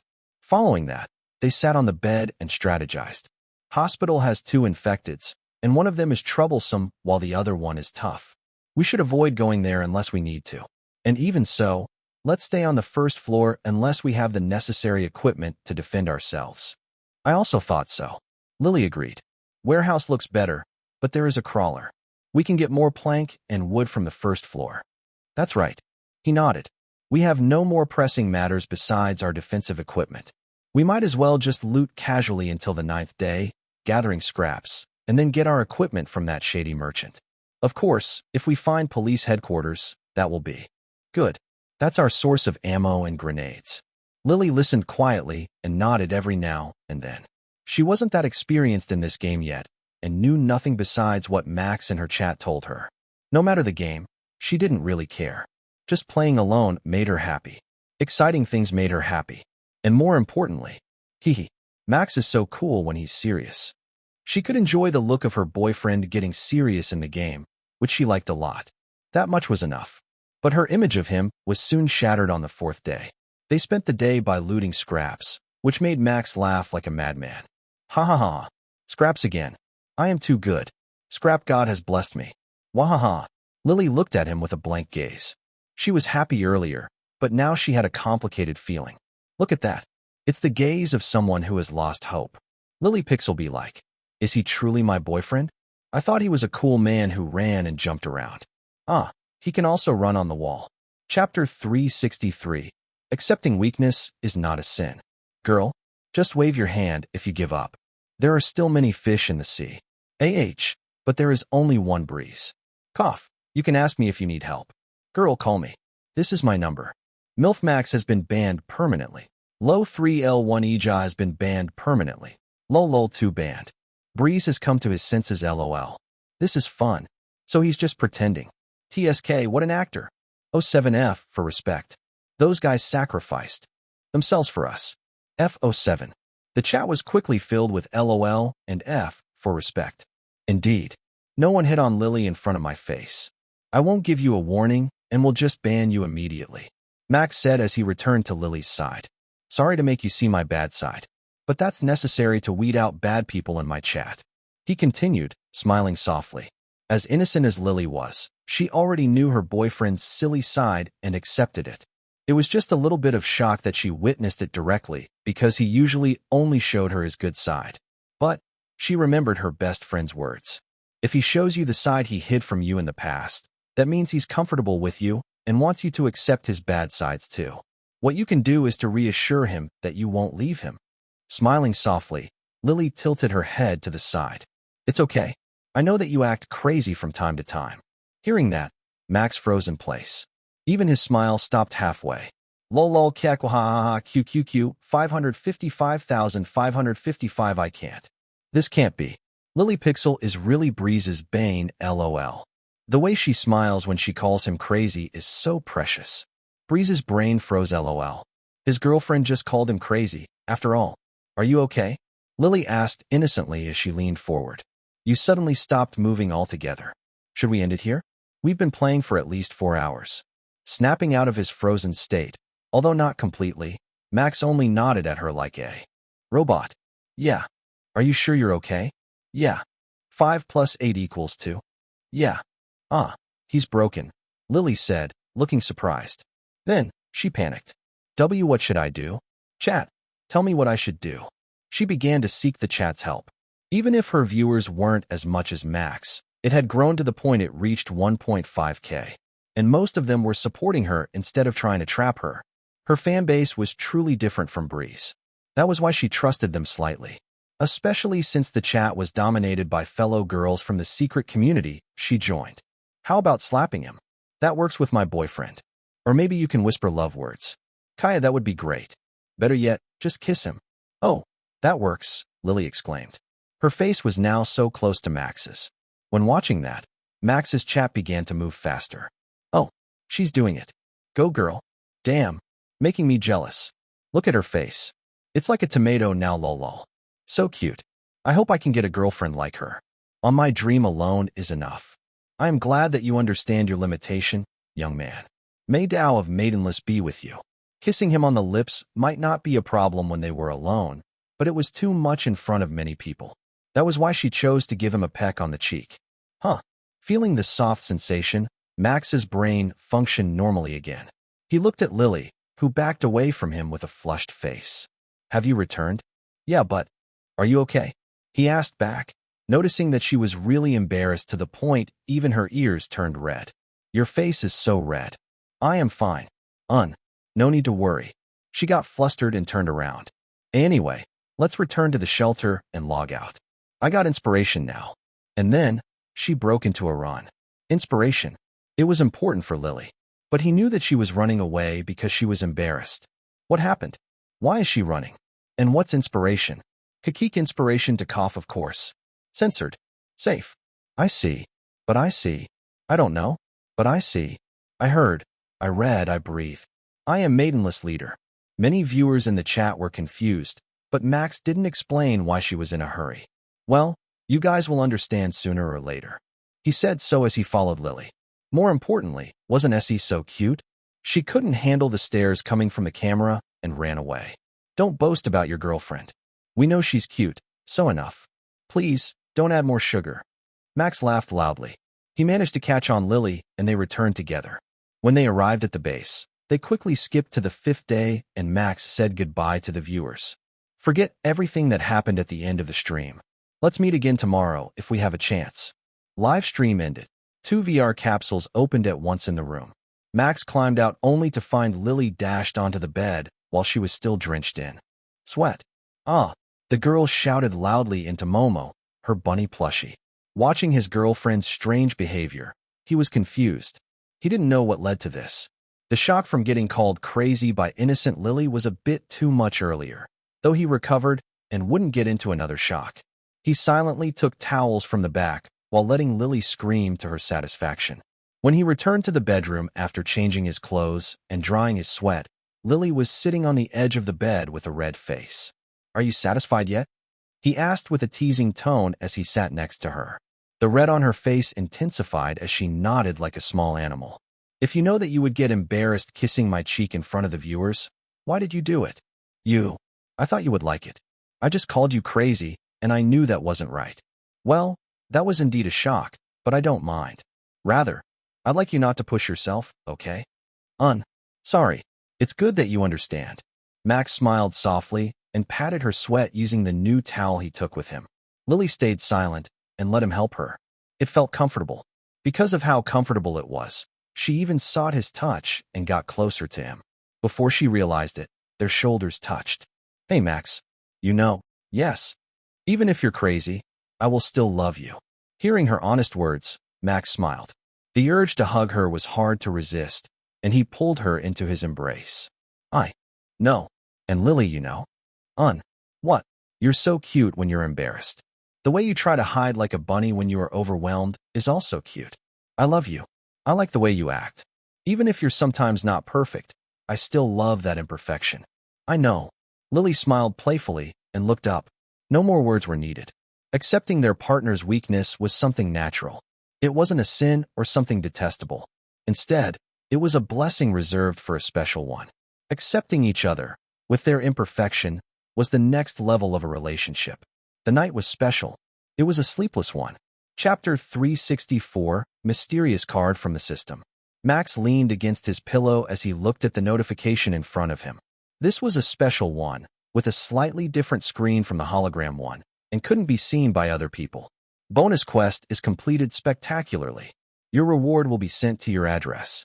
An extra reward has been added due to the streamer's massive growth. Greatest streamer system is upgraded. A new quest will be generated in 5 days. He clicked the small X on the edge of the screen and looked down. It had just arrived, delivered by a drone, a small box in his hand. For some reason, he hesitated to open it, especially with Lily still sleeping next to him. He decided to get off the bed, wore shorts, and went to the living room to open the box. Sitting on the couch, he looked inside. A card was laid on top of a soft cushion. Beside the key was a ticket, something he knew pretty well. A miracle ticket. He muttered, looking at the ticket. He hadn't used the first one yet, but now he got it again. I will bring this one with me the whole time for emergency, and one will stay in the house in case I need it in the future. He put the miracle ticket on the table and looked at the card. This was the real problem. He had no idea what this silver card could be used for. But then, when he flipped it, his lips curled into a grin. Wow.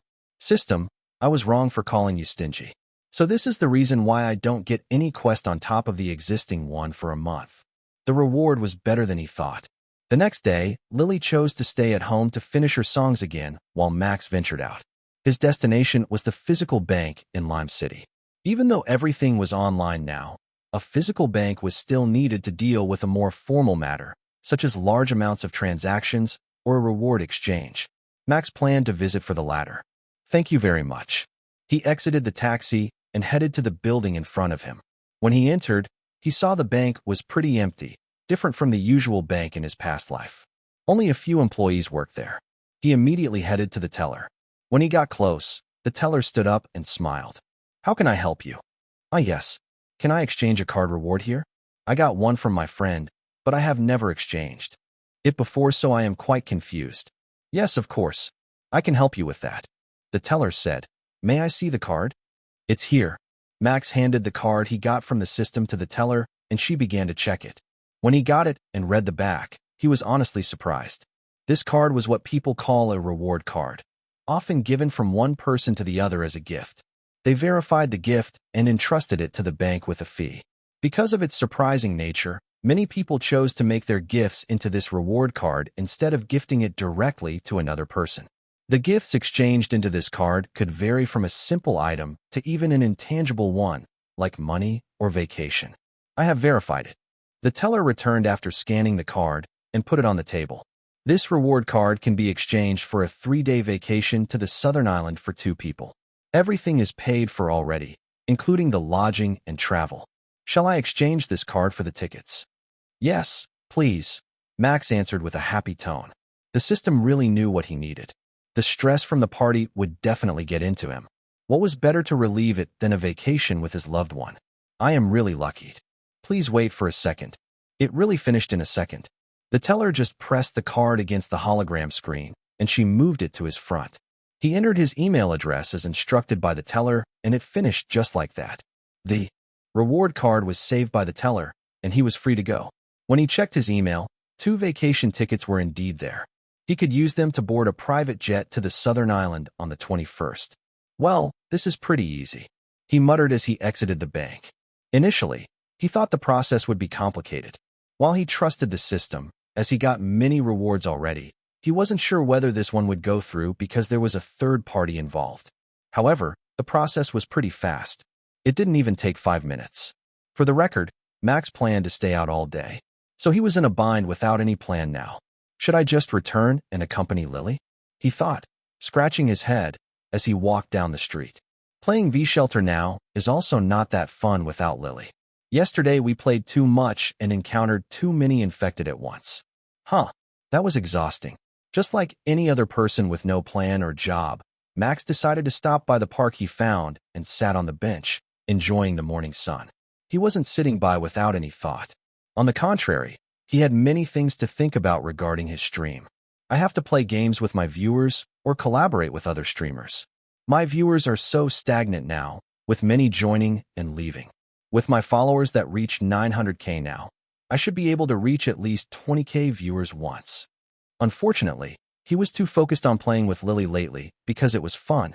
He enjoyed it a lot, but he also had to pursue his dream to become a big streamer. He had promised himself that. The problem is, what kind of game allows me to play with my viewers? V-Shelter? That will be too chaotic. I need a game that clearly sets the people into teams so we can coordinate. Shooting games aren't good either. Something like Knight's Journey might be better. A realistic game with cold weapons. Just as he groaned, unable to find the game that perfectly fit his requirement even when he jogged his memories, he got a message. Ignoring it would be wrong. So he checked it. Chapter 365, Vikings Era. Mad Lad dude. Want to join a game with other streamers today? We need a lot of people. I know you will like this game. Feel free to bring a lot of people if you decide to join.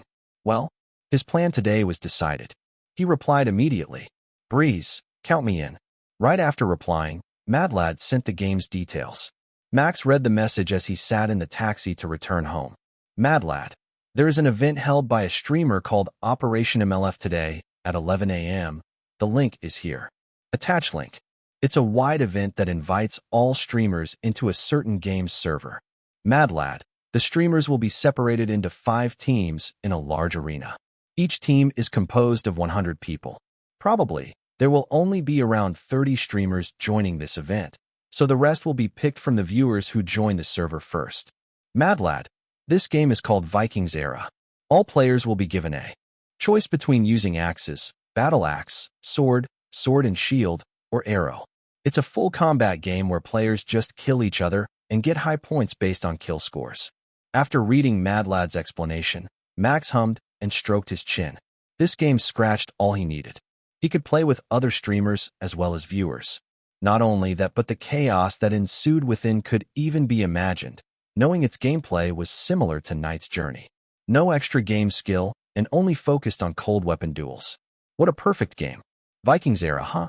Based on the name, I can guess the team will be based on a Viking settlement or something. And most probably, the map will be filled with snow and water, so there will be a naval battle too. That sounded exciting.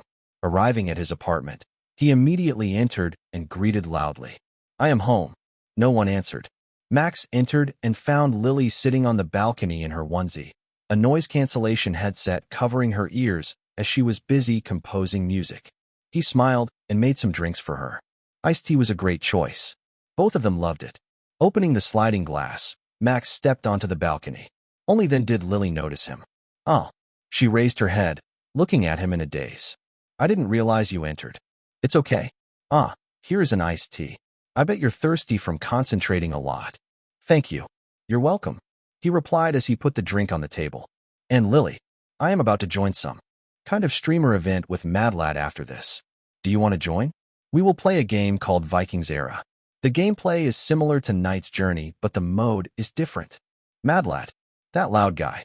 she asked curiously, humming lowly as she glanced at the music composing application that was still open next to her. Noticing that, Max smiled softly. "You don't need to join if you're busy. There will be a lot of streamers this time, and I am not sure that your friend will also join. Just focus on what you want to do." Hearing that, Lily smiled and nodded. I think I will stay here. Have fun." "I will." After saying that, he returned inside and climbed into his VR capsule. By the time he arrived home, it was almost 11 a.m., and he planned to meet up with Mad Lad and his friends first. Once he dived in, he immediately bought and downloaded Vikings Era. Then, he messaged Mad Lad to ask for the lobby he had to join, to which the man replied pretty fast. Max immediately joined the new lobby as soon as he prepared his live stream. The lobby was unlike any other. It looked like a cozy room with a warm light. Secretly, he was thankful it wasn't a bar again. In the room, Mad Lad was sitting with two other guys, whom he immediately recognized as Lightning and Tiamat. When he appeared in the room, the attention immediately shifted to him. "Yo!" He casually greeted them with a smile and approached. "How are you guys since that reality show?" "Haha, we're good." Lightning laughed merrily as he shook Max's hand. "How about you?" "Fine," Max answered as he proceeded to shake Tiamat's and Mad Lad's hand. "Thanks for inviting me, by the way. I don't have anything to do today and am bored." "Ha ha ha, your timing is really good, Mad Lad." "Tisk, of course." Mad Lad scoffed and crossed his legs. "Though even if I said that, I was just thinking maybe you would be interested. You always say yes whenever we invite you to do something. So, I am just a convenient guy?" Max asked, pretending to look hurt as he looked at Mad Lad. "What's this disgusting?" Mad Lad reacted and backed away. "You know that's not what I mean. In a way, you are similar to that Flexi guy. You always go on board with something interesting and fun." Max laughed. He didn't deny that he was similar to Flexi in that part, as long as it involved game and streaming. He certainly wouldn't trap his friend just for fun. "Well, you're not wrong." Everyone laughed, and they talked about various things to pass the time. Mad Lad, the one who found out about this event, explained how this would go and the rules they had to follow. There was nothing complicated. In short, the rules are like this. 1. Don't cheat. 2. Don't stream snipe. 3. You can't work together with the other team, even if it's your friend. So the team is randomized? Max asked, seemingly interested in the team's randomization. "We might not be on the same team, even though we came from the same lobby," Tiamat added. "That's fair." The conversation continued.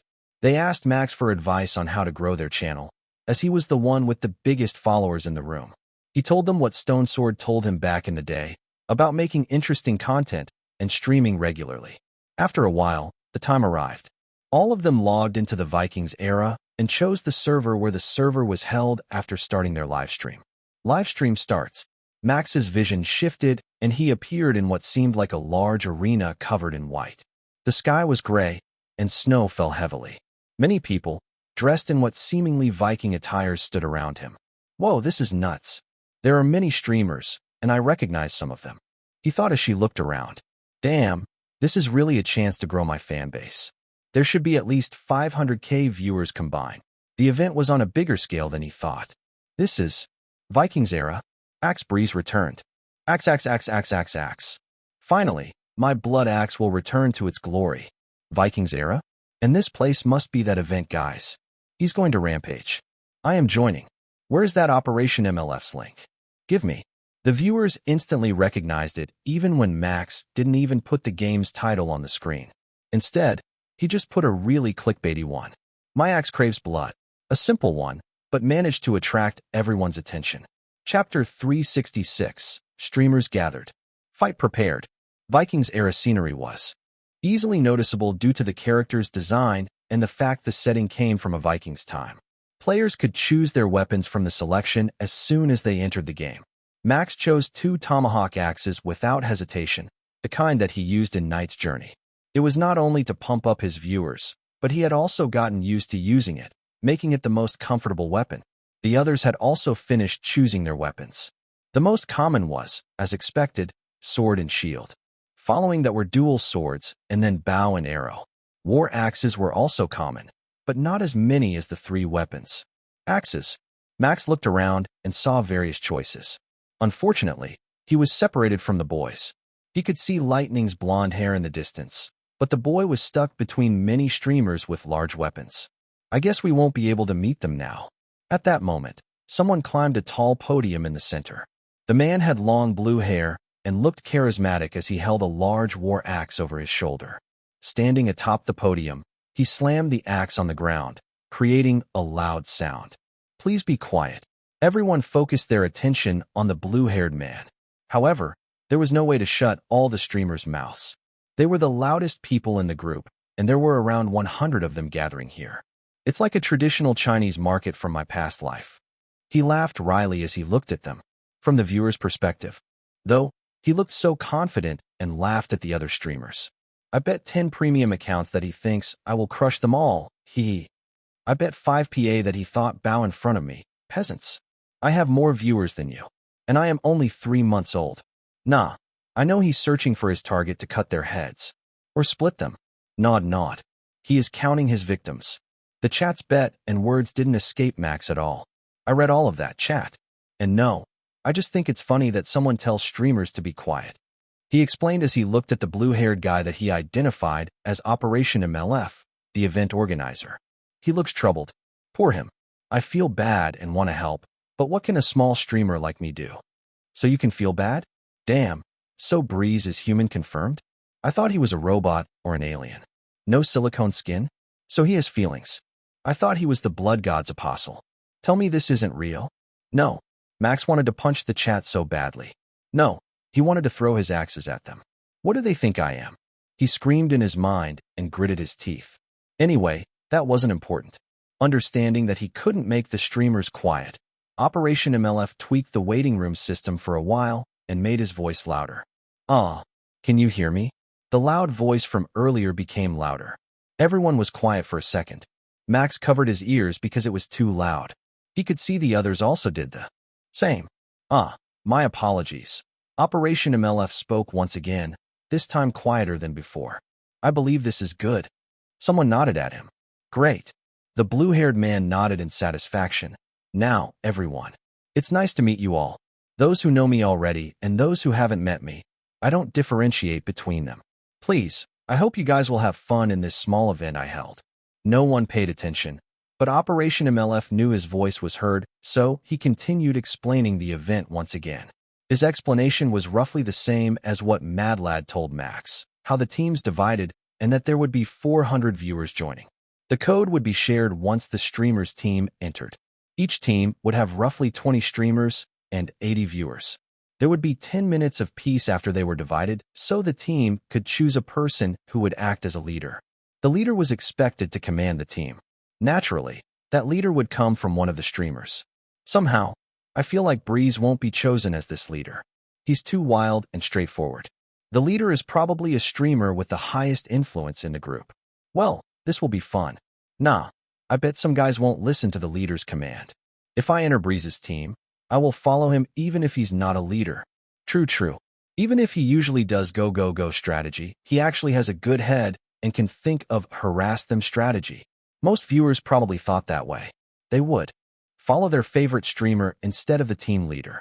Unless everyone cooperated, the team would be bound to fail to follow commands and fall into chaos. Haha, I hope you can join my team, Max said with a low chuckle. He didn't plan to follow any leader that would be chosen. Of course, if the command was simple like go to the right or left wing, he would probably just follow it. But if the leader had a big ego and wanted to control the team, I'd say fuck it and go kill the other team alone. Probably with some of my lucky viewers. Crazy viewers, or so he called them. Max had a feeling that they weren't normal. Rather, some of them knew too much about games and the skills needed to clear obstacles easily. And he had seen some of his viewers' skills in Midnight Heist. Even Lovely Otter was skilled enough to escape unharmed at that time. I can count on these crazy idiots. Make sure to join the server as soon as the code is spread. And remember, if you end up on another team, don't hesitate to attack me. Don't worry, I will just target you. Kakik, if I were on other teams, I would kill you first. Why should I hesitate? No worries. My arrow will end up in your head. I won't hesitate. Blood God wants me to get your blood. That would be great. This noble me can't wait for Breeze's body to get impaled with various weapons. Do it, guys. I am counting on you. Right? That was how they were. Fortunately, the winner was based on the kill count. This was a fun event, so there were no complicated rules at all. Alright, without further ado, I will start the game. Operation MLF exclaimed loudly and raised his hand. The server code is M1LFU1SDH3B3SD. Let's start the game. He brought down his hand and pressed a button on the hologram screen. As soon as he did that, Max could see his body was engulfed in a bright light and his vision shifted. When he opened his eyes again, he was standing on top of a mountain, covered in thick snow. The area was covered in blue light, around 150 meters in diameter, and the words Team 3 Safe Zone were written above. And following his realization was a loud scream from 100 people that was transported into the area. Woah, I did it. I managed to join. This is sick. The viewers had joined, and among them were those crazy idiots. Chapter 367. Speaking or typing. Chat is chat. That's Breeze. Breeze. Where? Where is he? I am on the same team as Breeze. TSK. I can't kill him then. Unexpectedly, there were many of them. These people immediately swarmed him. At just a glance, there were around 40 people who recognized him and were probably his viewers. Hey guys, back away. We become the center of attention. He tried to calm down the crowd, but couldn't. They had too much energy. However, not all of them were like that. He could see some viewers trying to calm them down. They were Freaking Noob and Lovely Otter, two of his earliest viewers. The energy from other viewers was too much, though, so they were unable to do anything. Max looked around, trying to get some help. He saw other streamers were also squirmed by a crowd, although not as large as him. They would be unable to help then. I have no choice. Whoever doesn't back away in 3 seconds will be banned permanently. Max spoke loudly, to the verge of shouting. 3, 2. Just as he counted, the viewers backed away and stood still. Their names were visible on top of their heads, so they were afraid that they would get banned. That was one way to ruin their fun. Unable to access chat while watching a live stream was pretty harsh of a punishment. Lol, the threat worked. Of course, most of them are probably active in the chat, so they are afraid to get banned. I recognize some of their names. Freaking Noob, Lovely Otter, and there is that Blood Axe guy. They are pretty lucky. Sad me to meet a full server. Their fingers are really fast lols. The chat moved slower than usual, probably because most active chatters had managed to join the server. And by luck, most of them had joined Max's team. Holding off a sigh, he looked at roughly 40 people in front of him. Freaking Noob let out a sigh. He was a man with slightly long brown hair. When their eyes met, he offered a slight nod and an awkward smile, while Lovely Otter waved her hand at him with a smile. They had met once before in the Midnight Heist, but this was the first time Max saw her face. She was unexpectedly a little bit cute and had a chubby cheek, the type that people wanted to fondle and pinch. Looking at them, a thought flashed in his mind. The two of them might become good moderators. The way they tried to calm those ruffians is pretty good, although they have no power to stop them. Give them power, and they will be perfect. He would definitely contact them later. For now, all right, this is good. Peace is good, don't you think so? Look at the other streamers. Their crowd is pretty chill, unlike you guys, he said, turning to the people a bit away from them. The crowd followed his gaze. There, the other streamers were talking to their fans with a pretty chill tone. They seemed to have a nice conversation with each other. How nice. However, when he said that, Max noticed that their crowd had no more than 5 people. Compared to his, he looked at his crowd once again and they smiled smugly. It seems the leader is decided. Nah, no way they will be leaders when almost 50% of the team will follow Breeze without question. Yeah, this is an easy game. Commander, tell us what we need to do. For some reason, the viewers were proud. Their confidence shot up immediately, and they became the center of attention at once. Everyone looked in their direction. I have to talk to the other streamers first about the leader position. I can't just claim I am the leader just because there are many of you guys here, no?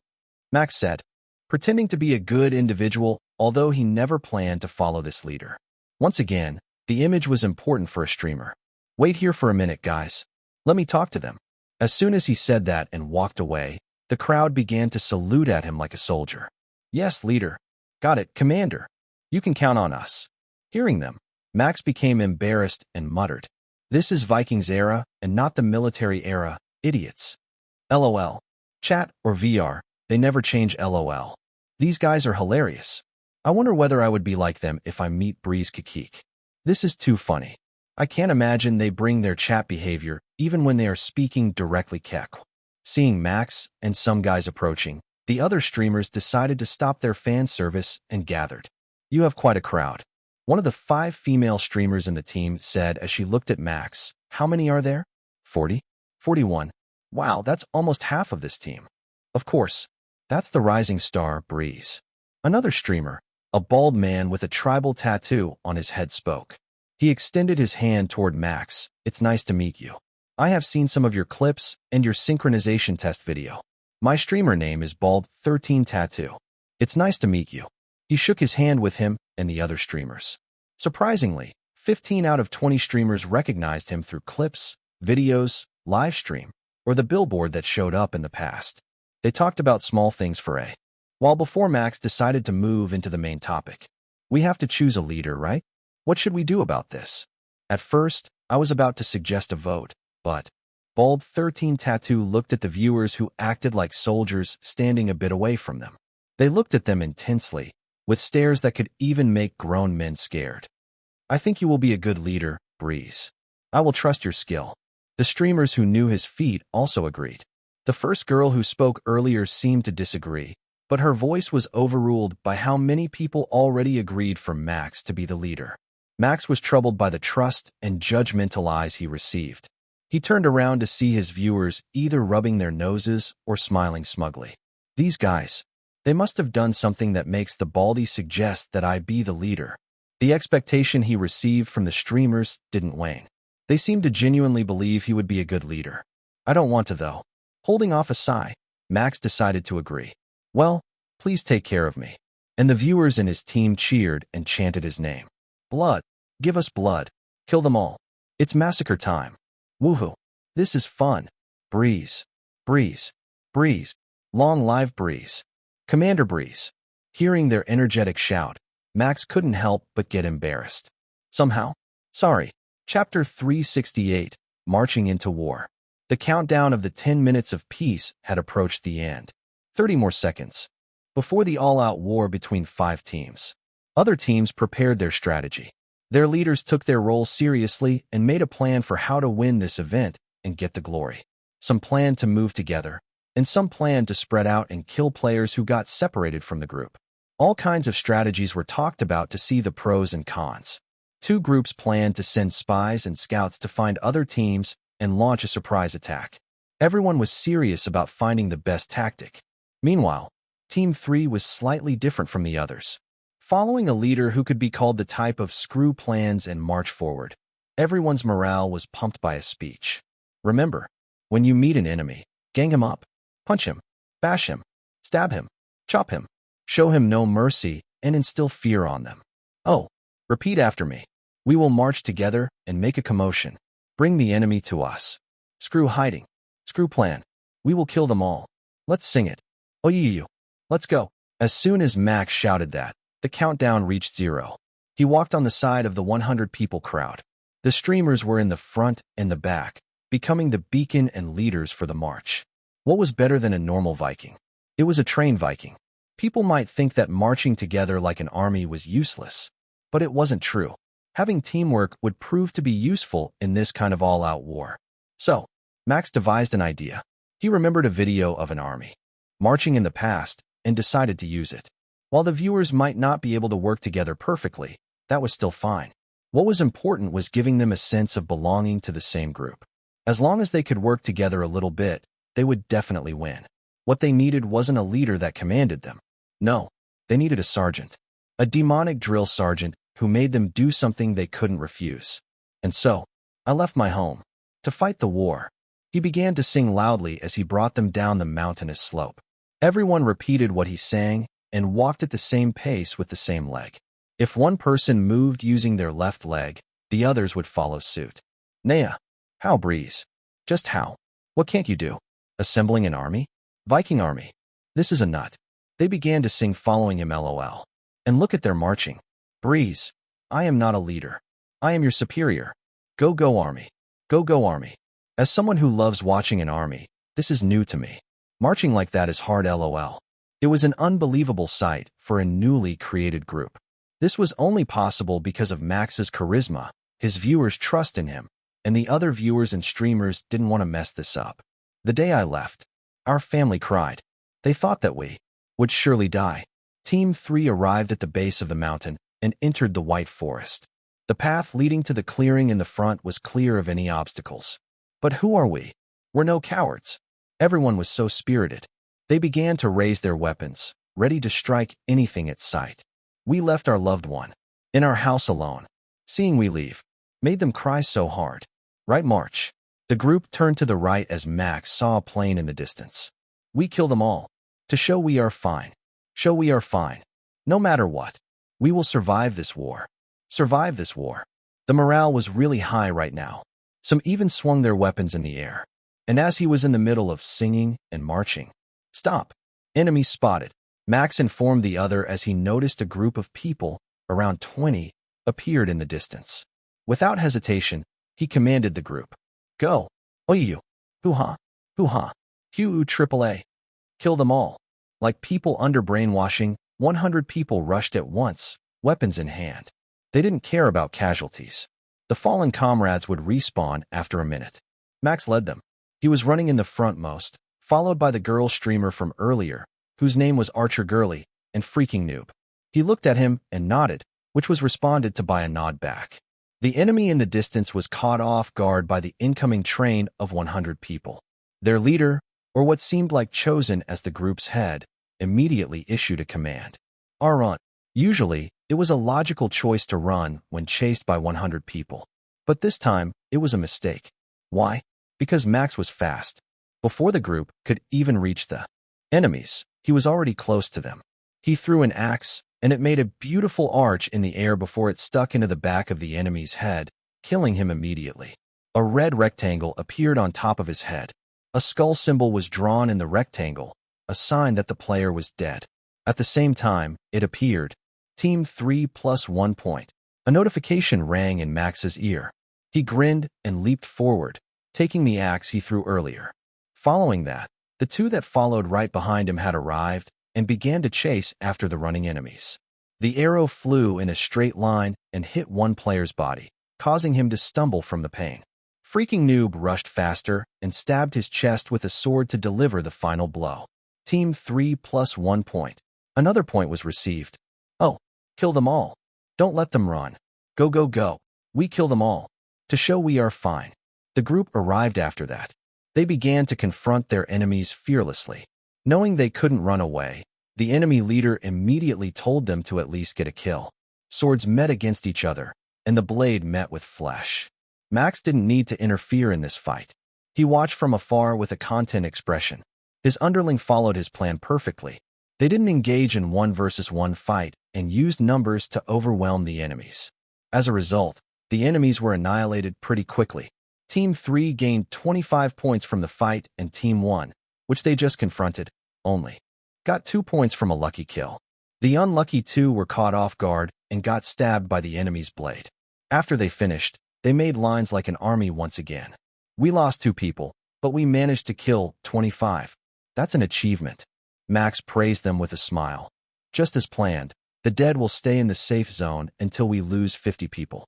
After that, freaking noob or archer girly, whoever dies first, will take command of the dead players and move as a different team. Yeah, I know, Archer girly responded. Her tone was softer than before. She had to admit that the man standing in front of her made a good leader. And from Max's words from earlier, he never considered himself to make a mistake and die before freaking noob or archer girly. He was that confident. Great, let's follow that plan. Those who died later will convey it to those 2 idiots who died a foolish death. This was a plan that protected smaller numbers while still able to move as a large group. This way, they could still kill enemies and maintain their defense. We will rejoin at the base of the mountain just right after that. For now, let's continue our march. Magos, repeat after me. We left our home. We left our home. They began to march once again, trying to find another group of enemies. To join this war. To join this war. No one was afraid. Feral grins decorated their faces. Even the streamers were affected by the energy that Max gave off. In response to that, Max viewers were left flabbergasted. What the heck did I just see? This is Vikings era, right? Why do I feel like Breeze is making an army? It's unreal. No, how? There are only 40 of us there, but he managed to make the streamers follow his words. The charisma he brought is just on another level. Breeze at the start. Somehow sorry. Breeze now. Hear me, you little magos. I am your freaking leader. You follow me. I want him to call me Maggot. HAA. I am just a maggot. And so, the Death Army moved to find other prey. Chapter 369, Face Off. Madlad was glad he was on the same team as Lightning, someone he knew. Not only that, he was also put in the same Team 1 where Operation MLF, the event organizer, was. This was a good chance for him to show off and get some viewers. Hey, we're lucky, aren't we? Lightning spoke to him as they moved in a small group of 25 people. The strategy Operation MLF made, after he was made the leader, was to split the team into 4 and engage in smaller combat against other enemies. He believed that no one would be foolish enough to move as one big group, as that would be difficult to manage and not too efficient. Therefore, moving a smaller group with a sub-leader was the most optimal. Madlad was somehow chosen as that sub-leader for this group because 5 of his viewers unexpectedly joined. Lightning was put in the same group with his 3 viewers. There were some streamers also, but none of their viewers managed to join because they forgot to stop their 1-minute delay in their live stream, which proved to be fatal. Moving on, their group was pretty solid. Everyone followed Madlad's instructions pretty well, although there were some people who wanted to stray away because they believed they found enemies. However, that was a fake call.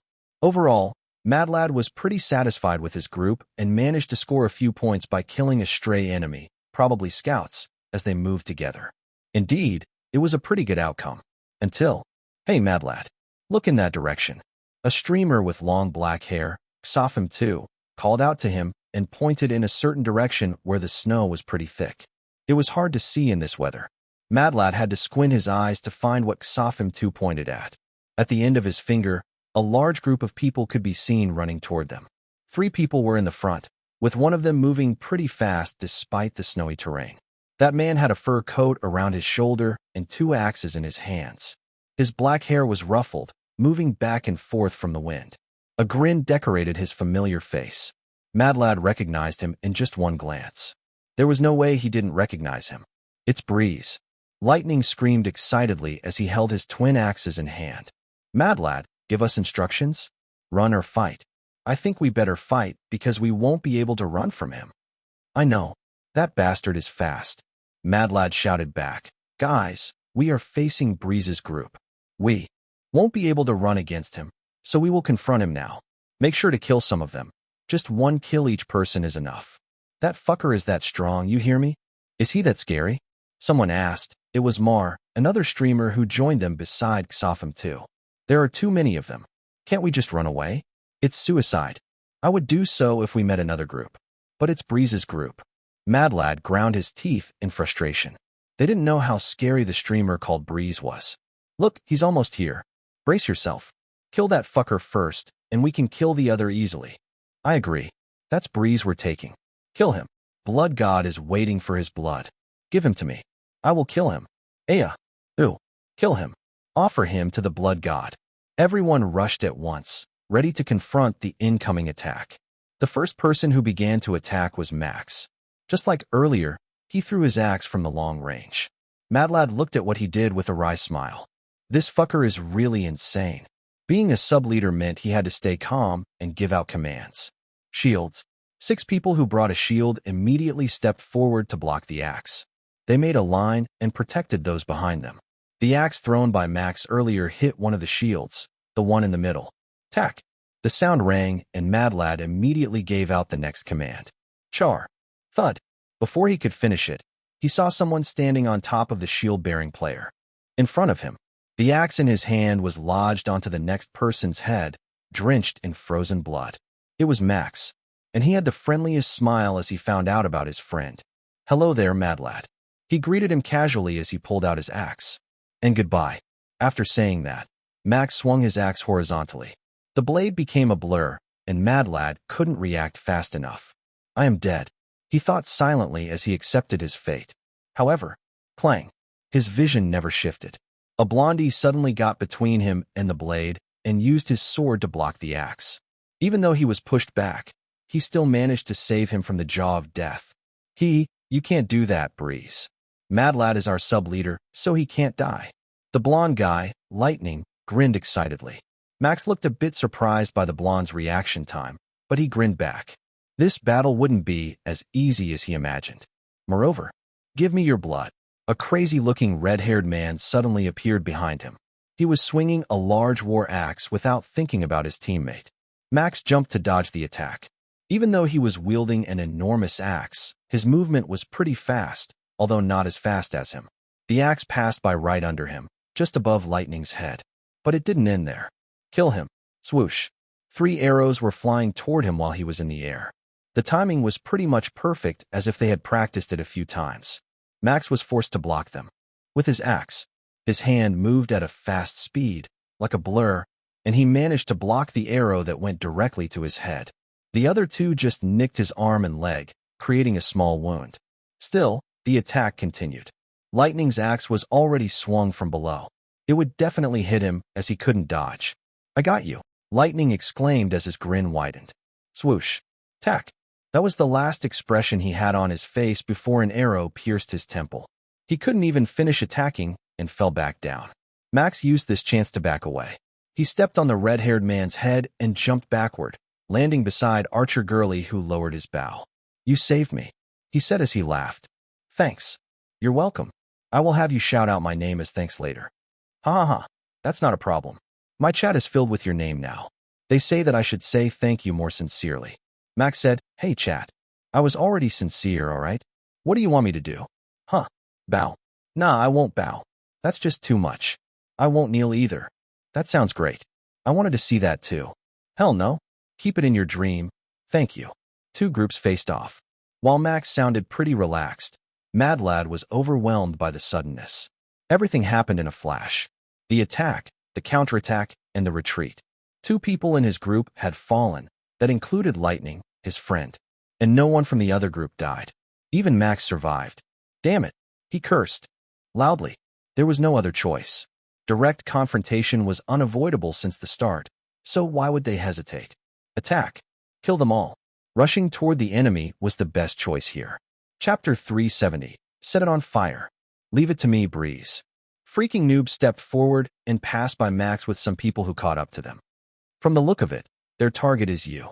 It's better if you stay behind and not get hurt. Thanks then, Max said and smiled. One of them, with the large axe, shouted Blood God earlier. He's one of you, so teach him some manners. One of us, huh? The brown-haired man smirked. Yup. Also, after the game, I have something to talk about a little. So can you tell me your private contact? Of course, if you don't wanna, we can meet in one of the public lobby too. Please tell Lovely Otter about this too. Well, that's fine. But are you sure you're going to raise a flag like that? Ha ha ha, it's fine. Max laughed merrily as he stepped backward. Look, they have arrived. I am counting on you. The clash began right after Max began to sprint away. Some enemies tried to chase after him, but the large group that arrived blocked them by shoving them away and cutting them up. Blood splattered around as the players killed each other. This group was even stronger than the previous one, and because they were ready to confront them, they never hesitated to attack and swing their weapons. As a result, there were 10 casualties coming from Max's group. Even then, the fight wasn't over yet. Mad Lad and the red-haired guy from earlier were still standing. The former fought against Archer Girly while the latter was against Freaking Noob. Their fights were pretty equal. Their weapons clashed, and there were a few moments where each person almost got killed. No one knew who would win. The group stopped in their places to watch them dance. However, that ended when 2 axes flew toward both the red-haired man and Mad Lad. The former managed to block it using his large axe, but Mad Lad couldn't do it. The axe hit his shoulder, causing him to flinch. That opened the path for Archer Girly to end his life by piercing his neck with an arrow. Freaking Noob also didn't waste the chance when the war axe covered his enemy's whole body. He quickly moved behind him and stabbed his heart, ending his life. Blood. God. The red-haired man muttered before he fell onto the snow and changed surroundings into red with his blood. Team 3 plus 1 point. Team 3 plus 1 point. As soon as the battle was over, Max shouted loudly at the group. You maggots. What did I tell you before? We will use our numbers to fight the enemies. Why are you standing there like a useless statue? Huh? Tell me.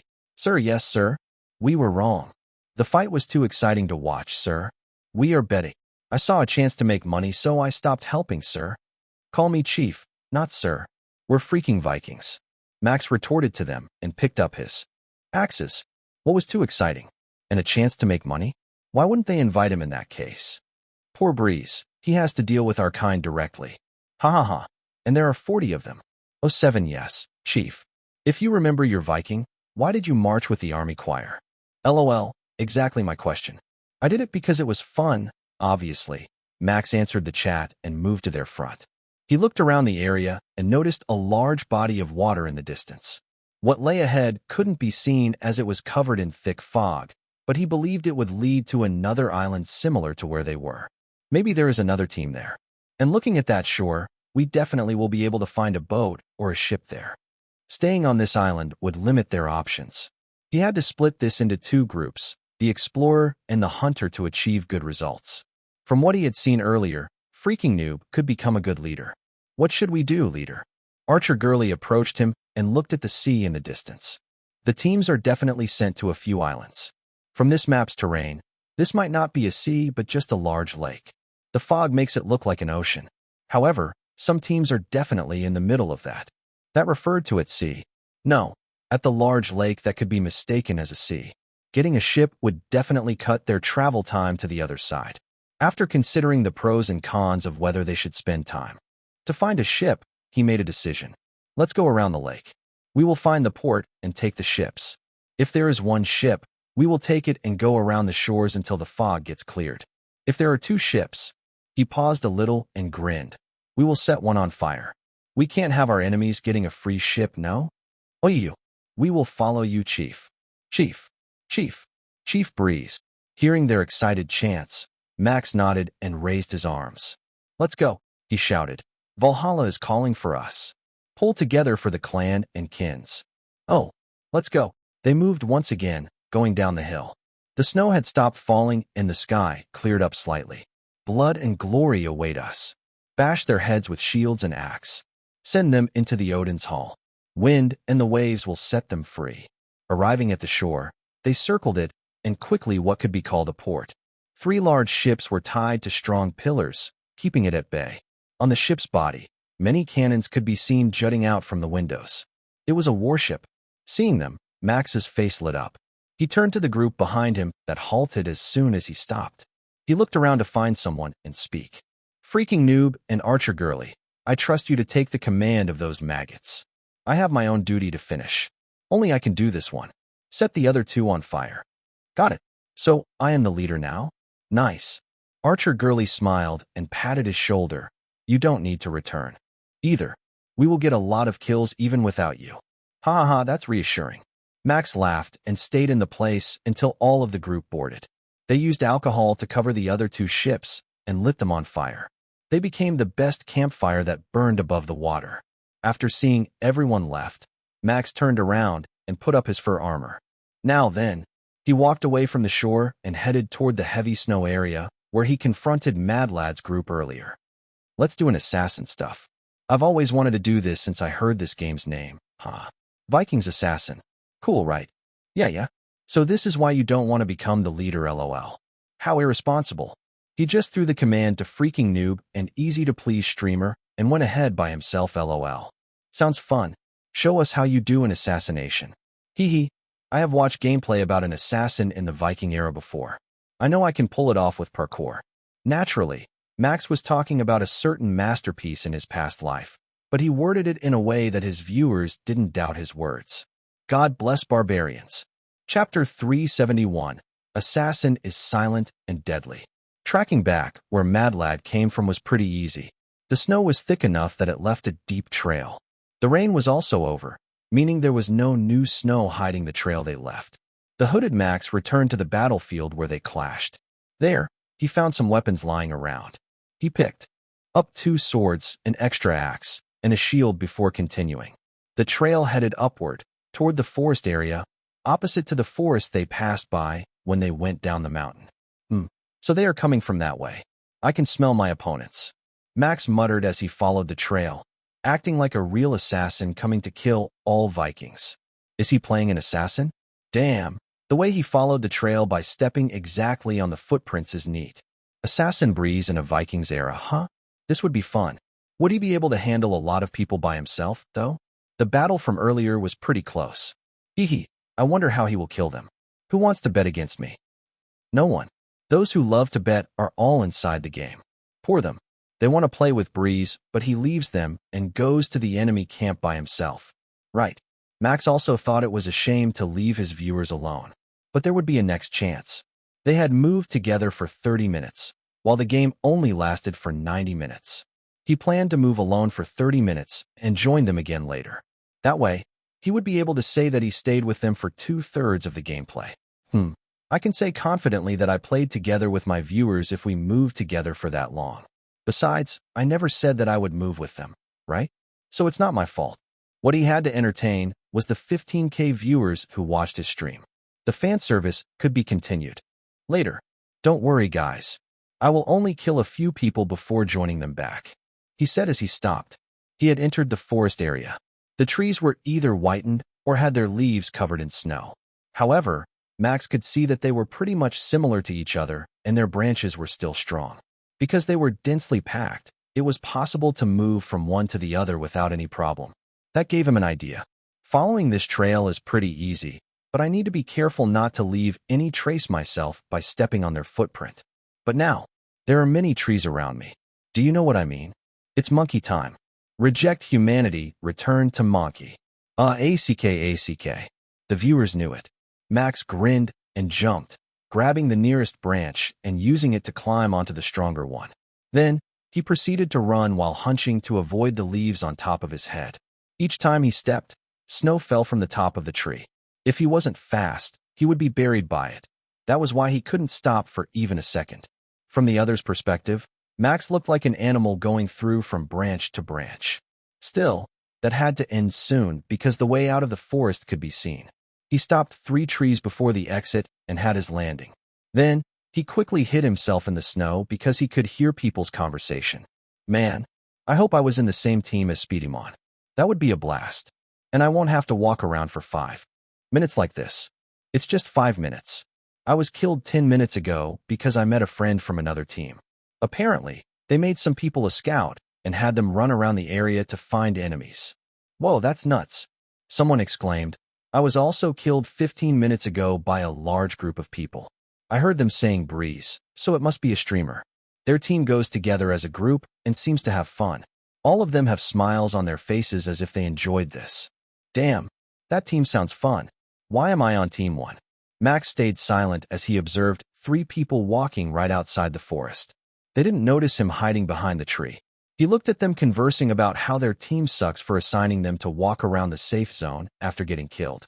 Silently, Max held an axe in his left hand and a sword on his right and followed them from the forest.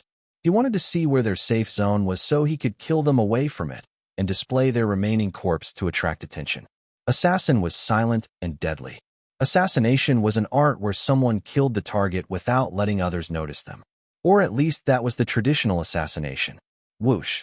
Max leaped from the forest and swung his sword, immediately killing 2 people on the left and mid. The fall that was softened by the snow only produced a soft thud, but that was enough to make the last guy wary. He immediately gripped his sword and unsheathed it, ready to confront the assailant. Damn yo! However, he was too late. Max's axe had already found its track toward its neck. It sliced his head cleanly and made a fountain of blood sprayed from the stump. He looked at his third victim, changing the snow's color to red with his spilled blood. Team 3 plus 1 point. Team 3 plus 1 point. Team 3 plus 1 point. Quick and swift, just like an assassin I am. Max quoted cool words before jumping into the forest once again, hiding under the snow with only his face visible. This dude, he's enjoying this roleplay too much. Nah, he's like, kill 3 and hide. Hey, this is Viking's axe, right? Why is he playing an assassin roleplay? Where's the blood and gore? The man-to-man fight. Shoo. After reading the chat, Max made a hushed sound as his eyes narrowed like an eagle. Assassin must be quiet. He needs a silent environment. It's all for the creed. Hospital. We need to admit him to mental hospital ASAP. Where is Lily Pixel when we need it? Guys, who knows Lily Pixel's contact? Tell her that her boyfriend has gone really crazy. F for freak. Chapter 372, Live Like a Viking. A minute had passed in silence. Even the chat changed their way of speaking after 30 seconds. SSH. Do something fun. SSSHH. How long are you going to stay there? SSSSSSHHH. This is making me anxious. When will he move? SSSSSSHHHHHH. Won't he get hypothermia in this case? It's been a minute. SSSSSSSSSSHHHHHHHHHH. Keep silent. What the heck are you guys doing? It was fine at first, but it became unbearable to read after a while. Not to mention, the words became longer and longer each time a new guy typed. Guys, can you stop that? Max became irritated by how they typed and rose from his hiding place. The enemy will be here soon. They surely have been revived and ran to this place with reinforcement. That was the only reason why he hid. But due to the chat, he decided to show himself. You want to see something exciting? Fine. Assassin play is over now. It's time for a real Viking to fight. Max walked out of the forest and stood tall with many weapons on his back like a real Viking. He lowered his hood and waited for the enemies to arrive. It didn't take long. Only 30 seconds were needed before he could see shadows in the distance. There were a total of roughly 10 people running toward him. 2 of them were pretty familiar. They were Madlad and Lightning. There was also the red-haired man from before. That said, the man's eyes widened when he saw Max. His lips split from ear to ear like a madman and ran faster while brandishing a large axe twice his size. Blood God demands your blood. The Blood God guy started swinging his axe. The snow was sent into the air from the sheer force alone. Seeing it, Max smiled wryly. Are you satisfied now? How should I defeat that guy in direct combat? He asked the chat while shrugging his shoulders in defeat. That's not a human. Good. Luck? Why, you can do it. Blood God guy isn't that scary. Yeah, I totally am not scared of him. Maybe. Perhaps. I lied. I am scared of him. He's crazy. I must admit. That man scares me. There is Bloodsucker the Viscount, and there is now this cult follower. I have to admit Breeze have various kind of viewers. The red-haired guy was faster than anyone. He was like getting a boost from an illegal drug. Max prepared himself, and through the sword, he looted from the corpse. 1, 2, 3. They flew toward the Blood God guy at a fast speed, each having a different trajectory. 1 aimed at the head, 2 at the chest and arm. Facing them, the red-haired guy wasn't even flinching. He casually waved his large axe and blocked the 3 swords. The large weapon was indeed slow, but it worked best as a cover. But again, Max already knew about that. When the blood god guy raised his large axe, it created a large blind spot for him and his friends. "You fool," Mad Lad shouted with a tinge of madness mixed in his voice. Everyone besides the blood god guy and Lightning was confused. They didn't know why Mad Lad sounded urgent. But soon, they understood when they saw Max's head peeking from the large axe's blade. He swung his axe toward the red-haired guy who was caught off guard. "Just offer your own blood instead of mine." Swoosh. "Ah, you're right." With that last realization, the blood god guy died with a smile. He fell onto the snowy ground while Max grabbed the large axe from his hand, raising the weapon. "Damn, this is so heavy," he said as he threw it away. "I won't be able to use that. 2 axes would be more versatile than the war axe." The remaining enemies had gotten close to him and began their attack. Max dodged the first attack by stepping to the side and blocking the second with his axe. He pivoted using his right leg and made a wide horizontal swing. The axe hit the person's side, lodging deep into his rib. That, however, didn't kill him immediately and resulted in his axe getting stuck. "I got you," Lightning exclaimed as he jumped from behind Max. The blondie swung his axe, but it didn't find its target. Max ducked to dodge it, and Lightning's axe hit his teammates instead. His other hand had made a swing as he spun his body midair. The axe went straight at Lightning's neck, effectively beheading him cleanly. That was the last thing the blondie said before a skull symbol appeared on top of his head. 7 more people left. However, Max wasn't free yet. He rolled on the snow to get away from being cornered. He only had an axe and a sword left. Once he stood up again, he gripped them tightly in his hand and rushed forward. "Stop him at once." Mad Lad gave out the order, "Surround him. Don't try to attack one by one.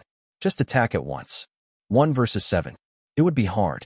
Max plunged into the enemy's rank without any hesitation. His arm was cut, and his body bled. However, he kept advancing and attacking the enemies around him. 1 swing would result in 1 victim. The strongest among his enemies was Mad Lad. The guy had strength and good swordsmanship technique. Unlike Max, Mad Lad was clearly trained in the art of combat. He probably took a martial arts class. But, just fall down. Max stayed strong. His left arm was gone. It was only time before he died. Only 1 enemy was left, and it was Mad Lad. Don't talk big. Come at me. Are you afraid of a one-armed man, Mad Lad? TSK. Don't underestimate me. Mad Lad rushed toward him with his sword raised high in the air. Facing it, Max prepared himself. An axe was what was left in his right hand. He could see a countdown in the corner of his vision, showing that he would die soon from blood loss. Before that happened, he wanted to kill Mad Lad. 24 seconds, that's enough time. Just as he thought that Mad Lad was already in front of him, the sword was swung down, aiming at his shoulder. Max didn't even try to evade. He took the sword without fear, taking his enemy by surprise. You have to sacrifice something to achieve something bigger. Max's axe hacked Mad Lad's ribs from the side. The impact was enough to rupture his inner organ and force him to the knee. In just a few seconds, he would definitely die. Looking at Mad Lad, who groaned in pain, Max smiled. Then, he looked at the camera and raised his middle finger. "Are you not entertained? That's how a Viking fights." After that, Max felt strength left his body and he fell face first on the snow. "You have died. Team 3 plus 1 point. GG. We are entertained, indeed. 1 versus 10 is truly a Viking way of fighting. Did you mistake it for Sparta? Vikings don't fight a losing battle. The real Viking has donated 5,000 diamonds. I am entertained. Odin Eyes has donated 1,000 diamonds. Come to Valhalla, warrior. Did I miss something has donated 500 diamonds. Did I miss something? Chapter 373. Leader isn't the main character. In this event, Max wasn't the main character. Even when he died, the fight still continued. Freaking Noob and the others had arrived at the other side of the lake. They disembarked from the ship and headed toward a large group of enemies they found in the distance. Light the ship on fire. We won't return no matter our condition after this fight. Freaking Noob said as he tightened his grip on his sword. Someone affirmed the command and began to light the ship on fire. Meanwhile, Archer Girly took all the archers in the group and made a line behind all melee fighters. As the fastest after Max, Freaking Noob naturally took the front line. The enemies were around 90. They were pretty equal in numbers. Both advanced toward a wet field filled with small rocks and pebbles. The ground was slippery, but none of them cared. Archers, shoot. Both commanders issued the same order. Arrows were released into the sky. As the arrows rained down, both groups charged toward each other, their weapons gleaming. In the sunlight, Freaking Noob and the enemy's commander met in the center, clashing their swords together with a loud metallic ring. Heh, you were the one who issued the command, but how come I don't recognize you? Sword Freak, huh? Freaking Noob responded with another question. As someone who had watched many noob streamers livestream in the past, he recognized the person in front of him. You don't recognize me maybe because I am not a streamer and I am no leader either. But don't worry, I recognize you and the extent of your skill. Then you should know that fighting me will only lead to your loss. Really? Freaking Noob chuckled. He did say he knew his enemy's skill, but he never said he would lose. Let's test it. His sword was swung with precision and strength. The enemy was surprised and quickly raised his sword to block it. Clang. Coo. It didn't end there. Freaking Noob sent another thrust and swing. He had the skill to judge noob streamers. He wasn't a viewer who just talked shit without having something to back him up. His movement was swift and calculated. The enemy commander was equally skilled, but he was clearly struggling. Their swords clanged together as they fought for dominance. Behind them, the players fought just as fiercely. Shields clashed against shields, swords met leather armor, and axes hacked at flesh. The sound of battle echoed across the wetland, drowning out the cries of the wounded. All of Max's viewers had set their pain sensitivity to 80%. They went crazy and spared nothing when playing with their favorite streamers. In the backline, Archer Gurley and the other archers continued to rain arrows down on the enemy, picking off the flank and weakening their ranks. But the enemies fought back with their own archers, sending a hail of arrows toward Freaking Noob and his group. Someone, kill those archers first. She shouted loudly toward quick melee dealers. If we take them out, we will be able to win. Her cry was drowned by the others. However, a certain shield bearer heard her and quickly made his way toward the enemy's backline. He wasn't seen because of his small stature. In the middle of the raging battle, Freaking Noob fought on. His sword was a blur as he clashed against the enemy commander. The fight was taking its toll, and he could feel his strength waning. At the same time, the enemy commander's condition was worse than him. Just a little bit more, and he would win. And it happened a few seconds later. The commander slipped. Freaking Noob didn't let this chance go and ended his life at once with a stab through the neck. Team 3 plus 1 point. Sorry, but being skilled in swordsmanship means your movement becomes predictable, unlike a certain someone. He said to the corpse before turning around. The enemy leader is dead. Kill them all without leaving any behind. Oh, find your next read on Empire. Freaking Noob did it. As expected of the OG. Haha, he's truly one. Of the 4 Breezes Horsemen of Apocalypse. Horsemen of Apocalypse. A title that was given to 4 of Max's original viewers who had stayed since his first livestream. As much as Freaking Noob wanted the title to be stripped away from him, the others wanted it to stay because it was funny. By the way, Lovely Otter was one of them too. Good job, Noob. Otter approached him after she cut an enemy's throat. Everyone's morale is so high right now. We've lost around 30 people, but we managed to kill more. That's good. We will push and spawn camp them. Don't ever let them step 500 meters away from their safe zone. As for scoring, well, I think Breeze will have that covered. We just need to send someone from this side to explain it to him. Someone already did. Our job is to kill them all now. Nodding, Freaking Noob started to rush toward the surviving enemy. Their rank had long since breached and became chaos. Some began to flee across the field once their archer's line was broken by the shield bearer who sneaked behind them. Don't let them run. Hiyaha. Kill them all. Massacre them. Fuck them in the ass. Hey, that last shout is strange. At least say stab them in the ass. The players, headed by Max's viewers, chased after the fleeing enemies. They hunted them down, cutting them, stabbing them, stomping their heads without mercy. And when the last enemy fell, everyone let out a triumphant cry, their weapons raised high in the air. They had won the battle, but 34 players fell. Many were also injured, their bodies strewn across the wetland. However, they advanced. They didn't care about pain, they only sought points. Only one thing flashed in their mind. Spawn camp them. With the same goal in everyone's head, they began their search of their enemy's safe zone. They indeed couldn't do anything when the enemy stayed inside, but they could always harass and taunt them to get out of their safe zone. This was a strategy freaking noob, and the others learned from watching their favorite streamer, Breeze. Archer Girly and the other streamers wondered whether this was a good thing for their live stream or not. But when they saw their viewers getting excited, they just followed the group to find the enemy's safe zone. Well, screw it, she thought. This is much more exciting than I thought it would be. Chapter 374, 3 Ways Battle 1. Back in the safe zone, Max just respawned after getting killed in the fight. He noticed the team's points had increased by 89 from the last time he checked, excluding the extra 10 he got from slaying Mad Lad's group. Whoa, what happened? He exclaimed, wondering what happened in the few minutes he spent fighting and a minute he spent staying in the darkness. Did a large fight break out in their end? There were only a few people who he knew had died before, hanging around in the safe zone. But then, just a second later, many people appeared one by one. Max watched them respawn, while being covered in a blue light. Ah, I died. Damn it. I only managed to kill one person. I didn't kill anyone.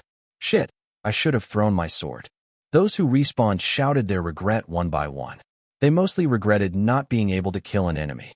Max nodded in satisfaction. Some of them weren't his viewers, he recognized those guys. But they began to act like them, so they might follow his viewers to his livestream. Good. They should follow my account too. All 3 from Punch, PunchTube, and Strike. His viewers weren't necessarily bad, after all. Still, there are 52 people here, including me. That's a lot of numbers. It's enough to create a second group. No matter what, the game was still ongoing. Based on the time, there were still 39 minutes before the game ended. Find your next read on Empire. Clap. Can I get your attention for a second? Max clapped his hands and shouted loudly. Everyone looked at him at once. Oh, it's Breeze. So he died, huh? TSK. I thought he would get 500 points and return to the group. But I guess not even him can fight many people at once. This is the limit of humans. True.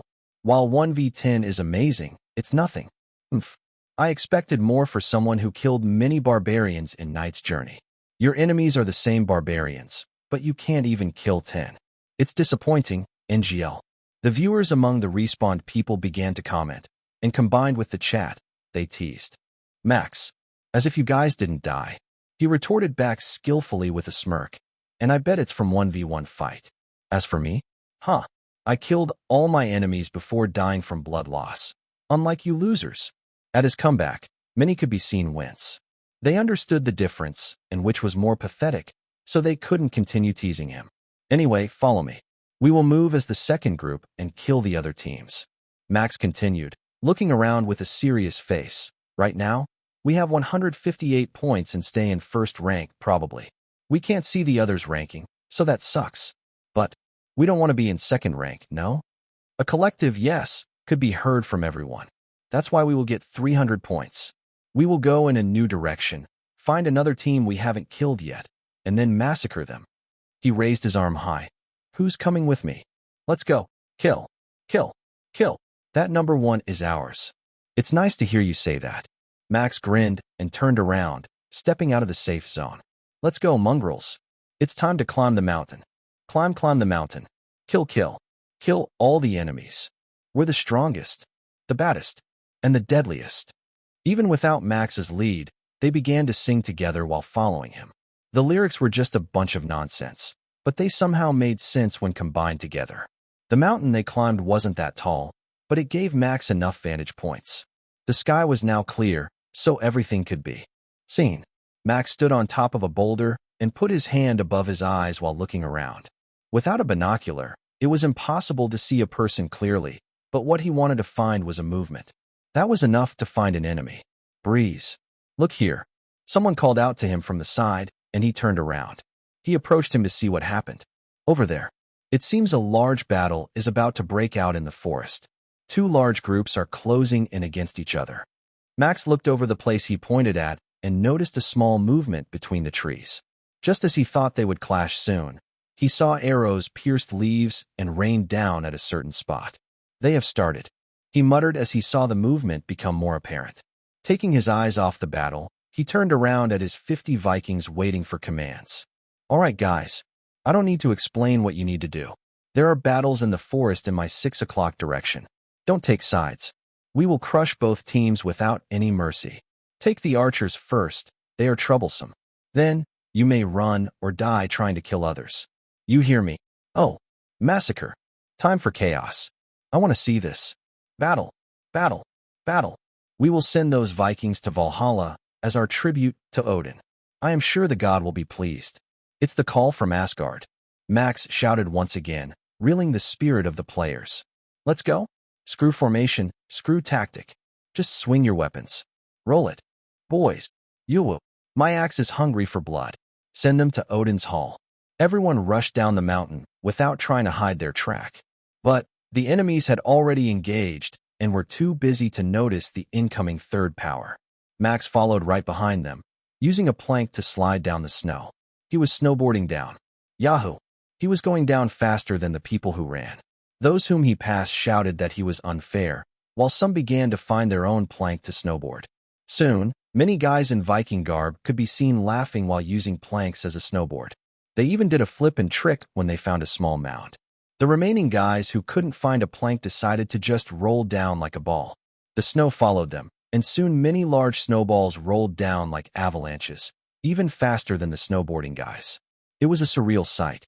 What the heck did I watch? Vikings snowboarding and some roll like a ball, creating a snowball cannon. Can someone explain to me what breeze had started? This is confusing.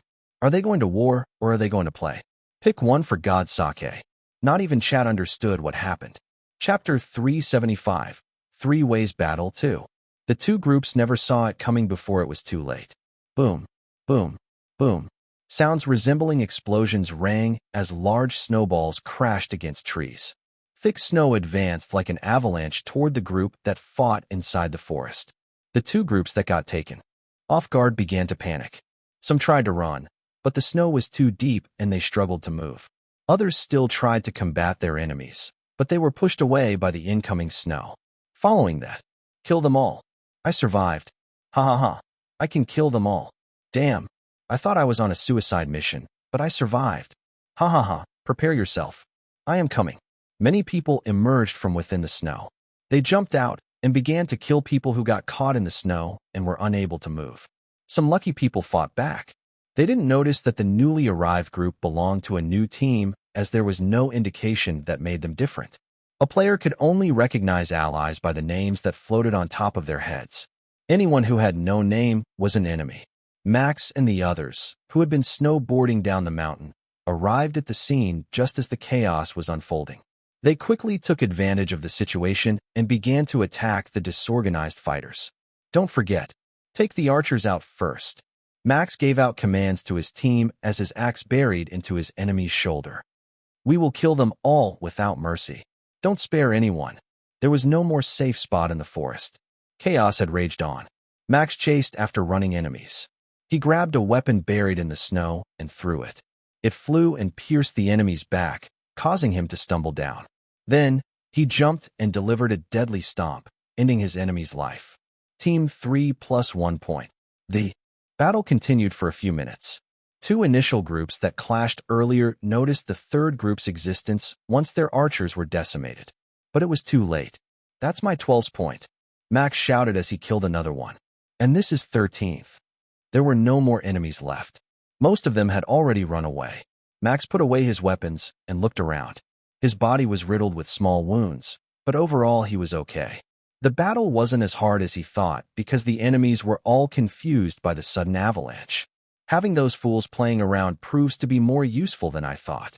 I would never think of that suicide strategy that involves making yourself a giant snowball by rolling around. He thought as he looked back at where 48 surviving players from his team stood. They were grinning excitedly. Their bodies and weapons were covered in frozen blood. He offered them a grin and raised his arm. We won. A second of silence ensued before the area shook by the deafening scream. At that moment, their victory was practically secured. Even now, their point was still increasing because the other group did a good job at killing enemies. While it was a shame that Max didn't find the event organizer, it was fine. He had gotten good footage for Bloodsucker to edit. There was no need to be disappointed. There were 5 minutes left before the game ended. Max decided to allow these guys to have fun, and they began to sing and dance together in this forest located between the two teams' safe zones fearlessly. Nothing bothered them. Even when a scout from other teams found them, they didn't even try to get close. The appearance of blood-covered people was enough to intimidate anyone closing in. Not to mention, 5 minutes was too little time to hold another large-scale battle. All they did was just surrender extra points to this group of madmen. When the game was nearing the end, the two teams from earlier approached their locations. Everyone was already in a singing mood, so they didn't really care and let them clash. Max's team became a background sound that was drowned by the cry of battle.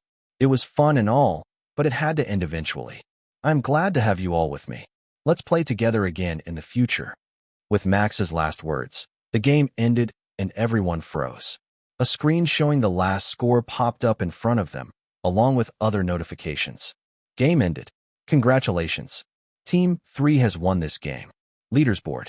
Team 3, 342 points. Team 5, 234 points. Team 4, 198 points. Team 1, 169 points. Team 2, 62 points.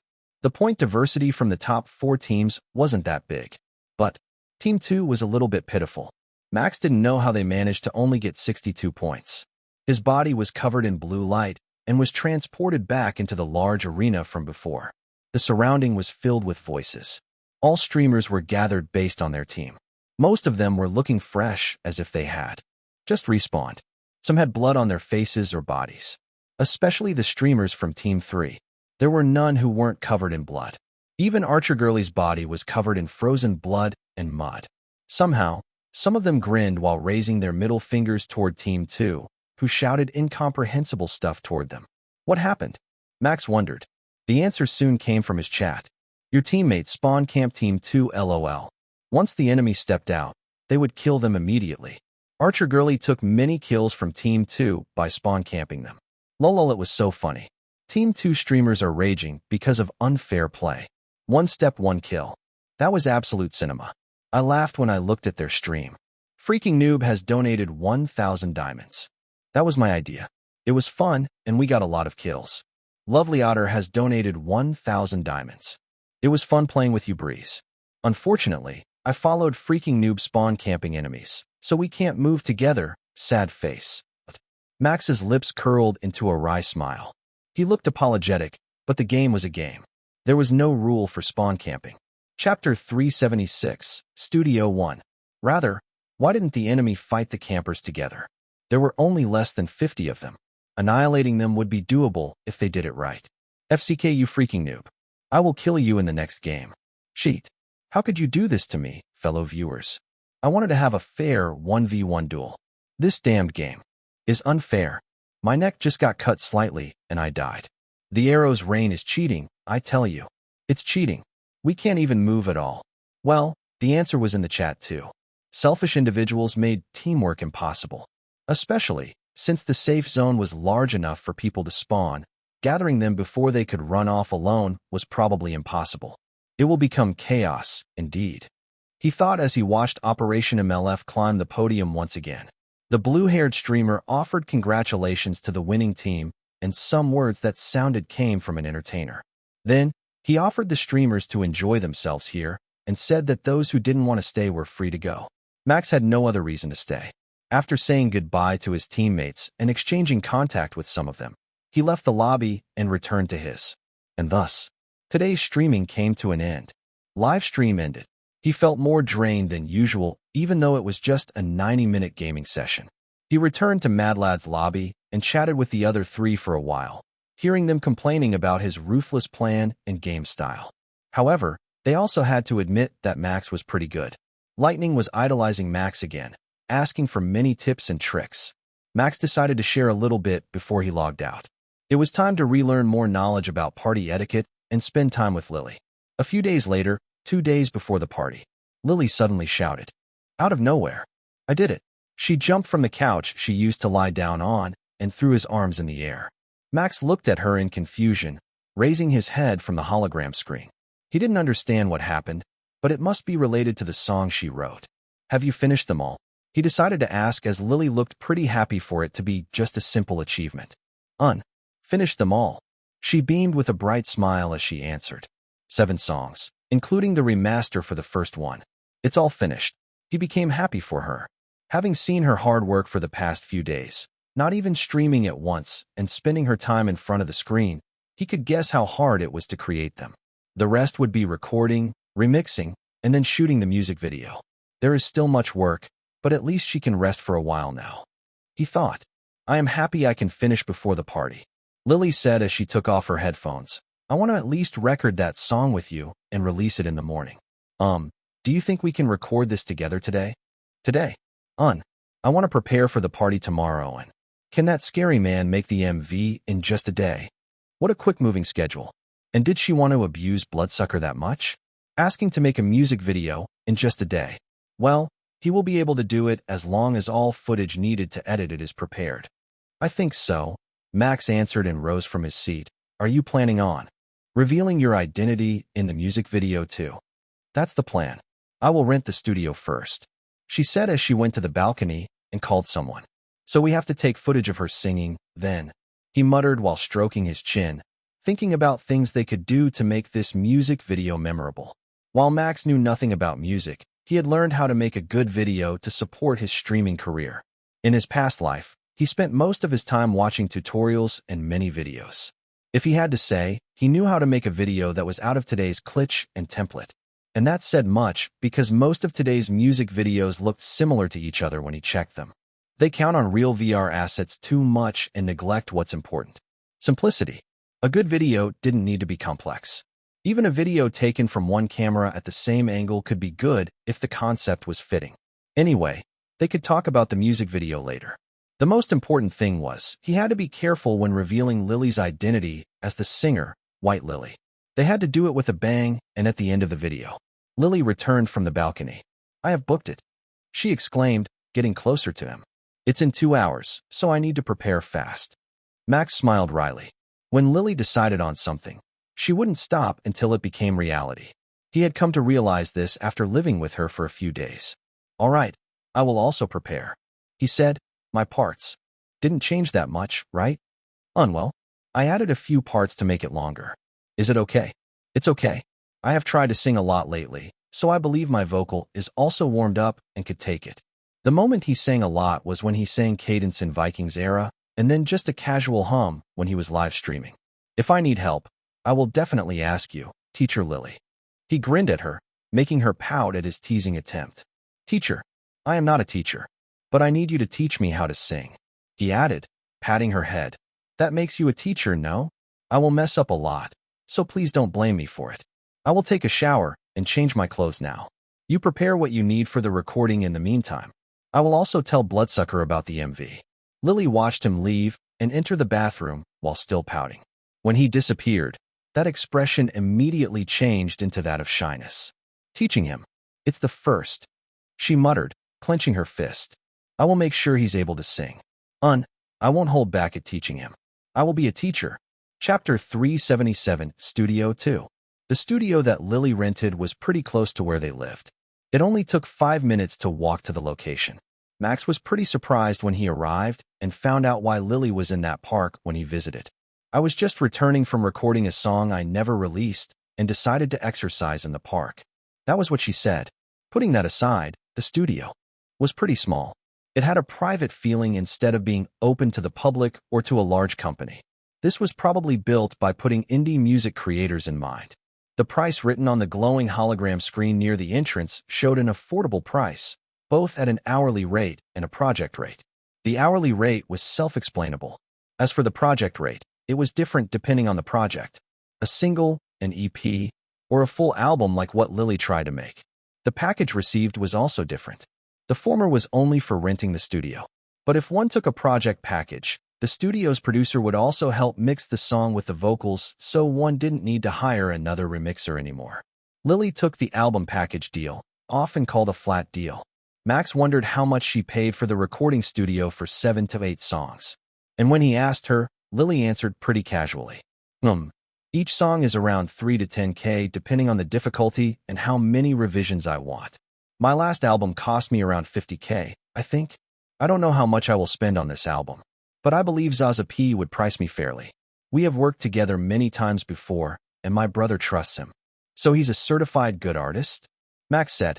Getting Stone Sword's trust was more difficult than meeting your favorite streamer or celebrity. Hell, it might even be more difficult than meeting a country's president in person. Having that Siskin's trust meant that the person was either that skilled or had a good attitude. Most probably both, because he wouldn't trust someone who had a bad attitude, especially when it concerned Lily. Entering the studio, they were greeted by a pretty starking man with bright green hair. His clothes also stood out.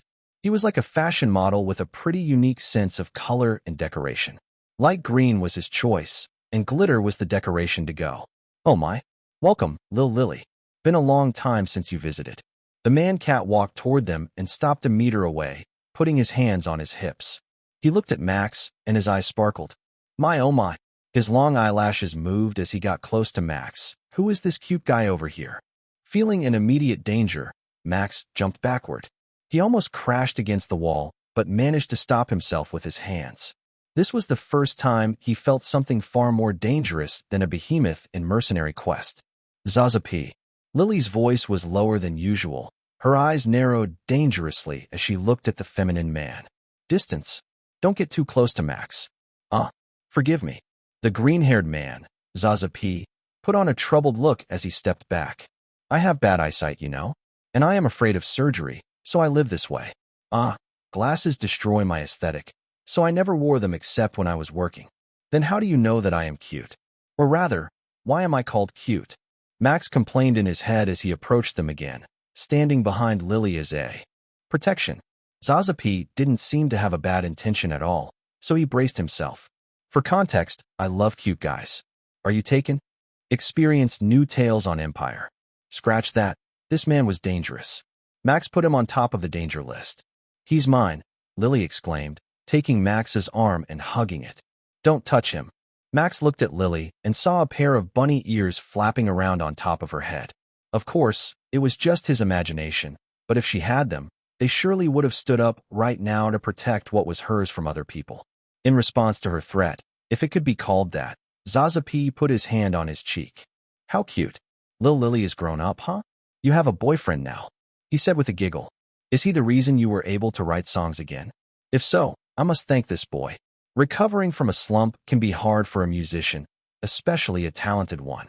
Thank you for pulling her out of it. Hearing the sincere words from Zaza P, whose first impression wasn't really good, made Max a little troubled. But he was trusted by Stone Sword. And from what transpired earlier, he seemed to care about Lily too. I didn't do anything. At least Max would try to talk to him without judging and forget about what happened earlier. No, you did help her. Zaza P continued, turning to Lily. Come on, Lil Lily. I won't touch your man, all right? Let's come inside and see your sample. Is it another solo for her as usual? Your boyfriend knows, right? Lily nodded at the question. And the first song is a duet. With him, she said, pointing at Max. I also plan to reveal my face on my singing channel. I am old enough now and want to be serious with it. The man's face morphed. His jaw dropped as his casual tone disappeared. Are you serious, Lil Lily? If you show your face, many problems that were buried because you were anonymous will be opened directly to you, you know. I am serious, Lily answered. Sensing the tense atmosphere, Max added. Please don't worry about that. Peter and I will do something about them. He confidently said with a bright smile. Rumors or dramas. They are pretty easy to take care of. Both Zaza P and Lily looked surprised. The former laughed merrily while the latter blushed, unable to handle Max's confident statement. Ha, you're right. There is Peter Boy backing Lil Lily. There is nothing to worry about. The green-haired man continued laughing as he turned around, opening a door leading into the recording studio. Well, please enter, Lil Lily. Send the samples to my email and let me listen to them for a minute. After that, we can continue with the recording, just like usual. Sounds good. Recovered from her embarrassed state, Lily nodded. Sounds good. Great. Zaza P clasped his hands together. Now, welcome to my studio, Max Boy. And welcome back, my greatest little diva. Let's create an epic comeback, shall we? Chapter 378, Suck At. Singing. Inside the recording room filled with audio equipment and many floating hologram screens. Max sat on the side while watching Zaza P bobbing his head at the melody Lily sent as a sample. The girl stood proudly on the producer's side, as if she had no worries that Zaza would call it bad. After a while, the green-haired man took off his headphones and raised a thumb up. This is good. Different from your usual style, but I can feel the sincerity in it. The lyrics you send also fit the melody. Is it a duet with Max Boy? You're pretty bold. Lil Lily Zaza P giggled as he played with a device in front of him. How about doing it like this? Max Boy's voice is a bit deeper than you, so... The music played. Soft sound weaved to become a melody.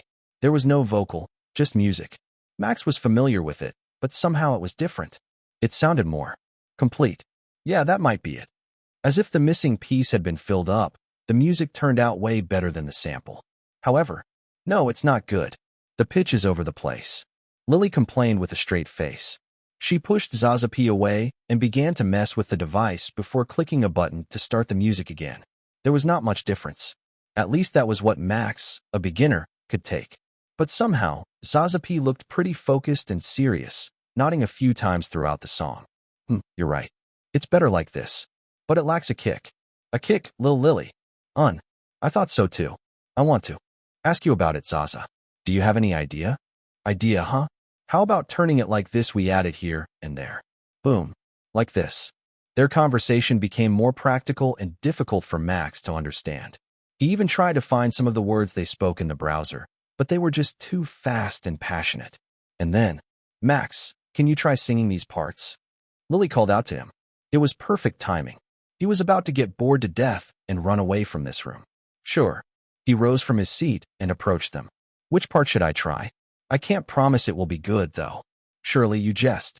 Zaza P giggled playfully. Lil Lily will be disappointed if it's not good, you know? I won't. I will just teach him, Lily said, turning to Max. She smiled softly and pointed at some parts of the lyrics. It's this part, Max. You should sing it like this. Lily raised her chin slightly and began to sing. Max listened quietly and was amazed by her vocal range. Not only that, she also changed the lyrics. From the simple one, she sang in the past into proper lyrics that could be sung to anyone. He understood. She made this melody for him to sing. He felt like he could do it. How is it? Lily asked as she finished singing. Experienced new stories on Empire. Max applauded. That was amazing. He genuinely thought so, which made Lily blush red. Can I try it? You won. That was embarrassing. I've never been praised directly like that. Ugh. Fufufu. How cute and precious, Zaza P commented from the side. Ignoring that, Max inhaled and tried to sing his part. His voice was cracked. He wasn't used to it yet. Stopping, he cleared his throat and tried once again. This time, his voice flowed smoothly. He was getting used to low and slow chords. When he finished, he looked at Lily and Zaza P to see their reactions. How is it? Somehow, he was getting nervous just waiting for their answer. Lily looked troubled, not knowing what to say.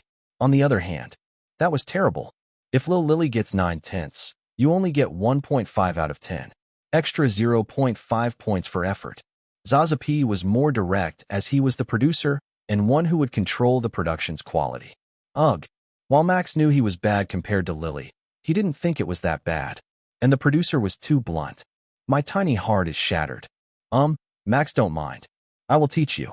Thanks, Lily. That makes me feel better. Now, if you want to teach Max Boy, do it quickly. We only have today to record this song, no? I remember you wanted someone to hear it. Zaza P urged them. Someone to hear the song. Lily had planned it since she sang the first time. She wanted her parents to hear and know what she did. They were pretty indifferent toward her. Not loving, not hating. She just existed and they had to take care of her to maintain their image. Max couldn't say he understood her feelings, but he would support her in anything. The neglecting parents were not the worst. They were just not that interested in having kids in the first place. It should have ended with Peter, but something that happened in the past made them have Lily. But it's not like Lily hates them or anything. She just wants to prove that she exists and is talented enough to be recognized by the world. Even that isn't her priority. She's happy the way she is now, surrounded by caring people and making new friends. If it had to be explained in words, maybe it's just a late rebellious phase. Max chuckled. Pack. However, he was in the middle of practice. He had gotten a slap on his hand because his concentration broke. Max, Please take this seriously. You promised me. Lily's cheek inflated as she complained to him. Focus, okay. Yes, teacher. In the end, under Lily's grueling teaching, which could even be called cute and pretty relaxing, Max learned how to sing. He realized his mistake of putting too much force when trying to sing. After an hour or so, he tried again and got an okay from Zaza P, although it wasn't perfect yet. Well, it isn't something that can't be fixed with my touch. But you have to get better in case she's having a live performance, got it? I know she will have it sooner or later. I know. I plan to continue my training even after this. Max responded. Chapter 379, First Music Done. Being able to sing would become a plus point for a streamer. No one dislikes streamers who could sing well. That's a nice attitude, Max. Boy, the producer grinned. Okay, both of you enter the booth. Let's start the real recording, starting from Lily. And the real recording started. At first, he thought it would be easy as he had gotten a training from Lily, but how wrong was he? Recording a vocal wasn't as easy as Max had thought. Even when his voice got an okay, he still had to repeat one part many times because it was still imperfect. His respect for Lily increased, as she was at most only repeated 2 or 3 times. And she was the one who requested it herself. A few hours had passed since Max arrived at the studio. Finally, what seemed like an endless retake was over. They were freed from that suffocating studio room. Zaza P didn't want anyone inside his studio when he was mixing the tape. The reason was simple. I don't want anyone to see me wearing the ugly glasses. My oh my, that would make me kill myself. Just a preference. But the green-haired man said the music would be done tonight in around 8 hours. So they should just relax or do something that they have to do. Standing on the sidewalk, Max spread his arms, feeling the nice sunlight on his skin. Ah, this is what life feels like. How nice. He muttered like a person deprived of sunlight his whole life. You're exaggerating, Max. Lily smiled softly beside him. You did a good job for the first time. I couldn't even finish recording in a day back in the past. Haha, that must be because I have a skilled teacher today. He teased her with a smile, making her smile wider. You always said that, but it's all because of your own effort. Because that's the truth. He responded. Should we eat out today? To celebrate the first song recorded together.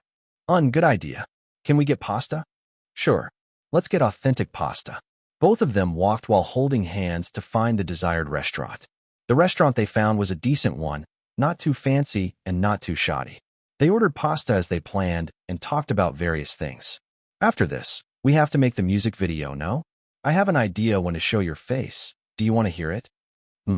Lily hummed, tilting her head curiously. I saw that many of your movie videos tell about a character's story, which is great. We will keep that part on your MV, but we will combine it with a real world. Or rather, your real character in lobby. That's what I have in mind as well, she said, putting down the utensil in her hand. This song, our duet, is about our story, Max. I actually want to make us the characters in the MV. But I want to blur your face until the part where you come in. And, if possible, include the parkour element. Won't that expose my identity immediately? I always followed the trend to make my songs. This time, parkour is the trend. Many parkour videos popped up after you posted your tutorial. Lily explained. Isn't the tutorial one of your most watched videos now? And do you think we can hide our identities with the lyrics having Breeze and Lily? You have a point. He smiled wryly. It wasn't like they wanted to blur their face to hide their identities. It was just to add an aesthetic sense. They talked about the MV plan and Max related to Bloodsucker.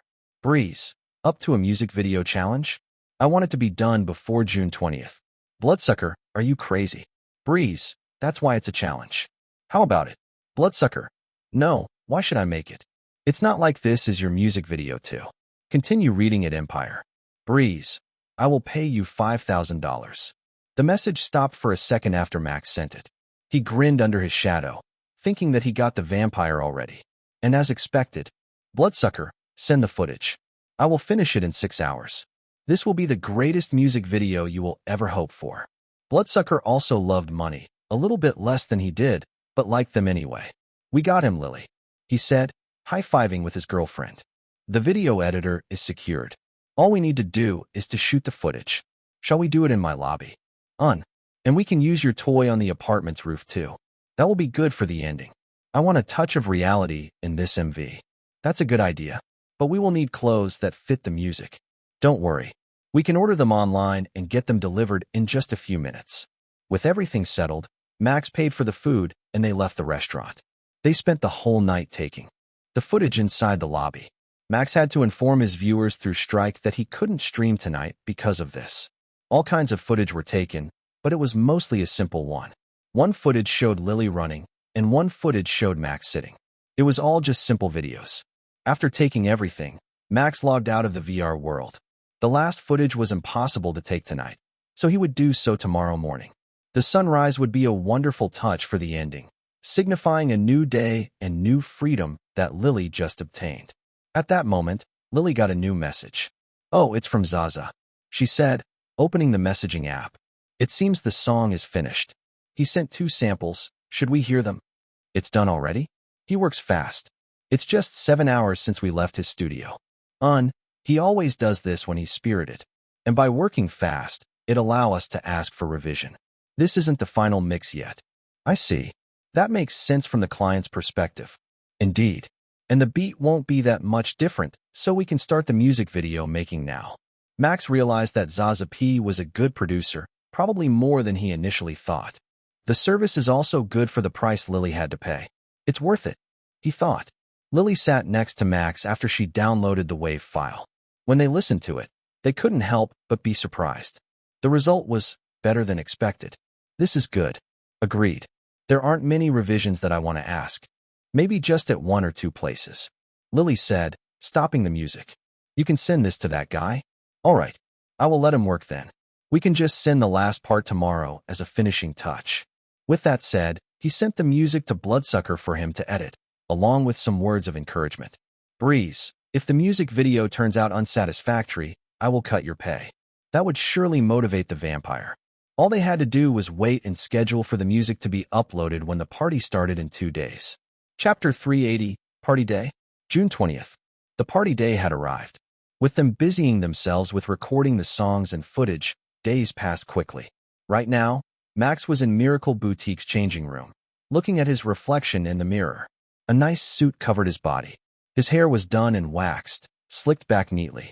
Unlike the usual him who had a slightly wild look, his current reflection reminded him of the time when he was in his old house. You look wonderful, Mr. Charles. It's as if you're born to wear a suit. Georgina Gill, the owner of the boutique, praised him with an elated voice.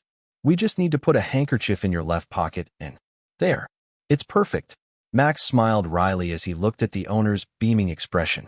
Thank you for the compliment, owner.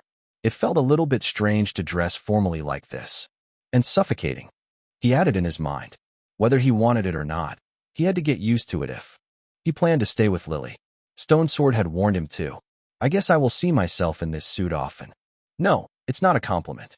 I honestly thought that you looked good, Mr. Charles, Georgina said, holding her cheek in her hand. May I take your picture for promotion? A picture for promotion? Max hummed. This might be something that he had to consider seriously, knowing he was a streamer. He couldn't agree to anything that used his face and name for free unless it gave him something. We will provide a discount and give you a VIP membership as an exchange.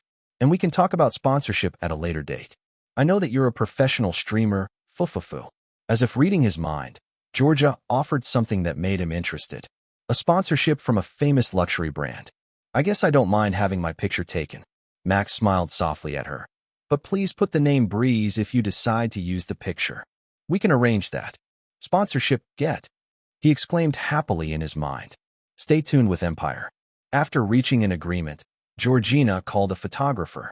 The changing room was aesthetic enough to become a background. They took his pictures in a few poses before wrapping them. Thank you very much. You may wait for Miss Spencer in the waiting room. Our staff will prepare beverages for you to enjoy while waiting. Max accepted the offer and went to the waiting room. Lily would take a while before she finished. Her dress apparently needed a little bit more work. He knew a while that Georgina talked about earlier would at least be an hour. How did he know? He just knew. That was why he made himself comfortable and drank the coffee provided by the staff. Because it was made from the highest grade of beans, the smell and taste were heavenly, different from the normal coffee he enjoyed. He also opened a novel reading website. Reading a light fantasy novel was something he'd love to do to pass the time.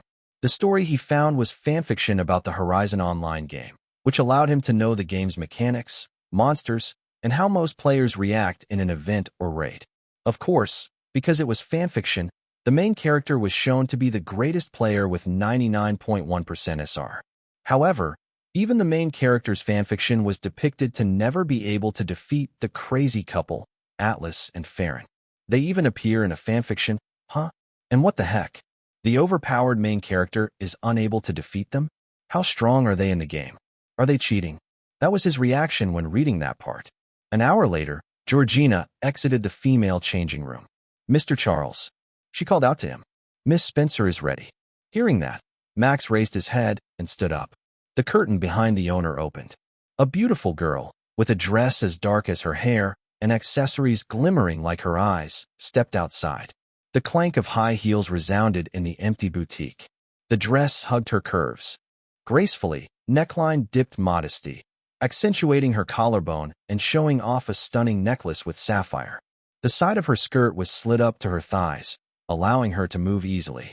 Her hair was styled into a regal crown braid, making her to look like a princess.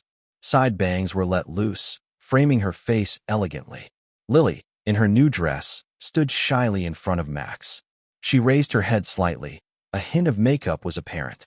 Her pink lips were now dyed red. Her cheek was red, not only from the blush, but also from shyness. How is it? Max couldn't answer. Was this the same girl who always wore a onesie in the bedroom? Was this the girl who only wore long pants on their first date? Yes, he knew it was the same girl, his girlfriend.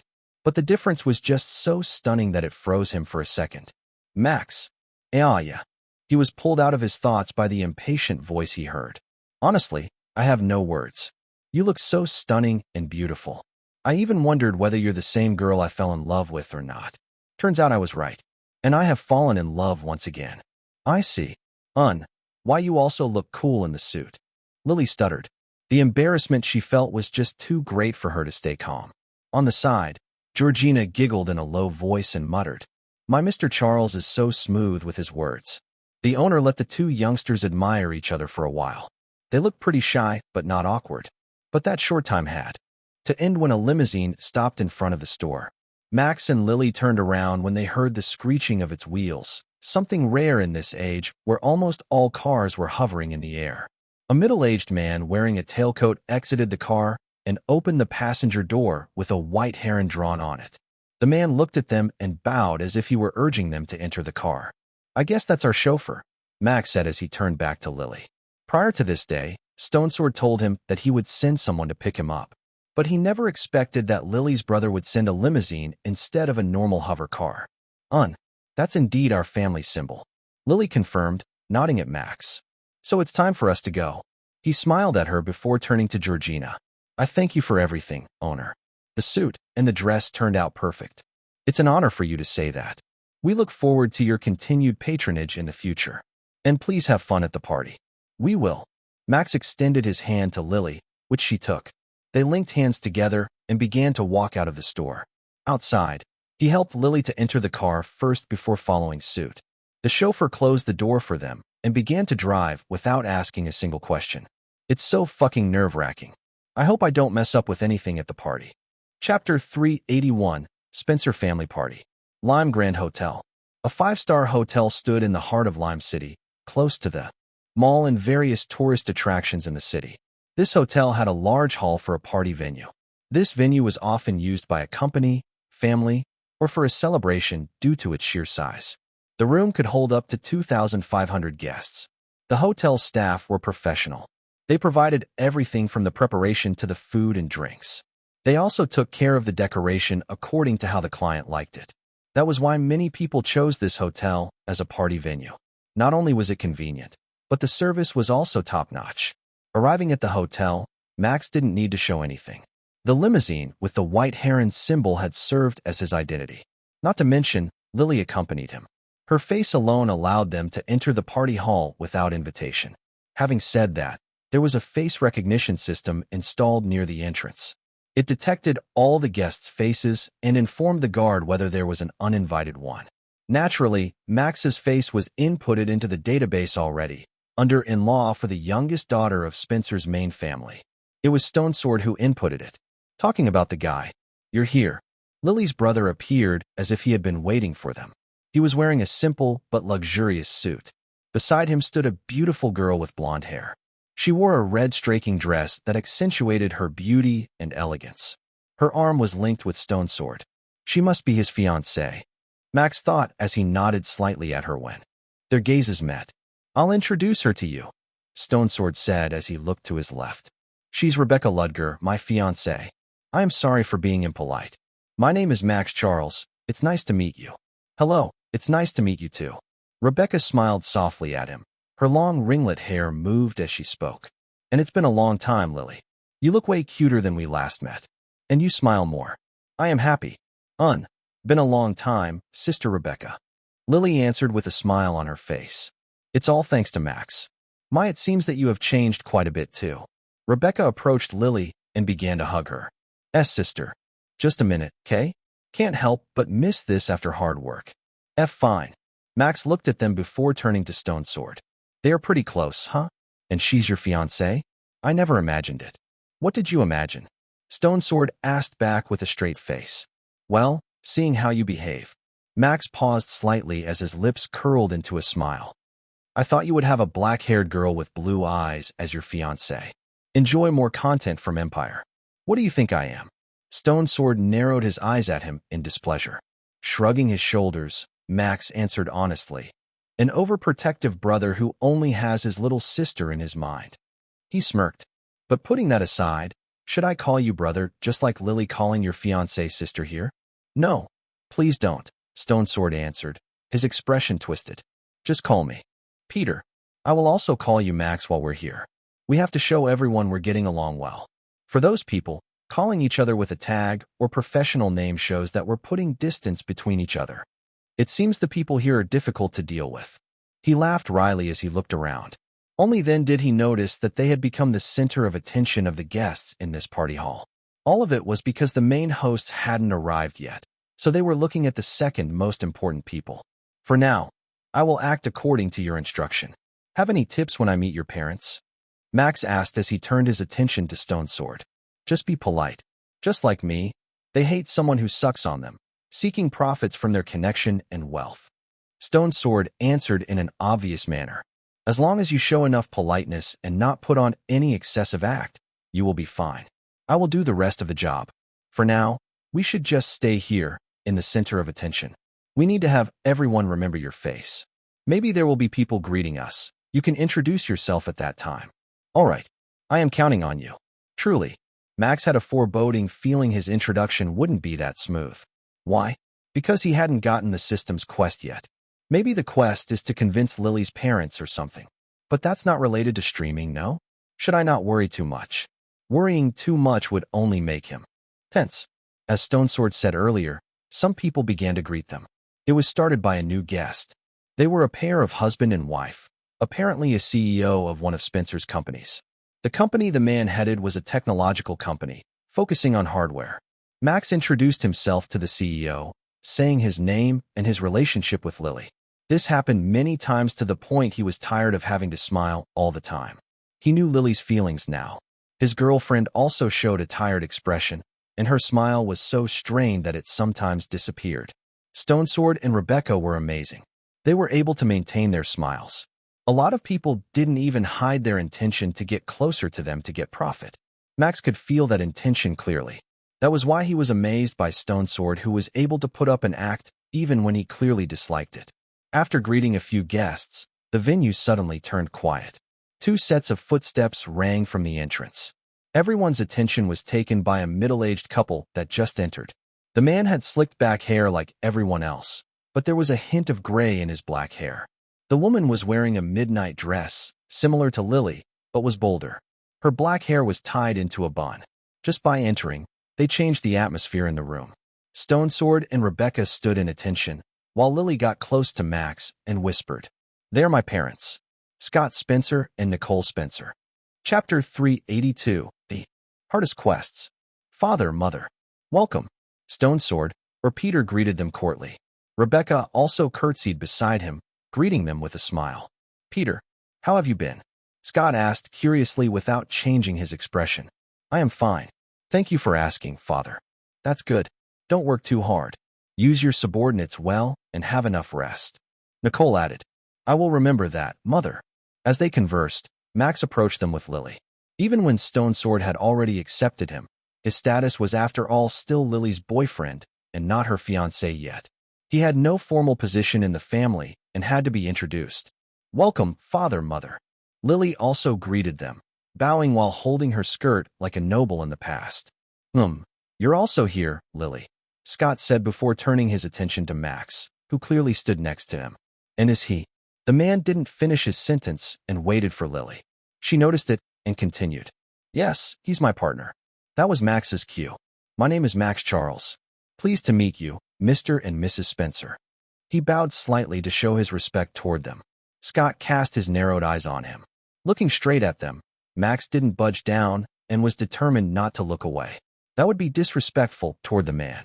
After a while, the Spencer family head nodded. He put on a flat expression again, but the wife smiled softly at Max and said, Take care of our daughter. I will do my best, Max responded and saw them leave. Stone Sword followed them quickly and left Max and Lily alone, but not before whispering something. Great job. Now you can just enjoy the party with Lily. That was underwhelming but nerve-wracking. Did that mean I passed their judgment? And they didn't seem to be indifferent toward Lily. Scott was more like awkward. And Nicole seemed to care about Lily but couldn't express it in words. We did it, Max. Lily smiled brightly as she got close to him. Yes, we did. He answered and smiled back at her. It ended just like that, right? There was nothing to do but enjoy the party as it continued. Scott and Nicole were talking about businesses with the relatives and guests. As the heir, Stone Sword also joined the conversation. Meanwhile, Max and Lily escaped to another room to rest. This room was provided for the guests in case they were overwhelmed, and they were pretty much tired already. When Stone Sword left, many people took that advantage to try and get close to Lily. Max did his job pretty well at making those people retreat. He used his old knowledge to deal with them by flattering them to the point they felt uncomfortable. Phew, that was tiring. Max sighed as he threw himself on the couch, popped open a cold can of cola, and drank it. Good job, Max. And thank you for protecting me. Lily sat close to him slowly. Her dress limited her movement quite a bit, even when it was designed to make sure the wearer wasn't uncomfortable. You look pretty experienced at dealing with people like them. Well, he smiled wryly at her, unable to find an honest answer without telling her about his past life. So, he had to get creative. I just did what I think makes me uncomfortable, and that actually worked. I was a bit surprised, honestly. I see. Lily nodded innocently, believing what he said. Max felt a little bit guilty for lying, but he had no choice. Anyway, all the burdens he felt before were lifted. The quest hadn't arrived yet, but he could wait without worrying about it being a difficult one. He hoped. Ding. As if responding to his wish, a notification rang in his ear. It was the kind of notification that excited him, as it came from the system and not his smartwatch. Quest. I am the best. Aren't I? Are you the best? Prove it. A newbie streamer with less than 3 months of experience has no way to gain a sponsor. Get 3 sponsors before the deadline to prove your capability. Proof that you are the best. Progress, 0/3. Reward, funds to create a streamer event. Max $500,000. Deadline, 0/7 days. Failure will result in bad rumors about yourself spreading in Strike and other social media. Max didn't know whether he should feel lucky that the quest was to gather a sponsor or feel miserable that the quest was exactly this. This was probably the hardest quest he had ever received. But the reward, he couldn't miss this. Fun to create my own streamer event. I just muttered that in passing, but the system caught it. He wondered, holding his chin as he stared at the screen. And why is the progress 0? Haven't I already had a deal with Miracle Boutique? Is it because we have no contract yet? That must be the case. Max. Lily called out to him, wondering what he was thinking. He looked so serious all of a sudden. Is there something wrong? Yeah, there is something that bothered me a little, Max answered without hiding his inner distress. I suddenly remembered when I calmed down. I wanted to hold a large event for my viewers, but I have no funds. To get funds, I need to get at least 3 sponsors. I already secured one, so I just need to find the other 2. Sponsors. Is that what worried you? Yes. Max nodded. And I can't choose carelessly too. Even though it was for a quest, he didn't want to seek a sponsor purely just to finish the quest. No.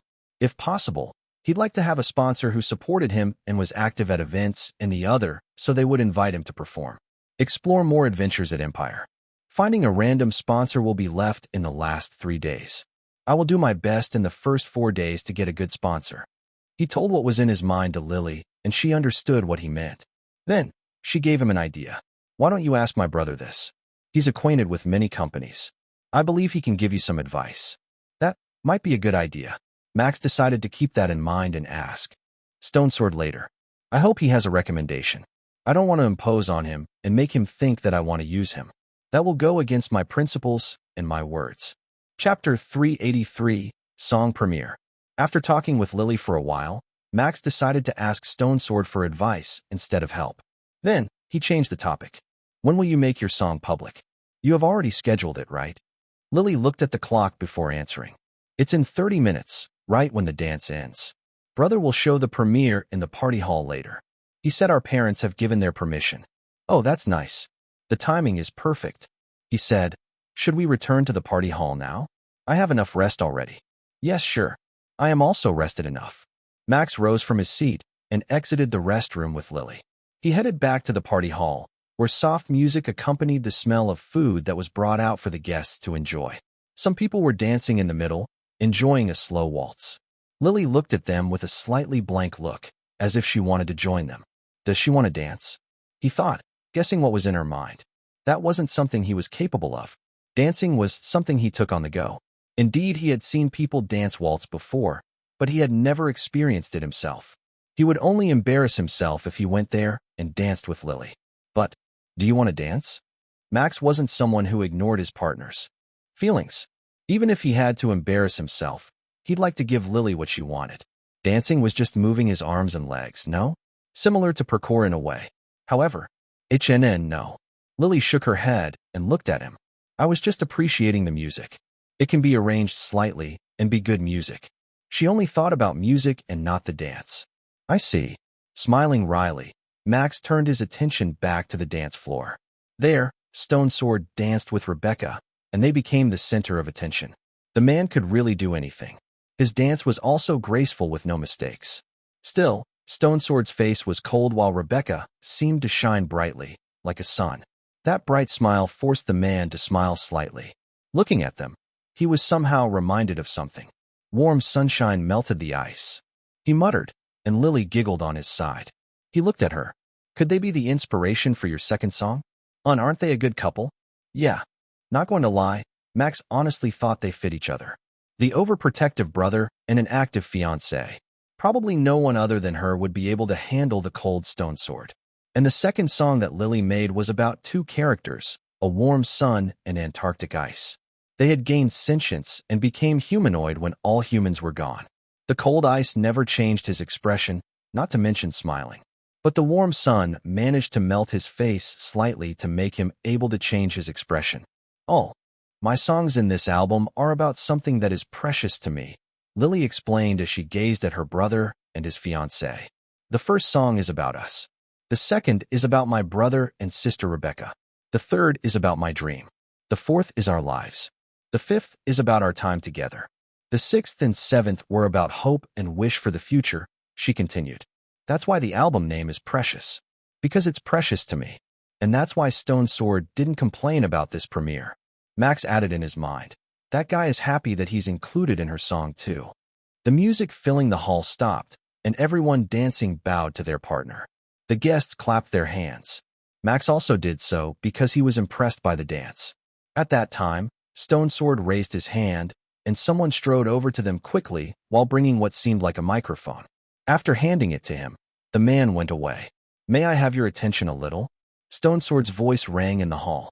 First of all, I extend thank you for attending the annual Spencer family party. Here we are. The speech began absurdly. Max wondered what he was trying to pull here. But then, he realized that Stone Sword did so to change the move. Many people moved in and out of the party hall, changing the decoration to fit the song. He's gone through length just to make the premiere have as much impact as it could. Max thought as he chuckled in realization. As expected of him. After everything was changed, including the flower on the tables that got changed into white lily. Stone Sword raised his right hand. Please, everyone, enjoy the premiere of my little sister's song. The room dimmed and the flowers glowed. The atmosphere immediately changed once large four-way screens appeared in the middle of the room. A video was played on it. A girl with her face covered up in blue crayon appeared on the screen. Just from this, no one knew about her identity. She walked slowly in the middle of a white lily field, humming a melody. Soft violins soon followed suit as she opened her mouth. Run and run until the end draws near. Time's fleeting, but with you, I have no fear. Take my hand, let's flee this place. Together we'll run, in love's warm embrace. Max felt a goosebump as the girl's hand reached the air. This was his first time watching the video. He especially asked Bloodsucker not to show him, only Lily. He wanted this to be a surprise. And he had to admit, that fucker did it better than my ad video. A hollow laugh escaped his lips. Good job, sucker. I guess you have a raise this month. Following the girl's voice, a man with his face covered in black crayon appeared. He looked at the girl from a towering rubble. Your journey continues at Empire. Dance and laugh, despite the world's strife. In your arms, I find new life. Love's gentle touch, something we seek. Let me help you free. His voice combined with the melody balanced with each other. Have you felt it? Have you known? Both sang together. The man stood up, and the girl ran. The sweet embrace of love's soft tone. Breeze, take me away. To a place where love holds sway. The song continued. With a quick glance at the guests, Max noticed some of them began to sway together with the song. In the boundless sky, we'll find our place. In love's sweet breeze, we'll embrace. No longer bound to earthly fears. With you, my love, I'll dry my tears. Entering the ending, the crayon covering their faces began to fade. Lily's face was decorated with a princessly smile. She ran away from the flower field, entering what seemed like a playground. She met with Breeze, and they began to play. He brought her to many places, showing new things and teaching her new skills. Finally, both of them were tired. Dawn had drawn near. Sun began to peek from the horizon. Sitting on top of a structure made from pipes, their hands intertwined, and their faces got closer. As their silhouette darkened, and the sun was right behind them. In your love's embrace. Together, somewhere beyond the universe. They kissed, and the video faded away in white. Chapter 384, Lily's Development. The party ended after the host, Scott, and Nicole left. Max wanted to consult with Stone Sword right away, but he was swarmed with people. So, he just left a message to him before leaving the party hall with Lily. Breeze, I need some advice regarding sponsorship and streaming. Can I ask you some? I still don't understand perfectly how they work and am afraid to make a mistake in the contract. That should be enough to get his attention. And this shouldn't make him look like he wanted to use Stone Sword's connection to secure sponsorships. The reply didn't come until Max and Lily arrived at his apartment. And that was saying much as they stopped by Miracle Boutique once again to change back to their normal clothes. Lily also wiped her makeup clean, and now she looked like the usual. Stone Sword, sorry, I was too busy. Let's talk about that tomorrow. Is that okay? Breeze, it's okay. I am in no rush. Stone Sword, good. I will contact you tomorrow when I am free. It's around afternoon. Breeze, got it. Is my brother willing to give advice? Lily called out to him as she sat next to him, putting an iced tea on the table. I saw you smiling. Yeah, we will talk tomorrow regarding that. I am glad that he's willing to help. Brother will always be willing to help the person he took a liking to. Though people often mistake him as a cold person because he seldom changes his expression. Just like you in the past? Max asked in a teasing tone, which made Lily pout. I am not that cold. I just don't like to smile much. Or talk. She shyly continued. Her voice became lower and lower when she realized that she was just like her brother. Looking back, I was a bit cold. Even in our first meeting. I remember that time. You suddenly talked to me and gave me a can for the lesson fee. I was pretty surprised. Well, I mean, I have no excuse. Thinking back, you felt like a fairy back then. A beautiful girl who had this wall around her. But now, you aren't afraid of getting approached, right? Having friends is fun. Both of them talked for a while before they decided to sleep as midnight approached. Once again, Max didn't stream today. Thankfully, his viewers understood his situation, especially after Lily dropped her song. As the couple went to sleep, the internet burst into chaos after White Lily uploaded it after a long time. It was a comeback song. Her fans went nuts and shared the music video even before they read the description or even watched it. And boy, when they watched the video, they were in for a big surprise. The face reveal was too surprising to the point a certain tag became #1 and 2 trending on Strike. Surprising. White Lily's face revealed. Hashtag White Lily, hashtag Lily Pixel, hashtag face reveal. White Lily is Lily Pixel. Breeze appeared in the new music video. Hashtag White Lily, hashtag Lily Pixel. This couple needed to be stopped. White Lily's actual identity is streamer Lily Pixel. Music fans were surprised. White Lily's face is revealed. Hashtag White Lily, hashtag face reveal. Many posts about the face reveal popped up on Strike. Not only that, but many PunchTubers also created videos talking about the face reveal. Let's talk about White Lily. The mysterious singer with 2 million subscribers has shown her face. She's beautiful. A beautiful diva's face reveal. Everyone joined the bandwagon, not going to miss viral and juicy news. They brought up everything Lily did in the past to the latest news where she had a relationship with Max. Naturally, there was some disappointment from the fans who loved to listen to her anonymous music. Some also openly stated they would no longer support White Lily after knowing that she had a boyfriend. That was something normal. Such was the life of a diva. Where there was fame, there would be hate. It was like a law of this world. However, the bad comments were all covered up by good comments. A certain private community was especially active tonight. Huge news. Our youngest sister is in fact a famous diva. Attached mg.jpg. She and Breeze have a duet. That's why he didn't stream for 3 days straight. It's now trending on Strike. It is. Hashtag White Lily is now still on trending #1. I have followed her too. Is that truly our youngest sister? What a surprise. Find adventures at Empire. Don't blow it up too much, sis. We have to respect her private affair. Vice leader. Got it, Otter sis. Don't worry about it. All is good. This will stay here. I was also surprised. She has such a nice singing voice. And Breeze too. They make a good duet. Yes. I never expected this duet. My Ashi and my favorite streamer. I can't be more excited than this. Our youngest sister isn't here. Is she tired, I wonder? I saw Breeze's post on Strike saying they were at a party. By the way, he looked so cool in the suit, and Lily looked so beautiful. Agreed. They look like a perfect couple. I wish them happiness. I wonder what kind of party they attended. They showed a supportive spirit for their youngest and newest members. Unfortunately, that said member was too tired and currently sleeping. Anyway, that wasn't all. As they said, Max had uploaded a last post about him attending a party with Lily. The comment was now filled with Lily's fans who had watched the uploaded song. Most of them were praise, but there were some hurtful comments mixed in them too. Those new haters underestimated a streamer's viewers too much. Long story short, they were obliterated. Get away from our diva. You know one. No one who has a better voice, better face, more money, and 2 more world records than you. No one who can kick your ass without even moving his legs. No one who has me who can be your dad and ask you for rent. Who do you think you are? Your dad. Your master. Your sister. I sleep with her, by the way. Your mom. Come here, you ungrateful kid. Break up with White Lily. Break up with your mother. Break up with your legs. This nobody thinks he can date the diva, lol. This nobody thinks he has a brain, lol. This nobody thinks he's a big shot, lol. Excuse me, but who are you? Happy face. I am just a kid whose mother was cucked by yours truly. Max's viewers didn't hold back and used their words against them. As a result, the comments became a battlefield. A one-sided battlefield where the viewers held absolute control.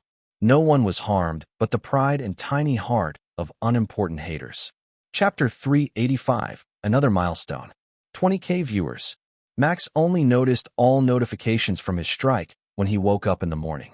It was chaos, and he couldn't help but laugh loudly when he read how his viewers were defending him. The haters' trash-talking level was still below them. Because this was a special occasion, he decided to live stream in the morning while finding a new game to play. Lily was still sleeping. When he tried to wake her up, she moved around, refusing to wake up. There is no choice. I will handle this alone. Without a doubt, his viewers and even Lily's fans would have many questions. Max finished his morning preparation without wasting any time and entered the VR world. He sat on his usual seat in the lobby and set up his stream. Let's talk. I need a new game to play. Hashtag only chat, hashtag game finding, hashtag curious. The appointment with Stone Sword was anywhere in the noon, and he would only visit Miracle Boutique to talk about the sponsorship later in the night. He had made an appointment with Georgina last night about this matter. With everything set up and ready, Max started the livestream. Livestream starts. The loading screen with his parkour clips was playing as viewers began to gather. Max hummed Lily's new song while waiting, deliberately letting his voice enter the stream. He even lowered the loading screen's volume to make his voice clear. And the viewers who joined in advance noticed it. Hey, this B4-starred is humming happily. Did he make a scuff? I can hear his voice. Breeze, hold my beer. Let me hum a little before changing the stream screen. This is the first time he did a scuff, lol. So funny. Funny? This guy probably did this intentionally while enjoying our reaction. The last viewer wasn't wrong. Max did enjoy their reaction and held his laughter. However, he was also impressed at the same time. Viewers, 19,269. This was the highest viewer count he had seen on his loading screen. If he wasn't streaming, he definitely would dance in happiness. Anyway, finishing his low hum, he changed the screen and waved his hand at the camera. Hello guys. First of all, I have to say, damn, this is new. We have reached 20K viewers. Oh right. Congratulations are in order, I guess. Congrats. You've gone from 4 Horsemen of Apocalypse to 21D1 OTS watching you. How long have you been streaming? Since April 5th? Damn, it's only 2 months. And you get 20K viewers. How many streamers achieve such success in such a short time? Not a lot, I guess. Max said casually, not bragging about his success or anything. But I certainly am not the first and the last. If someone had many viral moments and videos, they would definitely be able to reach Max's level pretty easily. Yes, it only took skill and luck. Anyway, guys, did you see the MV? How is it? I am doing pretty well, no? I think I did. My teacher is so scary. She hit me whenever I made a mistake. Deserved. You did well, SOSO. It's not bad, but not too good either. TSK, you can do better than that. This daddy is disappointed in you, boy. What can't you do? You can do sports, and really good at that. Then, you can cook. Now you can sing. Sheet. Now I know why Lily Pixel is with you. Happy face, he also has a good face. A perfect boyfriend material. Happy face carrot, I want 20% of what Breeze has.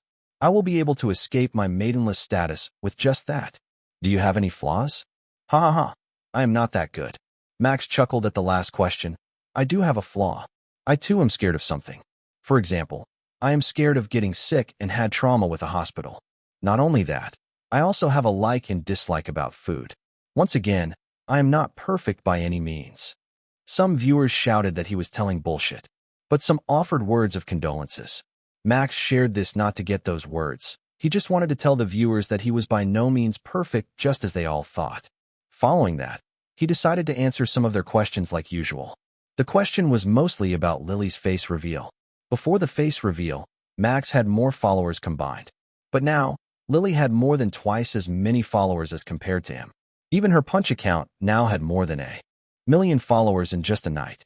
For the record, he also managed to break 1 million punch followers after the song dropped yesterday.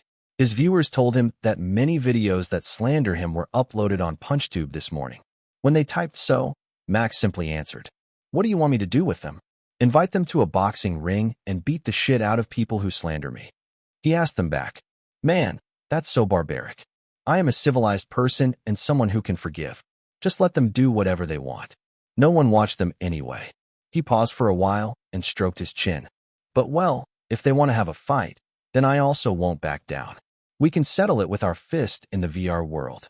It's like I am riding on her fame. I understand why a lot of people were dissatisfied with that." He thought, if there is a video that slanders Lily, Stone Sword will definitely act. So I don't have to worry about it either. And it's not like they came straight to me anyway. The confidence. I like your style, Breeze. Breeze, I am not barbaric. A second later, we can settle this with our fist.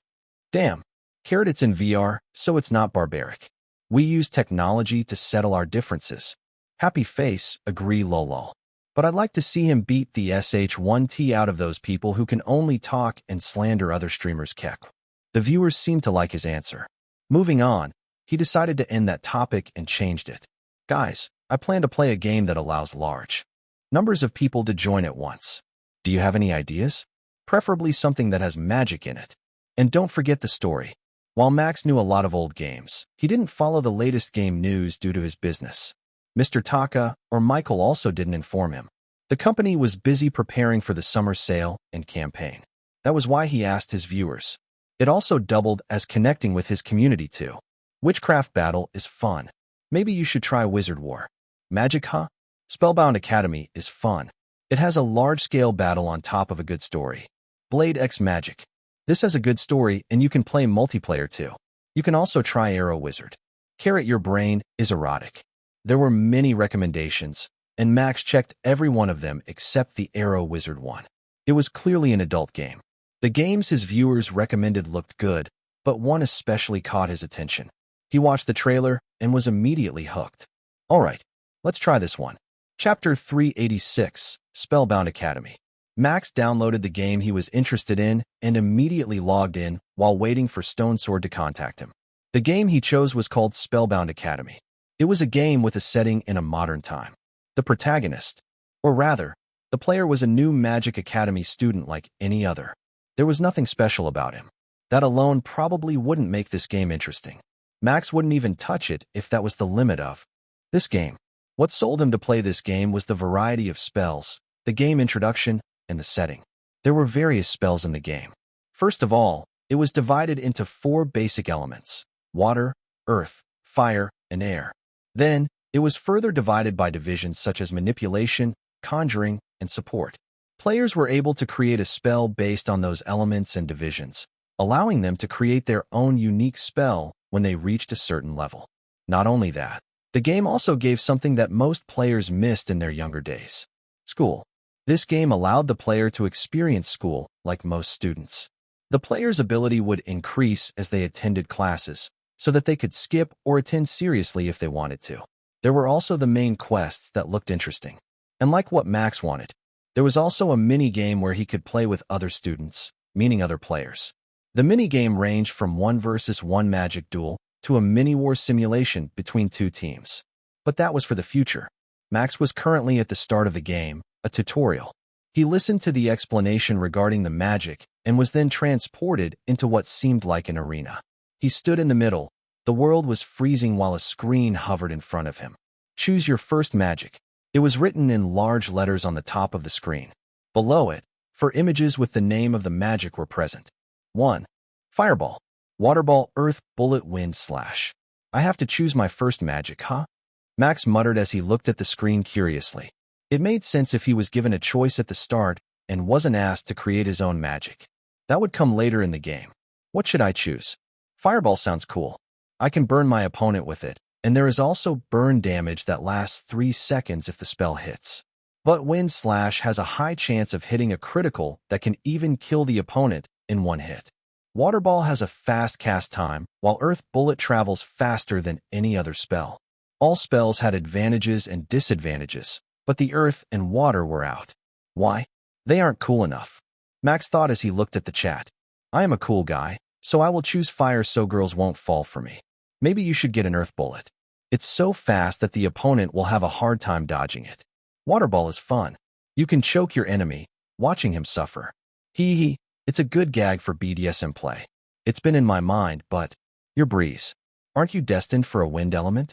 That's what's been in my mind too. You have a point. Max nodded at the reasonable chat. Alright, Wind Slash it is.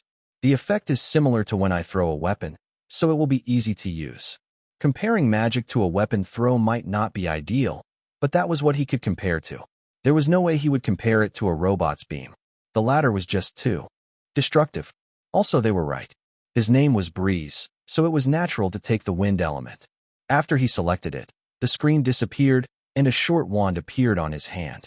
He had a chance to look at his clothes, and he found out that his body was covered with robes with gold lining, just like a typical wizard in fantasy stories. In front of him, a humanoid rock stood on 2 legs. It just stood there without doing anything. 2 circle marks were drawn on its head and chest.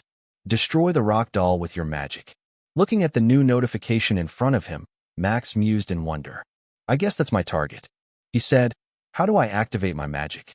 Is it like this?" Max pointed his short wand toward the target and waved it slightly while mouthing the spell. Wind slash. A blade of wind appeared in front of him and flew toward the rock doll. It hit the doll and left a slashing mark. However, it didn't destroy it as the prompt had said, so the tutorial hadn't ended yet. Wind slash. Max tried once again, but this time the wind blade didn't show up. Instead, a window popped up in front of him. Invalid. Wind slash cooldown, 5 seconds. The spell's icon that he could see in the corner of his vision had a circle and numbers inside it that indicated the cooldown. It still had the number 3 on it, which turned to 2 a second later. Ah, we have a cooldown? Do we also have an MP? There is no MP in this game, but a stronger spell will have a longer cooldown. MP? What is that? Is that tasty? This game is about timing. As long as you can time your spell, you can practically spam them. Many people use a low cooldown strategy and spam their spells. Now you understand it. Clear the tutorial and destroy that rock doll. You don't have to tell me, Max said and waved his wand. Wind slash. The blade of wind flew toward the rock doll and hit the same spot as before. The rock doll crumbled and a notification rang. Tutorial complete. The first main quest is generated. Main quest. Meet homeroom teacher, Dordod. Let's get this academy life going. His body was covered in light, and he was transported to the academy's yard. Chapter 387. It's so magical. A glowing cyan line appeared in his vision, on the ground, extending toward the building's entrance and beyond. This was the quest's guiding line in this game. Max didn't follow the line immediately. Instead, he looked at the surroundings first. He was amazed by the scenery. An old, dilapidated building that looked like an old castle stood in front of him. Around him was a garden, filled with tall trees and veins. The atmosphere was pretty mystic. This is new, Max muttered in amazement as his legs began to move following the guiding light. Everything looks pretty magical. I mean, the old castle and strange forest covering the school area. The setting itself screams magic for me. It's a magic game, please mind it. Of course it screams magic. You're in a magic focusing game. It would be strange if it looked like a sci-fi building instead of an old castle. You're pretty strange, Breeze. What do you expect? A heart-beating romantic school? Well, the introduction said it's set in a modern time. So I thought. Max's voice trailed off as the large door opened automatically when he got close. A whirring sound of gears could be heard, followed by a loud screeching sound. Beyond the door lay the academy's lobby. Calling it a lobby might be wrong, as it was just a garden that stretched long toward a towering building. The building was made from glass, so Max was able to see inside. Some students experimented with magic. Some were flying around the building on a broom, chasing each other with smiles on their faces. Tall buildings could be seen in the distance. They were similar to the usual apartments often seen in modern times. Unlike the old castle earlier, everything inside looked modern. The guiding light extended inside toward the tallest building that looked like the main academy. I took back my words. This is modern, all right. You spoke too fast, LOL. Now you want to take back your words? Breeze licked his own saliva keck. Now what would you do? What would he do? Foolish questions. Let's enter. He walked past the door, and they closed behind him with a bang. When he looked back, the space he was in earlier was gone. Only a normal entrance gate could be seen. It was cool and all. But why did they not just teleport me here? He asked curiously as he continued to walk. I mean, they can save some budget by not creating the old castle and the forest surrounding it. Foolish question, young man. It's obviously because the old castle and forest look cool and have more impact than modern buildings. They look cool, so what's wrong with throwing a budget to make them? The castle and the forest serve a purpose to tell you that this game is focusing on magic. There is nothing wrong with that. This noble me can understand why. That scenery makes me want to play the game. By the way, I have resurrected. Oh, I see. And Sucker, welcome back. Thanks for editing that sick music video. I will give you a raise. The chat broke into a frenzy when they heard Max say that. Some of them were surprised that Bloodsucker was the one who created the MV because Lily had forgotten to put his name in the description before. Max felt that was a deliberate move, but the vampire guy didn't mind, so he left it. The other viewers, those who had stuck long enough to understand Max's personality, were surprised by another factor. You give him a raise? Hell has frozen. Catastrophe will befall us today. Will the sun rise from the west tomorrow? This is bad. I have to go to my bunker immediately. Damn it. Does the money grubber actually give more money to Bloodsucker? I need to buy a lottery. Guys, don't panic. Breeze raised his pay because he knew that Bloodsucker would just spend that to make a stream mission. Makes sense. Phew. I almost made a citywide announcement about a meteor crashing against Earth. That made sense. You stopped me from boarding a spaceship to have a year's vacation on the moon while waiting for Earth to turn normal. You guys are strange. Explore more stories at Empire. Max muttered as he found the end of the guiding light. A middle-aged man with long hair in a dark robe and top hat was surrounded by students with similar robes. On top of that man's head, a purple smoke that was shaped like an exclamation mark was floating. Upon seeing that, Max whistled. Even the exclamation mark looks magical. I guess that's Teacher Dordod, no? He asked. Let's talk to him. As he approached the teacher, his body suddenly moved by itself. He was in a state that could be called astral projection, a half-transparent body that could float in the air. Whoa. However, this was different from the other game. He could still move himself in this state. The game world still continued with the cutscene as he approached his body. Is this because this is a magic game? To think that I can move freely like this. Usually, it's just limited to right and left. It is. Some games allow you to move even in the cutscene. Peek some students' skirts, Breeze. You can do it in that state. Pant 13s have been muted for 7 days. LOL, he got muted. F my man. 07, at least you tried. Yeah, he tried to kill me, Max grumbled. If I peek at a game character's skirt intentionally, Lily will definitely kill me. If she doesn't, then her brother will. Putting that aside, the teacher began to speak. Everyone is here. Dordod nodded. Welcome to Spellbound Academy. And congratulations on passing. All students here will become the future of the wizarding world. Learn seriously. Your future is in your hands, not in anyone else. We, the teachers, can only guide you. I hope you remember that. Yes, sir. The students around him collectively answered, which included Max's character. Good. Now, after the test, you will be allowed to attend class. However, there are 3 classes that can hold 30 students. Look here, there are 45 students gathering. Dordod smiled meaningfully and raised his hand. That means we have to further eliminate 15 students and banish them to trash class. Trash class. Max asked the viewers and got the answer he needed. It's basically a collective class with worse teachers for bad students. Players can enter either class, including the trash class. But if you're in trash class, you will get fewer EXP needed to create magic. In short, it's time to choose the difficulty. The best class is easiest, then the second class is medium, the third class is hard, and the trash class is expert. Ah, I understand now. He nodded. That would be like the usual game he often played in the past. So we're choosing the difficulty now? But how? That question was answered a second later by Dordod. The class allocation is simple. There are dolls in this building. Find a red one to enter the first class, yellow for the second class, and purple for the third class. Those who can't find a doll will be put in the trash class. Of course, feel free to stay in this place or talk to me if you want to intentionally enter it. Dordod smiled widely as he continued. I'd love to teach those courageous enough to stay.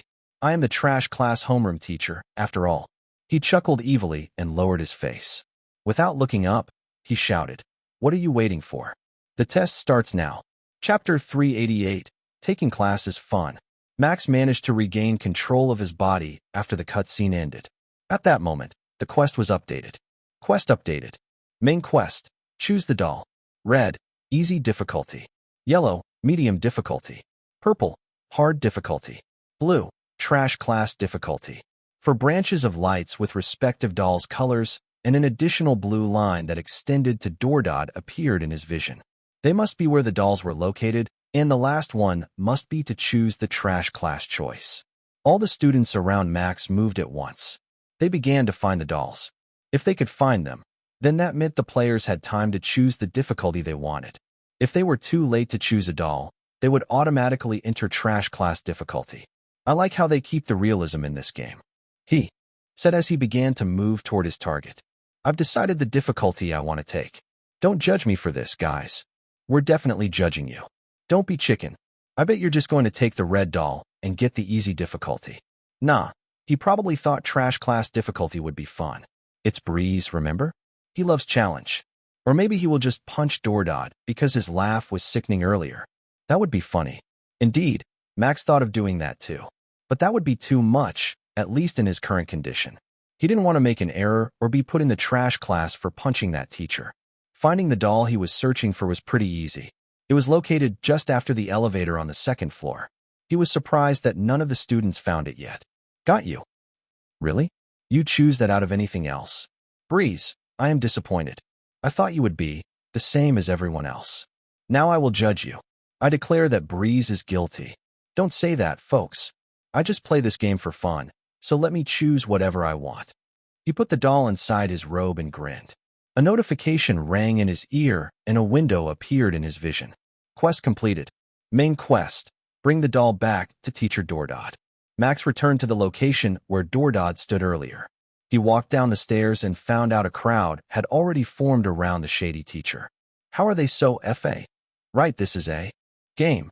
Max was about to retort, but he remembered no matter how realistic the graphic was, this was in the end still a game that followed a certain script. Ignoring the weirdness of the game, he approached the Dordod and gave him the doll. When Dordod saw it, he took the doll and spoke in a deep voice. Explore more at Empire. Yellow doll. You go to class 2.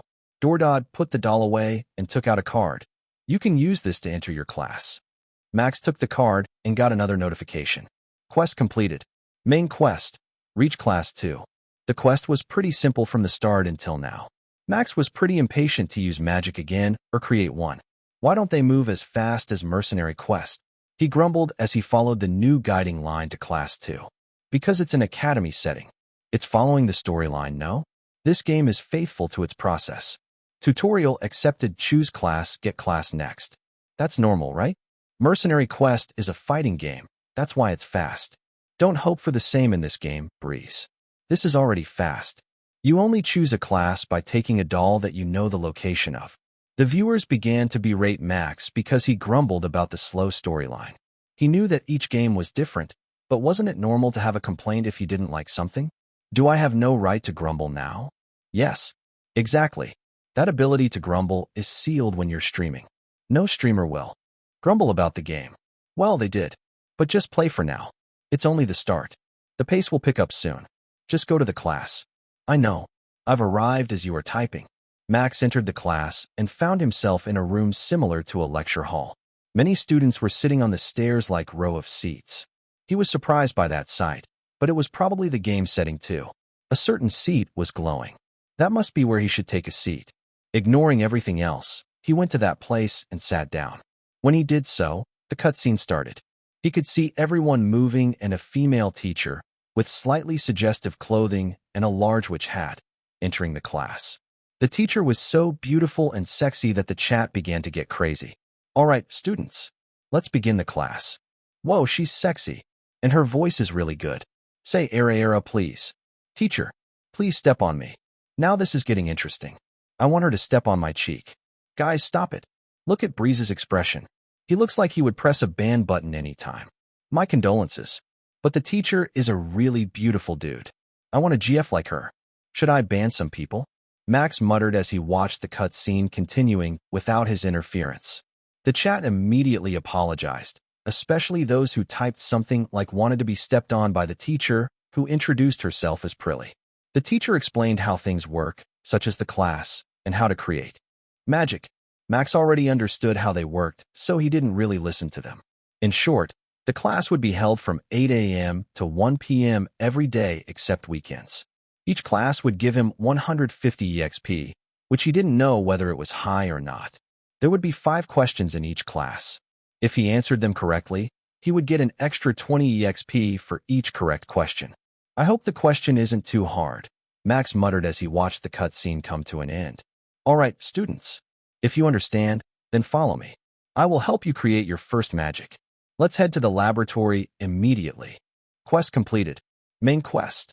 Follow Teacher Prilly to the laboratory and create your first magic. After the teacher said that, the cutscene ended and Max was able to move his body again. A blue line extending toward Prilly appeared. To continue the main quest, he had to follow it.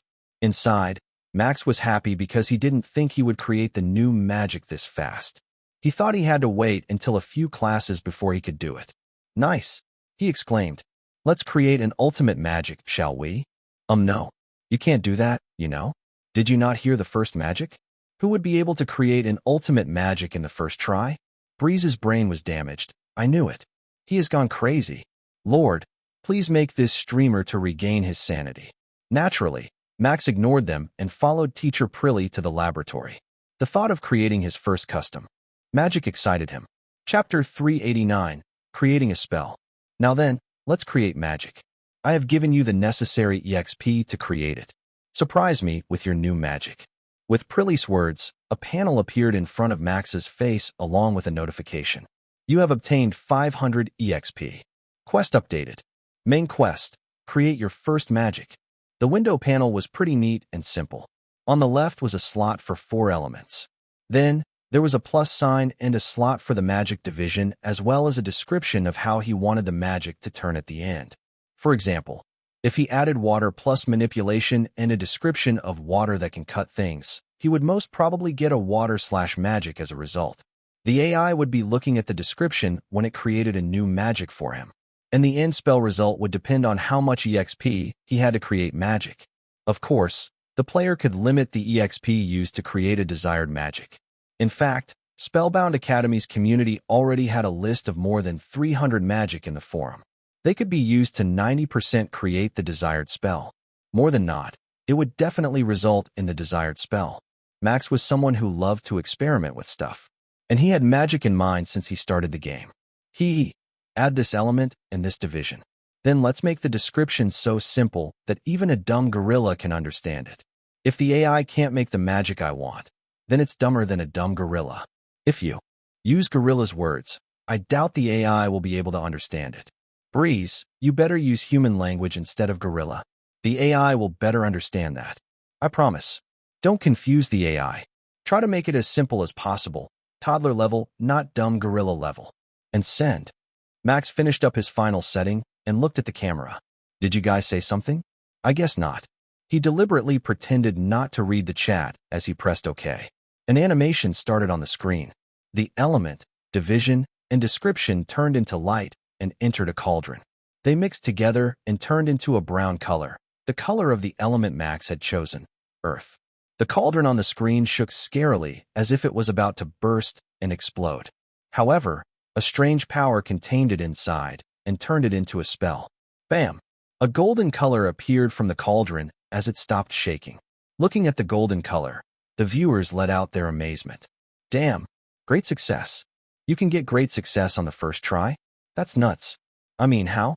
What kind of spell did he get? Getting a great success with 500 EXP meant he got a rank 2 spell for sure. Breeze casually showed us why he is the GOAT. I missed his description earlier. What kind of spell he got? SSSH. The color begins to disappear. I can see the spell's image now. Just like the viewers mentioned, the spell's image had appeared. It looked like a sword and shield made from earth crossing each other. The spell's name appeared on the side, with the description that he made earlier.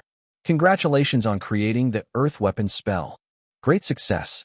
Your spell's rank increased by 1. Earth Weapon 2, Conjuring. Create a weapon from the element. Cooldown, 10 seconds. The simple description showed the spell's effect too. It was so simple that even a dumb gorilla probably understood it. More importantly, Yahoo, this is perfect. Modern magic? This is what I call magic. Max immediately tried to activate the spell. The way to activate it was a bit different. He had to say the spell's name and the weapon that he wanted to create. For example, Earth Weapon, Tomahawk. A tomahawk made of earth slowly appeared on his hand, starting from the hilt and then the blade. The blade looked pretty sharp, but it was far from durable. At most, it could withstand 2 or 3 hits from a real steel weapon. However, that was enough for Max. I can launch this as a projectile or attack my enemy while barraging them with magic I create in the future. Teacher Prilly is so kind as to give me 500 EXP to create this. So in the end he creates a weapon in the magic game? Should I say, as expected from Breeze? Nothing beat him in terms of absurd imagination. I don't even expect he will create conjuring magic on the first try. For a newbie, let me explain. Conjuring magic is the hardest one to create in this game if you don't follow the guide. No one would expect that, except for the person himself. The description is so simple too. That's why he said even a dumb gorilla can understand it. Hee hee. Now you can bow to my greatness. Max laughed like a madman before closing the panel. Only when he closed the panel did the teacher continue. I believe most of you have already created a spell suited for yourself. Congratulations. Teacher Prilly applauded with a smile. Then, her expression turned serious at once. That means you have enough power to defend yourself against hostile monsters. Let's continue to our second class, alchemy. As you know, alchemy is all about creating potions. You need ingredients, mix them according to a recipe, and then you will get the potion you want. That sounded easy, but somehow, Max had a bad feeling when he saw her grin. Now, where to get the materials in the recipe? What kind of material is it? Can someone answer? A random student in the first row raised his hand. Magical creatures, teacher. Correct. Teacher Prilly giggled evilly. But the academy has a limit on the material, so we can't give everyone the exact amount to practice every day. That's why I have thought of this. Why don't you just gather the ingredients yourself in Magical Forest? That will be your first task in alchemy class. Good luck. The recipe is on your table. Quest completed. Main quest. Gather ingredients needed to create a potion from Magical Forest. A guiding light appeared in Max's vision as well as the recipe mentioned by Teacher Prilly earlier. Sleep potion, put people who drank it to sleep. Recipe: 1x mandrake leaf, 50 milliliters of troll's blood, 5 milligrams of paralysis grass root. 3 materials were needed. It looked easy, except that it wasn't. Hey, do I have to get a troll's blood this early? Isn't this insane? Because one of the materials needed required him to fight against a magical creature whose name wasn't exactly unfamiliar to Max. Checking the recipe once again, he realized that it was still the same. This is madness. Karma is AB1TCH. It bites back at you, lol. The quest is harder because you get great success. Welcome to medium level. Though it's similar to hard level due to your great success, lol. You have no condolences from me. Good luck at hunting the troll. I know you can do it. Freaking Noob has donated 500 diamonds. Do it without using magic if you dare. Good idea. Bloodsucker, it's your turn. You start a mission.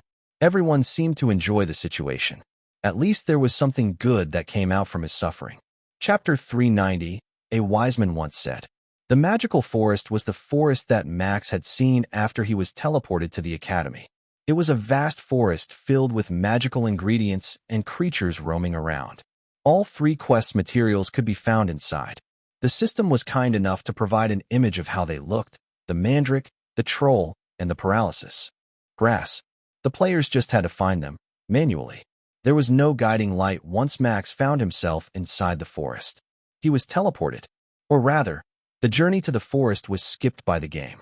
It wasn't a rare occurrence, but it was still something that he didn't like because he wanted to know how to return to this place. I will definitely find the way later. For now, I need to focus on finding the materials. They definitely weren't so easy to find. Earth weapon, sword. Max activated his spell, and a sword made from earth appeared in his right hand. He had to prepare in case a magical creature suddenly attacked him out of nowhere. Let's explore this forest then. That's the spirit. A wizard with a sword in his hand, lol. This is new. Are you an armed wizard? Wizard, taste my spell. Wizard breeze. Taste my blade. Both are the same, Max said with a smile. A wise man once said to know yourself and your enemy. I am a beginner at magic, still learning. But I am experienced with weapons. That's why I am using weapons to get stronger. Get it? As he spoke, he entered the forest and kept his eyes on the ground. Both mandrakes and paralysis grass grew on the ground and were easy to miss if he wasn't careful. The former was said to grow under a tree shade, while the latter was near bushes. There was a chance that he could find both materials at once, so they were pretty easy, just need eyes and walking around. The problem was trolls. Blood. Trolls are often found near a cave or running water. They are lazy creatures that love to sleep. I can't defeat them with my current magic, but I can certainly harm them and draw their blood using earth weapon and wind slash. Based on the troll's description of the game, they wouldn't wake up even if they were injured and bled. That would be Max's best chance to get their blood. After walking for a while, he saw something on the corner of his vision. Is that? He muttered and approached a patch of grass near bushes and a puddle. There was something among the unassuming green leaves. A grass with purple leaves was mixed among them. The appearance fit what the game showed about paralysis grass. I found it. What he needed from this grass was its root. And to get 5 milligrams of it, just one grass was enough. In short, he had gotten the first material. Let's grab it and get it done. Wait. Don't do it. Don't grab it. You are insane. Without hesitation or listening to the viewer's warning, Max grabbed the grass with a bare hand. Even if he wanted to stop, he was too late. He only read the warning when his hand already grabbed the stalk. And that was something that he shouldn't have done. His hand felt a sting, and he suddenly felt pretty stiff. His joint refused to move, and he stayed in his crouching position. The poison in the leaves seeped through the small wound it created. The leaves' edge was sharp and could pierce the skin. TTTH is in not GG good. Even talking was difficult. He saw a timer on the edge of his vision, saying 27 seconds. It had been 3 seconds since he grabbed the leaves, so the paralysis was only effective for 30 seconds. But that wasn't the bad news. What? The leaves' color changed. The deep purple from earlier turned into a lighter one. It had lost its properties after transferring the poison into Max's body. No. Max shouted loudly, feeling cheated. Finding this paralysis grass wasn't as easy as people thought. He had to spend 15 minutes just to stumble upon one. No. What? A scream echoed inside the forest. His body slumped forward as the timer hit 10 seconds. We have warned you. You have to start from 0 again, lol. This is the fate of a streamer that ignored their viewers' words. And we're kind enough not to fool you. TSK. A wise man once said, heed the danger, young UNS. You shouldn't ignore what's obvious. A wise man once said, use safety when dealing with a poisonous material. Its name is paralysis grass for FCK's sake. I think a wise man wouldn't curse. You're a scam. You guys? What are you talking about? Since when did we suddenly become so wise? The more you know, my friend. The more you know. Ugh. Your warning came late. Max grumbled as he stood up. The stalk of grass in his hand had fully turned green. This sucks. I don't think it's a one-time use only. And the game never told me how to harvest it. With no one to blame, Max decided to blame the game for giving such an unclear instruction. Of course, he definitely wouldn't blame himself for his ignorance. It should give me tools to harvest the grass. At least, it should give me gloves to protect me from its poison, no? I want to file a complaint to its developer. Go ahead. Its developer is coincidentally Biozone Entertainment. This game is Biozone Entertainment's creation. They are the distributor as well as the developer.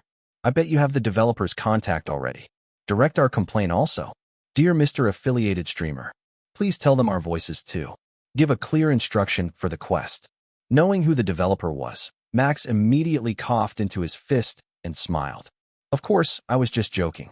The game is already good. It's an absolutely lovely and good game. It's the player's fault for not realizing that paralysis grass has a paralysis poison in its leaves. Yeah, it's 100% the player's fault. The 180-degree change in Max's attitude amused the viewers. They knew that he wouldn't try to complain to the company he was affiliated with, or so they thought. Actually, Max wasn't afraid to critique the game, but he thought it would be troublesome as he would be taken seriously by the company. Mr. Taka would surely interrogate him and ask him many things about it, and he wanted to avoid that. Anyway, putting that aside, I have an idea. I might be able to kill a troll instead of just injuring it. A sly smile formed on Max's face as he chuckled evilly. That smile is the one when he think of no good stuff. Now, what are you planning now? Tell us, or I will report you to the police for planning something bad. I recognize that smile. It's when Breeze is planning something strange or no good. Please, just play normally for once. Don't play strangely. Entertain us, Breeze. We've been waiting for your strange plan. Oh, sure. I will entertain you guys. Just wait for me to find another paralysis grass. Chapter 391, Sudden Weasel Attack and Problem. Finding another paralysis grass was easier than he initially thought. It was just around the corner after he walked for a minute. Whether he was lucky or this area was where the grasses grew, he didn't know. But he found 2 paralysis grasses in the same area. Learning from his earlier mistake, Max didn't use his bare hand to harvest the grass. He cut the stalk and took the root alongside the dirt underneath it. As for the other one, He just took the grass along with the dirt without touching its leaves. With that, he secured his quest material as well as getting an extra paralysis grass. All right, that's one down, he exclaimed and sighed in relief. Next is the mandrake and the troll's blood. Both are a bit tricky, but I should be able to finish them in an hour. We believe in you, asterisk monotone. Good luck with that. Asterisk monotone. As if you can finish it in an hour. HMPF. It's not like I don't believe you. Though. Forget it. Asterisk bashful tone. Get killed asterisk deep tone. Guys, why did you add asterisk tone at the end of your sentence? Asterisk questioning tone. You also did it. These guys are high. I bet they ate too much paralysis potion that they can't talk normally again and need to use it to convey their feeling. The chat was high. That was what Max thought as well after he read their nonsense. They were probably bored because there wasn't any action since the start of the game. But they shouldn't worry about that. Max's ears caught something moving pretty fast toward him from a distance. Many magical creatures were living in this forest. Based on understanding of magical creatures, they were all hostile toward humans without a doubt, which meant whatever coming toward him was an enemy. Gripping his earth sword tighter, he faced the direction where he heard the sound. His expression hardened as he was ready to fight. There are no footsteps, but the bush is moving. There is an enemy incoming, probably a small one or something with padded toes that absorbs sound. Whatever it is, it's an enemy for sure. Sound? Did anyone hear something? Yeah, there is this swish-swish sound of bushes moving. Are you sure it's not just wind? Nah, wind won't create a sound in just one direction. It will certainly affect the bushes near breeze too. So it's confirmed to be an enemy. Finally, something exciting. I almost fell asleep watching him walking around aimlessly. Sorry for walking around aimlessly. All right, now I have something to kill, so I hope you're entertained with it. Max said and grinned excitedly. The sound got closer, and the bush across from his location moved. It's here. Something small, around 50 centimeters in size, jumped from the bush. Its body and head was similar to a weasel, but its green, thick tail looked similar to a scythe. It bared its fangs as it leaped toward Max without warning, hissing loudly to intimidate him. Wind slash. Max immediately reacted and took out his wand and activated his spell. Unlike Earth weapon that didn't require a wand, as it was a conjuring division, manipulation magic needed it to control the direction and the power. A blade of wind flew out as he swung his wand with his left hand. It hit the weasel monster, but did nothing more than create a slight injury to the monster. However, it did make it flinch and angry. Retaliating, the weasel swung its scythe-like tail, and it extended more than 2 meters. Swoosh! The tail went straight toward Max's neck. He parried it with his crude sword, making it crack under the force it took. Whoa, this sword's durability is terrible, he commented as he dived forward before the magical weasel could touch the ground. Let's test its sharpness. The sword cut the air and the magical creature's chest. It created a vertical wound extending all across its chest, making it cry in pain. Red blood spurted out as the sword crumbled into dust. The weasel didn't die yet. Rather, it became angrier and cautious. Once its small feet touched the ground, it immediately ran away at a full speed. It was so fast that Max was taken off guard and could only watch its small back disappearing into a bush. Blinking repeatedly, Max finally came to his senses and cursed. Continue your saga on Empire. What the fuck? I thought it was angry, but it ran away? It doesn't make sense. This game is strange. Everything is strange. Why can't they just make the monster attack me normally? And this spell sucks. It crumbled just by parrying and hitting a weasel once. Even monster ran away from Breeze LOL. I didn't know whether I should pity the weasel or Breeze for creating a useless spell. 2 hit is good enough. Usually, that spell can only withstand a hit. Rank 2 Earth weapon is really different. It can actually injure a magical creature. Breeze, think for a little and compare the damage of your wind slash and the Earth weapon. The latter clearly creates more damage. I know. Max growled as he read the chat. He wasn't stupid. I was just dissatisfied with its performance. I thought it could handle more than that, you know? At least 3 hits. That was what he thought the spell would be able to handle. At this rate, I don't know whether I would be able to defeat a troll or not. This spell is simply not strong enough to deal damage. I bet the troll's skin is thicker than the weasel. Max's plan also didn't guarantee his success. At most, it increased his chance to defeat the troll. That was it. In the end, dealing a damage and final blow could only be left to his spell. I also didn't get EXP because the weasel ran away. If I saw that creature once again, I would focus on dodging and beheading it or stab its internal organ. That way, I would be able to kill it at once. Still being silent, he began to walk once again. He was racking his brain on how to find and get the troll's blood. Not knowing what he was thinking about with a serious face, the chap began to guess wildly. He's holding off fart. I bet he's thinking to get a grilled weasel after this. Breeze is trying to find a toilet for sure. His face tell me that he wanna pee. Nah, he probably think on how to kill the weasel and create a book titled 101 Ways to Kill a Weasel. No, he's thinking on how to pierce the troll's stomach or cut its pee-pee. Or he could be thinking all of them while holding off pee and finding a toilet. Makes sense. Nod. Chapter 392, King of Forest. Ignoring the chat's usual antic, Max continued to find a body of water. That was where he guessed the trolls were, and hopefully, he could also find the mandrake on his way there. Finding it wasn't as easy as he thought. Even after a boring walk for 5 minutes, he couldn't even find a puddle, let alone a river or a lake. This is harder than I thought. Should I just find a tall tree and climb it to find the orc? He asked the viewers, gritting his teeth. In frustration, he forgot this is a magic game again. Is there a wizard out there that climbs trees? I think only Breeze who thought like that. Let me tell you something. Wizard fly, monkey climb. Monkey climb? Then I reject my humanity. I shall become a monkey. Max exclaimed as he broke into a run, a wand that showed he was a wizard still in his left hand. There was nothing stopping him. Was being a wizard meant a person could solve everything? No, that was just a fantasy. In fact, wizards lacked a lot of things.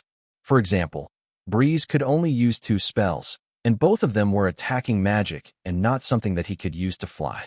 They were useless in detection too. Now, the question was, would you mind watching me walking in boredom, or follow me to climb a tree and find the troll so I can fight it, and you guys enjoy it? It was just that simple. But the chat made it difficult. I'd rather sleep. Is that a threat? Because I think so.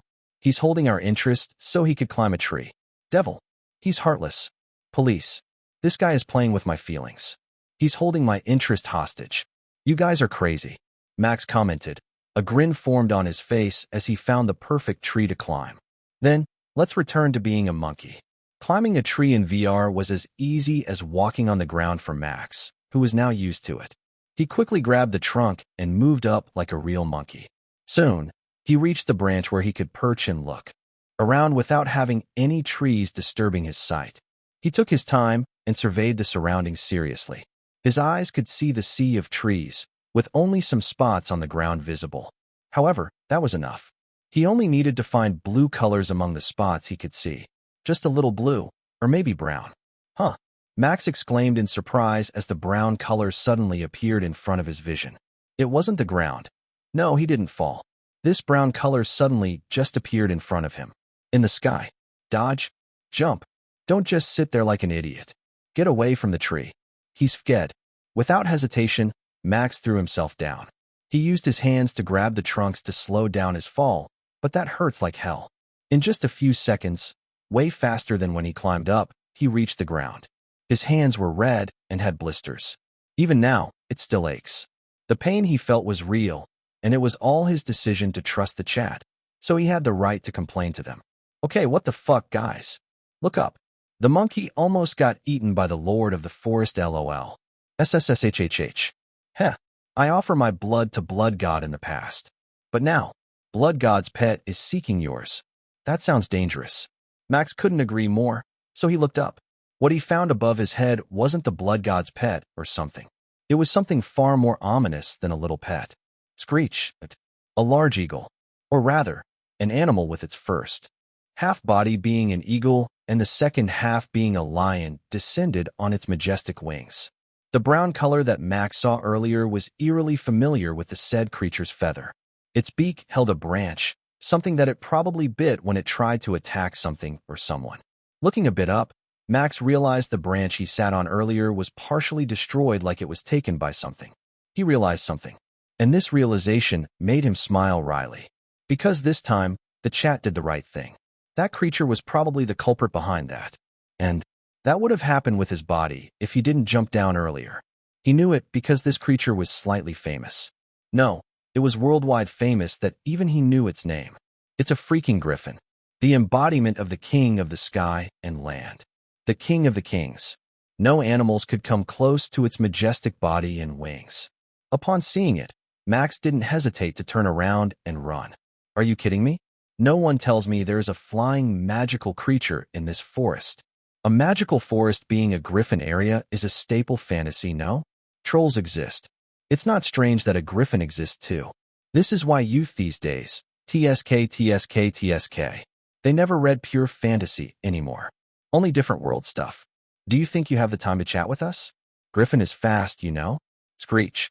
Just as the chat warned him, the griffin managed to catch up to him and blocked his way out. Max had to stop on his tracks. Earth weapon, sword. He immediately created an earth weapon. It wasn't for attacking, but merely for protection. He felt more at ease with a weapon in his hand rather than not. Now this is a precocious situation. What should I do? Fight or flee? Max's gamer's instinct told him to run, but he wasn't fast enough. So he chose the next best choice. He didn't hesitate to grab the stalk of paralysis grass he got from the ground earlier and smeared it around the edge of his earth blade, carefully so he wouldn't get paralyzed. Raising the fragile earth sword, he leaped forward at the griffin. Oh, he's fighting. He uses the paralysis grass. Do it, Breeze. Kill that big guy. Show who's the king of forest, Monkey Breeze. Griffin is nothing. Don't give it any mercy. The chat encouraged him. In the air, Max felt like he could do this. If he could inflict a small injury and transfer the poison inside the creature's body, he would get a few seconds, hopefully a minute, to run away. His sword made an arch as he was close to the creature. It wasn't something that could be dodged.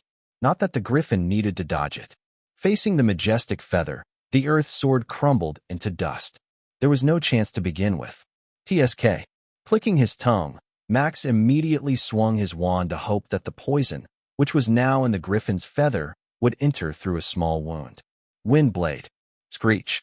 At the same time Max activated the spell, and the wind blade flew out. The griffin flapped its wings. Many small wind blades were sent flying toward him with that casual clap. Max watched in horror as his spell was destroyed easily. Dodge. He screamed in his mind, knowing what to do. But no use. Fuck this game. The blade cut his body apart. The pain only lasted a second before he blacked out. You have died. Oh, no surprise. He's just unlucky. Meeting the king of the forest as a beginner is so lucky. Find exclusive stories on Empire. This is why you don't climb trees, kids. The griffin will find you. You're nuts. It's Your Nuts ID 10T. Learn grammar. Chapter 393. Woof. Max reappeared in the laboratory, sitting on his seat from before he went to the magical forest. Prilly stood in front of the class, looking at him with a disappointed look. Huh. You can't even gather the ingredients. The teacher asked with a sigh. You don't deserve EXP. There is no choice. I will only give you the materials needed for your alchemy. You better be grateful to be in class too. I will make it easy for you failed students. With a snap of her fingers, the 3 materials needed for the alchemy appeared in front of him. Quest updated. Main quest, create a potion. A notification of the quest's update also followed suit. This meant he failed the gathering quest and was skipped immediately because his skill was deemed too low after dying. It was embarrassing and disappointing. What the fuck? I didn't fail. I just died because I faced an overpowered enemy. You didn't finish the quest, so it failed. Simple. Poor Breeze and his good luck. You actually triggered 1 out of 10,000 chance of griffins spawning in the newbie area. We still don't know whether Breeze has godly luck or devil's luck. He got all those scraps in V-Shelter 2 LOL. And now Griffin. He is both, of course. Damn it. Max screamed in his mind as he saw many students return with materials in hand. The cutscene started once again. If only that Griffin wasn't there. I should be able to gather them all. I also found the river earlier. Not being able to move, Max decided to fly toward Prilly and stood in front of her. What could he do in a half-transparent state? He did something that every person named Karen did. Complaint without any weight in his words. Experience Tales with Empire. You daughter of a woman. What kind of mission gives me only one chance? At least let me go at it again. I will show you that I am capable of gathering them all. What do you mean that I am a failed student? Huh? Try to fight the griffin by yourself, you cow. He calls her cow. He did. Breeze is seriously angry. His angry face looks like he's trying to hold off laughter. Is he angry or is he pretending to be angry? This is confusing. Naturally, Max wasn't seriously angry. Disappointed? Yes. Angry? No. He only put up a show for people to laugh at his fate. Well, I am also a bit angry that I only have one chance. Even Mercenary Quest allows me to redo the quest if I die. Probably because he chose medium difficulty. The game still helped him, but took the EXP away from the quest. The easy difficulty might allow him to keep the EXP too, while the hard and trash class might force him to restart without anything. Alright class, I see that some of you are failures. Only 3 students are able to gather all 3 materials. And these 3 were in the infirmary. How pathetic, Prilly said, and looked around the class. But once again, you're lucky I am your homeroom teacher. Dordod will give you punishment if you fail. Indeed, trash class have no mercy for the students. Not only that teacher will not help with anything, but he will give a harder task to complete until the player is able to. Being called a failure isn't fun, but it's better than being treated like a failure. This is way better treatment. But I'd like it more if she's harsh with me. Huff. Huff. Police. It's this guy? Teacher Prilly, please kiss me. Please hug me and bury my face between those 2 beautiful mounds. Max stopped talking once he read the chat. He silently returned to where his character was and stayed silent. His hands moved to find 2 names and messaged them privately. After he was done and got confirmation, some messages began to appear. Teacher Supremacy has been muted for 30 days. Feet has been muted for 30 days. Mounds Climber has been muted for 30 days. Slick Finger Dude has been muted for 15 days. What the heck? What happened? This is so sudden. Breeze alone won't be able to do this. Could it be? This is the birth of a new mod. New mods. Who are they? Show yourself. Bloodsucker, I know it's you. Come out, you fake vampire. Who are you calling fake? And it's not this noble me. I am busy editing videos. Have no time for mod stuff. Then who? Everyone was confused. They were curious after they realized that mods had been installed to the chat. Something big for them, as they would definitely change their attitude around them. Are you guys curious about them? Max grinned. He totally ignored the cutscene by now after getting disappointed by the quest. You guys can show yourself. Alright, here we are, mod. Yahoo! We've been given a chance to become mod. I will ban anyone talking bad about Breeze or Lily. Mod. Damn it. It's Newbies and Otter. Otter is fine, she's good. But why Newbies?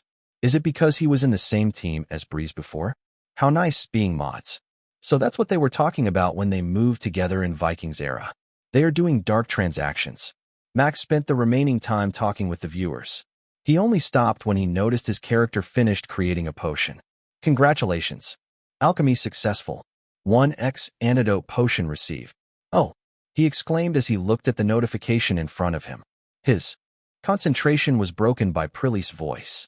Before the class finishes, I have to punish the failure this class created. You. Prilly pointed at Max with her finger. Get my dog from the stable. Bring my love to the teacher room. Quest updated. Main quest. Fetch doggy in the stable behind the school building and bring it to the teacher office. Doggy? Max asked loudly. He had returned to his character now. I need to get a doggy as a punishment for failing the quest. The chat went silent for a while and didn't answer his question. Then, someone fell into their intrusive thoughts. Woof. Not me, please. Has been muted for 7 days. Deserved. You are the hero, brother. A hero. We will enjoy your sacrifice. 07. 07, our comrade has fallen into his intrusive thoughts. And I laughed at that. 07, respect. No lewd. Warned. Mod. Chapter 394, Strange Air. Max felt relieved after installing Freaking Noob and Lovely Otter as mods. He could finally concentrate on the game. The new quest was to get Doggy from the stable behind the school. Looking back at the quests from before, and the fact the guiding line was pretty big, he was sure it wasn't just a normal dog. Will it be a manticore, a Cerberus, or even a dragon called Doggy? Max mused alone as he followed the guiding line. Nothing is impossible in this game, and nothing can surprise me again. Come at me whatever you are, Doggy. This guy learned.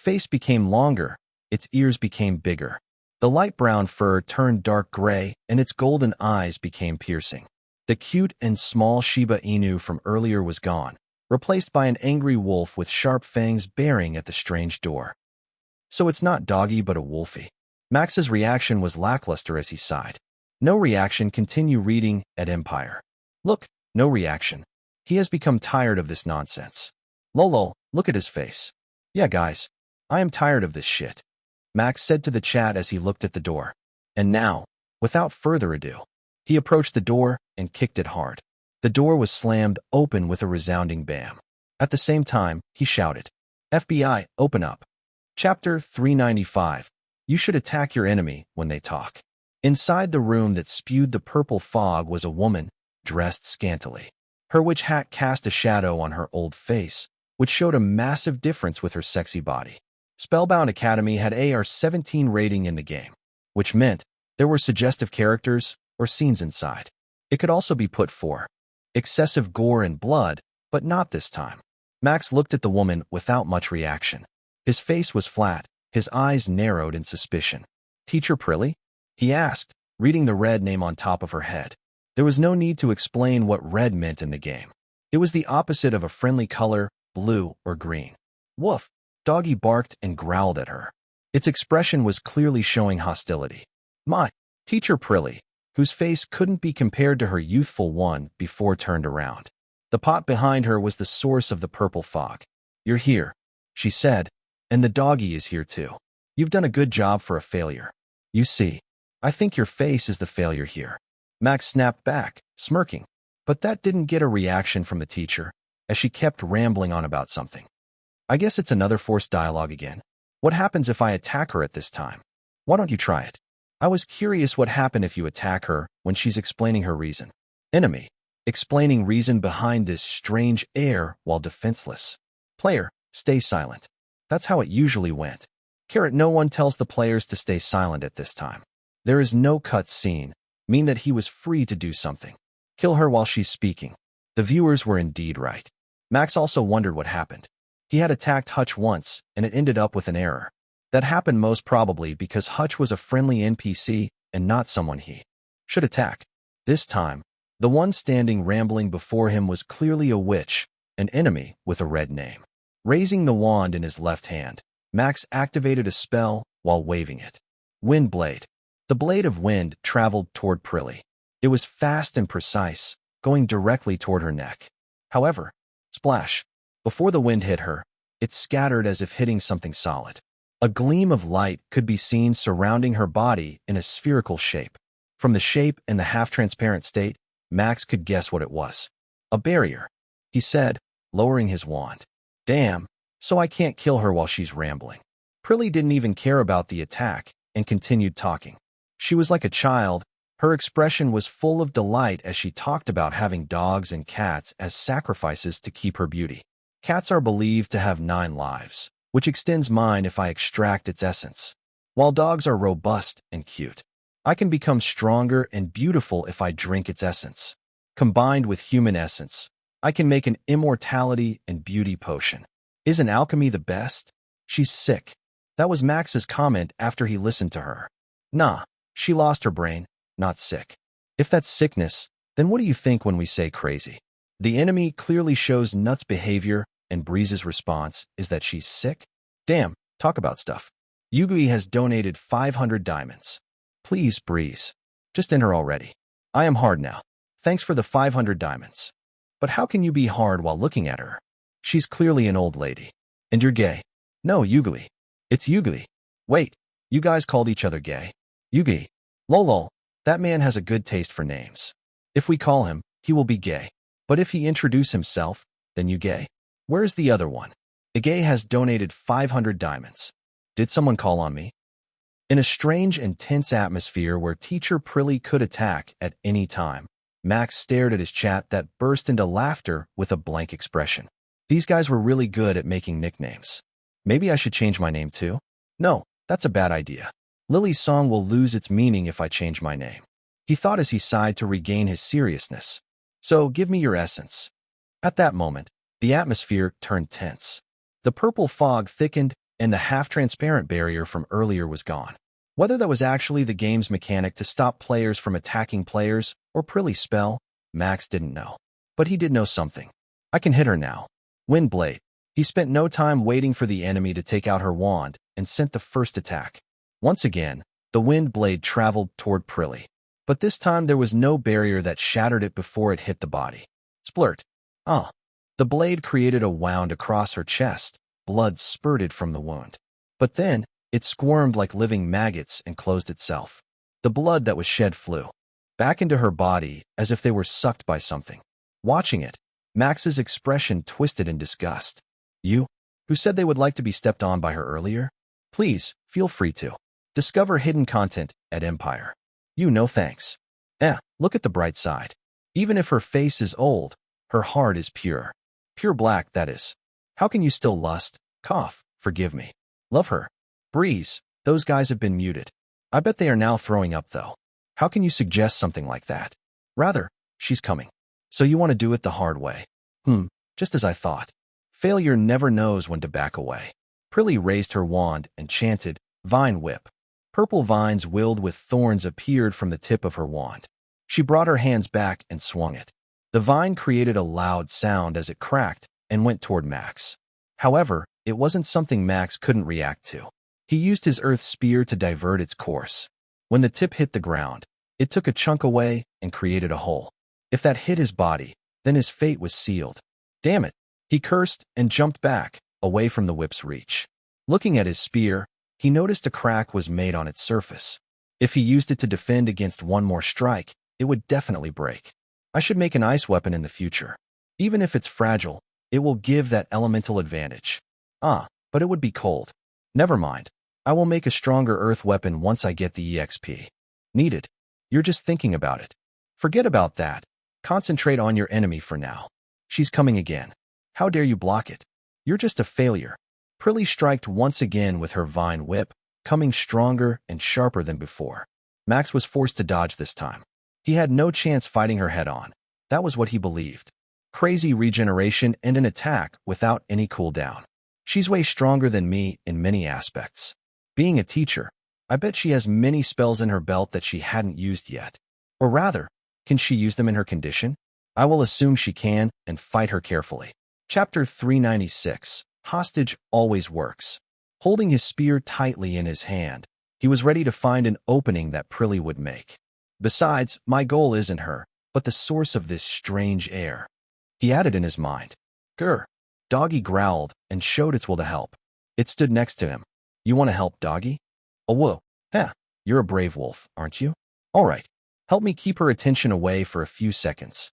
I will think of what I can do to defeat her. Answering to his instruction, Doggy leaped forward and bared its fong toward Prilly. The old witch responded by cracking her whip. No can do, little dog. You won't be able to hurt me, she said as she began to attack Doggy that was still in the air. Having no foothold, it was clear it wouldn't be able to dodge and get hit. No. Doggy. Breeze, do something. Help Doggy. The viewers screamed for Max to help Doggy, but he had no way to do that. He lacked the spell that could stop the purple vine. But at everyone's surprise, Doggy kicked the air and dodged. A solid foothold was created from the wind, and it used that to jump higher. Double jump, Max exclaimed with a smile as he noticed Doggy would be safe with this. Not only safe, but Doggy's attack connected. It bit Teacher Prilly's arm, forcing her to lower her wand as she fought against its bite. Release me. You're just a dog. From her reaction, she probably couldn't feel the pain caused by the bite. Doggy made a decision by biting her right hand, which held the wand. It kept her rooted in her place for a few seconds. Good job, Doggy. Keep her that way for a second. With that, Max broke into a sprint toward the suspicious pod at the end of the room. Based on the fact it created the purple flame, it should be the source of the strange air and the target of his quest. No, Prilly's voice cracked. She desperately tried to shake Doggy off, even at the cost of her arm. The first half got torn and dropped to the floor with a soft thud. Using her intact one, she grabbed Doggy's collar and threw it across the room with superhuman strength. It crashed against the wall, creating a dent on it, and fell onto the floor with a thud. Coo! Doggy whimpered as it tried to get up, but to no avail. Following that, Prilly grinned and grabbed the wand on the floor.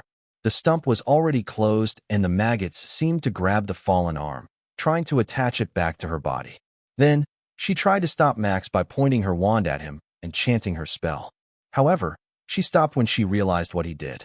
He was holding a stalk of paralysis grass he found on the counter above the pot, with an evil grin on his face. "Put your hands up and surrender, or I will drop this grass onto your soup." He threatened her by imitating the police force in his past life. That was effective. "No, don't do it." "What? I can't hear you," Max replied with a stern face. "Maybe if you throw your wand away and put your hands above your head, my hearing will return to me. Otherwise," he lowered his hand slowly. The paralysis grass was about to touch the boiling purple substance when Prilly suddenly threw her wand away. "I did it," she screamed loudly. "I did it, so get that grass away from my immortality potion." "Oh, so this is called immortality potion? Pretty grand name for something that only returns your old face back to your young one." He smirked. "Do you like stepping on people's heads so much that you want to become younger again? Answer me honestly, or..." "Yes. Yes, I do," Prilly answered immediately in panic. Now she didn't even look like an enemy to be feared. "I like stepping on people's heads and looking down on them. Those failures." Max was speechless. He certainly didn't expect that response. Mods. You can unmute those guys again and let their heads get stepped on by Prilly. LOL. Find exclusive stories on Empire. He wants sacrifices. Let them enjoy getting stepped on by a sadist old hag LMFAO. Kek, the old hag has such a side on her. Yeah, it's surprising," he said, releasing the stalk of paralysis grass into the purple potion. "Oops, my hand slipped." "You failure." Prilly screamed hysterically as she watched the grass fell onto her pot. When it touched the boiling purple liquid, a big explosion happened. The pot scattered and the contents spilled everywhere. Having prepared for it, Max jumped onto the table to avoid touching the liquid, which he didn't know what it was. Doggy also recovered enough to jump onto a chair. But the unlucky Prilly had no time to do that. Aya. Her skin wrinkled pretty quickly as if life was sucked from her once the liquid touched her feet. It was pretty magical and disgusting. Max spat in disgust as he watched what happened while pinching his nose. The smell was pretty unbearable.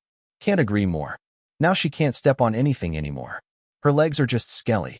Phew, the world is saved from an old sadist. We're safe. You guys who are muted need to be grateful for Breeze.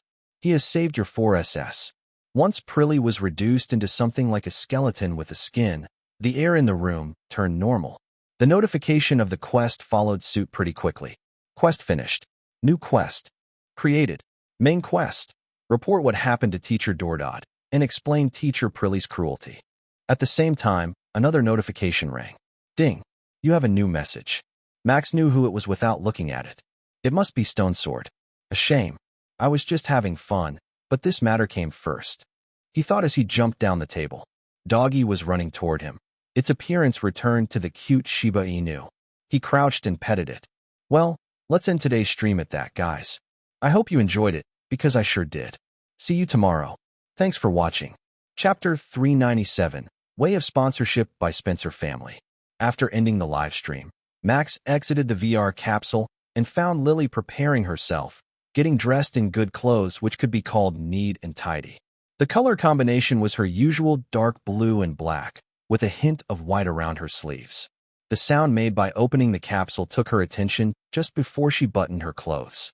Lily froze as she looked at him, but then she proceeded buttoning her clothes as if nothing happened and smiled. Do you need a towel? She asked softly, looking at Max's condition. And maybe a pair of fresh clothes? Smiling at his girlfriend, Max climbed off the capsule. Much appreciated. He got closer to her and gave her a light kiss. Then, she went to fetch the towel and fresh clothes for him. This had become some kind of routine for them. She also became less shy around him, which was something good and bad. I can't tease her easily now. I miss her reaction when I did it. She looked so cute when blushing. He thought as he swiped his hair back and opened his messaging application. Just as he initially guessed, there was a new message from Stone Sword. Stone Sword, I have time now. Let's meet in the nature cafe near your apartment. Bring Lily with you too. Conversation regarding sponsorship will be of help for her too. Max couldn't help but smile as he read the message. Enjoy exclusive chapters from Empire. Bring Lily, huh? He said this will help her, but I know he just wants to meet her. And I guess he messaged her too. That explains why she was preparing to go out.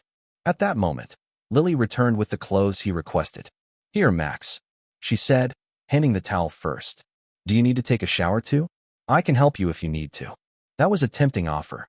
If his viewers heard it, they would go crazy and tell him to accept the offer. In fact, he wanted to say yes to. This was the first time Lily had offered something like this. Something must have changed since the party last night. As much as I want to say yes, I don't need one right now. Your brother must be waiting for us in the nature cafe already, he said, taking the last bit of his sanity to utter the words. I see. Lily sounded disappointed but relieved at the same time. I guess we will save it for tonight. Yeah, good idea, he replied and patted her head. Then will go change first. With that, he went to the bathroom with the clothes in hand. His hand was in his face, suppressing the grin so he wouldn't appear creepy. Crap, she's so assertive now. This is just too much, he thought. Putting aside all his excitement, Max went to the meeting place with Lily after changing his clothes. Stone Sword, Peter Spencer was already sitting on the corner. He stood out a lot even in casual clothes. Many girls were looking at him with sparkling and dreamy eyes. Calling them seduced wouldn't be far from the truth. Noticing Max and Lily's presence, Peter put down the cup of coffee he held and raised his head. You're here. Feel free to sit, he said, sipping his coffee. I will, Max answered and sat across from him. Lily naturally sat next to him, which made Peter's eyebrows twitch. Lily, why don't you sit next to your big brother for now? Peter asked, his lips curled up into a small smile. It's been a long time since we can talk casually like this. No thanks, Lily answered almost immediately as she opened the hologram menu and looked at Max. What do you want, Max?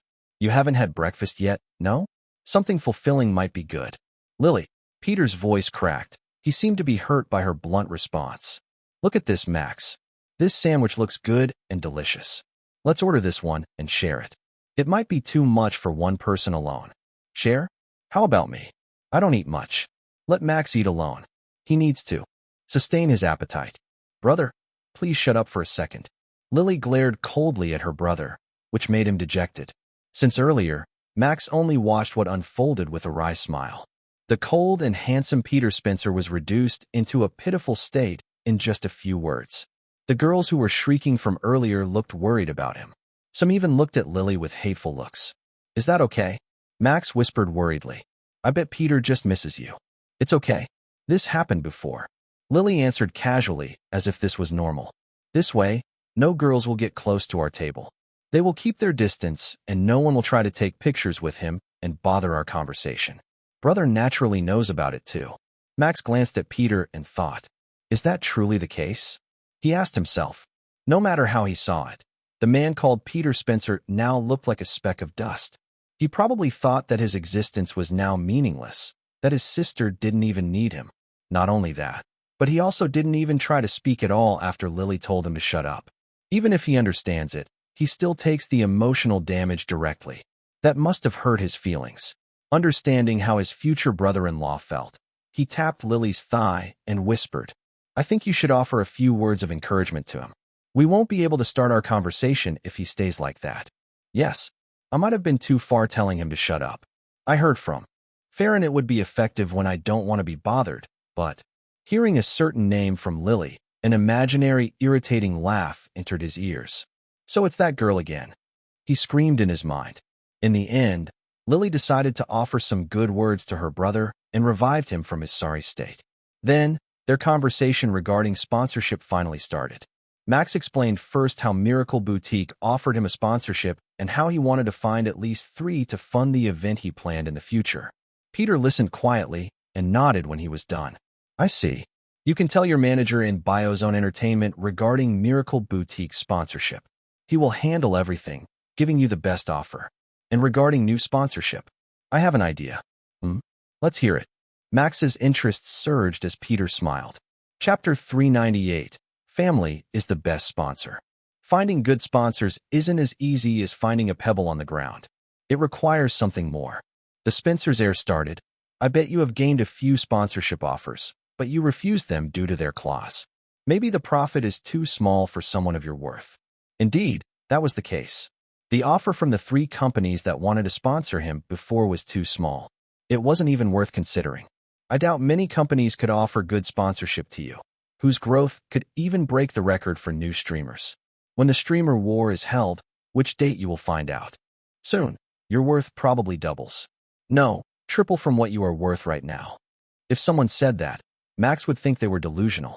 But this came from Peter Spencer, a talented businessman and a fellow streamer. He could be trusted. Lily's worth is now still a bit higher than you after she revealed the fact that she's White Lily, but you will match her pretty soon. Only big companies or luxury brands will be able to afford your sponsorship, and the latter probably will give you a big cut, but small profit. That's troublesome. Unlike normal companies, only a few people could afford a luxury brand. He actually didn't hope to get much from the cut given by Miracle Boutique. But the number that Georgina offered as an advance payment was enough to cover his profit. Indeed. Peter nodded, sipping his coffee again. You have two choices. This applies for you too, Lily. I know you make enough money to live comfortably with Max, but I doubt you don't want to spend your time in a tiny apartment until you die. You need sponsorship to get more money. Tiny apartment. Well, compared to where he lived, my place is indeed tiny. Max thought, taking no shame in his apartment. Peter just spoke the truth, and he knew that Lily's brother wanted the best for her. What's the choice? Max asked curiously, and Lily nodded. She was also curious as her brother sounded pretty serious. First, you have to reach out to the sponsor yourself. Like Miracle Boutique, you have to appeal to them. Show what you are worth and what you could do to them. Peter raised his index finger. From a businessman's point of view, they only care about one thing only. Profit. Yeah, that's not exactly a secret. Max huffed a sigh. What's the second choice? No need to be impatient. Peter's expression turned to normal. The second choice is a bit similar to the first one, but the difference is clear. Same but different. Max was unable to understand what Peter talked about. Your expression needs to be controlled more. I can know that you're confused by my words just by looking at your face. Ha ha, I've been slacking on that recently. Max laughed. Inside, though, he felt pretty bad. He thought that his poker face was perfect. I need to practice it again, he thought. Well, putting that aside, Peter looked straight at him. I will offer you sponsorships from Spencer Company and Greenleaf Company. Huh, that caught Max off guard. What the heck was this man saying? I just need advice to get sponsors, but he offered to become a sponsor? And from two of his companies at that. Rather, was it okay to decide that? Greenleaf Company aside, Spencer Company was a large company which the Spencer family shared. The highest decision was still held by Scott Spencer and his wife, Nicole. We are currently reaching out to many streamers to promote our new project. This is a project with a full ambition from Spencer family. And the head of that project is me, so I have the say in reaching out to streamers. And I think you're qualified enough for this. Find adventures at Empire. A new project, Max muttered. But that's Spencer Company. What about Greenleaf Company? This new project is a collaboration between two companies.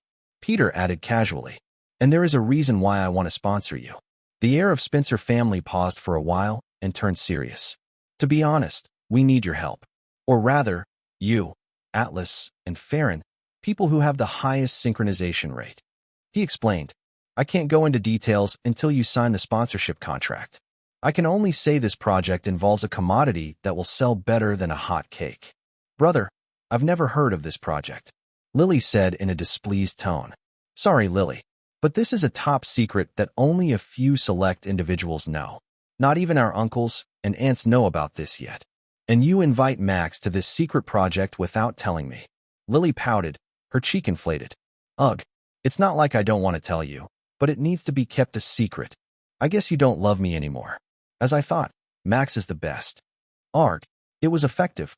Critical hit landed on Peter's heart. He slumped on the table while clutching on his chest. Max looked at his girlfriend and noticed a smirk on her face. When did she learn something like this? Maybe she already knew how to play with his brother's feelings. But now Max realized who actually had the power.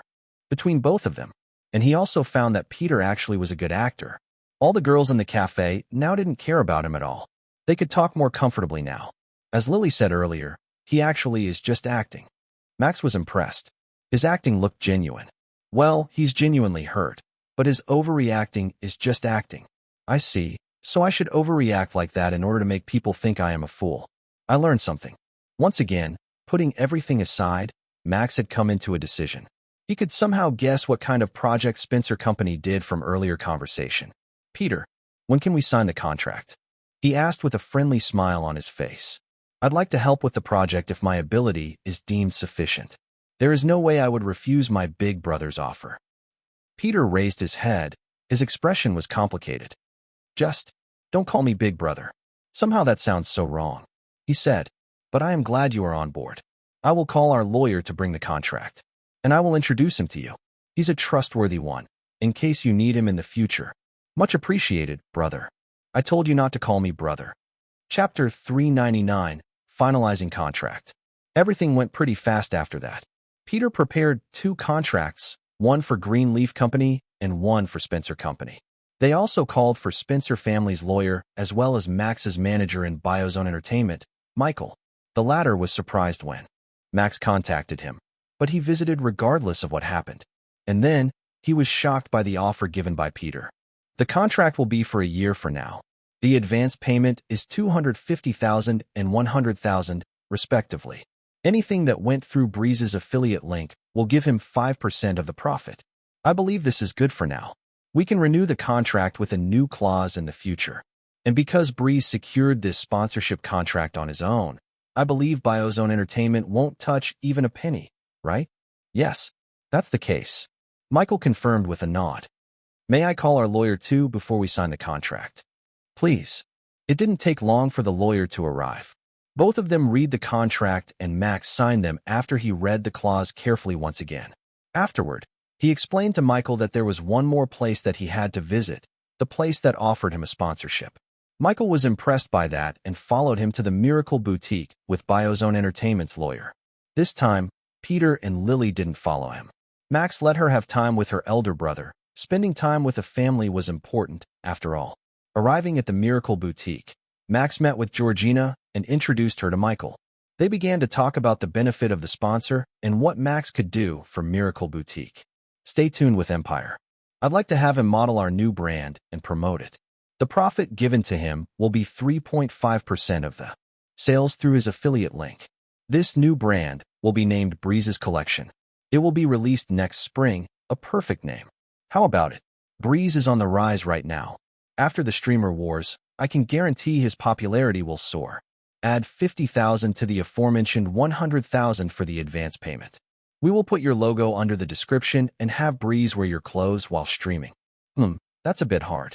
I can do that if we make it into 3.25%. We're a luxury brand, so even that much will give him the number you mentioned before. That's difficult, madam. Michael didn't back down. To tell you the truth, Biozone Entertainment plans to market Breeze and is currently planning on a large-scale campaign. In no time, his 15K average viewers will increase to 20. No, to 30K. How about 150 plus 3.7%? Now that's greedy. Georgina held her cheek and smiled. 125 plus 3.5%. Unfortunately, we don't believe in something that can't be proved yet. Unless you have that number right now, then we can't increase it that much. I do have the number. Michael smirked and pulled a hologram screen. On it was Max's viewer statistic, showing an exponential growth since the first time he signed with Biozone Entertainment. Georgina's expression changed once she saw it. Greed flashed on them. Seeing it, Michael pushed once again. 150 plus 3.6%. We will increase it to 4% if he does manage to hit 25K viewers or sell 100 pieces of your product. How does that sound? After seeing those numbers, I can't say that I don't believe in the young man. Georgina's expression softened as she extended her hand. Let's write the contract.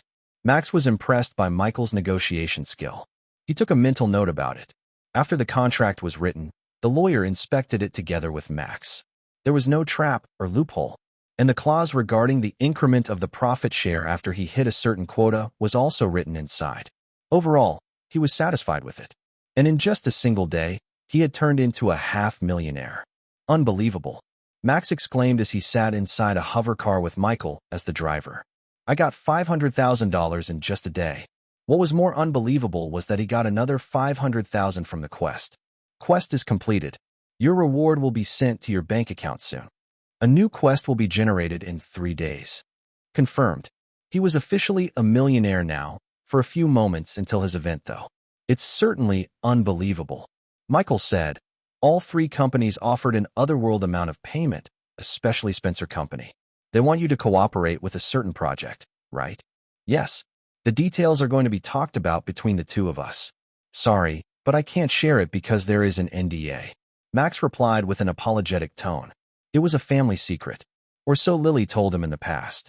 It's not a problem, but I believe this won't affect you negatively. Right. It won't. My streaming schedule and everything won't change. And I think my name will soar higher after this project is over. That's good then. Michael smiled. You surprised me once again. Mr. Taka was also pleasantly surprised when I told him that you have secured 3 good sponsors in just a few days. He increased the scale of your promotion before Streamer Wars on July 30th. Ah, Max exclaimed, remembering it. What exactly do you mean by that? I have never heard of promotion. And the Streamer Wars. And the fact that Michael already knew about Streamer Wars date meant it was decided. How could he haven't heard about it before? He was an affiliated streamer. My apologies. The promotion is actually for a surprise, and we plan to tell you about it 3 days before your photo shoot. But I have to disclose it to you and break the surprise to secure your sponsorship. Michael said in an apologetic tone. As for Streamer Wars, we only confirm it's in late July. Judging from the date, I further guessed it will be held on the weekend, which coincidentally is on July 30th. Nothing is decided yet. The organizer often contacted streamers invited to the event at the same time when they posted the vote. That's crazy. What if the streamers invited to the event have a schedule that day? Breeze. Michael sighed. He glanced at the mirror for a second and continued. No newbie streamers are busy to the point they will miss Streamer Wars. No one also makes more than $100,000 in their first year. You're an exception, okay? Got it. Sometimes, he forgot that he was an exception. Chapter 400, Planning Event and New Setting. All formalities were finished in a day. Max returned to his apartment alone and sat on the balcony, opening up a note application in his smartwatch. With the money in his bank account reaching $1 million, he could create a rather big streamer event. There was also no definite deadline yet, but he guessed this time's deadline would be longer than all his previous quests altogether. Read New Adventures at Empire. What kind of event should I make? This will be my first one, so I want it to be fun and, if possible, I want all my friends to join. A game show? That would be too common and low effort. He wanted to make it special. Sports? It might be interesting. Many people got excited when he played basketball against Madlad. If he made a large sports event, it might succeed bringing more than 30K viewers to him. I will put it on the list. He said, typing Sports Day on number 1. Or I can make a mini game series event with a host. Evelyn will become a good host, but I don't know her rate yet. Let's put 200,000 for guests and 600,000 for the event. I need to spend the sponsors' money, or I won't be able to explain why I still have a lot of money afterward. Max believed the system had taken care of any legalities regarding his new $500,000, but he still wanted to use them so he wouldn't be viewed as a greedy streamer. Even with that, I will still have 200,000 left. Added with the last month's pay, I will have 300,000 sitting in my bank. I need to hire a consultant soon to ask how I could use those money to make more money. Unfortunately, I don't understand this world's market. And due to his streaming activity, he would be too busy to research it. Anyway, he wrote many ideas into the note, but only a few actually caught his attention. Sports Day, mini games, Real Survival, or Breeze's Castle. All names were self-explanatory except for the last one. He got the last idea from a TV show back on Earth. It was a hard game show where the players had to reach the deepest of the castle to fight the last boss, Breeze. That might be the best one among my ideas. Streamers or viewers could join the show, and I can prepare 10,000 as a reward for the winner. He stroked his chin, his lips curled up into an excited grin. And I can use my friends as my generals to stop those people. Yeah, it's fun. After deciding which one he truly wanted to make, Max closed the hologram screen and returned to his room. It was now 5 p.m., an hour before his usual livestream schedule. He entered his VR capsule and prepared to continue Spellbound Academy from where he was left off this afternoon. At least, I want to finish the first big quest. And I am curious how Teacher Dordod will react about Prilly's death. And I want to learn a new spell. I hope I got a lot of EXP from this quest. Preparing for the stream was pretty quick. He was used to changing the title, making sure his voice entered the live stream, and setting the camera that followed him everywhere. After looking at his first Spellbound Academy's VOD, he noticed that his spell didn't look impressive at all with a close-up camera. That was why he set the camera a bit away this time. "All right," he exclaimed as he looked at his title. "Say no less. I will create the best spell ever. Hashtag Spellbound Academy, hashtag magic, hashtag melee magic." It was perfect. Max immediately logged into the Spellbound Academy and started the live stream. The loading screen started. He found himself in the room where he fought Prilly. All of the purple fog was already gone. He was left in the room with spilled liquid, a withered body, and a small dog near his legs. When he changed to the main camera, "What the? Yo? He's spending the night with withered Prilly. A night with a withered Prilly. That sounded wrong. You stream again today? Damn, talk about being diligent. Yo, you guys are rowdy before I even greet you. Well, I technically don't spend the night with a withered Prilly. I logged out and went into the real world, you know? Nah, your body is still there. So, technically, you are spending a night with Prilly. Isn't this cheating? Breeze is cheating with Prilly. I need to tell Lily Pixel ASAP. While your heart isn't there, your body is still cheating. Hashtag Breeze cheating on Lily makes this tag viral. On it. Hey, don't do that. Max shouted in panic. That would be disastrous. Right now, Lily was with her brother. If that tag went viral, I am dead. Looking at his panicking face, the chat teased him further. They said making the tag viral would be pretty easy with 14K people that watch the live stream right now. Please, guys, just this one. I beg you not to do it. My life is on the line here. If you do that, I won't be able to stream forever. I am telling the truth. You don't know how scary Stone Sword is. So you're not afraid of Lily but Stone Sword, huh? Now we know who holds the reins in this relationship. It's Stone Sword. So it's not Breezy but Stone Breeze, huh? Don't joke around about that either. Max retorted with a straight face. He sighed. Crouching, he patted Doggy and put it on his shoulder. The dog was pretty tame and didn't move much. He turned around and saw the guiding light stretch to the way out. All right, let's get out of here. He followed the light and opened the door. Just when he did that, what happened here? Dordod stood there. The teacher glared at him. His glare could easily make people cower in fear and run between their tails. Even Doggy whimpered in fear. However, Max wasn't affected at all. He looked straight at the killer teacher's eyes and answered, I killed an ugly witch. Damn, so cool. Pweet, pweet. Breeze just dropped a line. Guys, calm down, Maud. Is that so? Dordod asked again, looking past him before raising his wand. I guess you want to die. Chapter 401, Grinding Side Quests. Please, teacher. I don't want to die yet, you know? Max said as sweat poured from his back. He didn't expect Dordod's reaction to be that scary. To tell you the truth, I know nothing either. I was asked by Teacher Prilly to bring this dog to her as punishment for failing a class. But when I entered the teacher building, Max recounted what happened from before as Dordod kept pointing his wand toward his face. As he explained the story, Dordod slowly brought the wand down and nodded. The wand was fully stuffed away when he explained about the immortality potion. I see. The scary teacher nodded.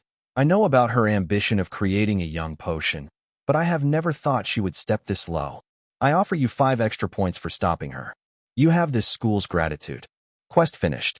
You have received plus 700 EXP for finishing the quest. Return to your dorm and wait. I will take care of the dog and the aftermath. Yes, teacher. The cutscene started right after that. The scene was skipped and the words 7 days later floated in front of him as the screen turned black. Following that, he got another notification. You have received plus 70 EXP for self-study. Max didn't know how that happened, but he was grateful. Extra EXP was always welcome. Time skip. It's not smooth at all, but I guess that's how it is in this game. They just go this and that, give EXP, time skip, and such. When the black screen disappeared, Max found himself in a room alone. He sat on the bed and could move his body. Well, I survived Dordod, but now what? Just as he said that, a notification arrived. Quest updated. Main quest. A student's job is to study. Head to class. Max was speechless at how simple the quest was. But this time, he didn't immediately head to the class. The quest doesn't force me to do anything, so that means I have all the time I need to explore, right? Yes. This is a semi-open world game, Some areas are limited, but you're free to do as you please as long as it's within the permitted area. No need to be shy. Go ahead and have fun. I suggest you gather more EXP if you think of creating a new spell. It's a waste to spend 770 EXP. You will only get rank 1. I am not stupid, okay? I won't waste my EXP to create a rank 1 spell, Max said as he rose from his sitting position. What I wanted to do is different. I mean, this is a game, and I can explore. What stopped me from doing something like taking his wand from his robe? He pointed it at the vase at the corner of the room. He activated the wind blade spell, and it flew toward the vase, destroying it. Crash. This. He continued from where he paused before sighing. I guess you won't get an item or EXP by destroying a random item. Huh. Disappointing. What did this guy think he's doing? Getting an item or EXP by destroying stuff. He has gone mad. I know that he's crazy to begin with, but he can't contain it any longer. Where did he get the idea of destroying something in the game equals an item or EXP? Reading the chat, Max realized that this world's VR game didn't employ what all famous RPGs in his past world had. Boring. I wanted to go inside a teacher's room and destroy their pod in front of them, he thought, clicking his tongue. But I guess with advanced AI, something like that is impossible. I understand why they don't have that feature. But that means I won't be able to use this method to gain EXP before continuing the quest. Maybe there was a side quest where he could get EXP somewhere. Asking the viewers would be the fastest way to find out, but he didn't want to do that. He decided to leave the room and walk down the corridor. His room was apparently on the first floor, and the hallway right outside. It was connected to the cafeteria and the exit. When he stepped into the cafeteria, he got the answer for his earlier question. Ah, there is a side quest, huh? He smiled as he looked at the worker behind a counter. On top of his head, a purple smoke that looked like a question mark was floating. Of course there is a side quest. It's for the players who love to be overpowered before doing a main quest. Side quest gives EXP and items, but it's random. You can get only 10 EXP if you're unlucky. Are you going to take the side quest? You just started the main quest. No, it's useless. You better just play the main quest. Yes, it's better that way. Nod. What should I do? Max stroked his chin in wonder, but his lips curled into a grin. Your words have helped me to decide. After reading all the chat and the fact that most recommend me not to take side quests, I decided that I will take it. Looking around, Max noticed that there were various people with the question mark on top of them. But the first one he approached was the worker behind the counter. When he got close to him, he struck up a conversation. Good morning. Can I help you with something? It was a good one-liner to get a quest. Based on what he read on the internet, the NPC would definitely give you a quest. The success rate was 8 out of 10. This statistic was based on a famous RPG game, Horizon Online. And the two failures were when the NPC's favorability was too low or the quest needed a special item to activate. Because almost all games released after the famous RPG used the same engine for NPC's realistic behavior, the question needed to trigger the quest was similar. That meant this question had a 100% chance to trigger a quest. Ah, young student. How do you know that I need help? The worker replied with a soft smile, seemingly tired of everything. You look troubled, sir. That's why I asked whether you need my help or not. Max answered, showing a friendly smile. If there is anything I could help, then I will happily do so. Please, just tell me. How kind. There aren't a lot of kind students like you nowadays. They only care about magic and magic. Never in their mind they worry about normal workers like me. The worker exclaimed excitedly. Regarding your question, yes, I am a bit troubled. Can you help me with something? I need to buy a new spatula, but I have no time to do so because the cafeteria is full. So, can you help me buy it in the store just beside the gym? I have the money here. Side quest generated. Side quest number 1. Help the cafeteria worker to buy a new spatula. Reward, 50 gold, 50 EXP. Accept side quest. Y/N. Max looked at the new notification and grinned. He glanced at the people with question marks above their head for a second before turning back to the worker. Right now, their faces looked like both money and EXP for him. With the biggest smile on his face, he pressed Y on the floating window. The quest was too easy that it was laughable. With pleasure. After that, he got the money and turned around. Wait guys, let me do something real quick before continuing the main quest. Experience Tales at Empire. No, wait. Don't do that, Breeze. No. The main quest will be too easy if you do this. For the sake of gaming, please head to the main quest now. You don't say? Hold, please. Wait until I finish my side quests. Just as he said so, he approached another person with a question mark above their head. Fellow student, can I help you with anything? It was time to grind the side quest. Let's game it out. No. This guy has found the cheat code. Lol. He wanted to finish this game the easy but long way. One of Max's favorite game content creators in his past life, Josh, once said, "It's not a bug or a cheat, but a game hidden feature." Chapter 402. New teacher doesn't mean better. Another professional gamer also mentioned that preparation was the key.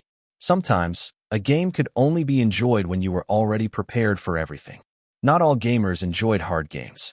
Some just wanted to follow the story or dominated everything easily. Playing a hard game was nice and all. Max enjoyed it a lot in Mercenary Quest. That was why he wanted to play around in this game, lowering its early difficulty by finishing all the side quests first. Damn, it's been 2 hours and he still did it. When will he finish doing it? The question is, how many side quests has he taken? He just walked around and accepted everything while finishing the last one. Right now, Breeze is like a robot. A robot that only has side quests in his mind. Not gonna lie, this grind is impressive. Finally, something that this noble me can ignore and throw away from the final editing by adding a few hours later. Woah! Bloodsucker seems to enjoy this stream the most. Of course he enjoys it. So far, all my live stream is edited heavily by him. But he can skip 2 hours worth of stream and only show a few. This will make his job easier. Max explained as he approached a group of NPC. Anyway, these guys are the last ones. We will continue after this. Finally, we can move to the class after this. After 2 grueling hours. Hey, call those guys who have left. Breeze is about to get serious. Max talked to the group NPC for a few seconds and handed a flower to the youngest of the guys. He wished him luck and the exclamation mark above his head disappeared. You have finished side quest number 98. You have received 150 gold and 80 EXP. I am rich. Max exclaimed as he opened his character menu. There, the gold and EXP he accumulated over the game was written. Gold, 11,710. EXP, 8,120. Added with the 770 EXP he had earlier, he was pretty rich now. Unfortunately, this was the current limit. There were many areas he couldn't get into yet. 98 side quests were already a lot considering he was limited to the dorm and yard area. There are surely many side quests in the school area. I haven't accessed the 3rd floor and higher yet. They are my EXP farm, huh? 8,000 EXP. That's a lot of EXP. And money too. Breeze, are you hoarding? With 8,000 EXP, he can create a rank 3 spell. Heck, if he triggers the Great Success, he can get rank 4 magic too. If I remember correctly, there is only 5 rank of magic in this game, no? And he can create rank 4 in the early game? Crazy. The power of grinding. The question is, what kind of magic will he create? Good question. Max nodded at the viewer's question. I don't know myself, so let's keep the EXP for now. I think it's best for me to hurry up and finish the main quest. His main quest was to head to the classroom and take the class. He wondered whether they had found a replacement for Teacher Prilly yet that they opened the class today, but he would find out about that later. Finding his way to the main building was easy. He had passed by this place many times as he did the side quests. The school area was like his own backyard by now. He remembered every place there was to offer, except for the higher floors in the main school building.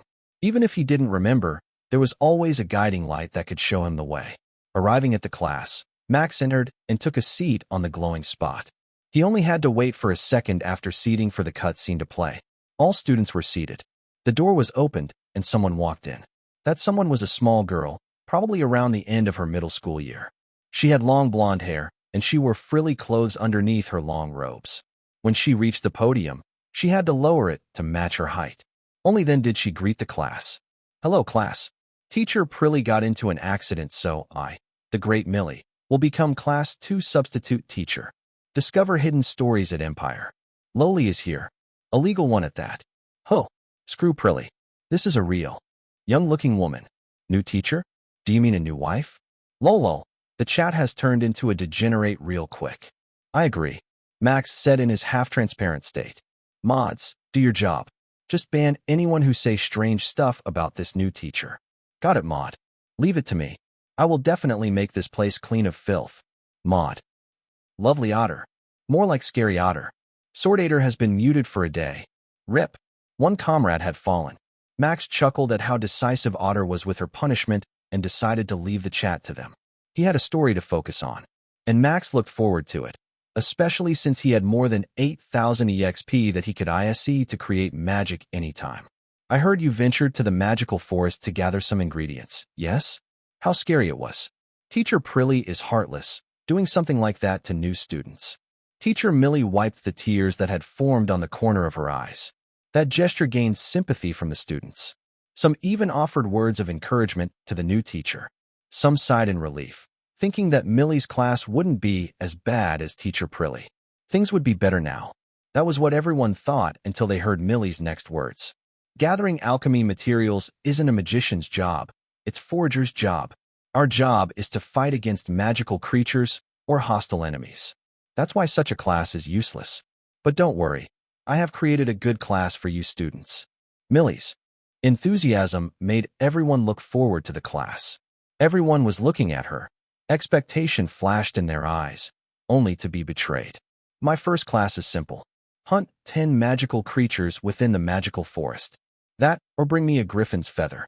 That will guarantee you an A in my class. Simple, right? Simple your ass. Max retorted loudly. Chapter 403. Even Weasels Have Family.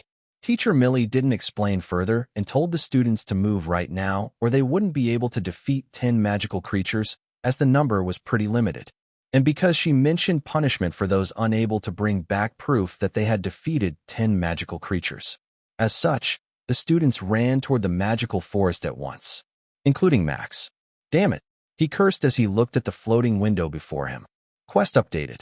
Main quest: defeat 10 magical creatures or take a griffin's feather to Teacher Millie. Magical creatures meant those weasels, right? And griffin, that bastard is too hard. I need something to keep its movement in bay if I want to take its feather. Even so, it's too dangerous to fight, so I will run away if I encounter it. Wise choice. Cough. You can always create bind magic with your EXP. Please, don't be shy and use it. I know you have a plan, so don't disappoint us. I mean, we want to watch you struggle against Griffin. Carrot LMFAO, you need to explain it? LOLOL. At first, he thought Griffin would be easy, but after it killed him, he realized that without a rank 3 spell or higher, he would have no chance of injuring it. In case of emergency, I am already prepared to create a new magic. But well, I hope it doesn't come to that. Creating a new magic only needed 3 ingredients, and he had already got them all. The element, the description, and EXP. Alright, it seems I have no other choice, so let's just tackle this mission like a man. Finding the weasels, or any magical creatures would be hard work itself. They often hid themselves, opting for a surprise attack instead of a normal one. That meant magical creatures liked to hide until their prey appeared in front of them and ran if there was a predator. It's just like hunting. That meant he also had to be silent and got used to this forest first. When he was first attacked by the weasel, he was already in this forest for more than an hour, foraging the grass to find paralysis grass. But I have no time right now. My viewers need some stimulation or they will leave. The best way to keep them interested would be by battling Griffin. That, or found the magical creature's nest and attacked it. Without even considering the former, he decided to use the second method. Enjoy new tales from Empire. Alright, let's return to where I found the weasel yesterday and try to follow its escaping track. I hope I can find it again. After thinking about that, he broke into a run, confusing the viewers. What's Breeze doing? He suddenly ran, without saying anything. Maybe he discovered something or has a plan in mind. Breeze always has one plan in mind. Go find the enemy and beat the shit out of it. Fact *, nod. They weren't wrong at all. Putting that aside, Max ran in the forest without slowing down as if it was his home. He jumped over some fallen trunk and jutting roots. Before long, he arrived at the place where he was attacked by a scythe weasel.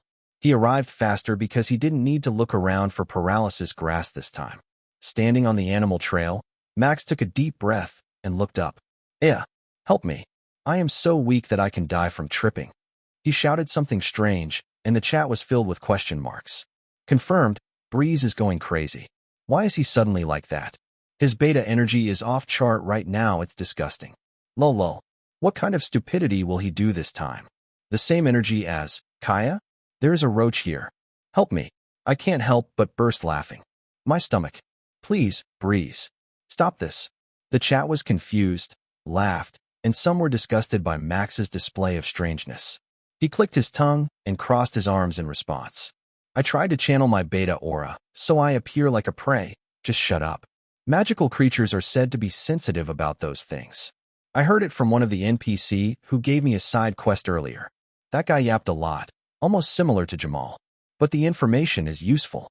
The information was as follows. Scythe weasels could understand human speech. They could differentiate which one talked strongly and which one was weak and suitable to be a prey. What Max did was to lead them to believe he was just a weak prey without any protection or power to defend himself. It was embarrassing, but this was a good strategy in his opinion. This way, I can bait just 1 or 2 weasels that believed in my voice. Fighting against one put me on the edge last time. I guess 2 are my limits. Otherwise, I will be overwhelmed and get killed without being able to do anything. Anyway, he believed this would work, though the chat was skeptical. Will this work? Acting like a beta and ID 1 odic person to lure the weasel to attack you? This kind of plan isn't Breeze-like at all. I don't think the scythe weasels are that stupid. They surely know that it's a trap, right? My brother, weasels are animals. They know nothing about the word trap. No, I can't believe this stupid strategy will work. Everyone called the strategy stupid. That was until Max heard movement going toward him. It's here. Earth weapon, sword, he exclaimed as he formed an earth sword in his right hand and took his wand on his left. The sound of leaves moving could be heard right from his right. Based on the sound and the soft footsteps, there was only one of the weasels. This will be easy. What made the fight difficult before was that he didn't know the enemy attack pattern. But now he knew. He was confident to kill them easily. The sound was getting closer. The air became drier and the atmosphere rose. Orange color filled the area in front of him. At that moment, he had a bad feeling. Wait, Max muttered and took a step back, raising his sword instinctively. The magical creature he was waiting for leaped from the bush. The dried leaves were immediately caught on fire as the creature passed. By now, Max was able to see what it was. It was still a weasel, but it was different from the previous one. Instead of having peach-colored skin and green scythe as its tail, its color was bright red and the tail was made of fire. It bared its fang toward him as it was ready to bite its prey to death. Facing the unexpected enemy, Max immediately jumped away. He dodged the initial attack and took on a fighting position. That's not the weasel from before. How can its tail be made of fire? He asked the chat. His eyes were planted on the weasel that hissed on the ground. Because it's a fire weasel, duh. How could you not understand such a thing? Fire weasel is another family of scythe weasels. You got lucky, Breeze. Sighting a fire weasel in this area is rare, and you can defeat it easily with water magic. Chapter 404, Heartless? It's the law of jungle. Huh? Fire weasel. Max narrowed his eyes questionably. Don't tell me that there is a water weasel or rock weasel too. There is. You guessed correctly. Magical creatures are magical by nature. Of course they follow the 4 basic elements too. Damn it. That yapper is useless. Why did he keep this information hidden from me? He growled and lowered his sword. And water magic? Dude, I have no water magic. Does this mean that I am fucked? I don't think my wind slash will do anything to this guy. And his earth sword was too fragile. He would get burned if he got close. Even from 5 meters away, he could feel the heat. Thankfully, the fire didn't spread. It disappeared as soon as it appeared. I guess that's because it's caused by a magical creature. Now, that wasn't the main problem. The main question was, how do I defeat this little shit? If there was one way, that was to learn water magic. Damn, I want to save my EXP until it's 10,000, but I guess I have no choice. Let's cray. Whoa. Before he could even finish his thought, the fire weasel shot a fireball toward him. He dodged readily and looked at the aftermath behind. The fireball hit the tree and burned it. The fire only stayed for 5 seconds before it disappeared, but the trunk had turned black from the attack alone. Holy, if I get hit by that, I will be grilled. Taking that fireball without a protection was suicide. Max turned to the fire weasel again and lowered his stance. I guess this is the only way. Kicking the ground, he sprinted with a low posture to decrease the area where the weasel could hit him. Just as he thought, as he sprinted forward, the weasel spewed another fireball at him. He easily sidestepped and dodged it, increasing his speed while he was at it. When he was close, he swung his sword. It created a beautiful arch and went directly toward the weasel's throat. But as a magical creature, it wouldn't allow itself to get cut easily. It jumped and spewed another fireball. Wind blade. Facing the fireball was a blade of wind. They clashed mid-air, and the wind scattered the flame around. Max's figure passed through right from the middle. He was already in a thrust motion. His blade went straight for the weasel's mouth and skewered it. The fire weasel cried loudly. It was the first and the last one. It didn't expect its prey to bear his fangs back at it. With just that, the weasel ceased to move. The earth sword crumbled, and the fire weasel's corpse fell onto the ground with a thud. Its fiery tail turned into a normal one after it took its last breath. Max was confused. Just like that? I thought it would be harder. The enemy looks down on you. It didn't use its fire ring or tail attack at all. Weasel actually have a low defense on their inside. Wind weasel cover their fur with wind. That's why they are pretty strong against wind magic. This is normal. Fire and water weasels aren't pretty good at defense, unlike earth and wind weasels. Are you looking down on Weasel? Weasel family will come to you. Lovely Otter has donated 500 diamonds. If weasels attack him, then otters will protect him. Thanks, Otter. This is why you're my mod. Max said, looking at the camera. As for the other, fuck you. Bring all the weasels to me. I will kill them all at once. Who was afraid of weasels? That was his target. If there were a group of them, then he would deal with them at once. It would help him finish his mission easier. Anyway, now that I know Fire Weasel is easier to kill, I will try to follow its track and hopefully stumble upon its nest. I better target this sucker instead of the Wind Weasel that has a high defense, he said and crouched in front of the Fire Weasel. Based on the quest's description, he had to bring a proof of subjugation. And the proof of the Fire Weasel was its tail. Wind blade. The blade of wind cut the tail easily, and he stuffed it away inside his robe. Following that, Max stood up and began to track back where the weasel came from. Discover hidden content at Empire. Because the magical creature burned everything in its path when it was running, finding where it came from wasn't hard. He just followed the scorching mark on the ground and tree. At the end of the hard trail, he found something like hay being gathered under a hole in the tree. It circled the hole, creating a warm environment for whatever inside. Looking inside the hole, he found 2 fire weasel cubs. The cubs looked like normal red weasels. They had no fiery tails or something similar. Maybe their type could control their fire at will? If not, then it couldn't. Explain how the hay wasn't burned by the adult weasel. So that weasel has a cub?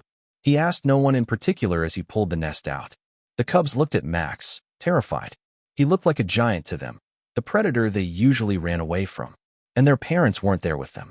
It was normal for them to be afraid. Cool. They look so cute. Look at their eyes. And their voices. I want to hug them. This is bad. Their destruction level is above the rest. I usually don't find animals cute. But small animals are exception. Wait, Breeze. Why are you looking at them like that? Don't tell me that you would kill them. Windblade. Max waved his wand without hesitation. The blade of wind beheaded the 2 cubs in their nest, killing them instantly. Looking at the camera, Max tilted his head slightly. Did you guys say something? Heartless. Demon. He's a demon. How can he kill something that cute? Have mercy on them. The incarnation of demon, Breeze. How harsh. I have an angel heart, you know? Look at my smile. He flashed the friendliest smile he could muster. But that didn't work. The chat still blamed him for killing the fire weasel cubs. Arg. Stop that. This world has a law of the jungle. It's eat or be eaten. The stronger will survive here. Then fought the griffin. Let us know who the stronger one is. If I fight the griffin, then I will definitely turn into a paste. That creature is on a different level. He kept arguing that he was right with the chat as he collected the cubs' tails and departed from his place to find other magical creatures. Finding them was relatively easy. Most of them were from the weasel elemental family, and this area somehow was filled with fire weasels. He only encountered Scythe Weasel once and killed it after a rather close fight. Most weasels had cubs in their hidden nest, making the job easier for him, although the chat kept calling him a demon for doing that. After a while, he managed to kill and gather 10 tails needed as proof for Teacher Millie without needing to create a new magic. Quest updated. Main quest. Return to the classroom and submit the proof you brought to Teacher Millie. Chapter 405. Rage Quit. The quest was finished, and all Max had to do was return to the classroom. It was nothing but a simple task that everyone could finish easily. However, Max felt rather unpleasant when walking back. He wasn't lost, no? Finding a way back was pretty easy with the main building visible through the leaves. Its sheer size that pierced the sky, higher than anything around, became a landmark for students to return. Once again, returning was pretty easy. But Max had walked for 5 minutes now, and the landmark seemed to stay still. Weird, he muttered as he stopped on his track. Is it a bug? I don't seem to be getting closer to the main building at all. Rather, it looks like I am getting away from it. The initially rather close main building now looked small from his point of view. He had an urge to climb a tall tree and looked around to see what happened, but that would only invite the king of the forest to his location, so he decided to go against it. It's indeed weird. Maybe it's a forced event that's a part of the quest? What do you think? I never played this game myself. It might also be the effect of a magical forest. I never played this game myself. Just an idea? Why don't you try moving back from where you came from? Never played this game myself. Dude, the newbies are giving advice while the seniors are laughing lol. I played this game before. Right, going back is what I plan to do. And I don't mind if you seniors in this game don't give me advice. I better be without a spoiler and play however I want. Max turned around and began to walk. I hope this works. Let's just walk 100 meters for now. After walking 100 meters, he looked up and turned around. There, in its previous location, the main building could be seen even smaller than before. Seeing that, Max's jaw dropped. He didn't know what was wrong with this. Bullshit, he shouted loudly. What the heck? Am I trapped in an illusion? Hey, come out you freaking magical illusion creature. I will beat your ass if you don't. This is bullshit. I walked forward and the building was small. Walk back and it becomes smaller. How the fuck? Enjoy new adventures from Empire. This was the first puzzle he faced in this game. And because it arrived at an unexpected moment, when he just finished a quest, frustration was gnawing on him. He just wanted to finish this quest and get more EXP to create the incredible magic he had in mind. He was sure this magic could surprise even his viewers if it was successfully created. Anyway, if it makes me unable to get closer to the academy, then I believe there is something that triggers it. Something like Prilly's pot or a similar item. It should be somewhere in the forest, right? That or the king of the forest don't allow you to leave. I think dying and get revived in the classroom is the best way to return LOL. It's because you killed those cubs. Heartless demon will be lost forever in the magical forest. Nah, this is creepy. The souls of these cubs are refusing to leave the forest and trap Breeze in it. Don't make this a horror game, please. Not only was this forest creepy enough, there were also magical creatures hidden inside. The illusion that he experienced also made him a little bit disoriented. He didn't need the viewers to make this atmosphere weirder. Anyway, I hope there is a guiding light at a time like this. Or should I just follow this current one until I am out of the forest? So far, I have followed my path and not this guiding light, after all. That might be his only clue now. The problem was, the guiding light led him into the forest and not through the animal trail. That was the only reason why he